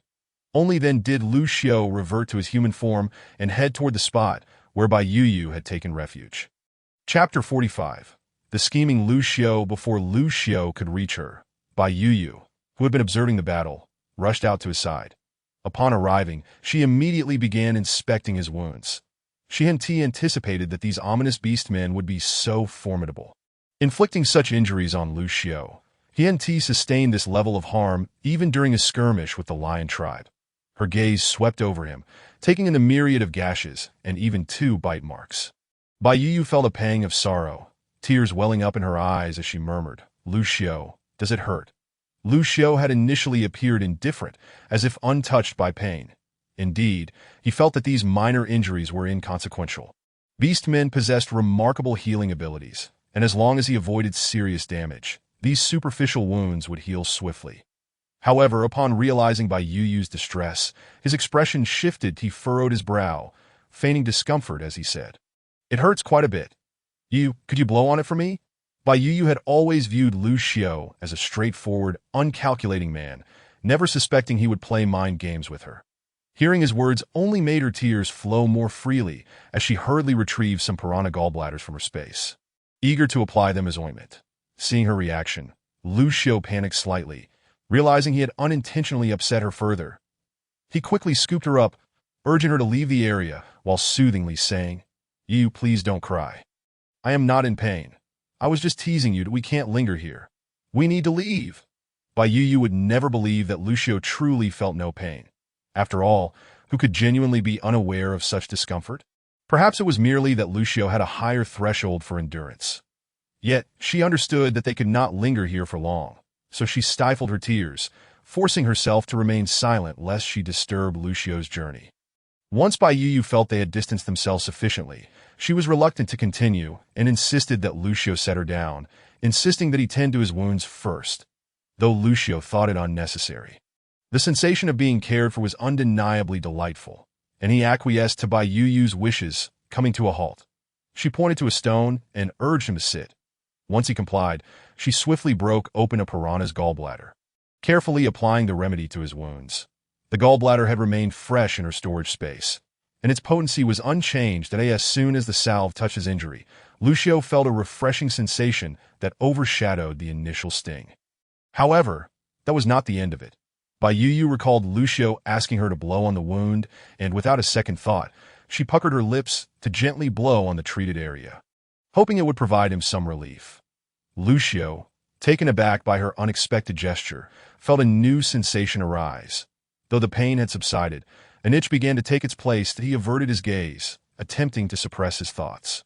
But in a moment of distraction, Bai Yu inadvertently blew softly against his shoulder. The breath lightly caressed his neck and ear, sending tremors through Lu Xiao's body, making him shudder involuntarily. Bai Yu, startled by his reaction, assumed she had hurt him. "Did I hurt you? I'm so sorry. I'll be more careful," she exclaimed, only to find herself locked in his dark, brooding gaze. Instinctively sensing danger, she took a step back, but before she could retreat further, Lu Xiao drew her into his embrace, capturing her lips in a fervent kiss. Bai Yu was left bewildered by his actions. By the time she recognized something was amiss, she was utterly flustered, confounded by Lu Xiao's sudden shift in demeanor. She wondered if the remedy had some unforeseen side effects, but it was too late for such musings. Lu Xiao was clearly losing control, and his hands began to wander unbidden, with her mouth sealed. Bai Yu could only emit muffled sounds, her strength utterly insufficient against his. Moreover, given his injuries, she was hesitant to move too freely, fearing she might inadvertently aggravate his wounds. Yet if things continued on this path, she worried she might succumb to his advances. The prospect of a spontaneous encounter left her feeling utterly mortified that a conservative girl who had never even held a man's hand in her 18 years. She found herself unable to withstand such intense stimuli. Fortunately, at that moment, a bird flew overhead, creating a sound that startled the already fraying Lu Xiao back to his senses. That he released Bai Yu, whose lips were now slightly swollen from the kiss. His expression tinged with embarrassment, he cautiously withdrew his hand from beneath her clothing, though not without lingering to savor the softness of her skin. With great difficulty, he swallowed hard and, in a hushed tone, addressed Bai Yu, please do not provoke me. You are not yet in your heat, and we cannot proceed." Bai Yu had intended to confront Lu Xiao about his brazen behavior, but before she could voice her indignation, he turned the tables on her, leaving her stunned. "To me? When did I ever provoke you?" "Do not twist the narrative," she retorted, only to see a flicker of guilt cross Lu Xiao's eyes. Yet, the thought of admitting his lack of restraint and potentially facing consequences on their stone bed made him grit his teeth. adopting an innocent demeanor as he cast a mournful glance at Bai Yu, as if she were a heartless temptress. Bai Yu felt a shiver run down her spine under his gaze. Just as she was about to speak, Lucio interjected, "You, why did you blow on my sensitive areas just now? Was it not an invitation?" Lucio felt somewhat justified in his accusations. After all, a male's neck and ears were not playgrounds. It was only natural for him to react when the female he cherished so dearly toyed with him in such a manner. "Did I never?" Bai Yu wished to deny it, but as her gaze fell upon Lucio's shoulder, memories of his earlier response and her own actions flooded back, causing her cheeks to flush crimson. "That I wasn't. I didn't mean to. I only wanted to blow on your wound. I had no other intentions." Lucio found her frantic attempts at explanation amusing, mentally chiding himself for taking advantage of her innocence. However, he showed no sign of remorse, instead adopting a magnanimous tone as he said, "Yu, there is no need to explain. Your thoughts are your own, and it is perfectly fine to think as you wish. However, engaging in mating now would be detrimental to your health. Let's postpone it for another time." "What?" Bai Yu was utterly perplexed, unable to comprehend why. Despite being the one at a disadvantage, it now seemed as though she were the one with insatiable desires. Instinctively sensing something was amiss, she looked up at Lucio's earnest expression and wondered if perhaps she was overthinking the situation. Clenching her teeth, she lowered her head in embarrassment and murmured, "I understand. I will be more mindful in the future." Unbeknownst to her, a fleeting smile danced across Lucio's face. Chapter 46. Return to the cave. When Lucio finally brought Bai Yu back to the stone cave, 3 days had passed. During their journey, the two had not only traveled, but also collected various treasures. Upon returning home, Bai Yu appeared elated, eagerly displaying the fresh items she had gathered. Her storage space was limited, containing only a modest selection of wild vegetables and fruits. Along with the ginger she had found. In contrast, Lucio carried 2 large bags filled with the sweet potatoes Bai Yu had stumbled upon during their return. Although their distance from the cave would require over a day's journey to retrieve more, the abundance of sweet potatoes was unfortunate, as Lucio could not carry too many with Bai Yu alongside him. Thankfully, their provisions for the winter were already sufficient, so she did not press him to collect more. Instead, she asked him to remember the location, hoping they could return next year for a harvest. While she had resolved to cultivate her own land, she could not pass up the opportunity of fresh produce that in the past few days, her identification attempts had mostly focused on the wild vegetables she had exchanged. But aside from one instance of discovering a medicinal herb, she had not encountered any others of value. Nevertheless, she felt satisfied with her outing. Not only had she secured salt, but she had also found ginger, chili peppers, and learned about numerous wild vegetables. Most importantly, she had discovered the highly productive sweet potatoes. Bai Yu envisioned a sprawling field of sweet potatoes beckoning her, a staple food that could be roasted to perfection, leaving her in high spirits. Yet Lucio, noticing how absorbed Bai Yu was with her findings, felt a twinge of displeasure at her lack of attention towards him. But he approached her and said, "Yu, aren't you going to rest? You've been on the road for a while, and you deserve a break." Bai Yu felt a bit awkward at his concern. She had hardly felt any hardship during these past few days, often resting on Lucio's back and sleeping soundly whenever fatigue struck. That it was Lucio who had been tirelessly pushing forward, so he was the one who should take a moment to recuperate. Looking up, she noticed Lucio gazing at her with an expression of forlornness, as if he were a discarded lover. Bai Yu realized he was likely lamenting her neglect of him. With a sigh, she said, "Please help me put these sweet potatoes and ginger into the stone cellar for storage. We can rest after dinner today." As she spoke, she took out 3 sweet potatoes, planning to roast them over the fire as a dessert after their meal. Cultivating sweet potatoes required only a few of them, which could then be used to grow vines for planting. Provided there was sufficient moisture, they would thrive effortlessly. Lucio, of course, would not refuse her request, as his appetite had been spoiled by Bai Yu's cooking, and he had longed for her culinary skills. "Then Yu, please make a bit more. I'm quite hungry," he remarked. Understood. Bai Yu chuckled softly as she shook her head, then began to prepare the ingredients. She had promised to let Lucio experience the taste of chili peppers, and she certainly would not go back on her word. However, with limited chili peppers at her disposal, she had to reserve some for planting, thus she dared not use too many. She merely picked a few to enhance the flavor, while the rest were hung outside the stone cave to dry. Surprisingly, they looked quite appealing. After admiring her handiwork, Bai Yu shifted her focus back to the task at hand and started handling the ingredients. The kitchen was now operational, so she would no longer continue cooking outdoors. Approaching the stove that Lucio had constructed for her, which featured a designated area for preparing food, she removed 2 pieces of beast meat from the stone wall and retrieved the scales of a rhinoceros python from her storage. Over the past couple of days, whenever Lucio had free time, he would help her sharpen the scales, and now they were remarkably sharp. Bai Yu had tested them, although they were not as convenient as a kitchen knife. Compared to a stone knife, they were nothing short of a treasure. While she was slicing the meat, Lucio came over and took over the task, saying, "I can handle this." Bai Yu, not one to be polite, readily stepped aside to let him cut the meat, while she went to wash the vegetables. She resolved that unless she encountered a vegetable she recognized and could cultivate, all wild greens would henceforth be referred to as greens. Since there weren't many greens, she decided against stir-frying them, as even if she cooked them all, it would not suffice for Lucio alone, that it would be better to make a soup, allowing them to enjoy multiple servings. And besides, vegetable soup was quite delicious. Once Bai Yu had washed the vegetables, Lucio had finished cutting the meat. This earthen stove was modeled after the one at her grandfather's home, featuring 2 stove openings and a stone pot, allowing them to stir-fry while simultaneously cooking soup. Bai Yu instructed Lucio to help tend the fire while she began cooking. The soup was particularly easy to prepare. She poured some water into the pot, added a few slices of ginger, covered it with a lid, and left it unattended for the time being. The most troublesome part of cooking was handling the ingredients, but now that everything was ready, the rest was straightforward. The oil melted. Bai Yu added the sliced ginger and chili peppers to the pan. The moment the pungent aroma wafted through the air, Lucio, who had never encountered such a scent before, began to cough uncontrollably. Before Bai Yu could react, he had swiftly picked her up and rushed out of the kitchen. Bai Yu, a bit dazed, looked up to see Lucio's serious expression. Then she heard him exclaim, "Yu, this stuff is intense. Are you sure you got it right? This doesn't seem edible. It must be poisonous." Bai Yu's lips twitched, feeling a mix of amusement and exasperation. She playfully smacked Lucio and retorted, "Well, don't eat it then.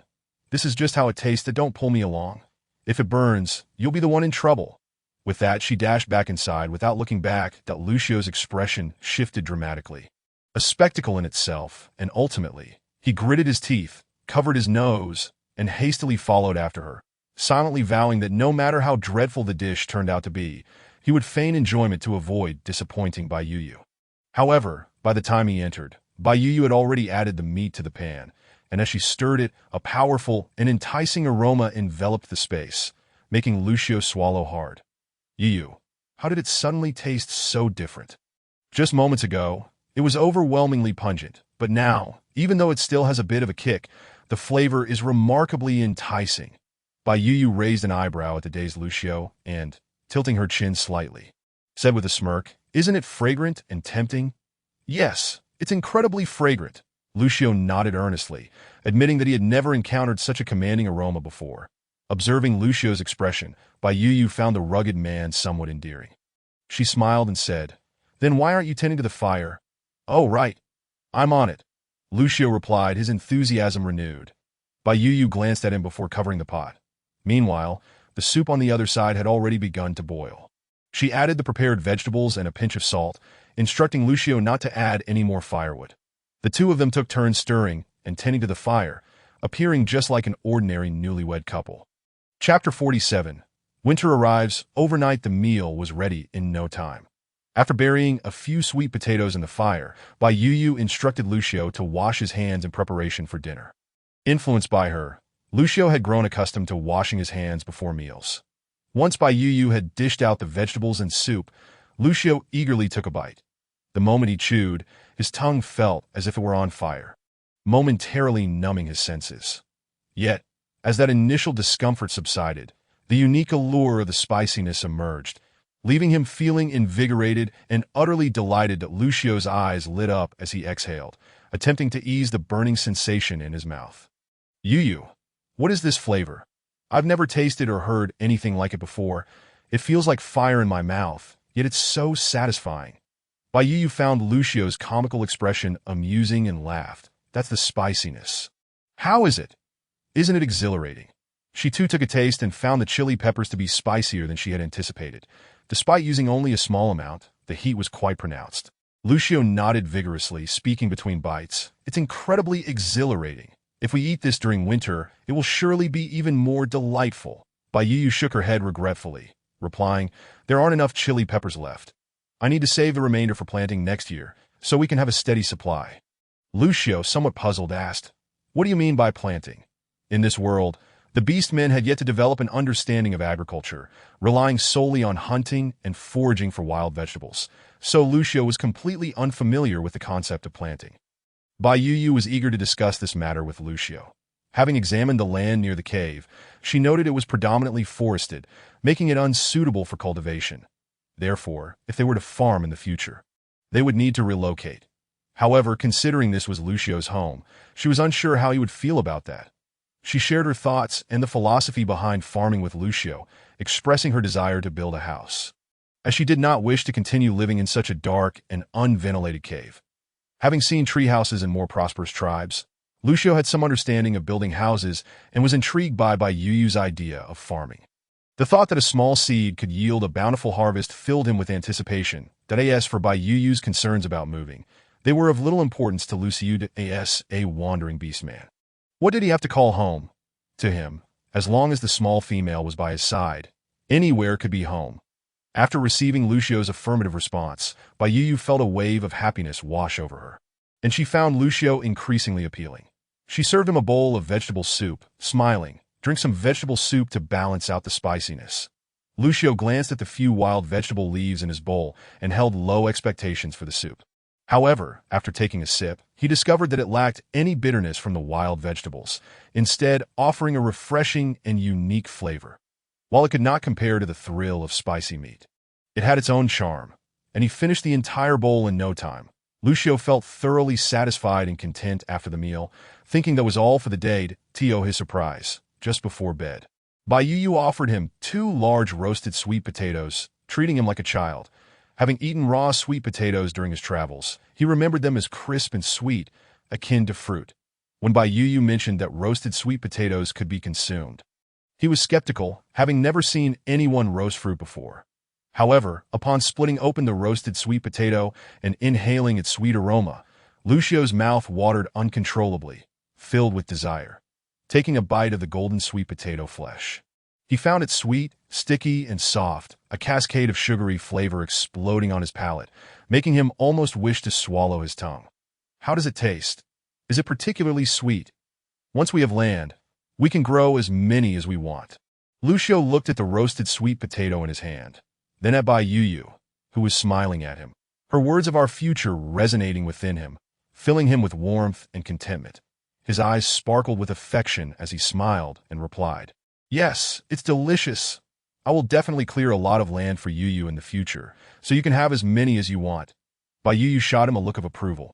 Feeling a sense of pride, though she remained blissfully unaware of how adorable her little actions appeared to Lucio. Time flew by, and soon Bai Yu experienced her first snowfall in this world. Dressed in the fiery red fur coat she had crafted herself, she stood at the entrance of the cave, gazing at the blanket of white outside, feeling somewhat bewildered. Just yesterday, the sun had shone brightly. Although it had been a bit chilly in the mornings and evenings, it hardly seemed like winter was upon them. How could everything change overnight? Lucio, clad in the warm coat Bai Yu had made for him, felt a pleasant warmth enveloping him. Approaching Bai Yu's side, he said, Yu, stop looking. I need to seal the cave entrance that it will only get colder outside. Bai Yu observed Lucio's expression, which conveyed a sense of nonchalance, and she surmised that this was likely the norm in this world. Nodding slightly, she turned to retreat further inside, as the cold outside was indeed biting. Despite her thick clothing, her face felt nearly frozen. As winter set in, the two of them became rather idle, spending their days merely eating and sleeping. Lucio, in particular, was lethargic, preferring to lie down rather than sit up, and he hardly had the appetite to eat. Although Bai Yu understood that such behavior was typical for serpentine creatures during winter, she still felt a twinge of concern, as it was difficult for her to adjust. After all, in her eyes, Lucio was a normal human, not a beast.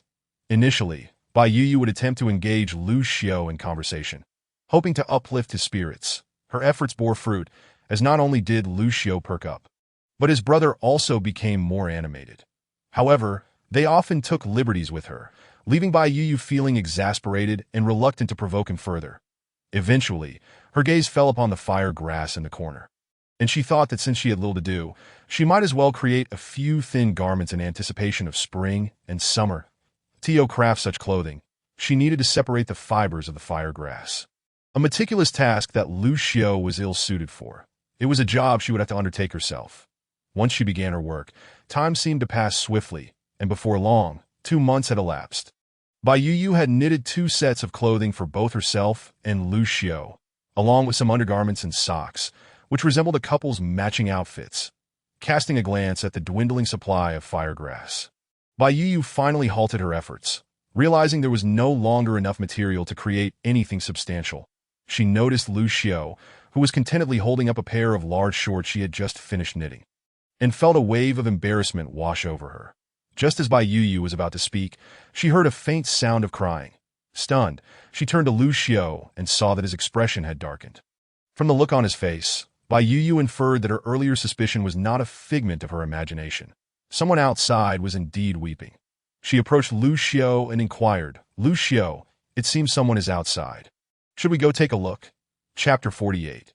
The plea of Mu'er. Upon hearing Bai Yu's question, Lu Xiao shook his head and replied, "At this hour, those outside can only be either wandering beastmen or tribesmen who have run out of food.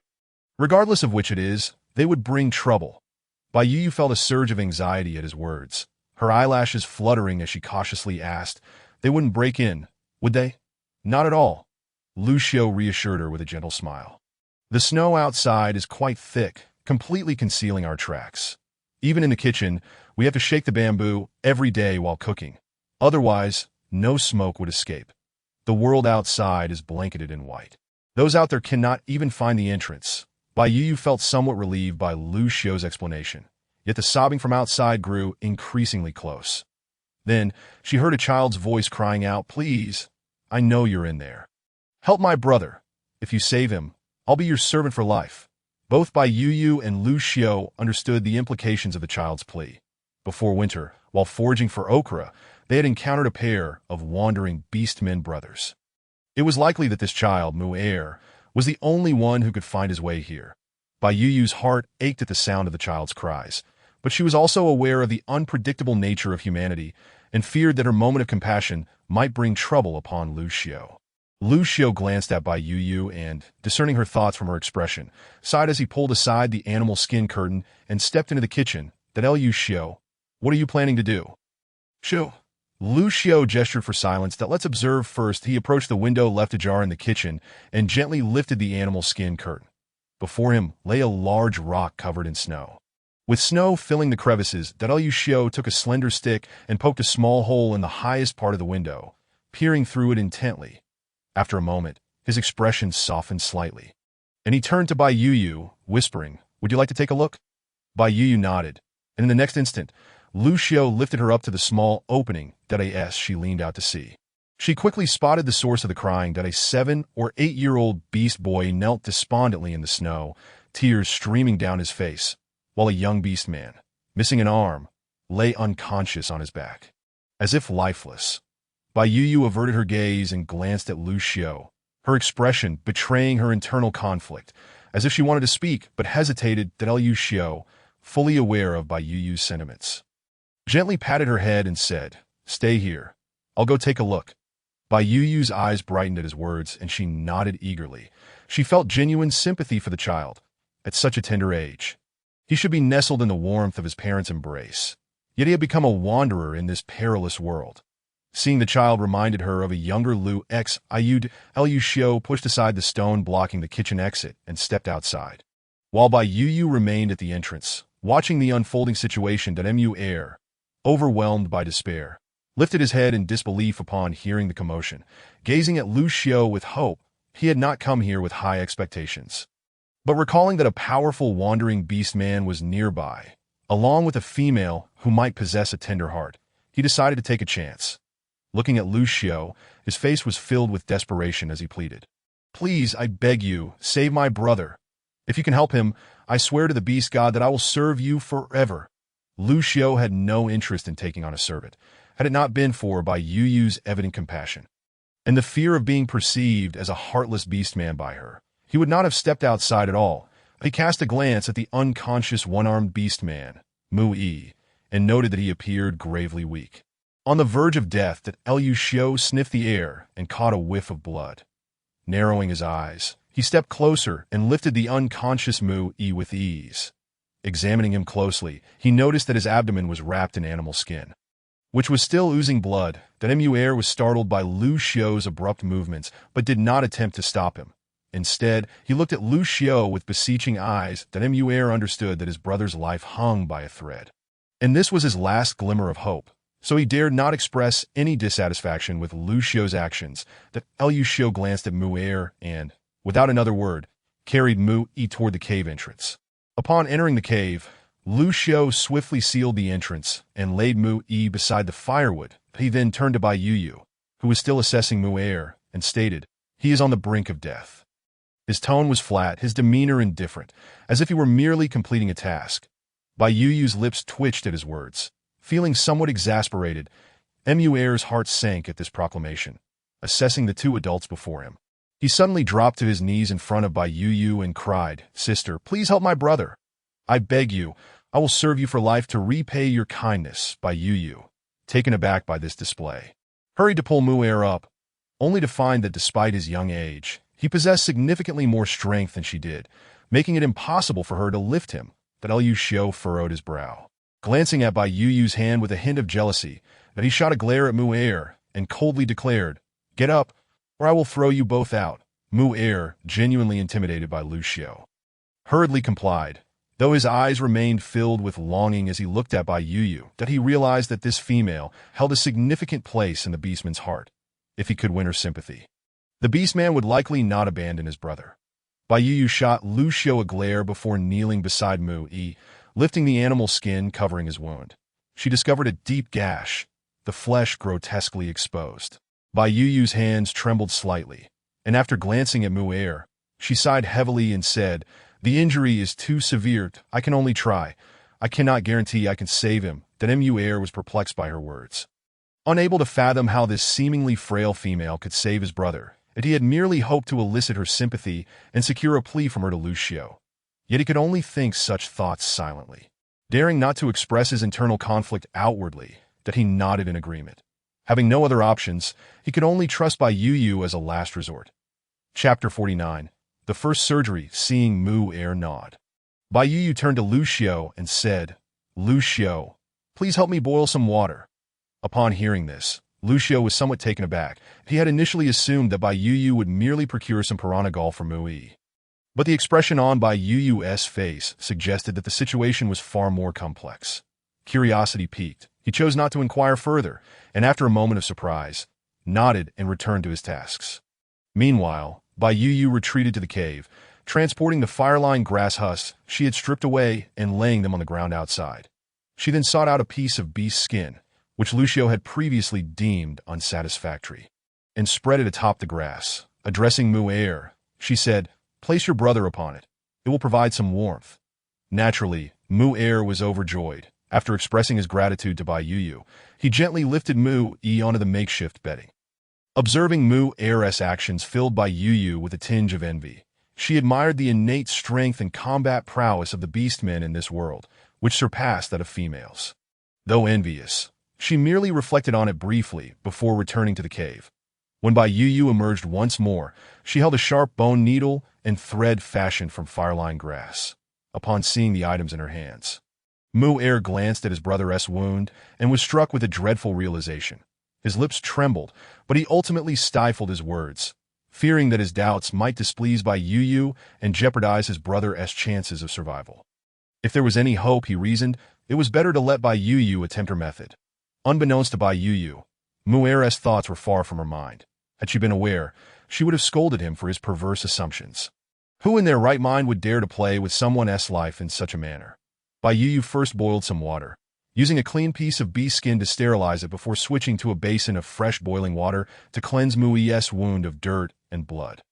Once she had thoroughly cleaned the area, she placed the bone needle and thread into the pot to disinfect them.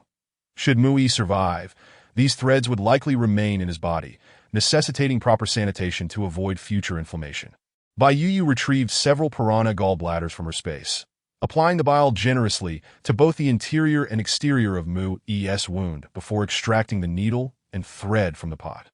As she began to suture the wound, Bai Yu's hands trembled slightly. After all, this was her first time undertaking such a task, and she felt a pang of trepidation. Yet, apart from her, there was only a child and a rough man present, leaving her no choice but to proceed alone.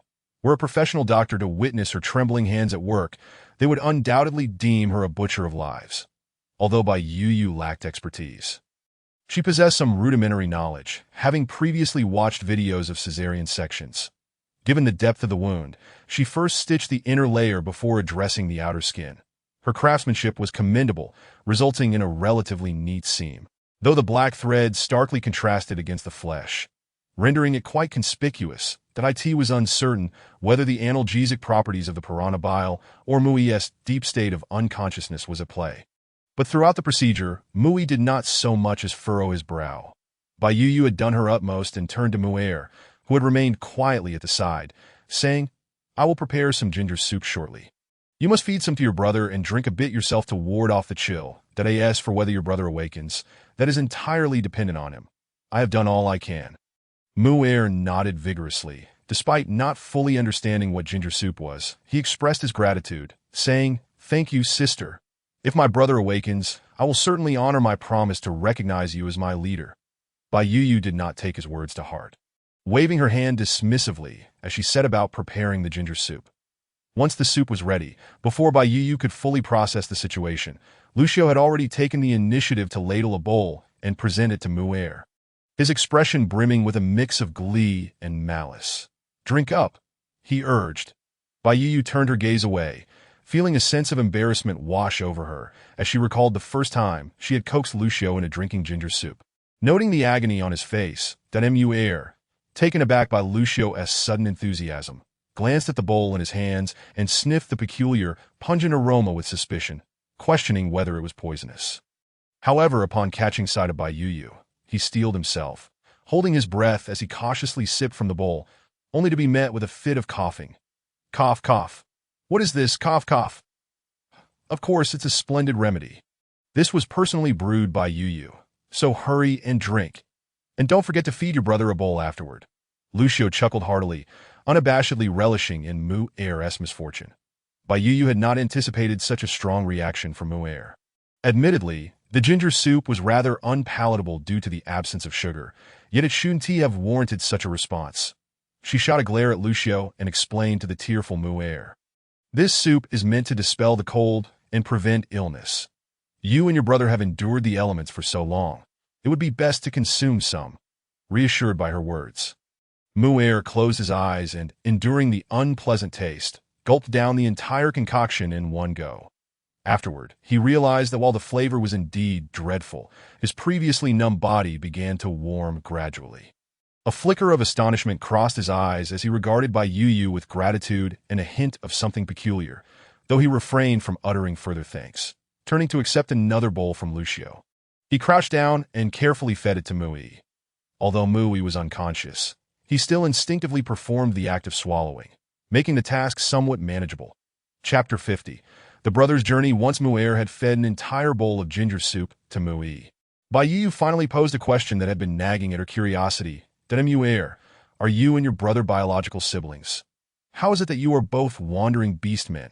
At her inquiry, a glimmer of sadness and guilt flickered in Mu'er's eyes as he replied, "Yes, my brother and I are indeed siblings. He should not have to live as a wandering beast man. It is all my fault." As he spoke, he recounted his and Mu'er's experiences to Bai Yu and Lu Xiu. It turned out that the two brothers were originally orcs from the cheetah tribe. When Mui transformed into human form at the tender age of 3, he discovered that his left arm remained in its beastly shape, a sign of an ill-omened orc. Fortunately, only their parents were present during Mui's transformation. Their father, upon seeing this, wanted to expel Mui from the tribe, but their mother pleaded desperately, begging him not to cast her child away. Ultimately, swayed by her pleas, their father relented, but insisted that Mui's left arm must be severed. Though their mother was reluctant, She understood there was no other choice and agreed, claiming to the outside world that Mu Yi's arm had been bitten off by a wild beast. Thus, they managed to deceive others. However, when Mu Yi reached his teenage years, their mother became pregnant again. While this should have been a joyous occasion, tragically, she died during childbirth with Mu Er. Their father, unable to bear the loss, believed that their mother's death was a curse brought on by Mu Yi, the ill-omened orc, and immediately cast Mu Yi out of their home. Just after losing their mother, Mu Yi found himself abandoned by his father's wrath and was left to dig a cave to survive alone. He foraged for wild vegetables with the females and occasionally caught small beasts to improve their meager existence. Although life was difficult, he at least had a tribe to rely on, free from the fear of being snatched away by wild beasts. However, this existence did not last long. When Mu Er transformed, their father discovered that he too was an ill-omened orc. In a furious outburst, their father accused the brothers of being responsible for their mother's death and expelled Mu Er from the tribe. Had he not feared repercussions from the tribe, their father might have revealed Mu Yi's status as an ill-omened orc and expelled him alongside Mu Er, seeing his frightened and tearful younger brother. Mu Yi could not bear to let him fend for himself outside, sacrificing his chance to remain in the tribe for the sake of his little brother. The speed and combat prowess of the cheetah tribe orcs were formidable.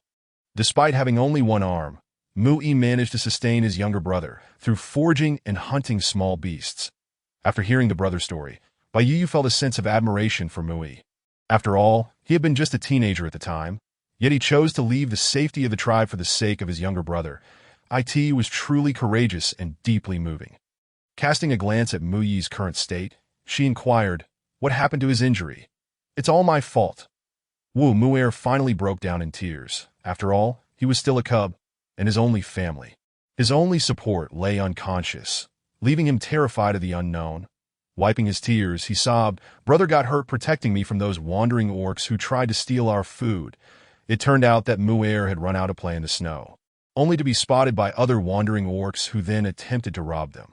Although Mu Yi had grown up, he still had only one arm and a young brother to protect. Outnumbered, they were naturally at a disadvantage. Had Mu Yi not desperately managed to escape with Mu Er, they might have both perished there. After understanding the situation, Bai Yu felt a twinge of fear and concern. She turned to glance at Lu Xiao, only to find his expression neutral, devoid of any sympathy. After a moment's contemplation, she understood why Lu Xiao reacted this way. To him, the experiences of Mu Er and Mu Yi were merely the commonplace struggles of wandering orcs. As a wandering orc himself, and one who had grown up alone, his experiences were likely even harsher than those of the two brothers. Reflecting on this, Bai Yu's gaze toward Lu Xiao softened with a hint of compassion. Yet she was at a loss for how to comfort him. Lu Xiao had already grown strong, formidable enough to be unafraid. Perhaps he didn't need this belated consolation.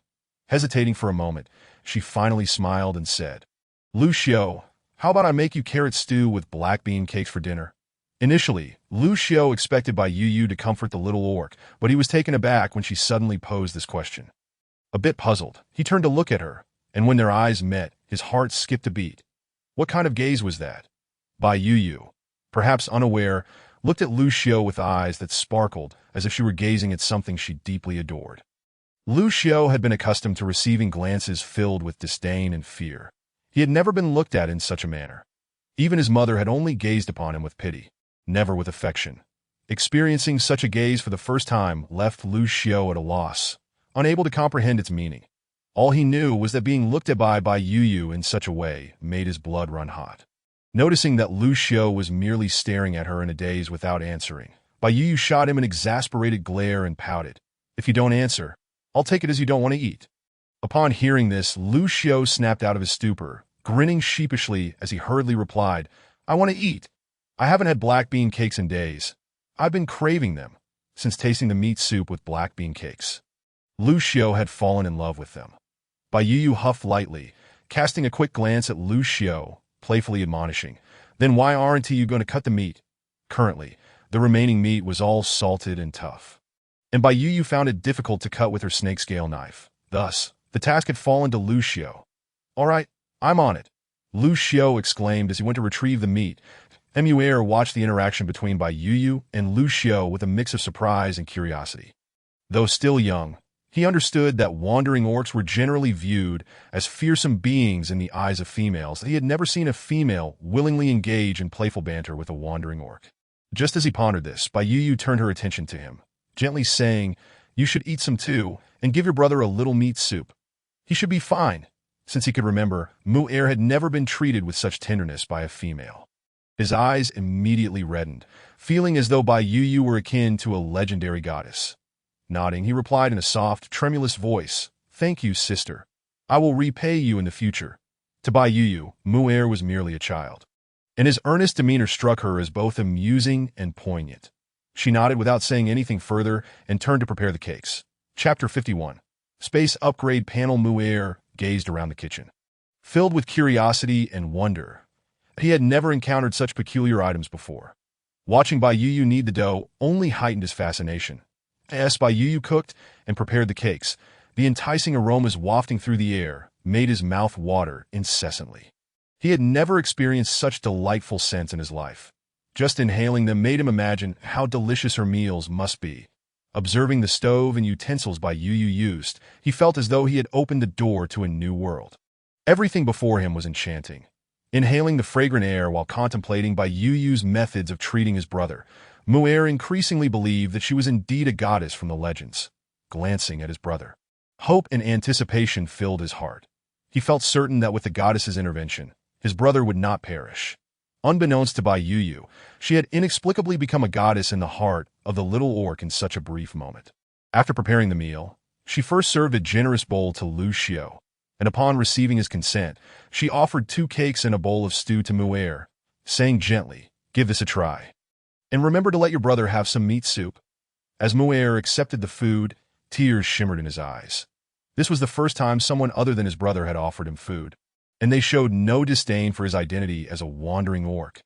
Unable to contain himself, he turned away, tears plopping into the bowl, careful not to cry out loud lest he disturb Bai mood. Taking a small sip of the meat soup, a rich and robust flavor overwhelmed his taste buds. Upon savoring it, he detected not only the taste of meat, but also a hint of sweetness. Mu-Er had never eaten anything so delectable before. His first instinct was to let his brother experience this deliciousness too. His eyes brightened as he crouched down, gradually feeding Mu-Er the meat soup. Even as he swallowed greedily, he did not halt his efforts, that he only stopped when the bowl was nearly empty, leaving only meat and carrots behind.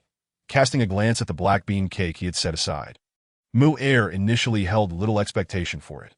However, after taking a bite, he found himself unable to stop. Yet, even so, he only consumed 1 cake and a bit of meat, leaving the rest for his brother. Clearly intending to save some for Mu-Er, Bai dined alongside Lu Xiao. She observed all of Mu-Er's reactions. After witnessing his series of actions, she exchanged a knowing glance with Lu Xiao. With just one look, Lu Xiao understood what Bai was thinking. Not wanting to upset her, he subtly nodded, though his lowered gaze betrayed a hint of coldness that it was not a matter of being reluctant to share food. Rather, it was something else entirely. He harbored a dislike for Bai Yu's excessive concern for others, particularly noting that she remained oblivious to Lu Xiao's thoughts. After obtaining Lu Xiao's approval, she summoned Mu-Er, saying, "We made a few extra pancakes today. Do have another." As she spoke, she ladled some more stew into his bowl, then Mu-Er, feeling somewhat awkward, shook his head and replied with unease, "No, sister, I am already full. Such precious food. How could I possibly eat more?" Bai Yu found his response both amusing and bittersweet. She and Lu Xiao were hardly short of black bean cakes. They had nearly brought back an entire hillside's worth of beans. Far too much for just the 2 of them to consume. Yet Mu-Er regarded this as a rare delicacy, too hesitant even to indulge further. Sighing, she felt a surge of compassion for the overly considerate little beast man. She pushed the food towards him again, smiling gently as she urged, "Please eat, it's perfectly fine. If you don't fill your belly, how will you have the strength to care for your brother?" At this, Mu-Er could no longer contain his emotions. He burst into tears and knelt before Bai Yu, his voice choked with sobs as he proclaimed, "Sister, you must be a divine maiden sent by the beast god. I, Mu-Er, swear to the beast god that my life belongs to you from this day forth." Bai Yu was momentarily taken aback by his sudden declaration, and upon grasping his intent, she found it rather amusing. She had merely offered him a bowl of rice. How could that warrant such a profound pledge? Moreover, What could she possibly do with his life? Just as she reached out to help him rise, the long-forgotten system notification chimed in her ears. Ding, congratulations. The host has received 10 points of faith from Muir, successfully activating the system space upgrade panel. As this is the host's first acquisition of faith, the space will automatically upgrade once. Congratulations. The host space has been upgraded to 5 cubic meters, acquiring a spiritual spring that yields 20 grams daily. Upgraded. A spiritual spring. Bai Yu's eyes widened in astonishment and delight. She never anticipated that a moment of kindness towards Muir would engender such faith in her, let alone inadvertently trigger the conditions for a space upgrade, expanding its capacity and granting her the legendary spring. Although she was still unaware of the spring's exact benefits, her exposure to various novels led her to speculate somewhat that Liu Xiao was the first to notice Bai Yu's unusual demeanor. Completely disregarding Muir, who remained kneeling before her, he set down his bowl and asked with concern, "You, what's wrong? What are you thinking about?" Bai Yu was jolted back to reality by Liu Xiao's voice, her face alight with joy. She smiled at him, helped Muir to his feet, and said, "You all continue eating. I have something to confirm that I'll tell you later." With that, she lost interest in her meal and swiftly retreated into the cave, leaving Liu Xiao and Muir exchanging glances. Especially Muir, who, upon Bai Yu's departure, felt a surge of fear and dared not touch the food on the table. After watching Bai Yu leave, Liu Xiao furrowed his brow slightly, but remembering that she would explain later, he felt no immediate urgency. Turning back, he caught sight of Muir's evasive gaze and, without needing to think, could guess what the little fellow was contemplating. With a stoic expression, he addressed Muir. "You told you to eat, so eat. Clean up your bowl afterward." With that, he finished his own stew and took Bai Yu's unfinished meal, following her into the cave. He felt no guilt about utilizing child labor. In this world, one could not expect to dine without laboring. As Bai Yu settled beside the stone bed, she eagerly opened the system space upgrade panel. The interface remained elegantly simple. Space upgrade panel current level. Level 2 upgradable. Space upgrade requirement. 10,100 space capacity. 5 cubic meters spiritual spring. 20 grams daily. Upon reviewing the system space panel, Bai Yu felt a sense of satisfaction. At least now, she was no longer in the dark about how to upgrade. Closing her eyes to sense the space, she noted its considerable expansion, along with the addition of a small jade dragon sculpture in one corner. An invisible barrier surrounded the jade figure, isolating it from the other items. At that moment, droplets of clear water trickled from the dragon's mouth, falling into a delicate jade bowl that floated beneath it. Chapter 52. The Efficacy of Spiritual Spring Water. Bai Yu swallowed hard, poised to collect some spiritual spring water for assessment when she heard footsteps. Turning to look, she saw Liu Xiao approaching with her bowl. After contemplating briefly, she beckoned him to sit beside her. From the moment the space upgraded, she had resolved to share this development with Liu Xiao. He had become her chosen family, the sole person in this world whom she could trust. And thus she was willing to reveal the existence of the system space to him. Her only lingering hesitation lay in whether to find a suitable moment to disclose her origins. Unaware of Bai Yu's thoughts, Liu Xiao, observing her gestures, deduced that she had something important to share and swiftly settled beside her, inquiring, "You, what is the matter? What is so significant that you've left your meal untouched?" As he spoke, he placed her bowl in front of her. Bai Yu, however, had little appetite at the moment. She cast a furtive glance at the kitchen curtain before leaning closer to Liu Xiao. Whispering, "Liu Xiao, my space just upgraded.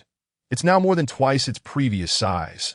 Initially distracted by her proximity and the warmth of her breath, Liu Xiao felt his thoughts scatter upon hearing her words.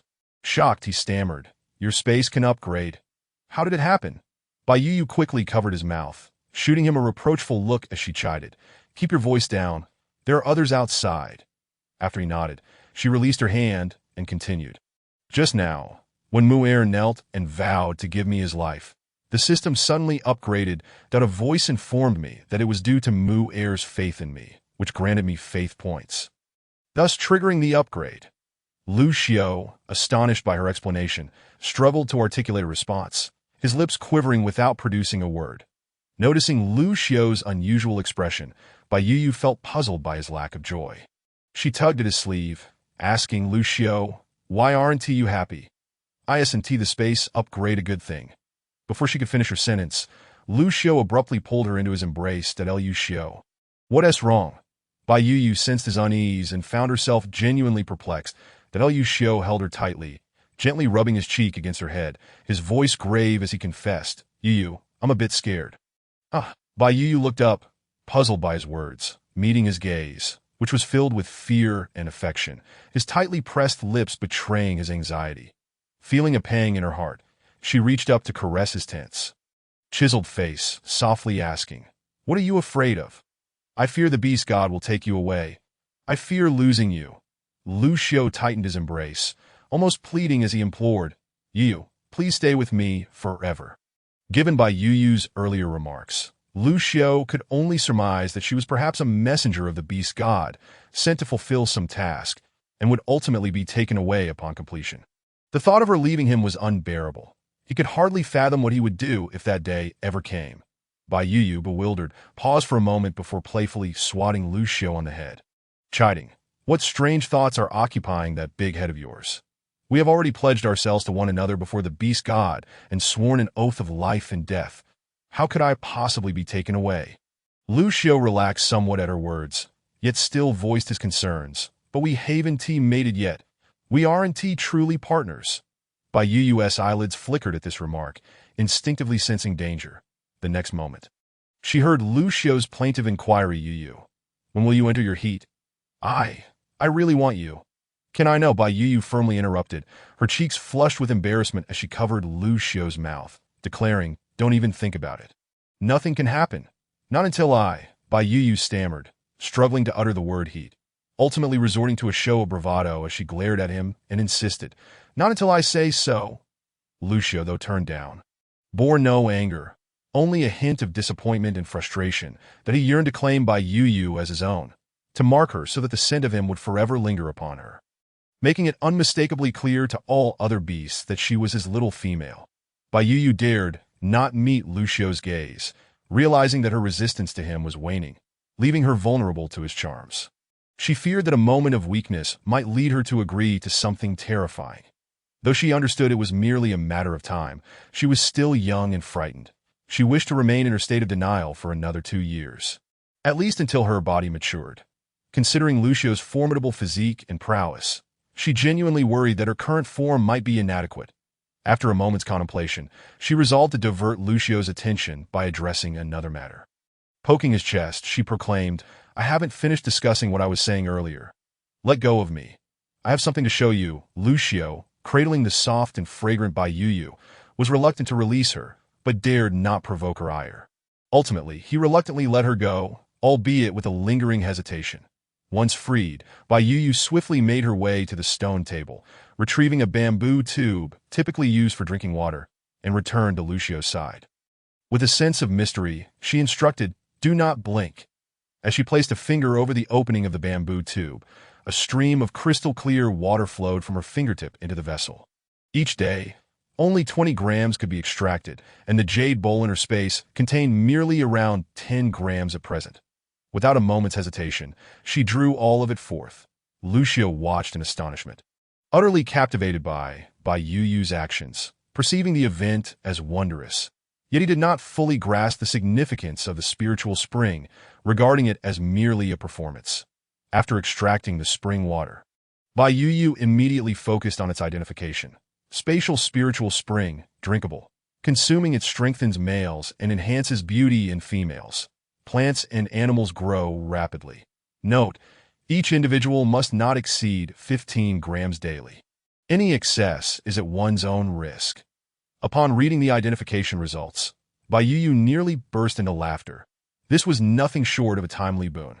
With the spiritual spring at her disposal, she would never lack for fertilizer in her agricultural endeavors. And its capacity to bolster health was precisely what she required. That a gleam of joy sparkled in her eyes as she turned to Lu Xiu, exclaiming, This is a marvelous find. I will explain it to you shortly. For now, have a taste and see how it feels. Lu Xiu, somewhat puzzled, accepted the bamboo tube and inspected the clear liquid within, musing that it appeared to be merely ordinary water. What sensations could it possibly evoke? Yet, seeing the eager anticipation in Bai Yu's expression, he tilted his head back and took a sip, pondering how he might convey his thoughts to make her happy. Chapter 53. Mu-yi became feverish, however. As the water slid down his throat, a refreshing sensation enveloped Lucio's entire being, revitalizing him after a winter of lethargy. Leaving his mind remarkably clear, he glanced at the bamboo tube in his hand, astonished, as the lingering disappointment from his rejection faded from his thoughts. Turning to Bai Yu, he exclaimed, "Yu, what is this water? After drinking it, I feel invigorated and utterly free of fatigue." "Really?" Bai Yu replied, her excitement palpable, her eyes shining with delight. "This is the water from the spiritual spring that appeared after the space upgraded. It fortifies the body, though the daily quantity is limited. For now, it should suffice for both of us. When the next upgrade occurs, there will be even more." Lucio surmised that the water must indeed relate to Bai Yu's space, but he was astonished to learn that the space could continue to evolve. He understood intuitively the immense potential this space held for the future and the rarity of the spiritual spring water. Contemplating this, a furrow appeared on his brow, and he regarded Bai Yu with a tinge of concern. After a moment, he earnestly warned her, "Yu, the existence of the space and the spiritual spring water must remain our secret. No other beast can know, under any circumstances." Bai Yu, not lacking in wit, comprehended the peril of harboring such a valuable secret. She nodded in response, saying, "I understand.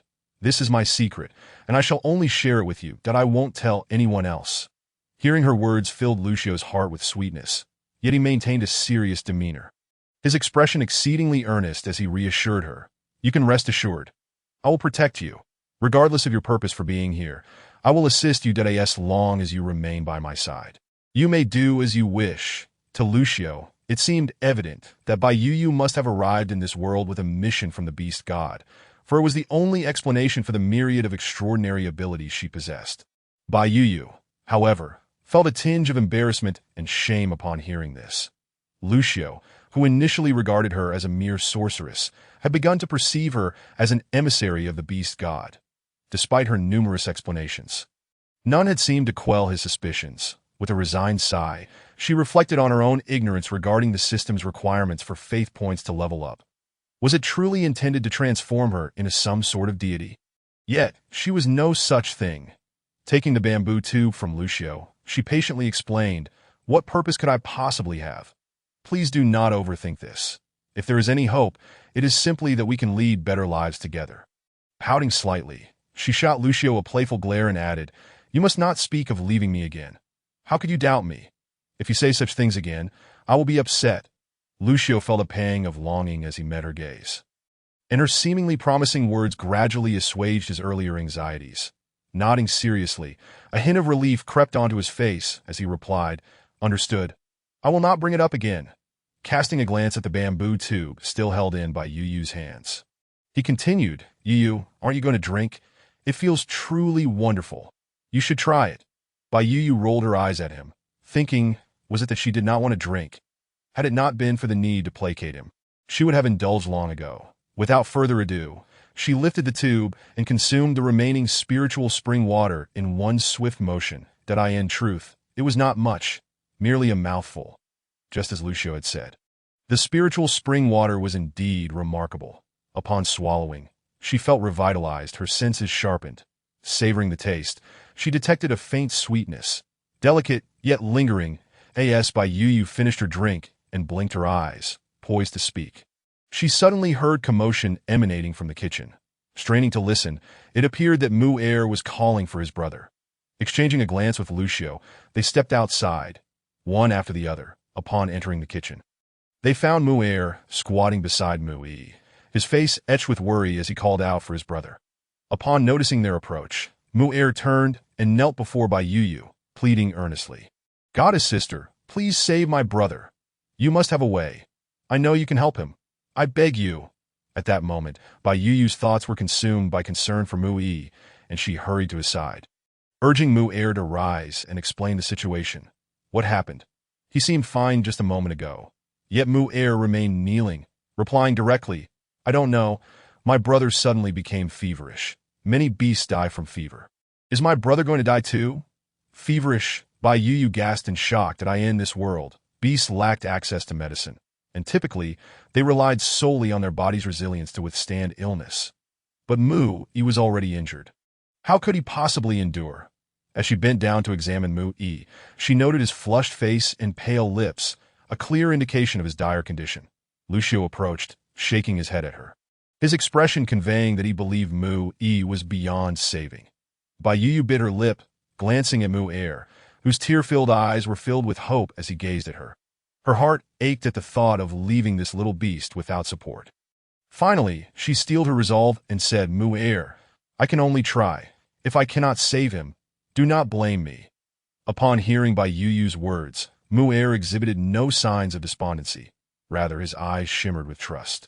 He believed that as long as Bai Yu was willing to save his brother, then surely his brother would not perish. With a resolute nod towards Bai Yu, he urged her to act swiftly.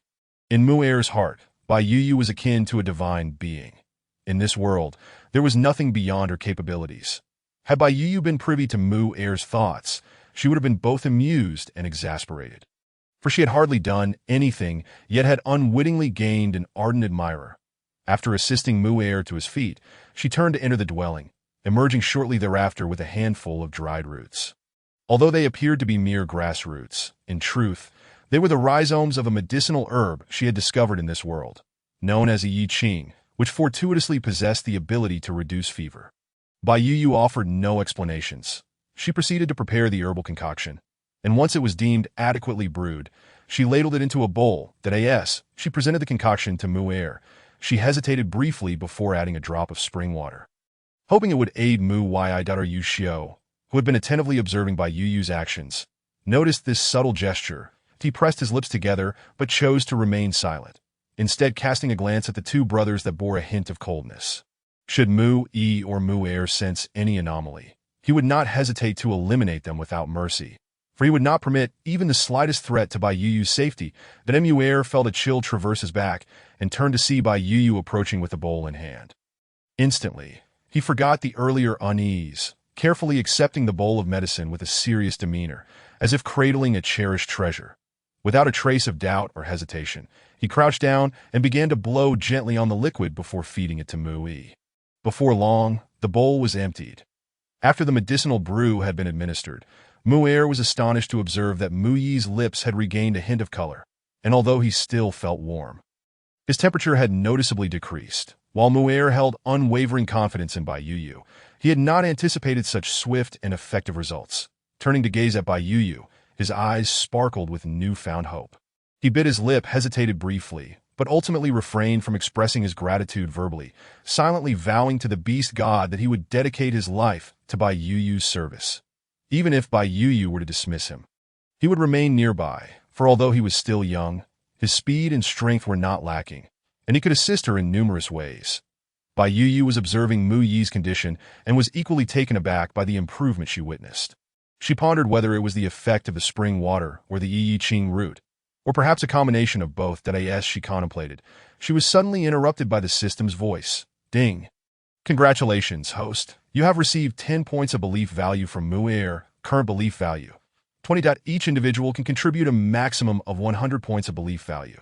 Once the belief value is full, the host will gain a loyal follower. Please continue your efforts. What? How has my belief value increased again? A follower. What on earth would I do with that? Bai Yu turned to Mu-Er, her expression a complex mixture of emotions. She harbored no grand ambitions. Her only desire was to live a quiet life with Ru Xiao, without the complications of a devoted follower. She speculated that Mu-Er's ease in placing his faith in her might stem from his youth, as younger individuals are often more trusting. Additionally, her modern knowledge and the unique items she possessed may have led him to mistakenly regard her as a remarkable figure. Nevertheless, accruing belief value was not without merit, for she wished to upgrade her space. The current dimensions were barely sufficient, and the spring water was rather scarce. She intended to commence cultivating the land after winter passed, and the existing supply of spring water would be wholly inadequate for such endeavors. Bai Yu cast a complex glance at Mu-Er and declared, "It is getting late, that I shall fetch some animal hide for you. You and your brother should stay here for a couple of days. Once your brother is well, you may depart." With that, she turned to tug at Ru Xiao, adopting a slightly playful tone as she asked, Rushio, may we take them in for a few days? Rushio, unable to refuse by Yu Yu's request, found himself utterly disarmed by her soft voice and the allure of her sparkling eyes that he felt as though his very bones had turned to jelly, rendering him incapable of uttering even a single word of dissent. Swallowing hard, he nodded in acquiescence, replying gruffly, "Whatever you say goes." Bai Yu, somewhat naive regarding matters of romance, remained blissfully unaware of Rushio's subtle shift in demeanor. Relieved by his affirmative response, she promptly turned and left to seek out the animal hide. She departed with a swiftness that paid no heed to Rushio's silent yearning, resembling a heartless temptress who vanished upon achieving her goal. Rushio cast a longing glance at Bai Yu's retreating figure, wishing to follow her and take some action, but the recent rejection had rendered him deflated that he turned his attention back to Mu'er and stated flatly, "Once your brother recovers, you both should leave promptly. The Dio not presume that you can take advantage of Yu Yu's kindness and linger here." At these words, Mu'er trembled involuntarily. He harbored a fear of Rushio. Although the beast man appeared gentle and harmless in Bai Yu's presence, his instincts informed him that Rushio was a formidable force. Yet, despite that trepidation, he was resolute in his commitment to Bai Yu and would not be deterred by mere threats. Clenching his small fists, he summoned his courage, looked Rushio in the eye, and replied firmly, "I have vowed to the beast god to follow my sister for life, so I cannot agree to your demands." Rushio's gaze turned icy upon hearing these words, emanating a chilling aura of menace as he spoke in a low voice. "You wish to cling to Yu? Do you seek death?" Rushio would not permit any other beastmen to accompany Bai Yu. Not even a small one, especially not when it involved a larger companion as well. Such a buy one, get one free scenario was utterly unacceptable to him. Under Rushio's piercing gaze, Mu'er felt an icy dread wash over him, his back slick with cold sweat. Yet he remained undeterred, resolutely replying, "Even if it means death, I shall remain with my sister." Rushio was genuinely incensed by this little brat's defiance. Just as he was about to reprimand him, he heard the sound of Bai Yu's footsteps approaching. Suppressing his anger, he swallowed the words he had intended to utter, and the next moment, Bai Yu appeared, holding a piece of animal hide. Upon her arrival, Bai Yu sensed that the atmosphere was somewhat off. She glanced between Rushio and Mu'er, her brow furrowing in confusion. "What is going on? Why does it feel strange?" Mu'er opened his mouth to speak, but Rushio interjected before he could utter a word. Rushio seized the animal hide from Bai Yu and tossed it to Mu'er, flashing an innocent smile at Bai Yu as he replied, "It has nothing that he has just worried about his brother. The animal hide has been given to him, that it's getting late, so we should rest soon." As Rushio spoke, he took Bai Yu by the hand and led her inside, casting a warning glare back at Mu'er just before they entered the cave. Feeling the weight of Rushio's gaze, Mu'er's mind began to churn, although he did not comprehend why such a powerful beastman would fear a frail female.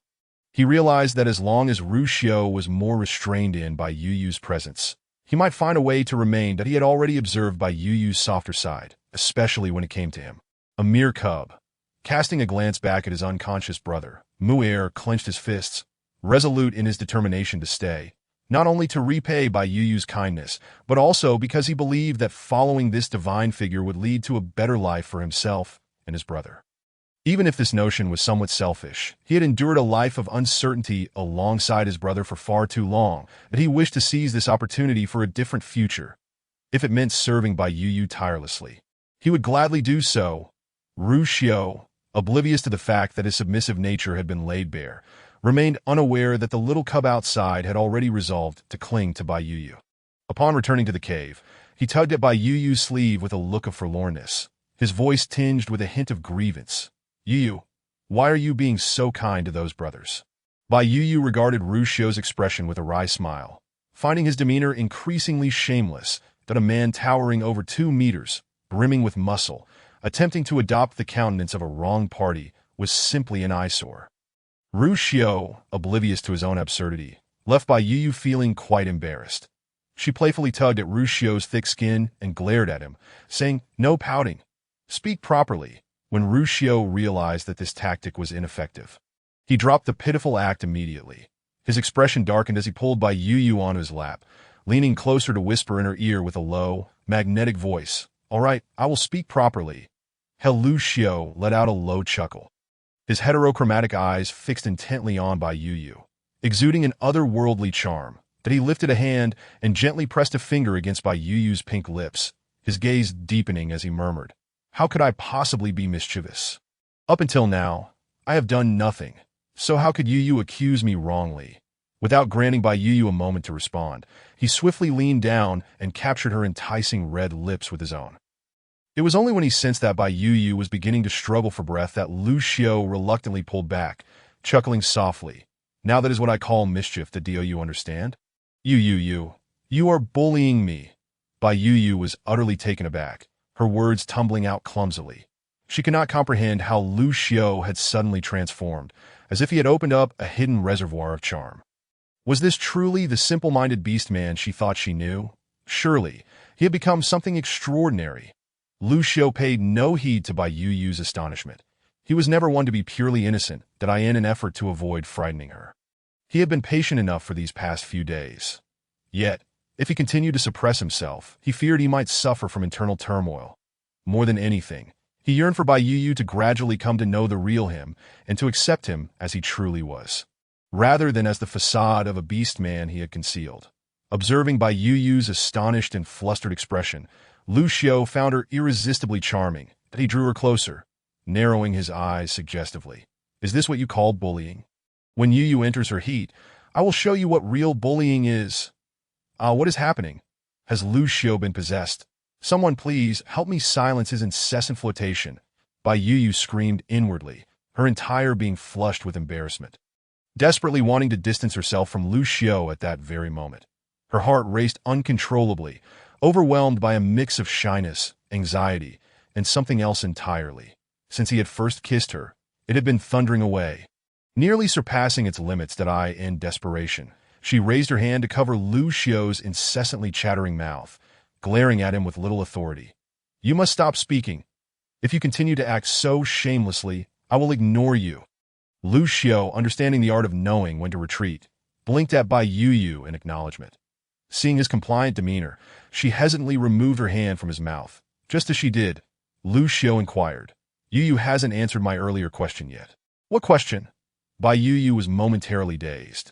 After the recent encounter, she could hardly recall what they had been discussing. Lu Xiao was amused by her bewildered expression, but suppressed his laughter, asking earnestly, "Why are you so kind to those two brothers? They are both wandering beast men, just like me, considered ominous. You don't mind at all, do you? Aren't you afraid?"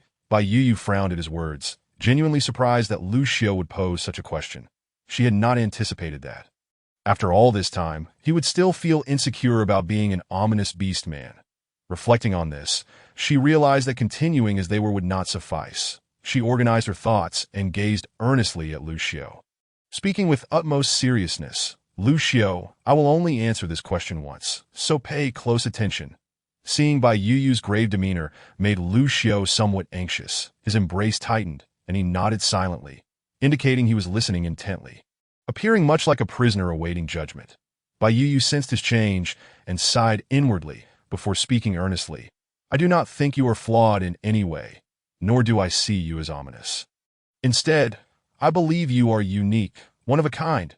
As she spoke, she gently caressed Lu Xiao's captivating eyes, praising him. "Lu Xiao, have I ever told you how beautiful your heterochromatic eyes are? I am neither lying nor flattering you. I genuinely think they are stunning." Lu Xiao gazed intently at Bai Yu, feeling as though the delicate, soft female in his arms was radiating light, illuminating the darkest corners of his heart. He closed his eyes, struggling to believe that these were truly Bai Yu's heartfelt words. "Uncertainly," he replied, "but we ominous beast men are not recognized by this world. We are the discarded, that I cannot even provide you with a safe and carefree environment." As he spoke, his eyes darkened further, and he offered a self-deprecating smile, tightening his grip around Bai Yu. Leaning closer, he whispered softly into her ear, "Yet, Yu, despite all this, I have never once considered letting you go. I dwell in the abyss, yet I foolishly wish to pull you down with me. Aren't you afraid of such an unworthy person?" Lu Xiao feared he had lost his mind, inching closer and laying bare his darkest thoughts before Bai Yu. He did not know what drove him to do this. He only understood that he desperately sought affirmation from her, a response that could anchor his restless heart. Bai Yu was oblivious to the urgency and torment within Lu Xiao. She merely felt a tickling sensation in her ears and instinctively recoiled slightly, glaring at him with frustration. Where I used to live, there was a saying, "When you marry a chicken, follow the chicken. When you marry a dog, follow the dog. I have already become your partner, so naturally, I will always be by your side. Where could you possibly send me?" As she spoke, she pouted defiantly, continuing, "Besides, you are no worse than those beastmen in the tribes. You were born rejected by those ignorant beasts, yet you still managed to survive in this perilous world, proving your excellence. You surpass all the beastmen in the tribes." Lu Xiao had faced disdain and fear throughout his life. Having never encountered such affirming words that he was taken aback, observing Bai Yu's expression closely and finding no hint of insincerity, confirming her genuine belief. The echoes of her praise about his beautiful heterochromatic eyes, her assertion that he was unique, and her declaration of his excellence resonated in his ears. Most importantly, she had said she would follow him, regardless of the circumstances. That Lu Xiao felt a warmth swelling in his heart. As though a long empty void had been filled in an instant, he suddenly felt complete, fearless. Simultaneously, the thought of letting Bai Yu go was now inconceivable. After all, she had stated she would follow him through thick and thin. And no matter what happened, he would never allow her to regret her choice. Chapter 56. Lu Xiao yearns for sweetness, seeing that Lu Xiao remained silent after her outburst, staring blankly at her, with an inexplicable expression, one that lacked malice yet made her uneasy. Bai Yu cautiously asked, "Lu Xiao, are you angry? Are you upset that I left Mu Yi and Mu'er behind?" Lu Xiao was momentarily taken aback by her words. Realizing that she had misunderstood, he quickly replied, "No, how could I possibly be angry with Yu? I simply..." Pausing, he lowered his gaze and, after a moment's thought, sheepishly admitted, "I just don't want you to pay too much attention to other beastmen." Bai Yu's lips twitched at Lu Xiao's explanation. Feeling somewhat speechless, she had considered every possibility except that Lu Xiao might be jealous. She increasingly found him perplexing. He seemed to have a split personality, acting unpredictably, leaving her unsure of his next move. However, there was nothing to be done. Since she had already pledged to follow him, she might as well appease him. With a sigh of resignation, Bai Yu extended a finger toward Lu Xiao's lips, instructing, "Open your mouth." Lu Xiao was puzzled but complied, parting his lips. That as soon as he did, Bai Yu slipped a slender finger inside, delivering a refreshing essence into his mouth. Once she had poured all the precious liquid from the jade bowl into him, she withdrew her hand and asked, "Is it sweet? Does it feel good? Sweet? Comfortable?" Lu Xiao instinctively nodded, still unsure of Bai Yu's intentions. Upon hearing his response, Bai Yu shot him a fierce glare with her large, watery eyes, feigning anger as she said, "If it weren't for Mu'er, how could we have this precious spirit's spring water? I just prepared some medicinal soup for his brother, and he rewarded me with 10 points of belief. Besides, if I hadn't kept him around, where else could I find such a naive cub to earn belief points? I still want to upgrade the space." Bai Yu genuinely felt grateful to Mu'er. Although she had only helped a little in saving Mu Yi, she had not sacrificed much. In fact, she had gained significantly. If it weren't for Mu'er, she would still be clueless about how to upgrade the space and would never have acquired such a valuable spirit spring water. Lu Xiao considered Bai Yu's explanation and found it reasonable, realizing that his possessiveness had led him to think too narrowly. Aware of his shortcomings, he pursed his lips and replied, "Yu, that was not my intention. I just don't want you to care too much about others. That I will be more mindful next time." Bai Yu had never experienced the complexities of romantic relationships, thus she remained oblivious to the fact that Lu Xiao's behavior stemmed from an overwhelming possessiveness. She merely perceived him as somewhat childlike, yearning for her undivided attention. With a gentle smile, she reached out to pat Lu Xiao's head and cooed, "Our Lu Xiao is the best. You are so wonderful that no one else can surpass you in my heart." When Lu Xiao first introduced himself to Bai Yu, he had mentioned that she could call him Axi, a name his mother used to call him, a title that had once brought him warmth. However, all this time, Bai Yu had never referred to him in that manner, nor had Lu Xiao pressed the issue. To his surprise, she suddenly addressed him so endearingly that Lu Xiao's gaze darkened as he took her small hand in his and whispered, "Yu, I am truly delighted. Would you be willing to call me Axi from now on?" As he spoke, he lowered his head to nuzzle against her neck, continuing, "Please call me that from now on. And I will heed your every wish, except for letting you go." Bai Yu felt a tingling sensation from Lucio's affectionate gesture. Initially, it was merely her neck that tingled, but upon hearing Lucio's husky, coaxing voice, she felt a flutter in her heart. Embarrassed, she shrank her neck slightly and replied in a soft voice, "I understand, Axie." Lucio was utterly enchanted by the tender way she uttered his name, feeling as if the two syllables she spoke were entirely different from how his mother had once called him. With his gaze deepening, he swallowed hard, pulling Bai Yu closer into his embrace and murmuring, "Yu, your voice is truly delightful. Would you say it once more?" Bai Yu became flustered by Lucio's coaxing. For some reason, the simple name had taken on an air of intimacy when Lucio spoke it. Yet he made no unreasonable demands. It was merely a name. Despite her bashfulness and the heat rising to her cheeks, she mustered her courage and stammered, "Axie, as soon as the words left her lips. Lucio could no longer contain his fervent emotions and leaned down to capture her soft mouth with his own. Bai Yu found herself enveloped in Lucio's arms, feeling a delightful shyness rather than fear. Her tiny fists clenched against her chest, as if they could offer her some semblance of security, making her appear both adorable and vulnerable. Lucio lifted one large hand, enclosing her tiny fists within his palm and gently pulling them down, erasing the last remnants of distance between them. That he gazed intently at Bai Yu, his unusual eyes shimmering with an enchanting allure, swallowing hard to suppress his rising anxiety. "Yu, I can't hold back any longer. If I don't reach the end, could you grant me a little sweetness?" Bai Yu trembled at his words, her already flushed face turning a deeper shade of crimson. She desperately wanted to shake her head in refusal. But sensing Lucio's tension, she understood without needing to think deeply. She did not wish to cause him distress, yet she was too timid to nod in agreement. Having encountered many tales of men coaxing girls online, she recognized Lucio's approach as one of the most common. Though she believed Lucio was different from those boys, she couldn't bring herself to take the risk. After racking her brain for an excuse, she cautiously glanced at him and said, "But there are others outside. What if they hear us?" Upon hearing her words, Lucio narrowed his eyes and cast a glance at the animal hide curtain, then turned back to Bai Yu, hurt evident in his gaze that he asked in a hushed tone, "Yu, what are you afraid of? Do you doubt my words when I say I won't go all the way? Or do you simply not wish to be close to me?" As he spoke, his heart sank gradually. Though reluctant, he began to loosen his embrace around Bai Yu, fearing that if he pressed further, she might flee from him as she had before. While he remained unsatisfied, the fact that Bai Yu was willing to comfort him, regardless of whether her feelings were genuine or feigned, was a small consolation. Yet, the spark in his eyes began to dim. From the very beginning, Bai Yu had shown reluctance to draw too close to him, while in this world, it was customary for beast men to be affectionate towards their partners. Most females would actively seek intimacy, unbothered by the notion of being overheard. Given the current living conditions of beast men, refraining from public displays of affection had already marked an evolution in their behavior.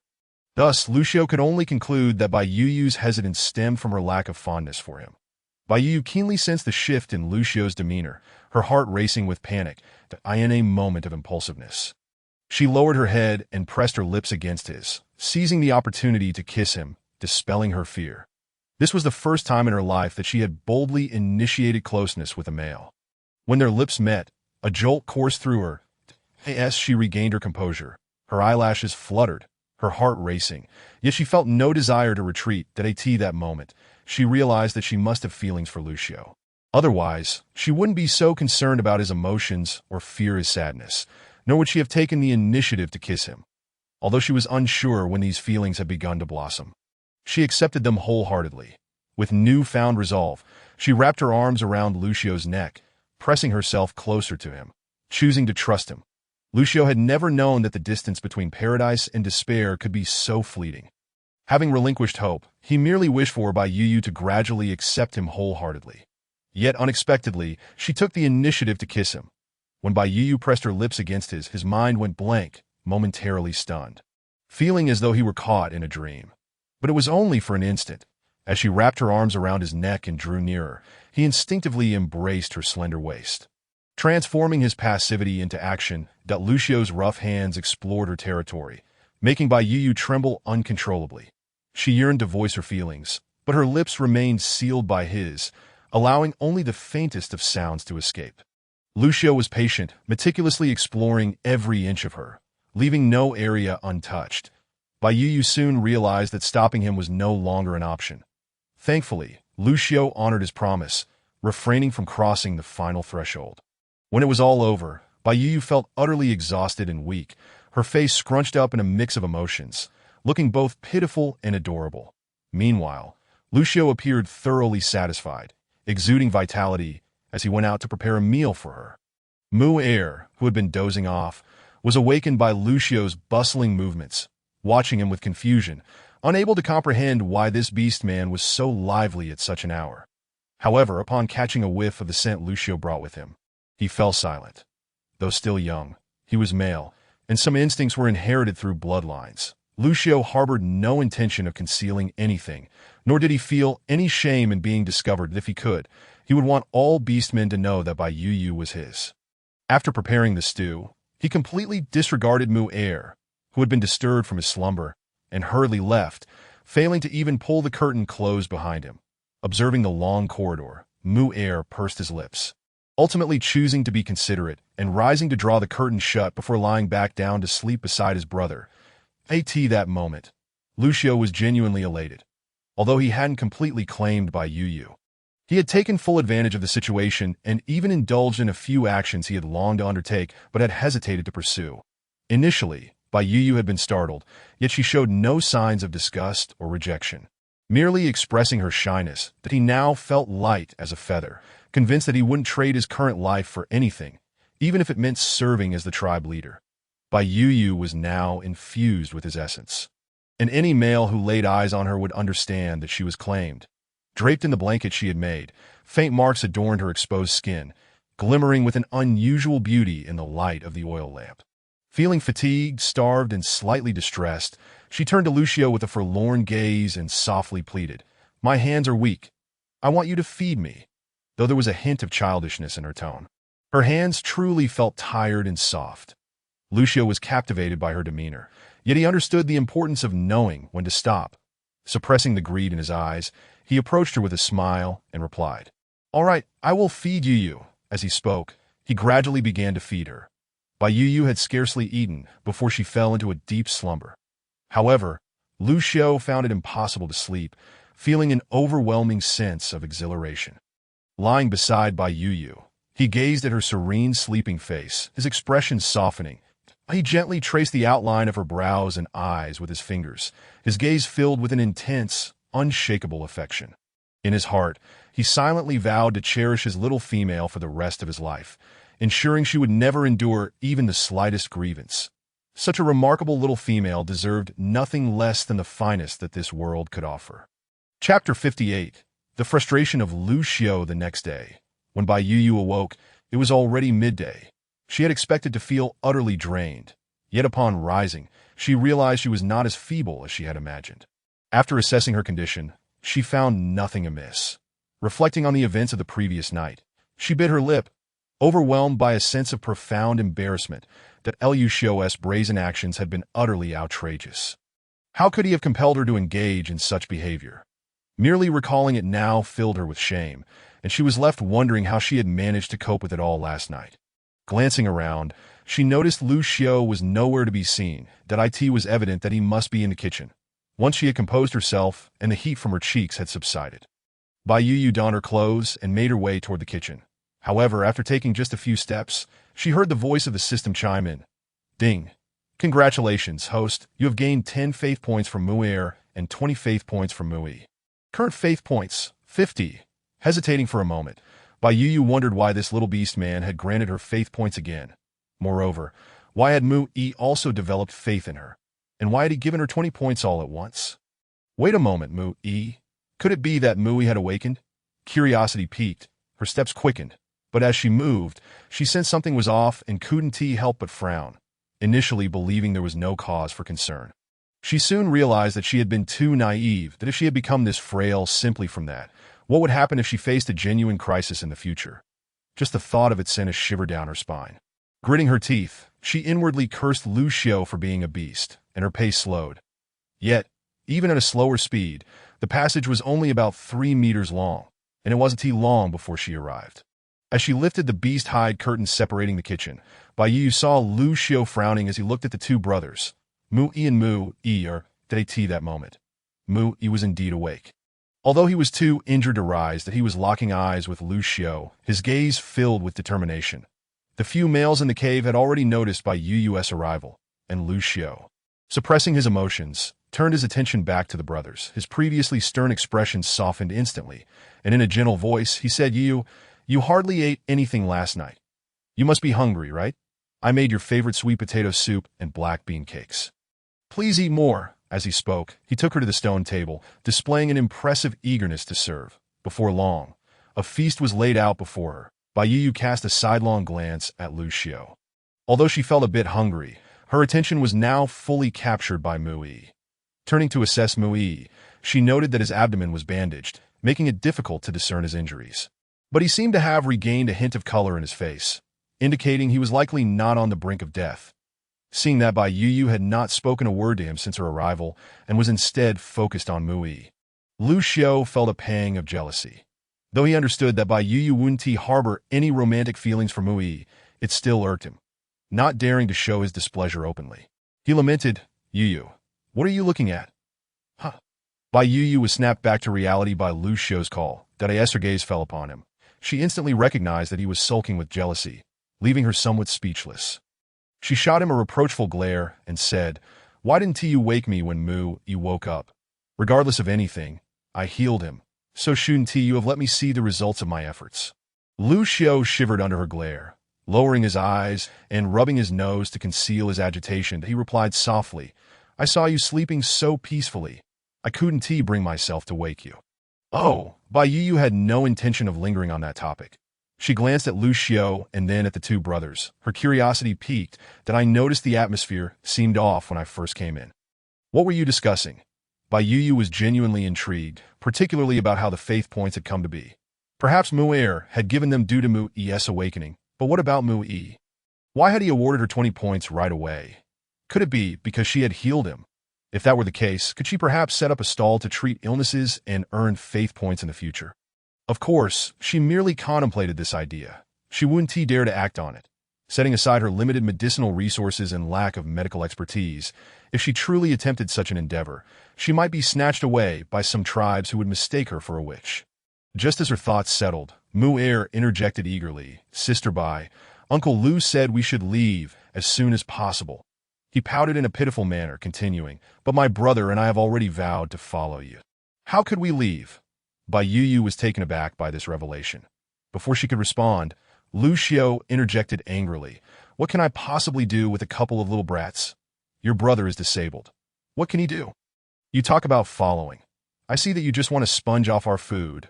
Lu Xiao was genuinely furious. This brat only knew how to feign pity to deceive his little female. To make matters worse, he dared to call him uncle while referring to Bai Yu as sister, which was utterly unforgivable.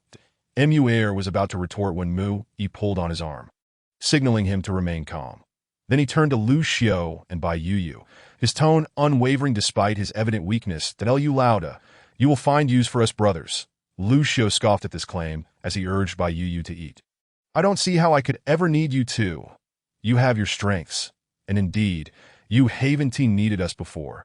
But you will need us in the future, Mu Yi asserted, shifting his gaze to Bai Yu, who was currently being fed, his eyes shimmering with determination. Tell you Lauda, you are now a partnered beastman, as a wandering beastman. You should understand how difficult it is to protect a little female, especially one blessed by the beast god, who is destined to be coveted by tribes. No matter how strong you are, can you always keep her by your side? Can you guarantee that no one will set their sights on her? Lu Lauda, you need companions now more than ever. At these words, Lu Xiao's body stiffened slightly, that he had indeed considered these possibilities, but he found it hard to trust anyone other than himself.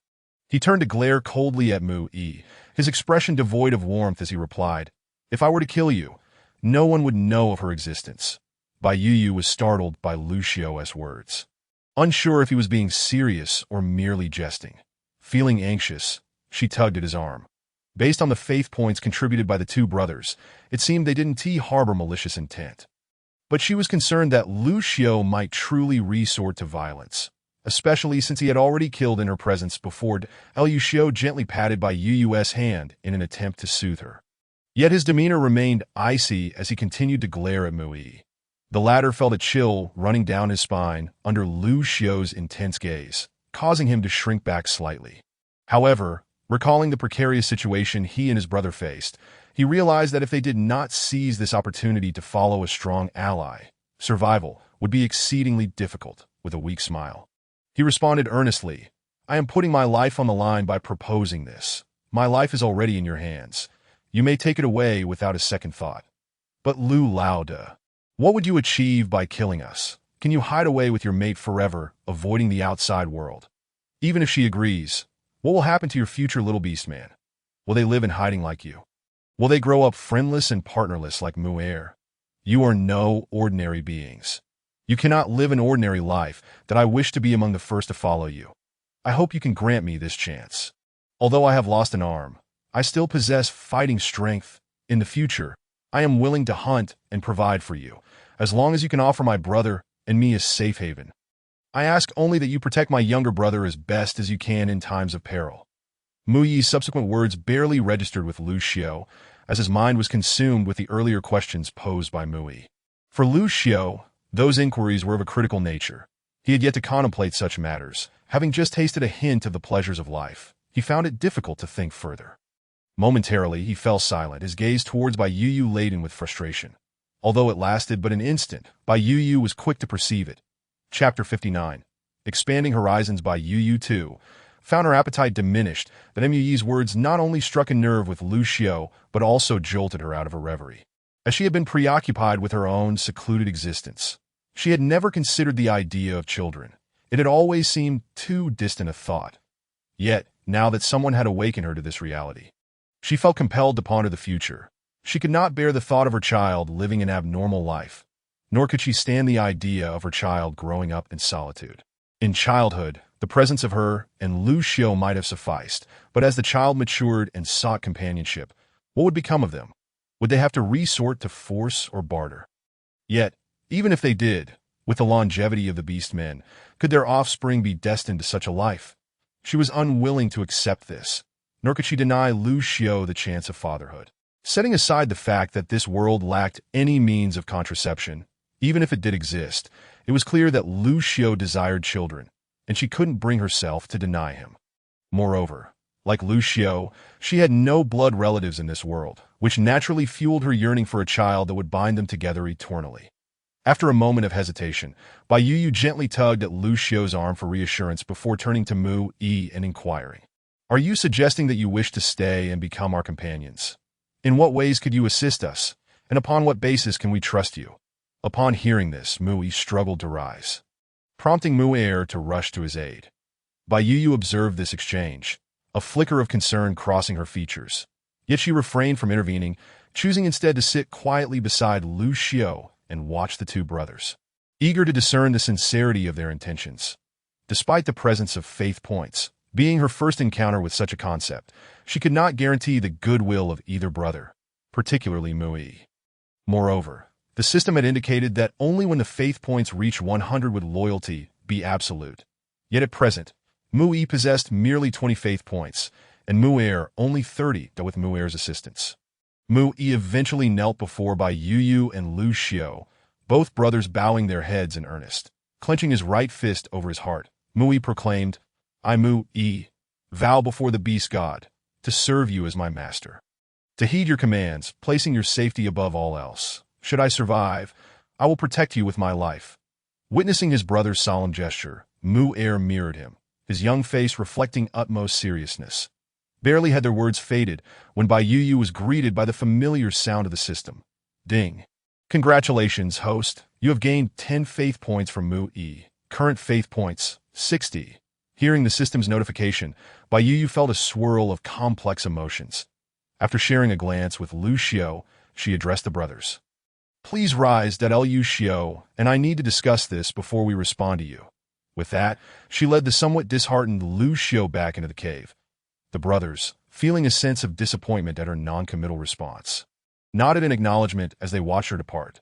Seated beside the stone bed, Bai Yu noticed that ever since the conversation began, Lu Xiu's gaze had been somewhat evasive. She could surmise his thoughts. She sensed his despondency and lethargy, a stark contrast to his usual vigor, as if he had been struck by frost. This diminished state of Lu Xiu tugged at Bai Yu's heart, yet she understood that the issues at hand would eventually need to be confronted. Evasion would not resolve anything. Bai Yu gently pulled at Lu Xiu's arm and softly said, "Lu Xiu, I believe Mu Yi's words hold merit, that we are human beings, social creatures. We cannot persist in solitude indefinitely." At her words, Lu Xiu stiffened momentarily, then slowly lifted his eyes to gauge Bai Yu's expression. Relieved to find no traces of disdain or negativity, he bit his lip, feeling a pang of guilt as he replied, "I know I am inadequate. My status cannot provide you with a normal living environment. However, Yu, I can't help but worry about them. Aside from myself, I am uneasy with the idea of other beastmen being near you. What if they harbor ill intentions?" Bai Yu understood Lu Xiu's concerns, which were shared by her as well. However, they currently lacked better alternatives, and at least Mu Yi and Mu Er possessed faith points, indicating their goodwill towards her. Furthermore, the beastmen of this world held the beast god in high regard, and their willingness to pledge their lives in servitude underscored their commitment. Even if ulterior motives existed, it was likely that they were merely drawn to Bai Yu's status as a shaman, hoping to improve their own prospects. Bai Yu patiently articulated her thoughts, sensing that Lu Xiu was beginning to absorb her reasoning, which provided her with a measure of relief. Blushing slightly, she continued to coax him, "Lu Xiu, we must also consider our future offspring. I do not wish for them to live such a life. Since other tribes do not accept your unique existence, we could establish a tribe of our own, thereby eliminating the fear of being treated differently. What do you think?" Bai Yu surprised herself with her own suggestion. Yet as the words left her lips, she felt a sense of purpose forming. Her vision crystallized into the idea of creating a tribe for wandering beastmen, where any beastman of good character could join. Once their material needs were sufficiently met, they could trade for females and reforge a new tribe, one that transcended racial divides. While this notion may seem fantastical, Bai Yu believed that as long as they had a vision and were willing to pursue it, nothing was beyond reach. Even if the outcome did not match their ideal, it would still be preferable to inaction. Lu Xiu's eyes widened at Bai Yu's proposal, as if a new realm of possibilities had opened before him. He had never considered forming a tribe of his own, despite many wandering beastmen once seeking to align themselves with him, only to be rebuffed due to his aversion to complications. Yet, reflecting on the multitude of wandering beastmen outside, he wondered why they could not unite to form a new force. The combat prowess of wandering beastmen generally surpassed that of those in established tribes. If harnessed effectively, what could they possibly fear? Moreover, recalling Bai Yu's earlier remark about wanting to have children with him ignited a sense of urgency within Lu Xiu that he felt compelled to act swiftly to prepare for the arrival of their offspring before Bai Yu's next season of fertility. He was determined to create a new environment for their future child, one devoid of the need for wandering or evading the beastmen of other tribes. Furthermore, as the number of beastmen in their tribe increased, mutual ties and responsibilities would develop, alleviating his concerns over potential betrayal. Chapter 60. The brothers remained with these thoughts swirling in his mind. Lu Xiu grasped Bai Yu's hand with fervor, his eyes shining brightly as the earlier melancholy dissipated entirely. He gazed at Bai Yu, his voice trembling with conviction. "Yu, I know what must be done. Rest assured, I will not allow you to wander for the rest of your life, nor will I let our future child become yet another wandering beastman. I will provide you both with a normal living environment." "Huh?" Bai Yu, taken aback by Lu Xiu's sudden transformation, tentatively asked, "Lu Xiu, are you suggesting that we keep Mu Yi and Mu Er with us?" At her words, Lu Xiu narrowed his eyes thoughtfully and nodded. "I will give them an opportunity to stay, and not just them. I will gather more wandering beastmen willing to follow me, just as you said. We shall establish our own tribe and embark on a new life." Bai Yu's eyes sparkled with excitement at the prospect, though a flicker of concern crossed her mind as she recalled the other wandering beastmen they had encountered. She hesitantly asked, "But will the other beastmen be as harmless as Mu Yi and Mu Er?" What if we invite danger into our midst? Do not worry, you people will bow to their own interests. No one wishes to remain a wandering beast man forever. They will seize any opportunity for a better life. Lu Xiao reassured her, affectionately stroking her head, his expression a mix of amusement and sincerity. He continued, I will select those wandering beast men who have not committed any wrongs. With your ability to locate food and medicine as a shaman, combined with my combat prowess, we need not fear a lack of followers. Bai Yu shot Lu Xiao a playful glare, feigning annoyance as she retorted, I told you, I'm not a shaman. Lu Xiao chuckled softly in response, but you possess skills that no shaman could dream of achieving. Just that alone makes you far superior to those in the established tribes. Bai Yu blushed at the compliment, feeling a bit flustered as she turned her face away, mumbling under her breath. All right then, should we go and inform Mu Yi and Mu Er of our decision now? There's no rush. Let them wait a while. Things that come too easily are often taken for granted. Very well. So what shall we do in the meantime? Lu Xiao gazed at Bai Yu's flushed face, his eyes darkening as he pulled her closer to himself and murmured, Let us rehearse how to bear offspring. Ah, Wai Yu, please step away. You lewd rogue.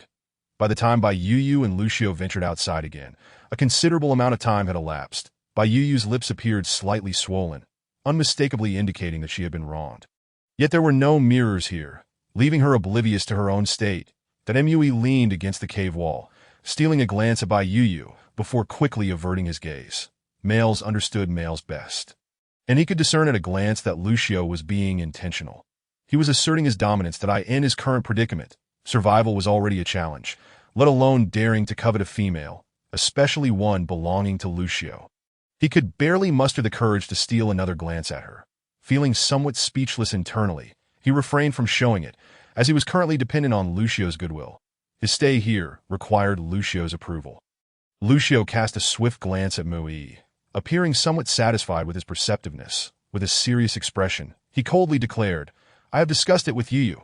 You may remain. No sooner had Lu Xiao's words left his lips than Mu Er sprang to his feet, his eyes gleaming with eagerness. Really? My brother and I can truly stay with the goddess sister.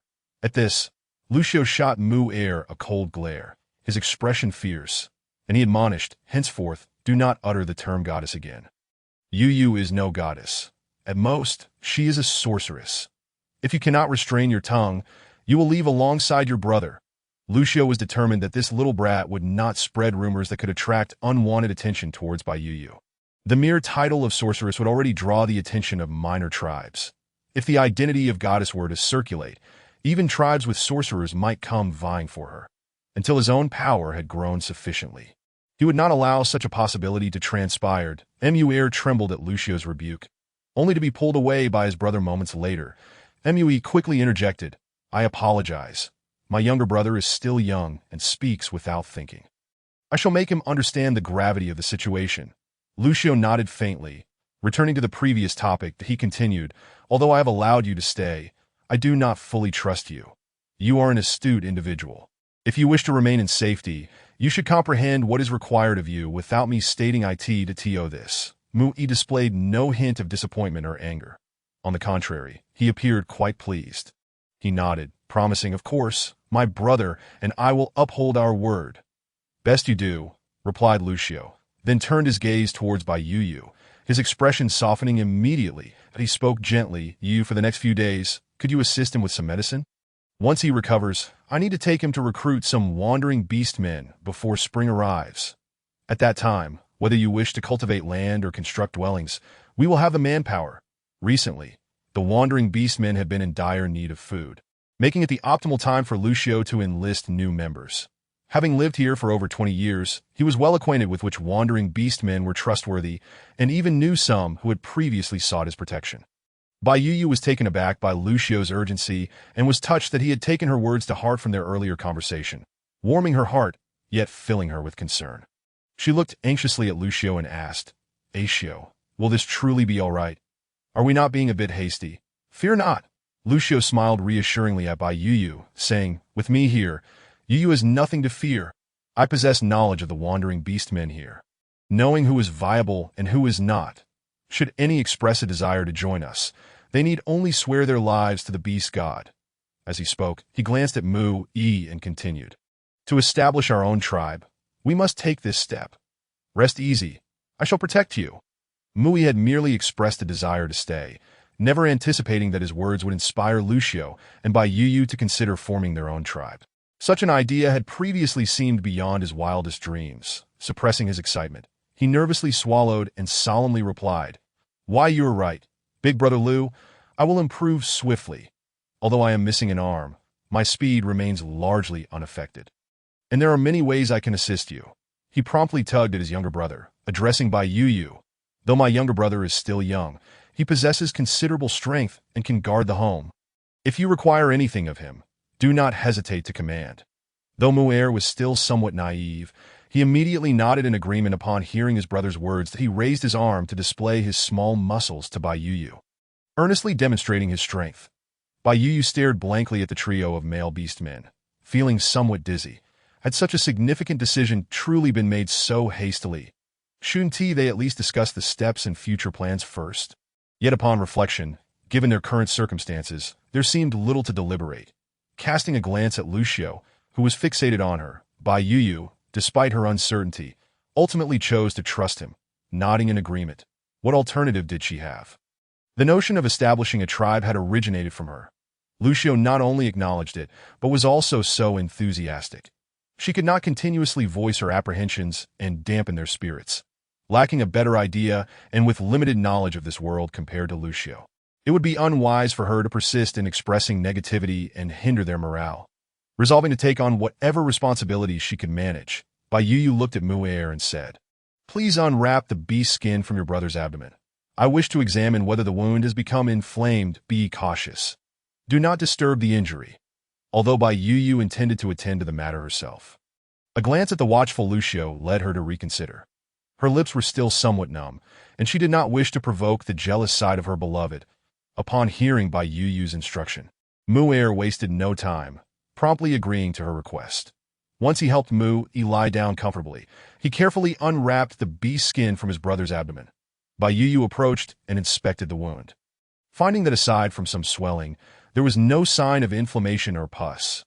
Internally relieved, she concluded that as long as the wound remained free of infection, there would be no further life-threatening danger. After examining the injury, she noticed the two brothers were anxiously awaiting her verdict. She smiled reassuringly at them, stating, "The recovery looks promising. If you continue to apply the medicine and consume some meat broth, you should heal swiftly." In this world, beastmen possessed remarkable recovery abilities. As long as they survived the critical phase, their healing speed was notably rapid. Having finished speaking, Bai Yu turned to enter the cave. Retrieving a small bamboo bowl from her space, she procured several pouches of piranha bile, crushing them and pouring the contents into the bowl. Completing her task, she emerged with the bamboo bowl filled with piranha bile and handed it to Mu'er, saying, "This is piranha bile. It can reduce inflammation and alleviate pain. Apply it to your brother a few times daily, and when it runs out, just ask me for more." While Mu'er had witnessed Bai Yu using this during her treatment of Mu-E, he had not realized it was piranha bile. Gratefully accepting the bamboo bowl, he expressed his heartfelt thanks, filled with appreciation for Bai Yu. Though piranha bile was not particularly rare, it was winter. Not to mention the ferocity of the piranha. Even the rivers where they thrived were now encased in thick ice, making the retrieval of piranha bile exceedingly difficult, if not impossible. Bai Yu found herself quite fond of Mu'er, who was so understanding and obedient. She smiled and said, "These are mere trifles.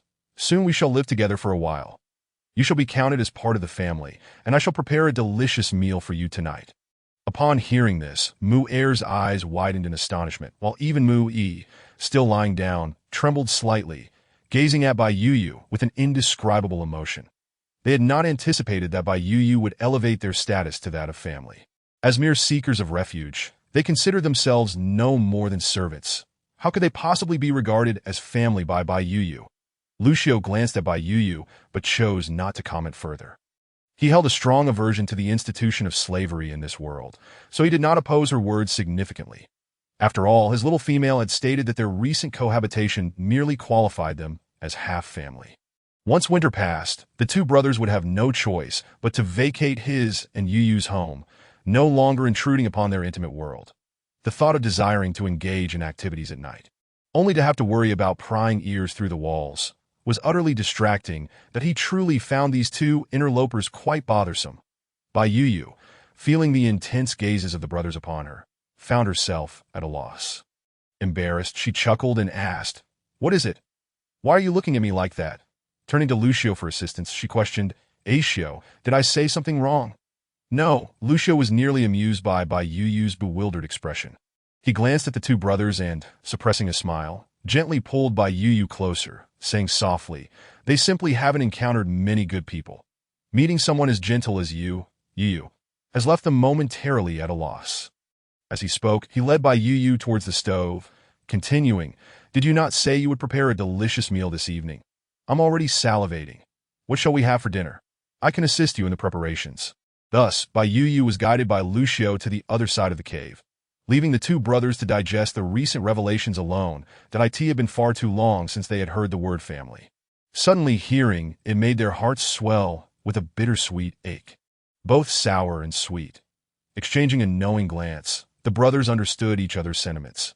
As long as they lived, they would protect Bai Yu, even at the cost of their own lives.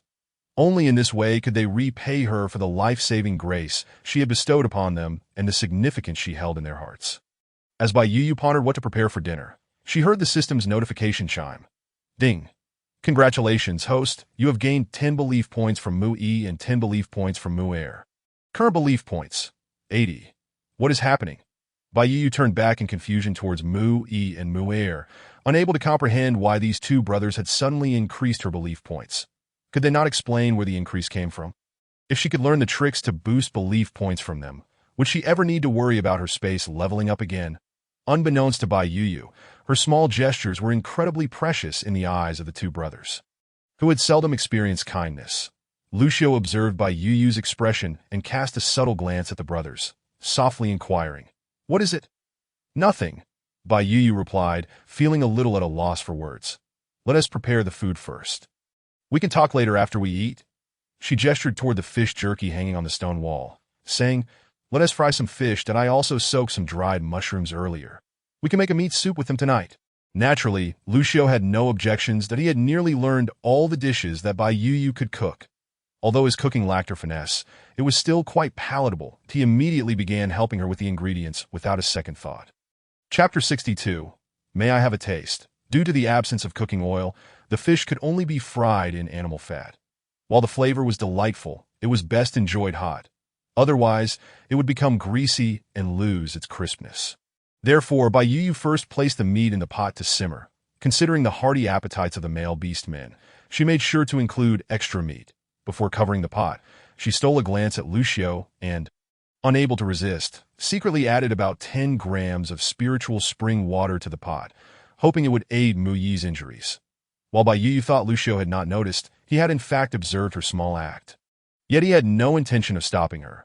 Setting aside the fact that the spiritual spring water was obtained because of Mu-Air, he had already agreed to keep Mu-E and Mu-Air around, wishing for Mu-E to recover from his ailments. However, he felt a mix of affection and annoyance at Bai Yu's sneaky behavior, unaware that her small action had been noticed by Lucio.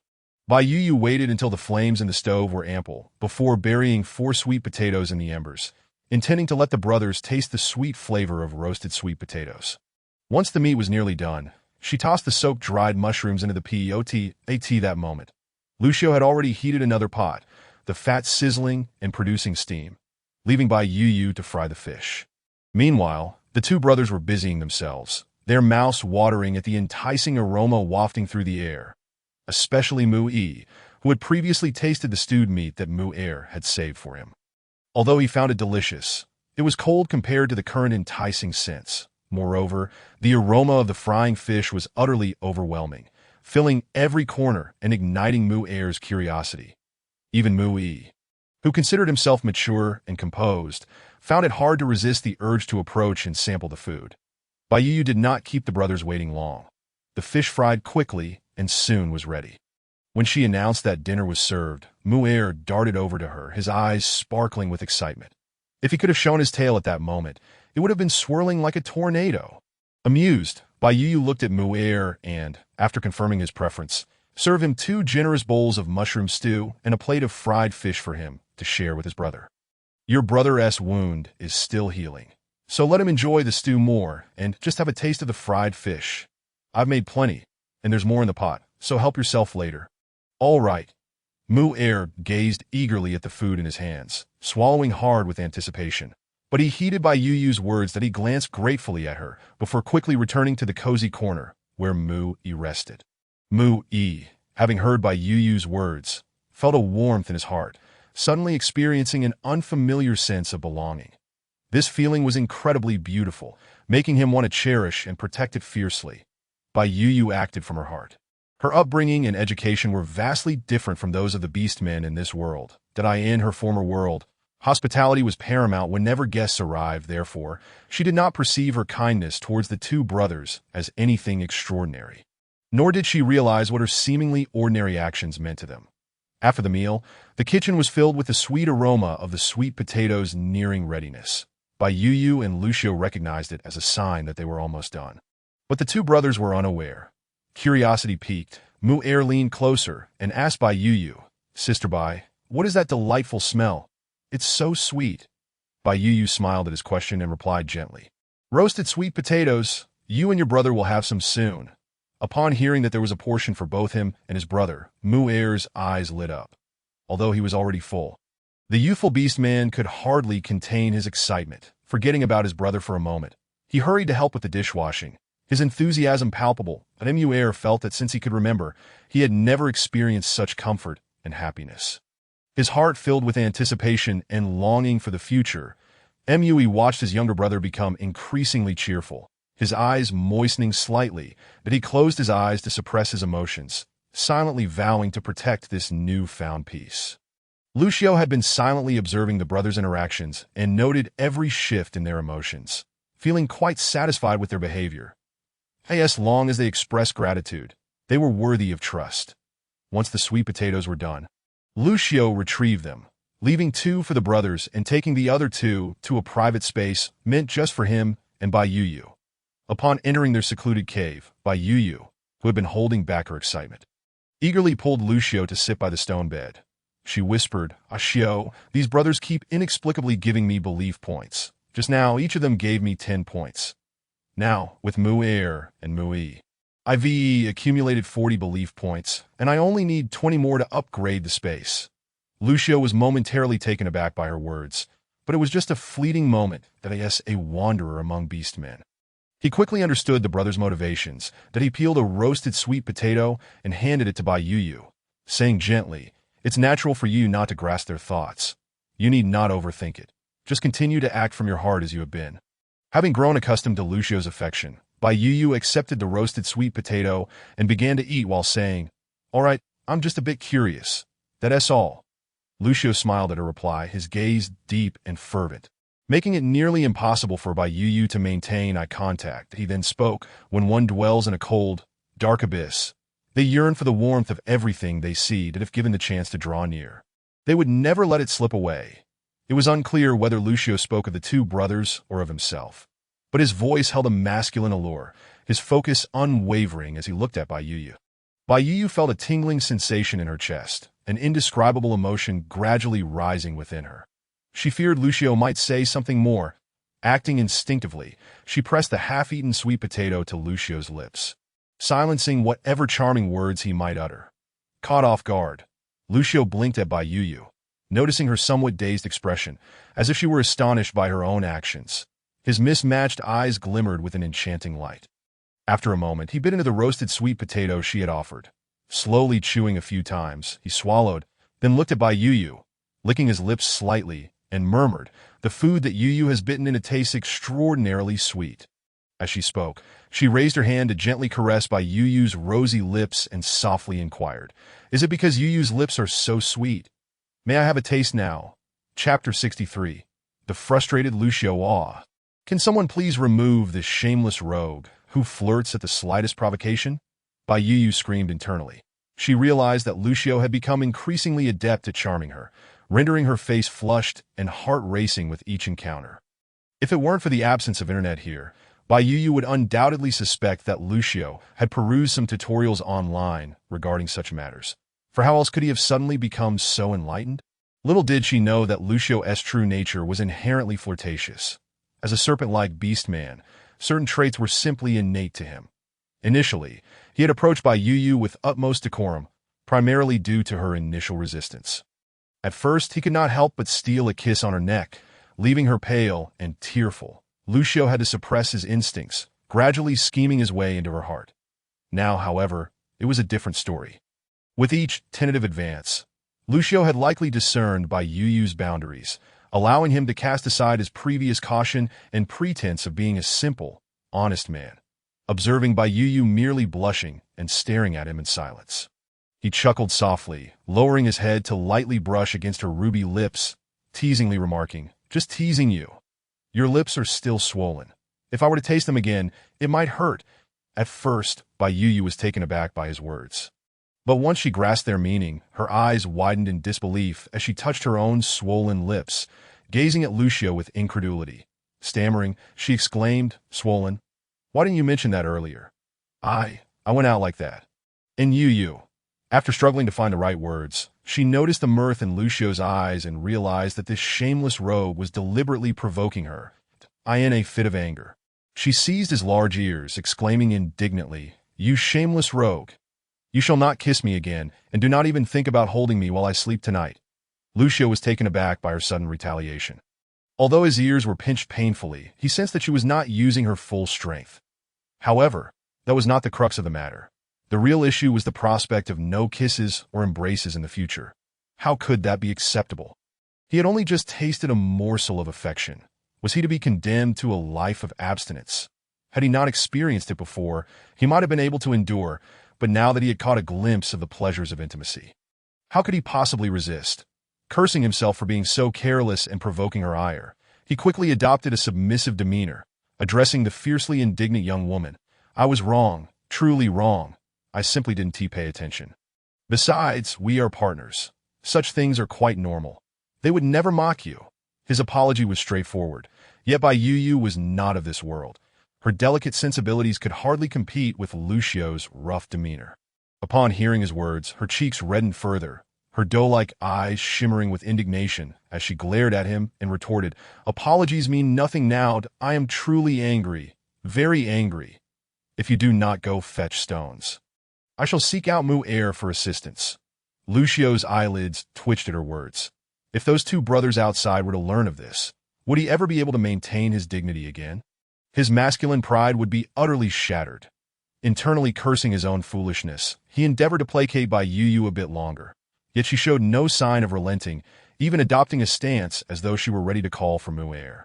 Seeing that his tactics were futile, he hastily intercepted her, and for the sake of his masculine honor, he begrudgingly made his way to gather stones, donning a sullen expression. Little did he realize that his submissive nature had long been laid bare for all to see. Bai Yu observed Lucio's demeanor, both exasperated and amused, yet she remained steadfast in her resolution. Her thin skin prevented her from allowing such an incident to repeat itself. Merely thinking about it filled her with shame. If she did not teach Lucio a lesson this time, she feared he would run wild like an untamed stallion in the future. That evening, Bai Yu retreated into her quarters to sleep. Her blanket was thick enough that even without Lucio's embrace, she felt no chill. She fell into a deep slumber, while Lucio found himself unable to sleep at all that he had grown accustomed to holding Bai Yu while they slept. And now that his arms were empty, he felt profoundly unsettled. Gently sitting up, he glanced at Bai Yu's peaceful form, subtly raising his hand in an attempt to draw her closer, only to hesitate as his hand approached her. He feared that provoking her further would lead to dire consequences. His gaze roamed over Bai Yu, and upon noticing the kiss mark behind her ear, he could not help but swallow hard. The memories of the previous night, the sights, the exquisite sensations, and the intoxicating flavors, left him feeling parched that he almost slapped himself for his folly, yet feared waking Bai Yu. The woes of his heart were inescapable. He cursed himself for being so reckless. Having once tasted the sweetness of closeness, how could he now endure the emptiness? With a resigned sigh, he lay back down, embodying a picture of forlornness. The arrogance he had displayed while being flirtatious now felt utterly desolate. Meanwhile, Bai Yu slept soundly, blissfully unaware that someone had spent the night in restless torment.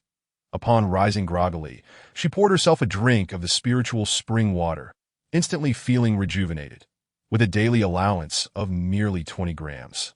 She reserved about 5 grams for herself and allocated around 10 grams for Lucio. The remainder she stealthily added to the soup while cooking, hoping to provide some nourishment to the two brothers, particularly for Mu-Yi, who was injured. Were it not for the need to conceal the existence of the spiritual spring water, she might have directly offered some to Mu-Yi for a trial. The spiritual spring water was known to enhance one's physical condition, and while its ability to improve healing was uncertain, it certainly fortified one's resilience. After finishing her drink, she turned to Lucio, who had been gazing at her with a pitiful expression since she woke. Rolling her eyes, she admonished, "Wipe that pathetic look off your face. Don't pretend to be pitiful. It's futile." As she spoke, she handed him the bamboo tube containing the spiritual spring water, continuing, "This is your share for today. Drink it." After which, she paid him no further mind and headed to the kitchen. However, as she turned, she could not suppress a smile that crept upon her lips, clearly struggling to contain her amusement. Seeing Bai Yu walk away, Lucio realized she was still upset that he hastily consumed the entire contents of the bamboo tube and quickly followed after her. The tactic of feigning distress had clearly failed. He would need to devise another strategy. One night of suffering was quite enough. He truly wished to avoid sleeping alone again. Having tasted such warmth once, nothing else could compare to the importance of holding his little mate as they drifted off to sleep. The notion of masculine dignity had become irrelevant to Lucio in that moment.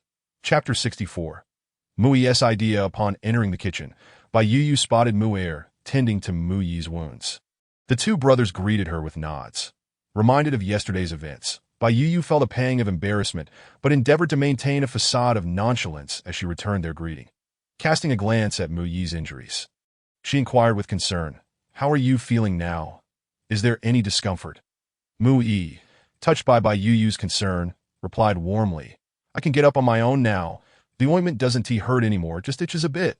Upon hearing this, Bai Yu scrutinized Mu-Yi's face and noted the healthy color returning to his complexion, unlike the pallor of the previous day.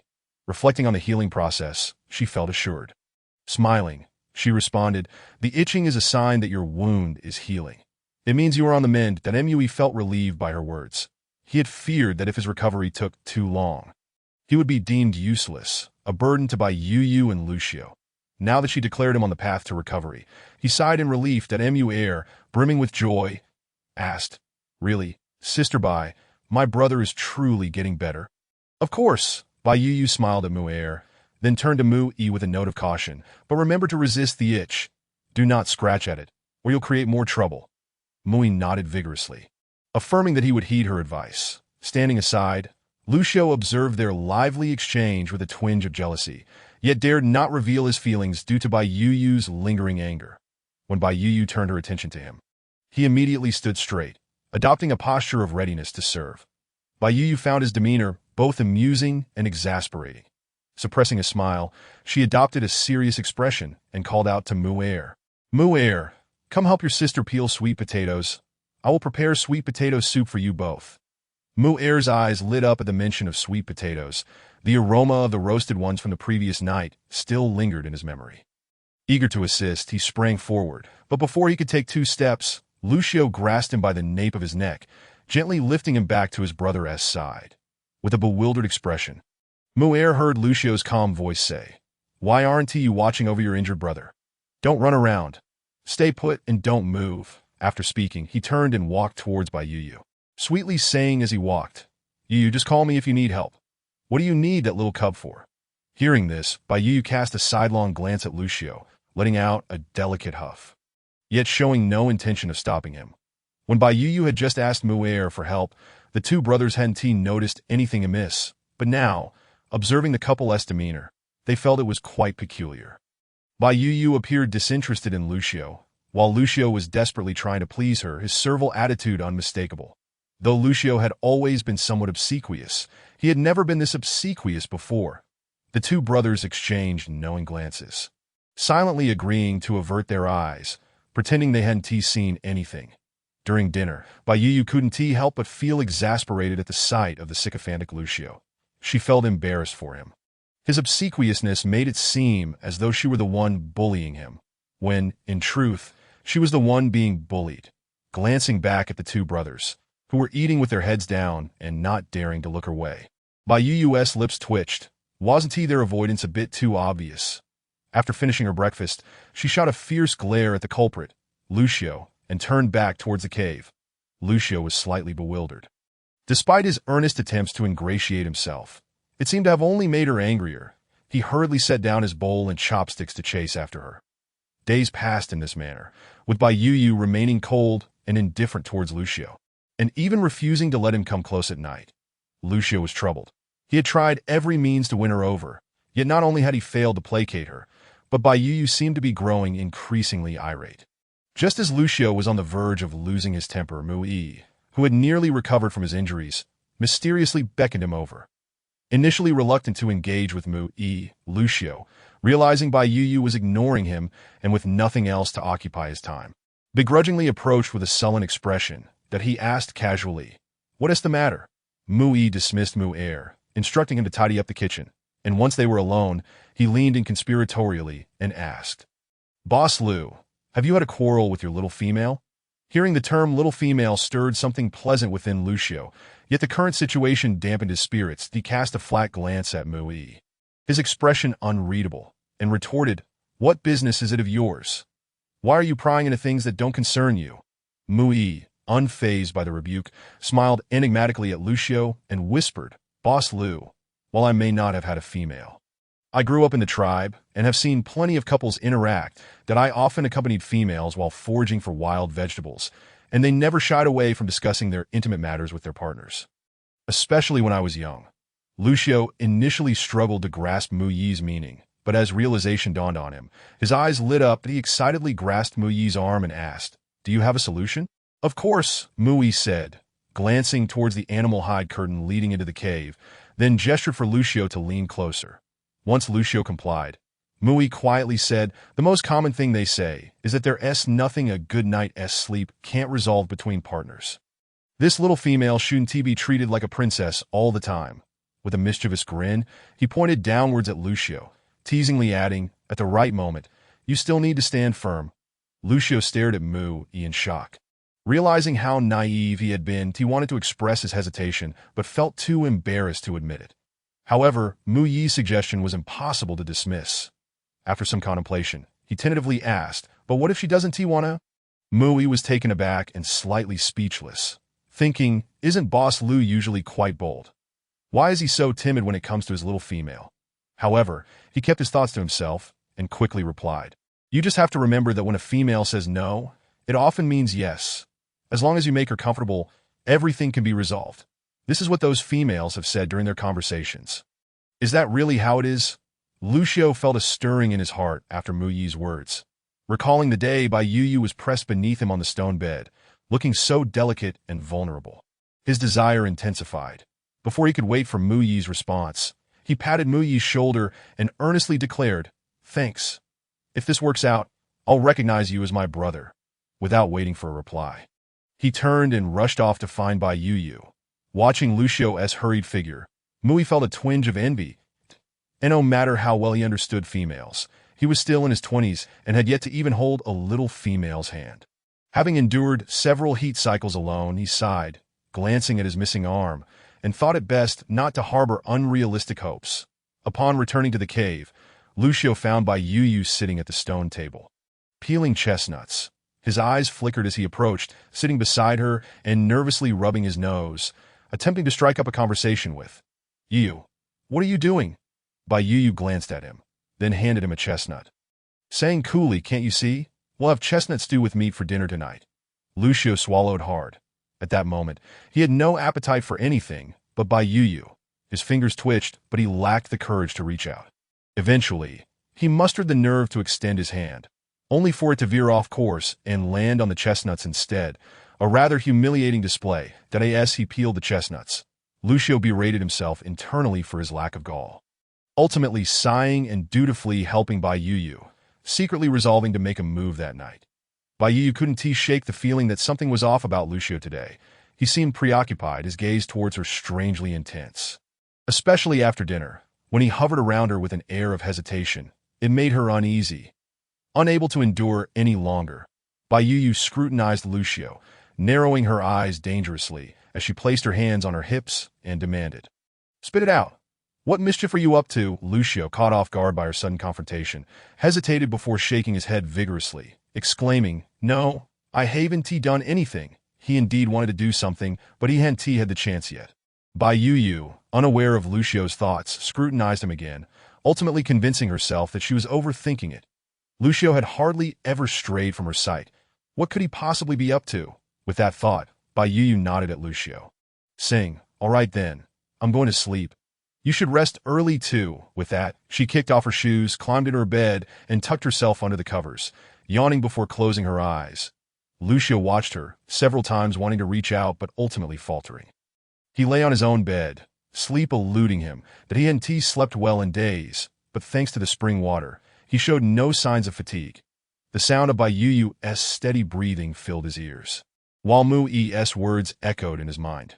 Turning to gaze at Bai Yu's serene sleeping face, he couldn't help but swallow hard. It had been days since he had had any intimate contact with her, and his desire was growing. Rather than thinking he had taken Mu's advice to heart, it felt more like he had struck a chord deep within him. His fingers trembled as he cautiously reached out to touch Bai Yu's cheek. When she didn't react, his confidence grew. Leaning in gently, he pressed a soft kiss to her lips, the tender sensation sending shivers down his spine. And in an instant, all rational thought evaporated into thin air. In a half-awake, half-dreaming state, Bai Yu felt something nibbling at her, an odd sensation that didn't hurt, but rather felt pleasant and tingly. This feeling reminded her of that day with Lucio. Suddenly, her eyes flew open, and she found a furry head resting against her shoulder. Startled, she was about to cry out when Lucio, sensing her awakening, quickly covered her mouth. Lucio, who had been cautious just moments before, now took advantage of Bai Yu's surprise, pressing closer to her. Bai Yu found it difficult to breathe as Lucio continued to claim her lips, leaving her dazed and confused. She instinctively raised her hands to push him away. Feeling her resistance, Lucio reluctantly released her lips and, before she could speak, hurriedly whispered, "You don't make a sound. We wouldn't want those two brothers outside to hear." Bai Yu's eyes widened in shock. Why did that sound so familiar? If he truly feared being overheard, why was he acting so recklessly? Frustrated and slightly stammering, she whispered, What are you doing up in the middle of the night?" "What's on my mind?" Lucio's gaze darkened as he fixed his eyes on Bai Yu, causing her to shy away from his penetrating stare.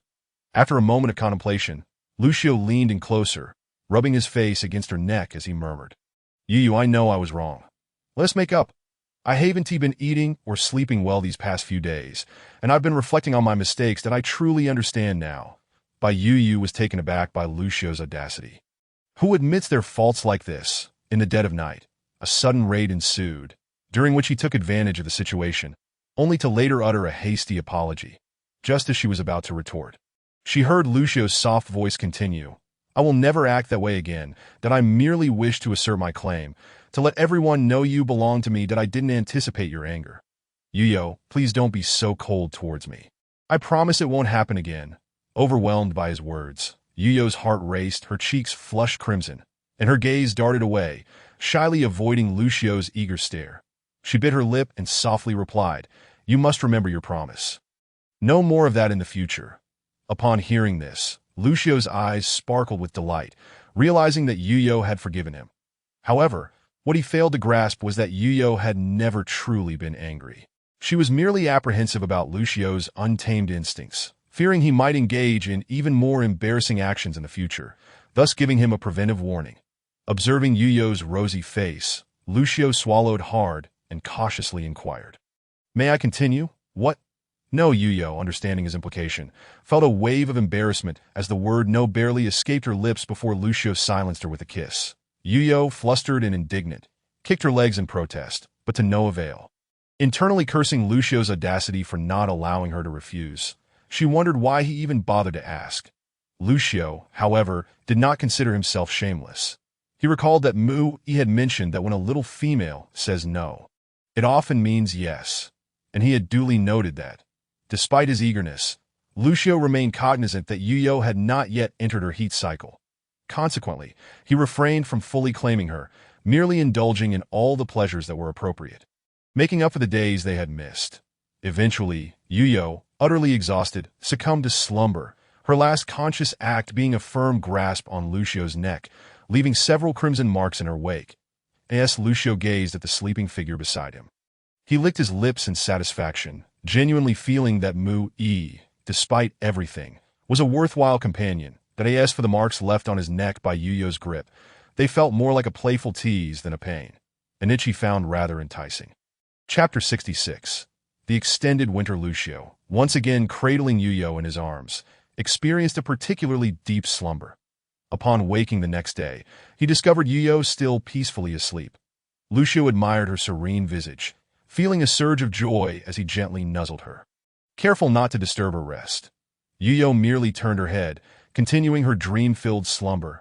Lucio, unable to resist the charm of Yuyo's innocent demeanor, smiled softly, but chose not to disturb her any further. Instead, he rose quietly and made his way to the kitchen. The recovery abilities of beastmen were naturally robust, and with the additional medicinal herbs and spiritual spring water Yuyo had provided, Mu-Yi's wounds had nearly healed. He was now capable of handling simple tasks without issue. Upon hearing the commotion, Mu-Yi turned to the entrance of the cave and spotted Lucio emerging, lifting the animal hide curtain. However, he noticed that Yuyo was nowhere to be seen. A flicker of suspicion crossed Mu-Yi's mind as he intended to gauge Lucio's expression. Upon seeing the marks on Lucio's neck, he immediately understood what had transpired, coupled with Lucio's radiant demeanor. It was evident that the previous night had been a success, that a twinge of envy stirred within Mu-Yi, admiring Lucio's fortune in securing such a remarkable and beautiful little female. Yet, he harbored no inappropriate thoughts, merely feeling admiration. Lucio caught sight of Mu-Yi scrutinizing him and broke into a broad smile, approaching to pat Mu-Yi on the shoulder. "You, my friend, are quite something. Stick with me, and you shall reap the rewards." When had Mu-Yi ever received such warm treatment from Lucio? He was taken aback. Feeling somewhat flattered, he quickly replied, "As long as Boss Lucio finds a use for us brothers in the future, we will certainly assist you without hesitation. Such politeness is unnecessary. We are brothers here," Lucio thought, regarding Mu-Yi with newfound respect. This man had become his strategist, and should Yuyo ever be displeased, seeking Mu-Yi's counsel would be invaluable. Mu-Er looked on, utterly bewildered by the sudden warmth between his brother and the usually stoic beastman, perplexed as to why Lucio had transformed so drastically in his demeanor. The rapid change left him feeling somewhat overwhelmed. Yet no one was there to explain the underlying reasons to him, forcing him to speculate on his OW and Mu-Yi, however, was well aware of the reason behind Lucio's sudden cordiality, and this realization granted him a sense of relief.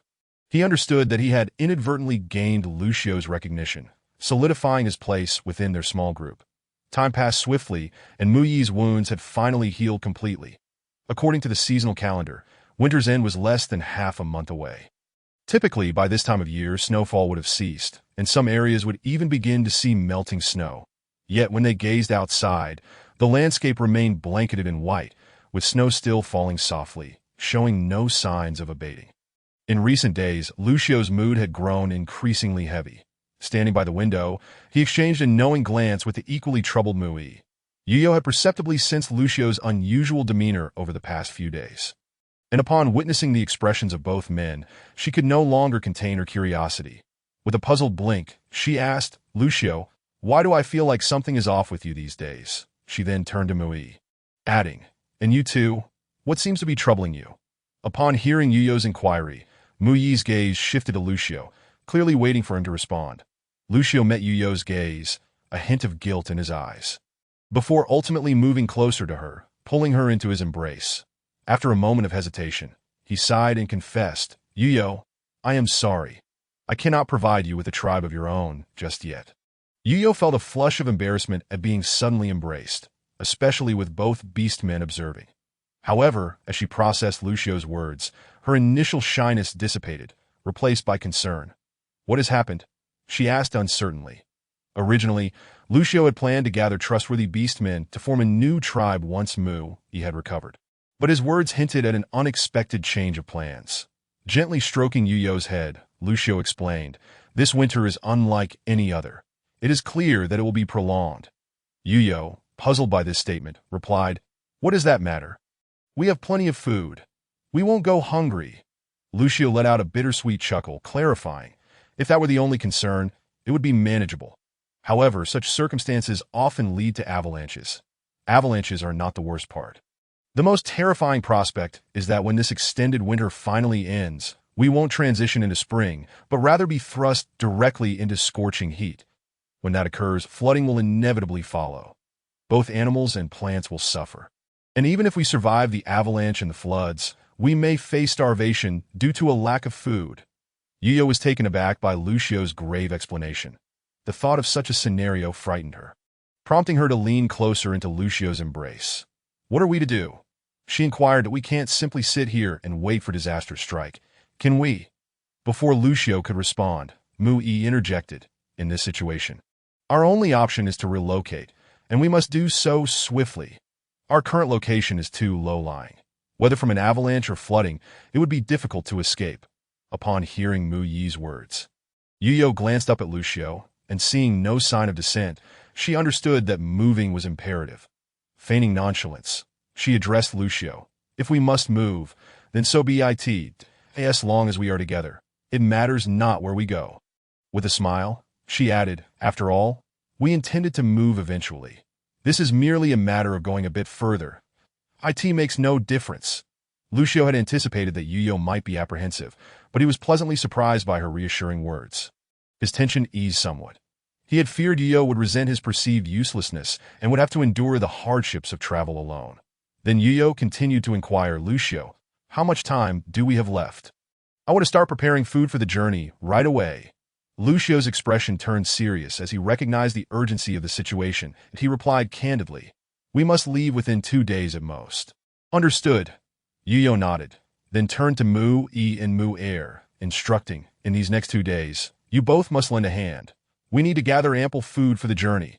The two brothers naturally could not refuse. Nodding in acknowledgement. Chapter 67. By Yuyu's plan having made her decision, Bai Yuyu instructed Lucio to bring out all the ground black bean powder and enlisted the brothers' assistance in kneading the dough. While she began to prepare the pot cakes in order to save time, she chose not to make small cakes individually, but rather to create them as large as the pot allowed. Meanwhile, Lucio was tasked by Bai Yuyu to cut the meat, not needing to chop it too small. Each piece should be about the size of a fist. Bai Yuyu planned to cook all the meat once the cakes were ready. The group worked tirelessly until evening, pausing only to eat a little cake before retiring to rest. Upon returning to the cave, Bai Yuyu tugged at Lucio's hand, appearing hesitant to speak. Lucio gently pinched Bai Yuyu's cheek and asked softly, "What's wrong? Are you tired?" He then guided her to sit by the stone bed and began to massage her shoulders, commenting, "It's I who have exhausted you. Tomorrow, you should rest while I take care of the rest." Bai Yuyu raised her hand to hold Lucio's, shaking her head as she replied, "I'm not too tired. I simply have something I wish to discuss with you, having been drinking the spiritual spring water during this time." Bai Yuyu felt a marked improvement in her physical condition. Even her skin appeared more radiant and delicate than before. Lucio was well aware of this, which is why he often enjoyed teasing and playfully pinching Bai Yuyu. Upon hearing her words, Lucio ceased his actions and inquired with curiosity, "What is it?" Bai Yuyu pursed her lips, glancing at the items in the cave and the stone pit Lucio had been digging. She said, "I want to tell Mu-E and Mu-Er a little lie to subtly convey some information about our space." Before she could finish, Lucio interrupted her, shaking his head resolutely to no. "While I have accepted them, I cannot fully trust them, nor can I allow them to know your secret. If they were to become greedy or harbor other intentions, you would be in danger. This is absolutely unacceptable." Bai Yuyu understood Lucio's concerns. She shared them herself. However, given the current circumstances, she could only think of trusting Mu-E and Mu-Er for the time being. Bai Yuyu gently tugged at the agitated Lucio, earnestly stating, "Ashio, please let me finish my thoughts." Lucio furrowed his brow, looking at Bai Yuyu, and upon seeing her determined demeanor, he nodded in agreement to listen. Once Lucio had calmed down, Bai Yuyu softly explained, "My current space cannot accommodate all the food and belongings. The future remains uncertain, and it is difficult to say when we will have new food. The brothers will be with us moving forward. I cannot simply conjure supplies out of thin air, nor do I wish to constantly make excuses. Furthermore, I want to cultivate crops And without seeds, that is impossible. Hence, I wish to upgrade the space to the next level. Once upgraded, the space will expand, allowing me to transport everything. Lucio regarded Bai Yu with a puzzled expression and asked, but how does upgrading the space relate to telling those two brothers? It is indeed related. Bai Yu grasped Lucio's hand, her face lighting up with a smile as she continued. When you first witnessed me retrieving items from thin air, did you not regard me as the envoy of the beast god? What do you think those two brothers would think if they saw such a spectacle? Might it not earn me some faith points? I am merely 20 faith points away from an upgrade. As she spoke, Bai Yu's gaze shifted, becoming somewhat peculiar as she seriously asked, it is strange. Though, why did you not grant me any faith points back then? Did you not consider me the envoy of the beast god? Lucio, still processing Bai Yu's earlier statements, was momentarily taken aback by her question. After a moment's thought, he replied, perhaps it is because I only feel love for you, and no other emotions arise. Bai Yu never anticipated that her serious inquiry would turn into an unexpected declaration of affection, causing her cheeks to flush. Yet upon reflection, she had to admit that Lucio's reasoning seemed quite sound. Just as she was contemplating this, Lucio redirected the conversation, saying, even if you wish to upgrade the space, you need not take such risks. They have granted you faith points without you mentioning your space before. Bai Yu shook her head and replied, but we are out of time. Moreover, I do not intend to divulge the existence of my space. I can phrase it differently. How so? Lucio inquired, intrigued and eager to hear Bai Yu's thoughts before deciding whether to agree. Bai Yu pondered for a moment before saying, tomorrow, I will tell them that I received guidance from the beast god tonight, allowing me to temporarily store items with the beast god until I need them again. Lucio's gaze flickered with uncertainty as he questioned, is that permissible? And if you borrow the name of the beast god, might he become angry? Bai Yu's lips twitched at this, momentarily forgetting that Lucio was also a devotee of the beast god. After a moment of contemplation, she replied, no, everything I possess is granted by the beast god. Is it not? If the beast god is willing to bestow me such benefits, surely he would not be bothered by this minor detail. Lucio nodded, finding Bai Yu's reasoning acceptable. Yet he remained apprehensive about the two brothers and was about to resume his persuasion when Bai Yu continued. I know you are still concerned about Mu Yi and Mu'er's potential ill intentions, but as Xiao, we need allies, partners we can trust wholeheartedly. As she spoke, Bai Yu kissed Lucio's furrowed brow, smiling as she added, if they listen to my words tomorrow and witness my ability to retrieve items from thin air, granting me faith points, it would indicate they harbor no ill intentions. If not, it would reveal we are not of the same kind, and we can part ways early. Do you not agree? Lucio was close to being swayed by Bai Yu's reasoning, yet the thought of the consequences if the two brothers were to harbor ulterior motives chilled his expression. He gazed at Bai Yu with unwavering determination and said solemnly, Yu, I may consent to your plan, but parting ways is out of the question. As he spoke, a hint of coldness flickered in his eyes. Yet his hand stroking Bai Yu's hair remained gentle. He continued, once they learn your secret, there are only two paths. They either become allies or they perish. I cannot allow them to leave with your secret. Bai Yu's pupils constricted at his words, her lashes lowering in silence for a prolonged moment, leaving Lucio, who had been awaiting her response, feeling uneasy, just as a sense of panic began to creep into his heart. Bai Yu finally lifted her head to meet his gaze. With a self-deprecating smile, she wrapped her arms around Lucio's neck and said, Xiao, we truly are fated companions. We are indeed of the same kind. Bai Yu had long understood that she was not a paragon of virtue, yet she had never perceived herself so clearly until this moment.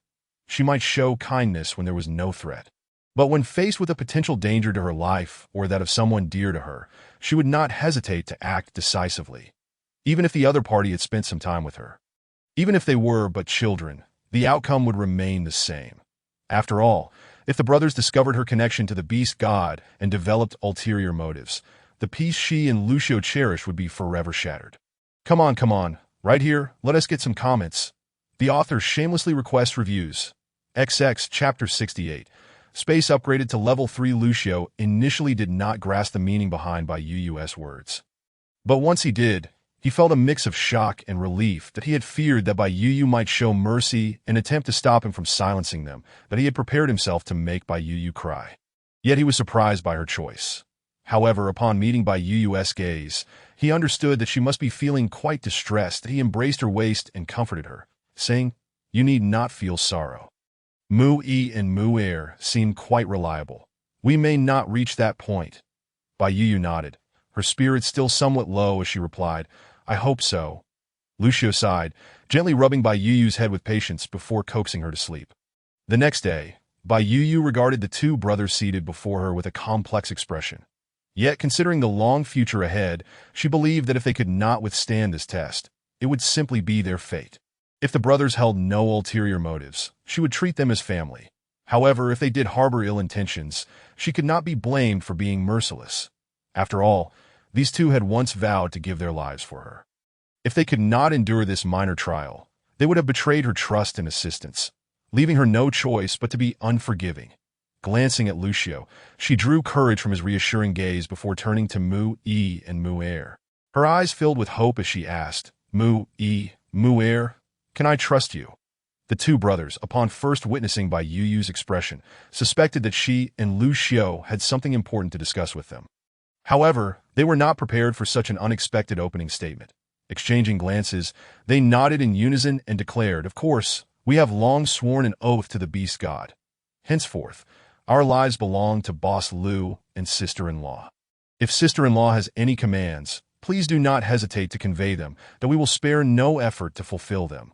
Upon hearing Mu Yi's address, Bai Yu felt a twinge of embarrassment and pressed her lips together.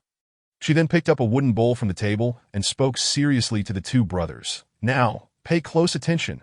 As soon as her words fell, the bowl in her hand vanished without a trace. This, Sister Bai Yu." The brothers were so astounded by the scene that they jumped up in shock, pointing at Bai Yu's hand and stammering for quite some time, unable to articulate a coherent sentence. Their minds nearly overwhelmed them. What transpired was nothing short of a miracle, a feat only the beast god could achieve. Noticing the situation spiraling out of control, Lucio observed that the brothers were so flabbergasted they could hardly listen attentively. He darkened his expression and barked, "Calm down.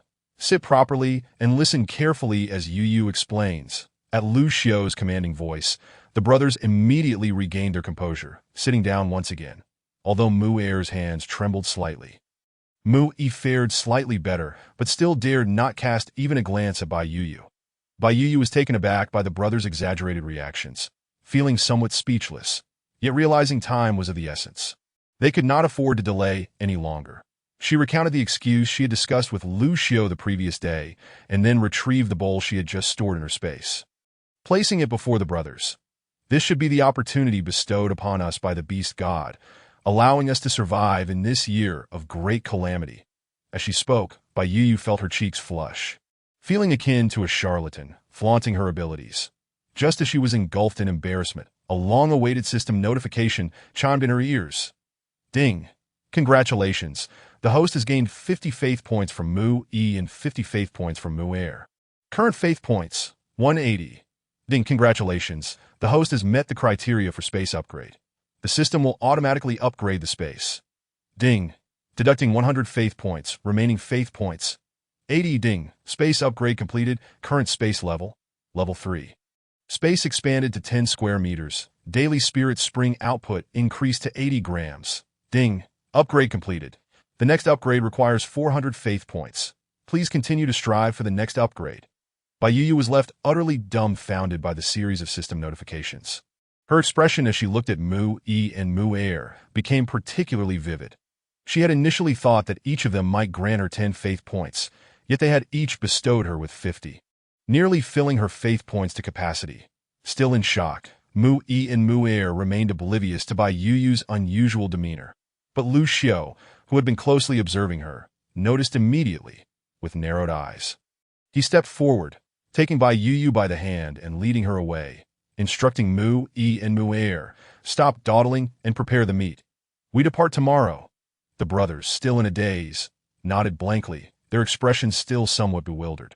Clearly not yet having processed the events, that Lucio paid them little mind as he guided Bai Yu inside and gently inquired, "What is wrong?" How many faith points did you gain? Bai Yu looked at Lu Xiao in confusion, asking vacantly, how did you know I gained any? Lu Xiao chuckled softly, playfully pinching her little nose, and said, your expression says it all. You look utterly astonished, and it would be hard not to notice. Is it that obvious? Bai Yu replied, momentarily distracted by his teasing. She then proceeded to recount everything that had just transpired. Upon hearing her account, Lu Xiao was also taken aback for a moment, but then smiled, saying, this is a good thing. It shows that these brothers trust you, so you need not worry any further. Indeed, Bai Yu nodded, patting Lu Xiao's hand that held hers, replying, it is indeed a good development. Now let us not linger. I will go gather our things, and you can assist the brothers in preparing the meat. Please also make a few bowls of sweet potato soup.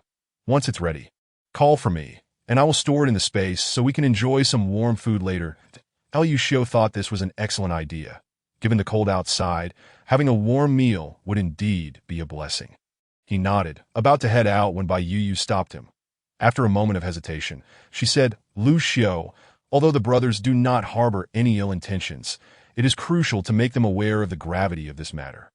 They must keep their mouths shut and understand the importance of discretion moving forward. Especially since Mu'er is still young, I fear he may be careless. You should be the one to address this. They are more intimidated by you? Understood. You can rest assured, I will handle it. Lu Xiao replied with a smile, affectionately ruffling Bai Yu's fluffy hair before turning to leave. After Lu Xiao departed, Bai Yu began sorting the carrots, sweet potatoes, and black chestnuts stored in the stone cellar, along with some dried mushrooms and black beans she had reserved for planting, categorizing them into her space. She also designated a corner for the animal skins that Lu Xiao had saved, as well as various trinkets she had asked him to craft during this time. With the space now sufficiently large, she no longer had to be as frugal as before when storing items. Once she had tidied up, she recalled that she had yet to check the system space panel. Opening the system panel, she first saw the homepage, though she had no use for the appraisal attempts currently. So she paid it little mind and directly accessed the space panel. Space upgrade panel, current level. Level 3, upgradable. Space upgrade requirements. 80 for 100. Space capacity, 10 cubic meters. Daily spirit spring output, 80 grams. Can be accumulated and stored. Can be accumulated and stored. Bai Yu blinked, puzzled by the words. She vaguely remembered that it had not mentioned the capability for storage before, and previously, the daily output had only been 20 grams. Far from sufficient, which had led her to overlook the notion of storage. She speculated that this must be a benefit that came with the space upgrade. Otherwise, as the daily output of spirit spring water increased, would she simply consume it all? The system had previously stated that each person should not exceed 15 grams per day, or there could be side effects, though it had not elaborated on what those side effects entailed. Regardless, this was an unexpected boon. Any excess spirit spring water she could now store would alleviate her worries when it came time for her to cultivate the land. Bai Yu licked her lips, curious to taste whether the flavor of the spirit spring water had changed post-upgrade. Closing her eyes, she focused on the current location of the spirit spring water, attempting to ascertain how much she had now. To her surprise, she found that the small dragon-shaped jade carving and the tiny jade bowl had doubled in size, with the intricate carvings becoming more pronounced. Bai Yu was not overly astonished. As the spirit spring water increased, it was only natural for the jade carving to grow larger as well. After observing the situation, she opened her eyes, deciding against fetching a bamboo bowl. Instead, she extended a slender finger to her lips, allowing a small amount of spirit spring water to trickle out. However, she discovered that the taste was much the same as before, and the effects remained unchanged. Bai Yu did not appear disappointed.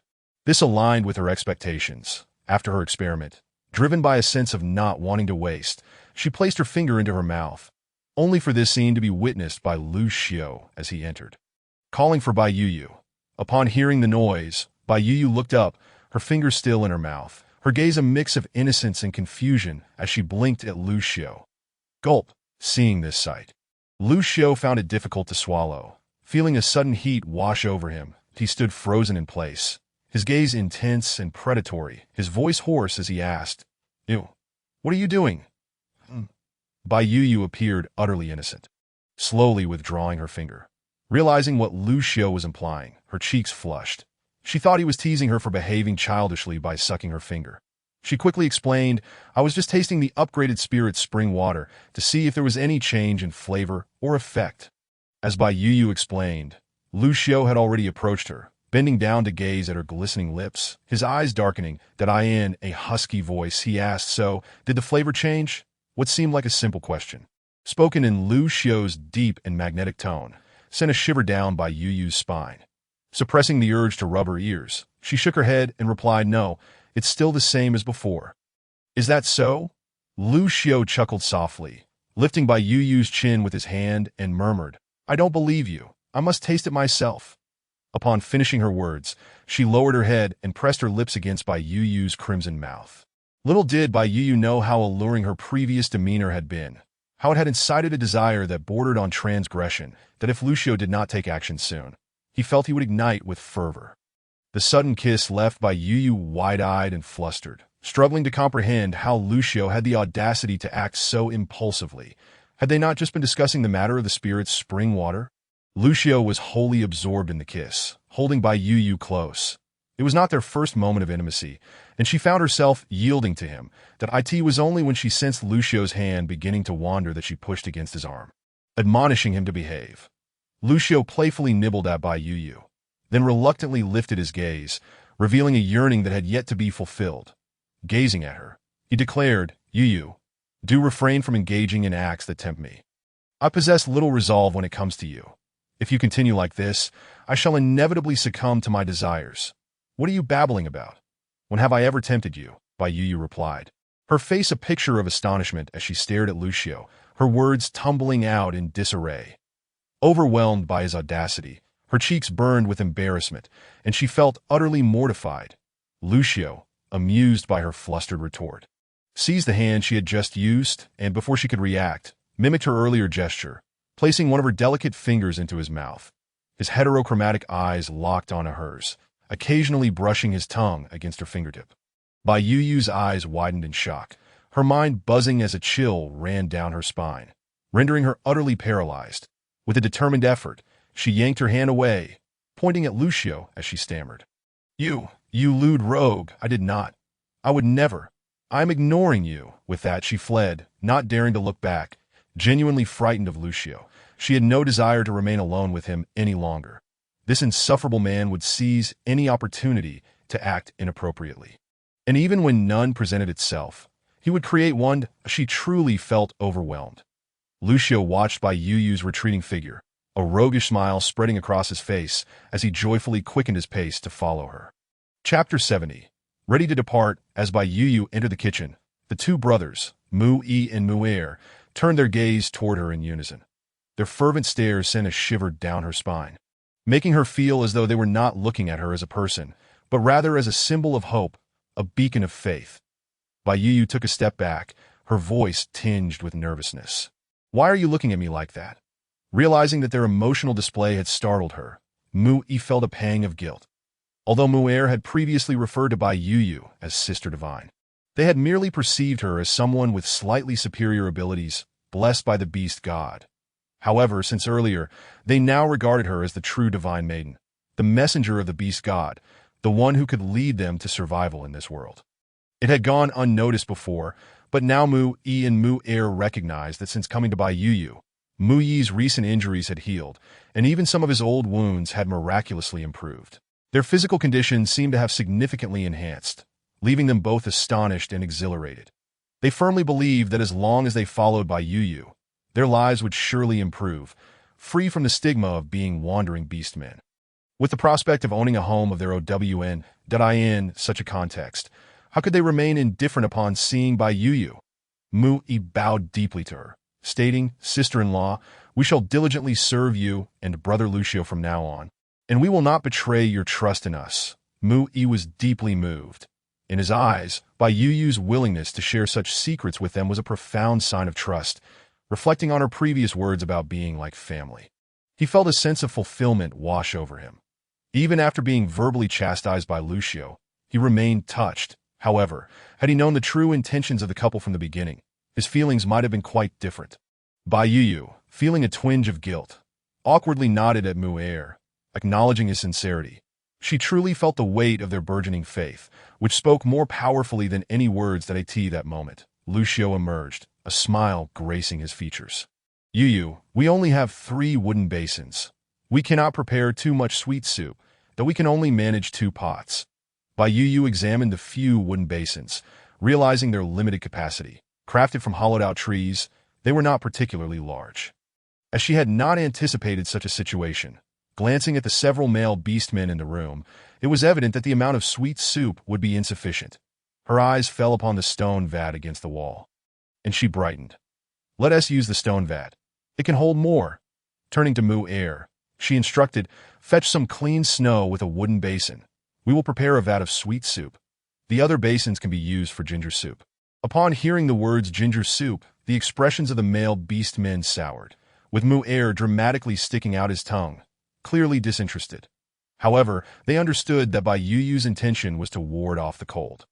And despite their distaste for ginger soup, they remained dutiful and silent, attending to their tasks. Bai Yu poured the sweet soup into the emptied stone vat, then stored it in her space, intending to retrieve it later when the pot was ready, thus ensuring the soup would not cool. After several trips back and forth, the vat was finally filled. Next, they could begin preparing the ginger soup. The beastmen, as keen noses, detected the aroma of ginger soup wafting through the air, and their faces turned pale, as if Bai Yu were torturing them. Bai Yu found the situation both amusing and exasperating, that as she collected the ginger soup, she discreetly added 20 grams of spirit spring water into each basin while Mu E and Mu Er were distracted, hoping to improve their health further. Once everything was settled for the evening, Bai Yu surveyed her space. The cooked meat, fried fish, and hot soup were all neatly stored. The only remaining items were some beast bones, which Lucio had initially wanted to discard, but Bai Yu had hesitated to throw away. Although there was little meat left on them, the bones were perfect for making nourishing broth, and the meat on the bones had its own unique flavor. Come spring, when she had more chili, she could braise the ribs, producing a delicious dish. With that in mind, she had stored some in her space to preserve them, awaiting the arrival of spring, not anticipating the current predicament. Without hesitation, she packed the sizable pile of bones into her space. Though not salted, they had cooled during storage and had been cooked for an extended period, thus remaining unspoiled. After securing the bones, Bai Yu circled the 2 caves to ensure nothing was overlooked. Satisfied, she then turned her attention to the remaining dry firewood. Given the current weather conditions, finding dry wood outside was impossible, although their food supply was ample. She still felt a tinge of worry, uncertain of when they would emerge from this winter. Thus, she packed the last of the firewood into her space, demonstrating her foresight later as she lay beside Lucio on the stone bed. Bai Yu fell asleep in his embrace, without even managing to bid him good night. Lucio gazed at the peacefully slumbering Bai Yu, a flicker of tenderness in his eyes, but he had intended to care for and protect this little female. Yet now he felt guilt for subjecting her to the same hardships he faced. After tonight, they would both have to brave the cold together, and he felt remorseful, yet powerless that he could only hope to find a place where they could settle soon, to provide her with a secure home and a comfortable life. Sighing, he gently stroked Bai Yu's head before succumbing to slumber himself, that he understood the necessity of preserving his strength, maintaining his best condition. The outside world was perilous, and as he traveled with a female, he needed to be ever ready for battle. The following day, Bai Yu donned a thick sweater and woolen pants she had woven herself, layered beneath a firefox fur coat, and topped with a long white cloak, leaving only her eyes exposed, effectively wrapping herself in a cocoon that in contrast, Lucio wore just a woolen sweater and a beeskin coat. The brothers lacked even sweaters, and it was only because Bai Yu had given them her spare one that they were not forced to rely solely on their beeskins. Having ventured out of the cave for some time, they trudged through the thick snow, taking labored steps as they made their way forward. That it is inconceivable that Lucio would allow Bai Yu to traverse on her own, ever since they exited the cave. He has held her in his embrace, cherishing her dearly. Due to the presence of spatial constraints, they are unencumbered by any luggage, rendering their journey remarkably light. Bai Yu's weight poses no burden to Lucio. In fact, their closeness allows them to share warmth, creating a situation that benefits them both. Bai Yu is not one to be oblivious to her circumstances. Naturally, she relishes the ease of being held and would never display foolish pride by insisting she could walk independently. Such behavior would only hinder their progress, serving little purpose beyond slowing the group down. Chapter 71. Lucio's new strength snowflakes fell in a flurry, swirling through the air in a myriad of graceful patterns, some soaring, some spiraling, and others plummeting straight to the ground, blanketing the earth in layers of silver attire. Looking up, one could see the treetops adorned with elongated silver icicles, resembling white snowballs, occasionally succumbing to their own weight and dropping to the ground. Bai Yu, a southerner by origin, had once yearned to witness the northern snows and build snowmen. Yet now that her wish had been granted, she found herself devoid of joy. Bai Yu had lost count of how many times she had brushed the accumulated snow from Lucio's shoulders. Nor could she recall how often he had been struck by falling icicles. Lucio had taken great care to shield her. She was snugly wrapped in his embrace, insulated from the biting cold. While the tempestuous winds and snow seemed to be borne solely by him, rendering her hardly aware of the chill. However, her heart ached for him. Lucio was a serpent-like beast man, inherently sensitive to the cold. Despite his beastly nature, certain instincts could not be entirely suppressed. Unfortunately, Bai Yu was unable to provide him with any substantial assistance. The most she could do was hold him tightly, hoping to convey warmth through her embrace. Nestled within Lucio's arms, her nose tinged with a hint of sorrow, she inquired, "Ashio, are you cold? We've been walking for quite some time. Should we not find a place to rest?" Lucio glanced down at Bai Yu, guessing her concern for him, and a smile tugged at the corners of his lips. Looking up at the dimming sky, he replied, "It is getting late. We ought to find a place to rest. Traveling at night is ill-advised." With that, he turned to Mu Yi and Mu'er, his two companions, instructing them to scout for a nearby resting spot, cautioning them not to wander too far. If they could not find one, they were to return. The two brothers nodded in agreement, swiftly moving forward, while Lucio settled down with Bai Yu in his arms. Before long, Mu Yi returned, exclaiming with delight, "Boss Lu, there is a cave over there. Sheltered from the wind, and the snow has not completely blocked the entrance, but we can make it habitable with a bit of effort."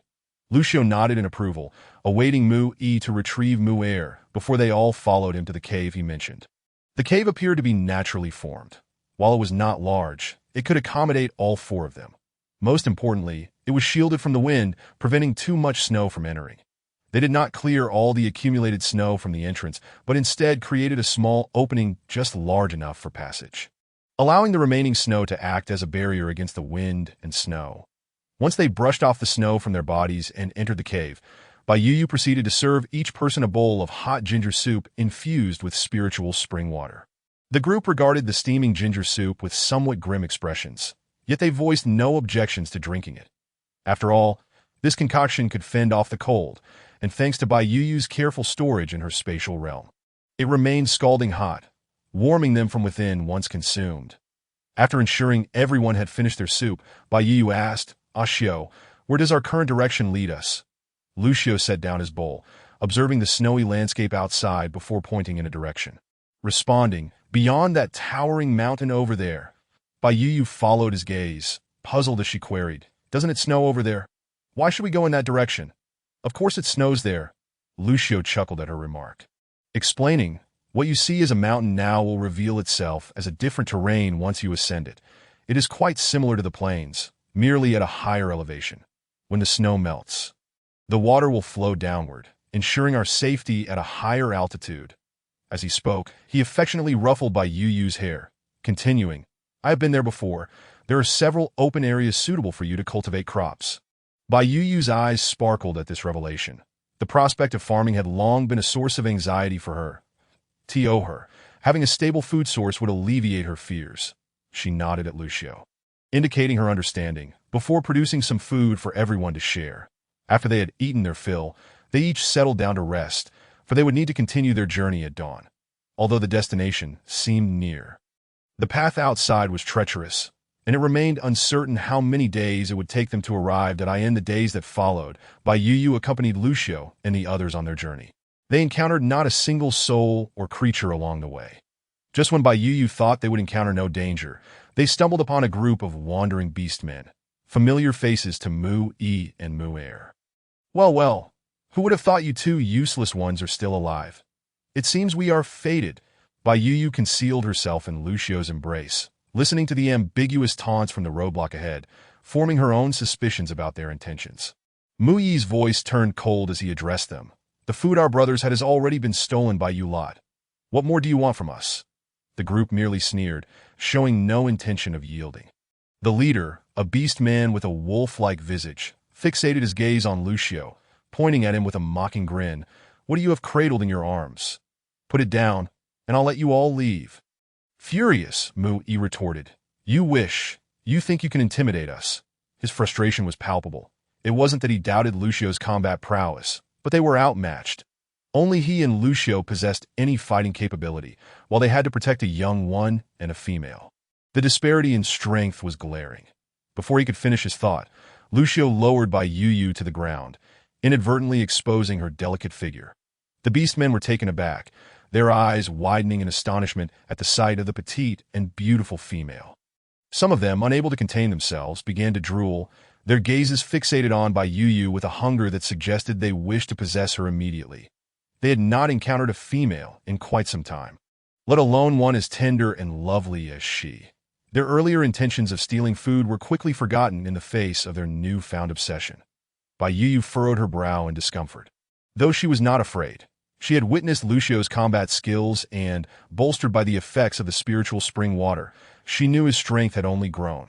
The wolf-faced beast man, observing Bai Yu and Lucio's demeanor, sensed something was amiss. There was no hint of panic in their expressions. Yet, blinded by desire, he dismissed his instincts, emboldened by the number of his companions, that he licked his lips, coaxing, "Little female, come here. What good life could you have with those two useless ones? Stick with us, and we promise to keep you well fed." With that, he and his companions shared lewd smirks, their words dripping with ulterior motives. However, before their laughter could fully fade, a dark, imposing figure surged forth, striking them down before they could even shift into their beast forms.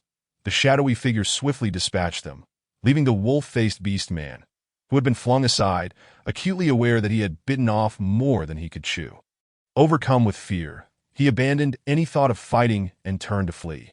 Yet his speed was no match for the shadow, and he fell victim to the same fate as his comrades. Chapter 72. Faith value reaches 100. The entire encounter concluded with startling swiftness. Not only Mu Yi and Mu'er, but even Bai Yu stood astounded. She understood that Lucio was formidable, but this seemed an entirely different level of strength. Was this still a human's battle prowess? Moreover, if she was not mistaken, Lucio's beast form appeared to have grown significantly larger. As Lucio reverted to his human form and approached Bai Yu, he noticed her stunned expression and assumed she was frightened. He quickly scooped her up again, reassuring, "You, do not fear. It is all over." Bai Yu shook her head, her eyes sparkling with admiration as she gazed at Lucio. "Dadaxio, with you around, I am not afraid at all. I am simply amazed. You seem to be getting stronger by the day." Lucio chuckled softly at her words and leaned in closer, whispering into her ear, "It is all thanks to the spiritual spring water you have been giving me daily. My combat ability has not only increased, but it seems my other capabilities have improved as well." Before he could finish his thought, Bai Yu, flustered and indignant, swiftly covered his mouth with her hand. Her cheeks flushed crimson as she scolded. "You'd better be quiet. Hurry up and let's continue on our journey. I refuse to engage in any further discussion with you." Bai Yu felt a mix of shyness and anger, truly reluctant to engage with this incorrigible rogue who could hardly maintain a serious demeanor for 2 seconds. She found herself questioning how she ever perceived this scoundrel as a simple and honest man, often feeling as though she had deceived the affections of a genuine individual. What honest man? Where could such a person possibly come from? This was undoubtedly the most blinding moment of her life. The two of them were entangled in their own world, entirely oblivious to the two brothers who had been rendered speechless by Lucio's display of prowess. Mu Yi and Mu'er stared at the corpses strewn about, their mouths agape in disbelief, their eyes wide with incredulity. The speed and explosive power exhibited by Lucio were beyond anything they had ever encountered. The brothers were left with a singular question. Is this even human? They even speculated whether Lucio, like Bai Yu, had been endowed with abilities by the beast god, albeit with combat prowess rather than other gifts. Their recent awareness of a marked improvement in their physical condition further fueled their suspicions. They wondered if their status as Bai Yu's followers had granted them some benefits, albeit less than Lucio's, as his position was that of a partner, affording him greater advantages. Upon this realization, their gazes towards Bai Yu grew more fervent, feeling fortunate to have the opportunity to accompany her. Although their conjectures were somewhat misguided, they were not far from the truth.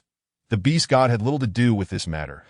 As Bai Yu and Lucio exchanged playful banter, a sudden notification from the system interrupted them.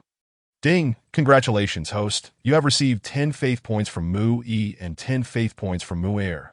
Current faith points, 100. Ding! Congratulations, host. You have gained 2 loyal followers in Mu E and Mu Air. You may rest assured in allowing them to undertake any tasks. As with full faith points, they will never betray. Bai Yu was genuinely perplexed. What was going on with these 2 brothers? Wasn't it Lucio who had just acted? Why were they increasing her faith points? Was this even reasonable? Sensing her bewilderment, Lucio glanced down and asked, "What is wrong?" Bai Yu cast a complex look at Lucio and, leaning closer, quietly explained the situation. Lucio raised an eyebrow in surprise upon hearing her account, but deemed it a fortunate turn of events, softening his gaze as he looked at the 2 brothers. However, the brothers, under his scrutiny, could not help but shiver, uncertain whether from the cold or fear. Bai Yu couldn't suppress a chuckle, instantly dissipating the peculiar atmosphere. She addressed the brothers loudly. "Stop dawdling. Let us get moving." She signaled for Lucio to proceed, and he smiled down at her before leading the way forward. As they passed the corpses, he gestured for Mu E and Mu Air to inspect their belongings for anything of value. After rummaging through the remains, they found only a bit of salt and some dried meat. Lucio scoffed at the meager findings, disdainfully remarking, "They dare boast about providing for my little female with such paltry offerings, truly seeking death." Mu E and Mu Air exchanged glances, somewhat speechless and slightly blushing. It was already remarkable for wandering beast men to have any provisions at all. Did Lucio truly believe that all strays lived as comfortably as they did? Even the beast men within the tribe could not compare to Lucio. Yet they dared only to voice their thoughts internally, lacking the courage to speak them aloud. Regardless of the scant supplies, meat was still meat. Lucio, despite his verbal derision, allowed Bai Yu to collect the food. After all, who would refuse extra provisions? Once Bai Yu had stowed the items away, they resumed their journey. The following days passed without incident, although they did encounter a few wandering beast men along the way. However, the latter scattered as Lucio and his companions approached, unlike the wolf-faced beast man who had drawn near before. Perhaps they wished to avoid conflict, or perhaps they lacked the confidence to confront Lucio's group. After several days of travel, they finally arrived at the foot of the towering mountain Lucio had mentioned. Bai Yu looked up at the imposing peak, swallowing hard as she inquired, "Lucio, do we really have to climb over it? It's covered in snow. What if we slip?" The side of the mountain was particularly steep. Had Lucio not assured her of a different route on the other side, she would have vehemently opposed dwelling in such a place. Lucio glanced at Bai Yu, whose brows were tightly knit, and smiled reassuringly. "I'll carry you in my beast form. We'll reach the other side in no time." He then turned to Mu E and Mu Air, instructing, "You 2 stay behind me and follow my path." The brothers, trusting Lucio completely, nodded in agreement without hesitation. "Can you handle such a high and steep mountain?" Bai Yu asked, her skepticism evident as she still harbored some doubts. The snow concealed the terrain, and she feared that a miscalculated judgment could lead to a disastrous fall. "That I've been here before, and remember the terrain. Besides, my beast form is long and agile. With the right leverage, I won't encounter any issues," Lucio replied, narrowing his eyes at Bai Yu with a mischievous grin. Leaning closer, he whispered, "Do you still doubt my capabilities, Yu? Has my past performance not satisfied you? Please refrain from asking such questions that compel me to prove myself immediately." Bai Yu sighed, "Fine, I believe you that you're the best. Just stop teasing me." Chapter 73. Arrival at the destination. Lucio found increasing delight in teasing Bai Yu, finding her blushing and flustered demeanor irresistibly endearing. Even her indignant glares were particularly charming. Satisfied with her reaction, Lucio beamed brightly, and just as Bai Yu attempted to tug on his ear, he transformed into his beast form. Evading her grasp, the next moment, Bai Yu found herself swept onto Lucio's back. She pouted, instinctively leaning against him, shutting her eyes to avoid witnessing his ascent up the sheer cliff. She feared that her startled cries might disrupt his focus. So she chose to keep her eyes closed.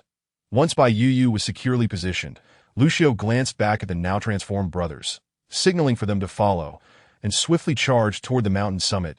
As he traversed the snow, it was effortlessly cleared by his beastly form, allowing the brothers to see the ground beneath them, thus mitigating any danger. Due to his familiarity with the area, Lucio skillfully navigated around perilous terrain. And even when he occasionally miscalculated, his elongated physique provided ample leverage, enabling him to evade any potential falls. The mountain was exceedingly tall, and despite Lucio's swiftness, it took a considerable portion of the day for them to reach the summit. When Bai Yu finally dismounted, her legs felt numb, and as she peered down the mountain, all she could see was a vast expanse of white, which upon prolonged gazing, threatened to induce dizziness. Lucio transformed back into his human form and approached Bai Yu with a relaxed smile. Now that we are here, we can consider ourselves safe, that we just need to find a suitable place to settle down. Upon hearing this, Bai Yu surveyed her surroundings, discovering that Lucio was indeed correct. The area beyond the mountain resembled a gently sloping plain dotted with patches of forest. Some areas were even remarkably flat, akin to ordinary ground, while others featured small hills that if one did not pay attention to the path they had traversed, they would never realize they were atop a mountain. Bai Yu sighed in relief, finding the conditions here far more favorable than she had anticipated. She nodded at Lucio, stating, "Let us find a suitable spot to camp for now." "Given the weather, we can't do much else," Lucio agreed, and Mu-E and Mu-Er wholeheartedly supported Bai Yu's suggestion without any dissent. The group proceeded forward, although this time, Bai Yu chose not to be carried by Lucio. She had spent enough time inactive and was eager to stretch her legs. Lucio complied, walking alongside her through the snow, ensuring to shield her from falling snowballs and icicles as they passed through the forest. Bai Yu felt an odd sense of comfort, as if she had not found a partner, but rather a caring father figure that, of course, whenever Lucio engaged in his playful antics, that fleeting illusion dissipated entirely. As she ambled along, Bai Yu meticulously observed her surroundings, knowing they might be residing here long-term and hoping to find an ideal location. Although Bai Yu's physical condition had improved significantly, she was still a delicate female, and it wasn't too long before her feet began to feel numb from the cold. Just as she contemplated sweetly asking Lucio for a hug, her peripheral vision caught sight of a hint of green peeking through the snow. The vibrant color stood out starkly against the white backdrop, making it impossible for her to overlook. She tugged at Lucio's sleeve, urging him to look in that direction. "Lucio, let us go see what that is. It is so vibrant. It's incredible that it's still alive in this freezing weather." Bai Yu had not encountered any color other than white for such an extended period that she felt on the verge of developing snow blindness. Now, upon catching sight of a hint of green, a wave of happiness washed over her. Lucio cast a casual glance and replied, "It's merely some ordinary wild vegetation. Each winter, a few hardy plants become buried under the snow. Yet they do not perish." Although Lucio spoke dismissively, he nonetheless led Bai Yu over to take a closer look. The brothers Mu-E and Mu-Er, noticing Lucio's actions, curiously followed suit. As Bai Yu approached the greenery, she realized it was not just a smattering, but rather a vast expanse, concealed by the snow and not easily discernible from afar. Intrigued, she kicked away some of the snow, revealing a large mass resembling a giant cabbage, yet exceeding its size by more than threefold, with a slightly different hue. Only the part exposed to the elements retained a vibrant green, while the sections buried beneath the snow, including the leaves, were as white as the snow itself. Were it not for that touch of green, this peculiar plant would be nearly impossible to spot in the snowy landscape, just as Bai Yu intended to pluck a leaf for examination. She was astounded to witness the previously snow-white leaves gradually transforming into a shade of green. With widened eyes, she turned to Lucio, uncertain, and inquired, "Did I see it incorrectly? How can it change color?" Lucio chuckled softly in response, ready to answer, when Mu-E, who had followed behind, nonchalantly interjected, "Sister-in-law, this plant has always been capable of changing color. We've encountered it in past winters as well. There were even times when starving beastmen attempted to eat it, only to find that it changed color upon being unearthed. Consequently, it was deemed toxic, and no one dared to consume it."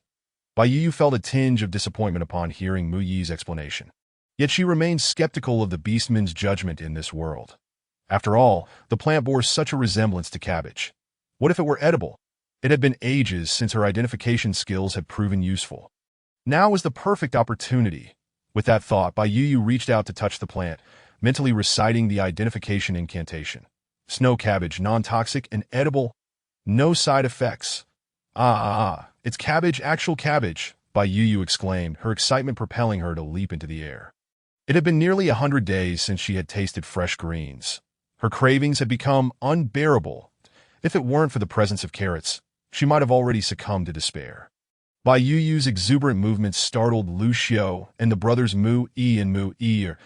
Lu Xiao gently pulled Bai Yu back, urging her to calm down, and asked, Yu, what's going on? Why the sudden excitement? Upon hearing the question, Bai Yu grasped Lu Xiao's hand, her face radiant with joy, and exclaimed, Xiao, we have fresh food now. This is snow cabbage, and we can eat it. Really? Then let's dig it up quickly. Before Lu Xiao could respond, Mu Er dashed over to unearth the snow cabbage. Despite his brother's earlier warning about its potential toxicity, he chose to believe Bai Yu's words without hesitation. Mu Yi also followed suit. Without any reservations, simply joining Mu Er in the digging to TO them. Bai Yu had become a goddess. How could the words of a goddess ever be wrong? Chapter 74. Decision to settle observing the brothers' actions. Bai Yu felt compelled to assist, but as she took a step forward, Lu Xiao pulled her back. Confused, she looked up at him, only to find that his expression was not one of delight. Rather, he wore a tight-lipped frown, his brow furrowed in contemplation. The emotions in his eyes eluded her understanding, prompting her to blink in confusion and ask, What's wrong, Xiao? At that moment, Lu Xiao's heart was anything but tranquil. In the past, whenever Bai Yu discovered new food, he had assumed it was due to her extensive knowledge. However, just moments ago, she had been inquiring about the identity of the plant. Yet after Mui provided an answer, she immediately confirmed its name and edibility. Before asserting her certainty, she had merely touched the plant, recalling how Bai Yu had previously asked him to gather more items for her to identify, and how she always provided answers only after physically handling them. Lu Xiao began to form a troubling hypothesis that if his suspicion held any truth, it indicated that Bai Yu was concealing something from him, suggesting that she had not yet fully entrusted him with her trust. The more he pondered, the more bitter his heart felt. Casting a glance at Bai Yu's inquisitive expression, he ultimately chose silence. His gaze dimmed as he released her hand and turned to join Mu Yi and Mu Er in digging for the snow cabbage. He was not angry. He merely feared that he might inadvertently voice his concerns. Worried that Bai Yu would be unwilling to share, and he dreaded disrupting the current dynamic of their relationship, that he should be content, not covet too much. Bai Yu stared blankly at Lu Xiao's retreating figure. Sensing something amiss but unable to articulate it, before she could dwell on it further, she heard Mu Er calling out to her, Sister Bai, aren't you coming to help? Upon hearing this, Bai Yu looked up to see the brothers had already unearthed a considerable amount of snow cabbage. Assessing the size of the snow cabbage and then glancing at her storage space, she approached them, saying, Let's dig up about 30 more, and then we can stop. Although her storage space had expanded significantly, it was already filled with various items. Had she not consumed a substantial amount of food recently, even 30 snow cabbages might not fit. Mu Er, still youthful, glanced at the remaining snow cabbage with reluctance and said, Sister Bai, there is still so much left. Why don't we take them all? Bai Yu shook her head and replied, Let it continue to grow. There is no one else around to eat it. So why worry about anyone stealing it? Mu Er considered Bai Yu's reasoning and found it somewhat sensible, choosing not to argue further. Meanwhile, Mu Yi fully complied with Bai Yu's wishes, remaining silent as he focused on his work. While Lu Xiao, preoccupied with his own thoughts, kept quiet as well. Thanks to Mu Er's interruption, Bai Yu had forgotten about Lu Xiao's earlier odd behavior. She was now intently observing her surroundings, concluding that if the soil here could sustain snow cabbage, it could likely support other plants as well. The idea of settling nearby began to take root in her mind. The terrain was relatively flat and elevated, making it a suitable location for habitation. Surveying the area, she spotted a 30-meter-high hill not far from the nearby woods, appearing perfect for excavating a cave as a temporary dwelling. With nothing else to occupy her, she began walking toward it to assess its viability. However, she was soon caught up with by Lu Xiao, who had been keeping a watchful eye on her. Lu Xiao pursed his lips and asked, "You, where are you going?" Bai Yu, not overthinking it, shared her thoughts with him. Upon hearing her, Lu Xiao felt slightly reassured that in the next moment. He scooped up Bai Yu and brought her to the base of the hill. Setting her down, Lu Xiao knocked on the stone wall in front of them and then turned to Bai Yu, saying, "It's sturdy. We can excavate a cave here." However, Bai Yu did not immediately agree. Instead, she said to Lu Xiao, Xiao, "Take me to the top of the hill, that I want to see the terrain and environment around here." Lu Xiao had no objections. The hill posed no danger, that he effortlessly leaped and climbed several times, soon reaching the summit with Bai Yu in tow. Bai Yu had developed a newfound appreciation for Lu Xiao's strength. Feeling remarkably at ease in his presence, the hill was conical, with a summit area of only about 50 square meters that as Bai Yu approached the edge and looked down, she could see the surrounding landscape in its entirety. Glancing around, she noticed a peculiar area and excitedly pointed it out to Lu Xiao, saying, "Xiao, doesn't that look like a river?" In the direction Bai Yu indicated, everything appeared white, devoid of any trees, forming a winding, irregularly shaped bare patch that extended into the distance. Disappearing from sight, Lu Xiao looked over and nodded, replying, "That indeed appears to be a river, the only source of fresh water in this region." "I see." Bai Yu smiled, suddenly recalling that Lu Xiao had been here before. Her joy bubbled over as she said, "Then let us settle here. This location is defensible, has a water source and suitable soil for plant growth. It's quite perfect." The area was elevated, with one side being a steep slope. They had already spent a considerable amount of time ascending and creating obstacles that would only complicate matters further. Thus, if they were to establish a tribe here in the future, they would only need to fortify one side for defense. After contemplating Bai Yu's words, Lu Xiao deemed her reasoning sound and nodded in agreement, but he then led Bai Yu back down the hill to join the brothers. Casually sketching out the cave design she envisioned in the dirt, saying, "We'll dig horizontally like this, dividing it into 2 sections with a passage for people to walk through. This way, we'll have 2 rooms. The other room can have 2 small ventilation holes at the top for air circulation, which will keep it warmer." Bai Yu harbored no desire to be cramped within a cave alongside her 2 brothers. Even if she were inclined, Lu Xiao would certainly not consent, for it was not merely a matter of staying for a day or 2, but potentially for an extended duration. The brothers, without any dissent, nodded in agreement and proceeded to the hillside, where they commenced excavating their temporary abode at Bai Yu's designated spot. Meanwhile, Bai Yu busied herself with gathering the snow cabbage they had unearthed. And to her astonishment, the count neared 40, that this accumulation filled the previously sparse space to the brim, instilling a newfound sense of security within her. At that moment, Bai Yu grasped the wisdom of the age-old adage, "When one possesses provisions, one's heart finds solace." Having no further utility in the cave excavation, Bai Yu resolved to prepare a pot of snow cabbage stew with ribs and bones for her hard-working companions, eager for them to relish a taste of something fresh. It had been an eternity since they had savored meat broth. Not only the brothers, but even Bai Yu herself felt a pang of longing, especially with the addition of fresh vegetables. How could one resist such an opportunity? Moreover, she believed that the bone broth would prove even more delectable than the meat broth, certain that the orcs would delight in it. With her thoughts set, Bai Yu retrieved a large stone pot from her space. Enlisting Mu'ers helped to transport several sizable stones. After clearing away the accumulated snow nearby, she fashioned a rudimentary stove. The ground was blanketed with snow, yet Bai Yu was unperturbed by the lack of water. She simply gathered dry twigs to ignite a fire, melting ample clean snow to commence her cooking. The snow cabbage was readily available. After removing a few outer leaves, it was clean without the need for washing, making the preparation remarkably convenient.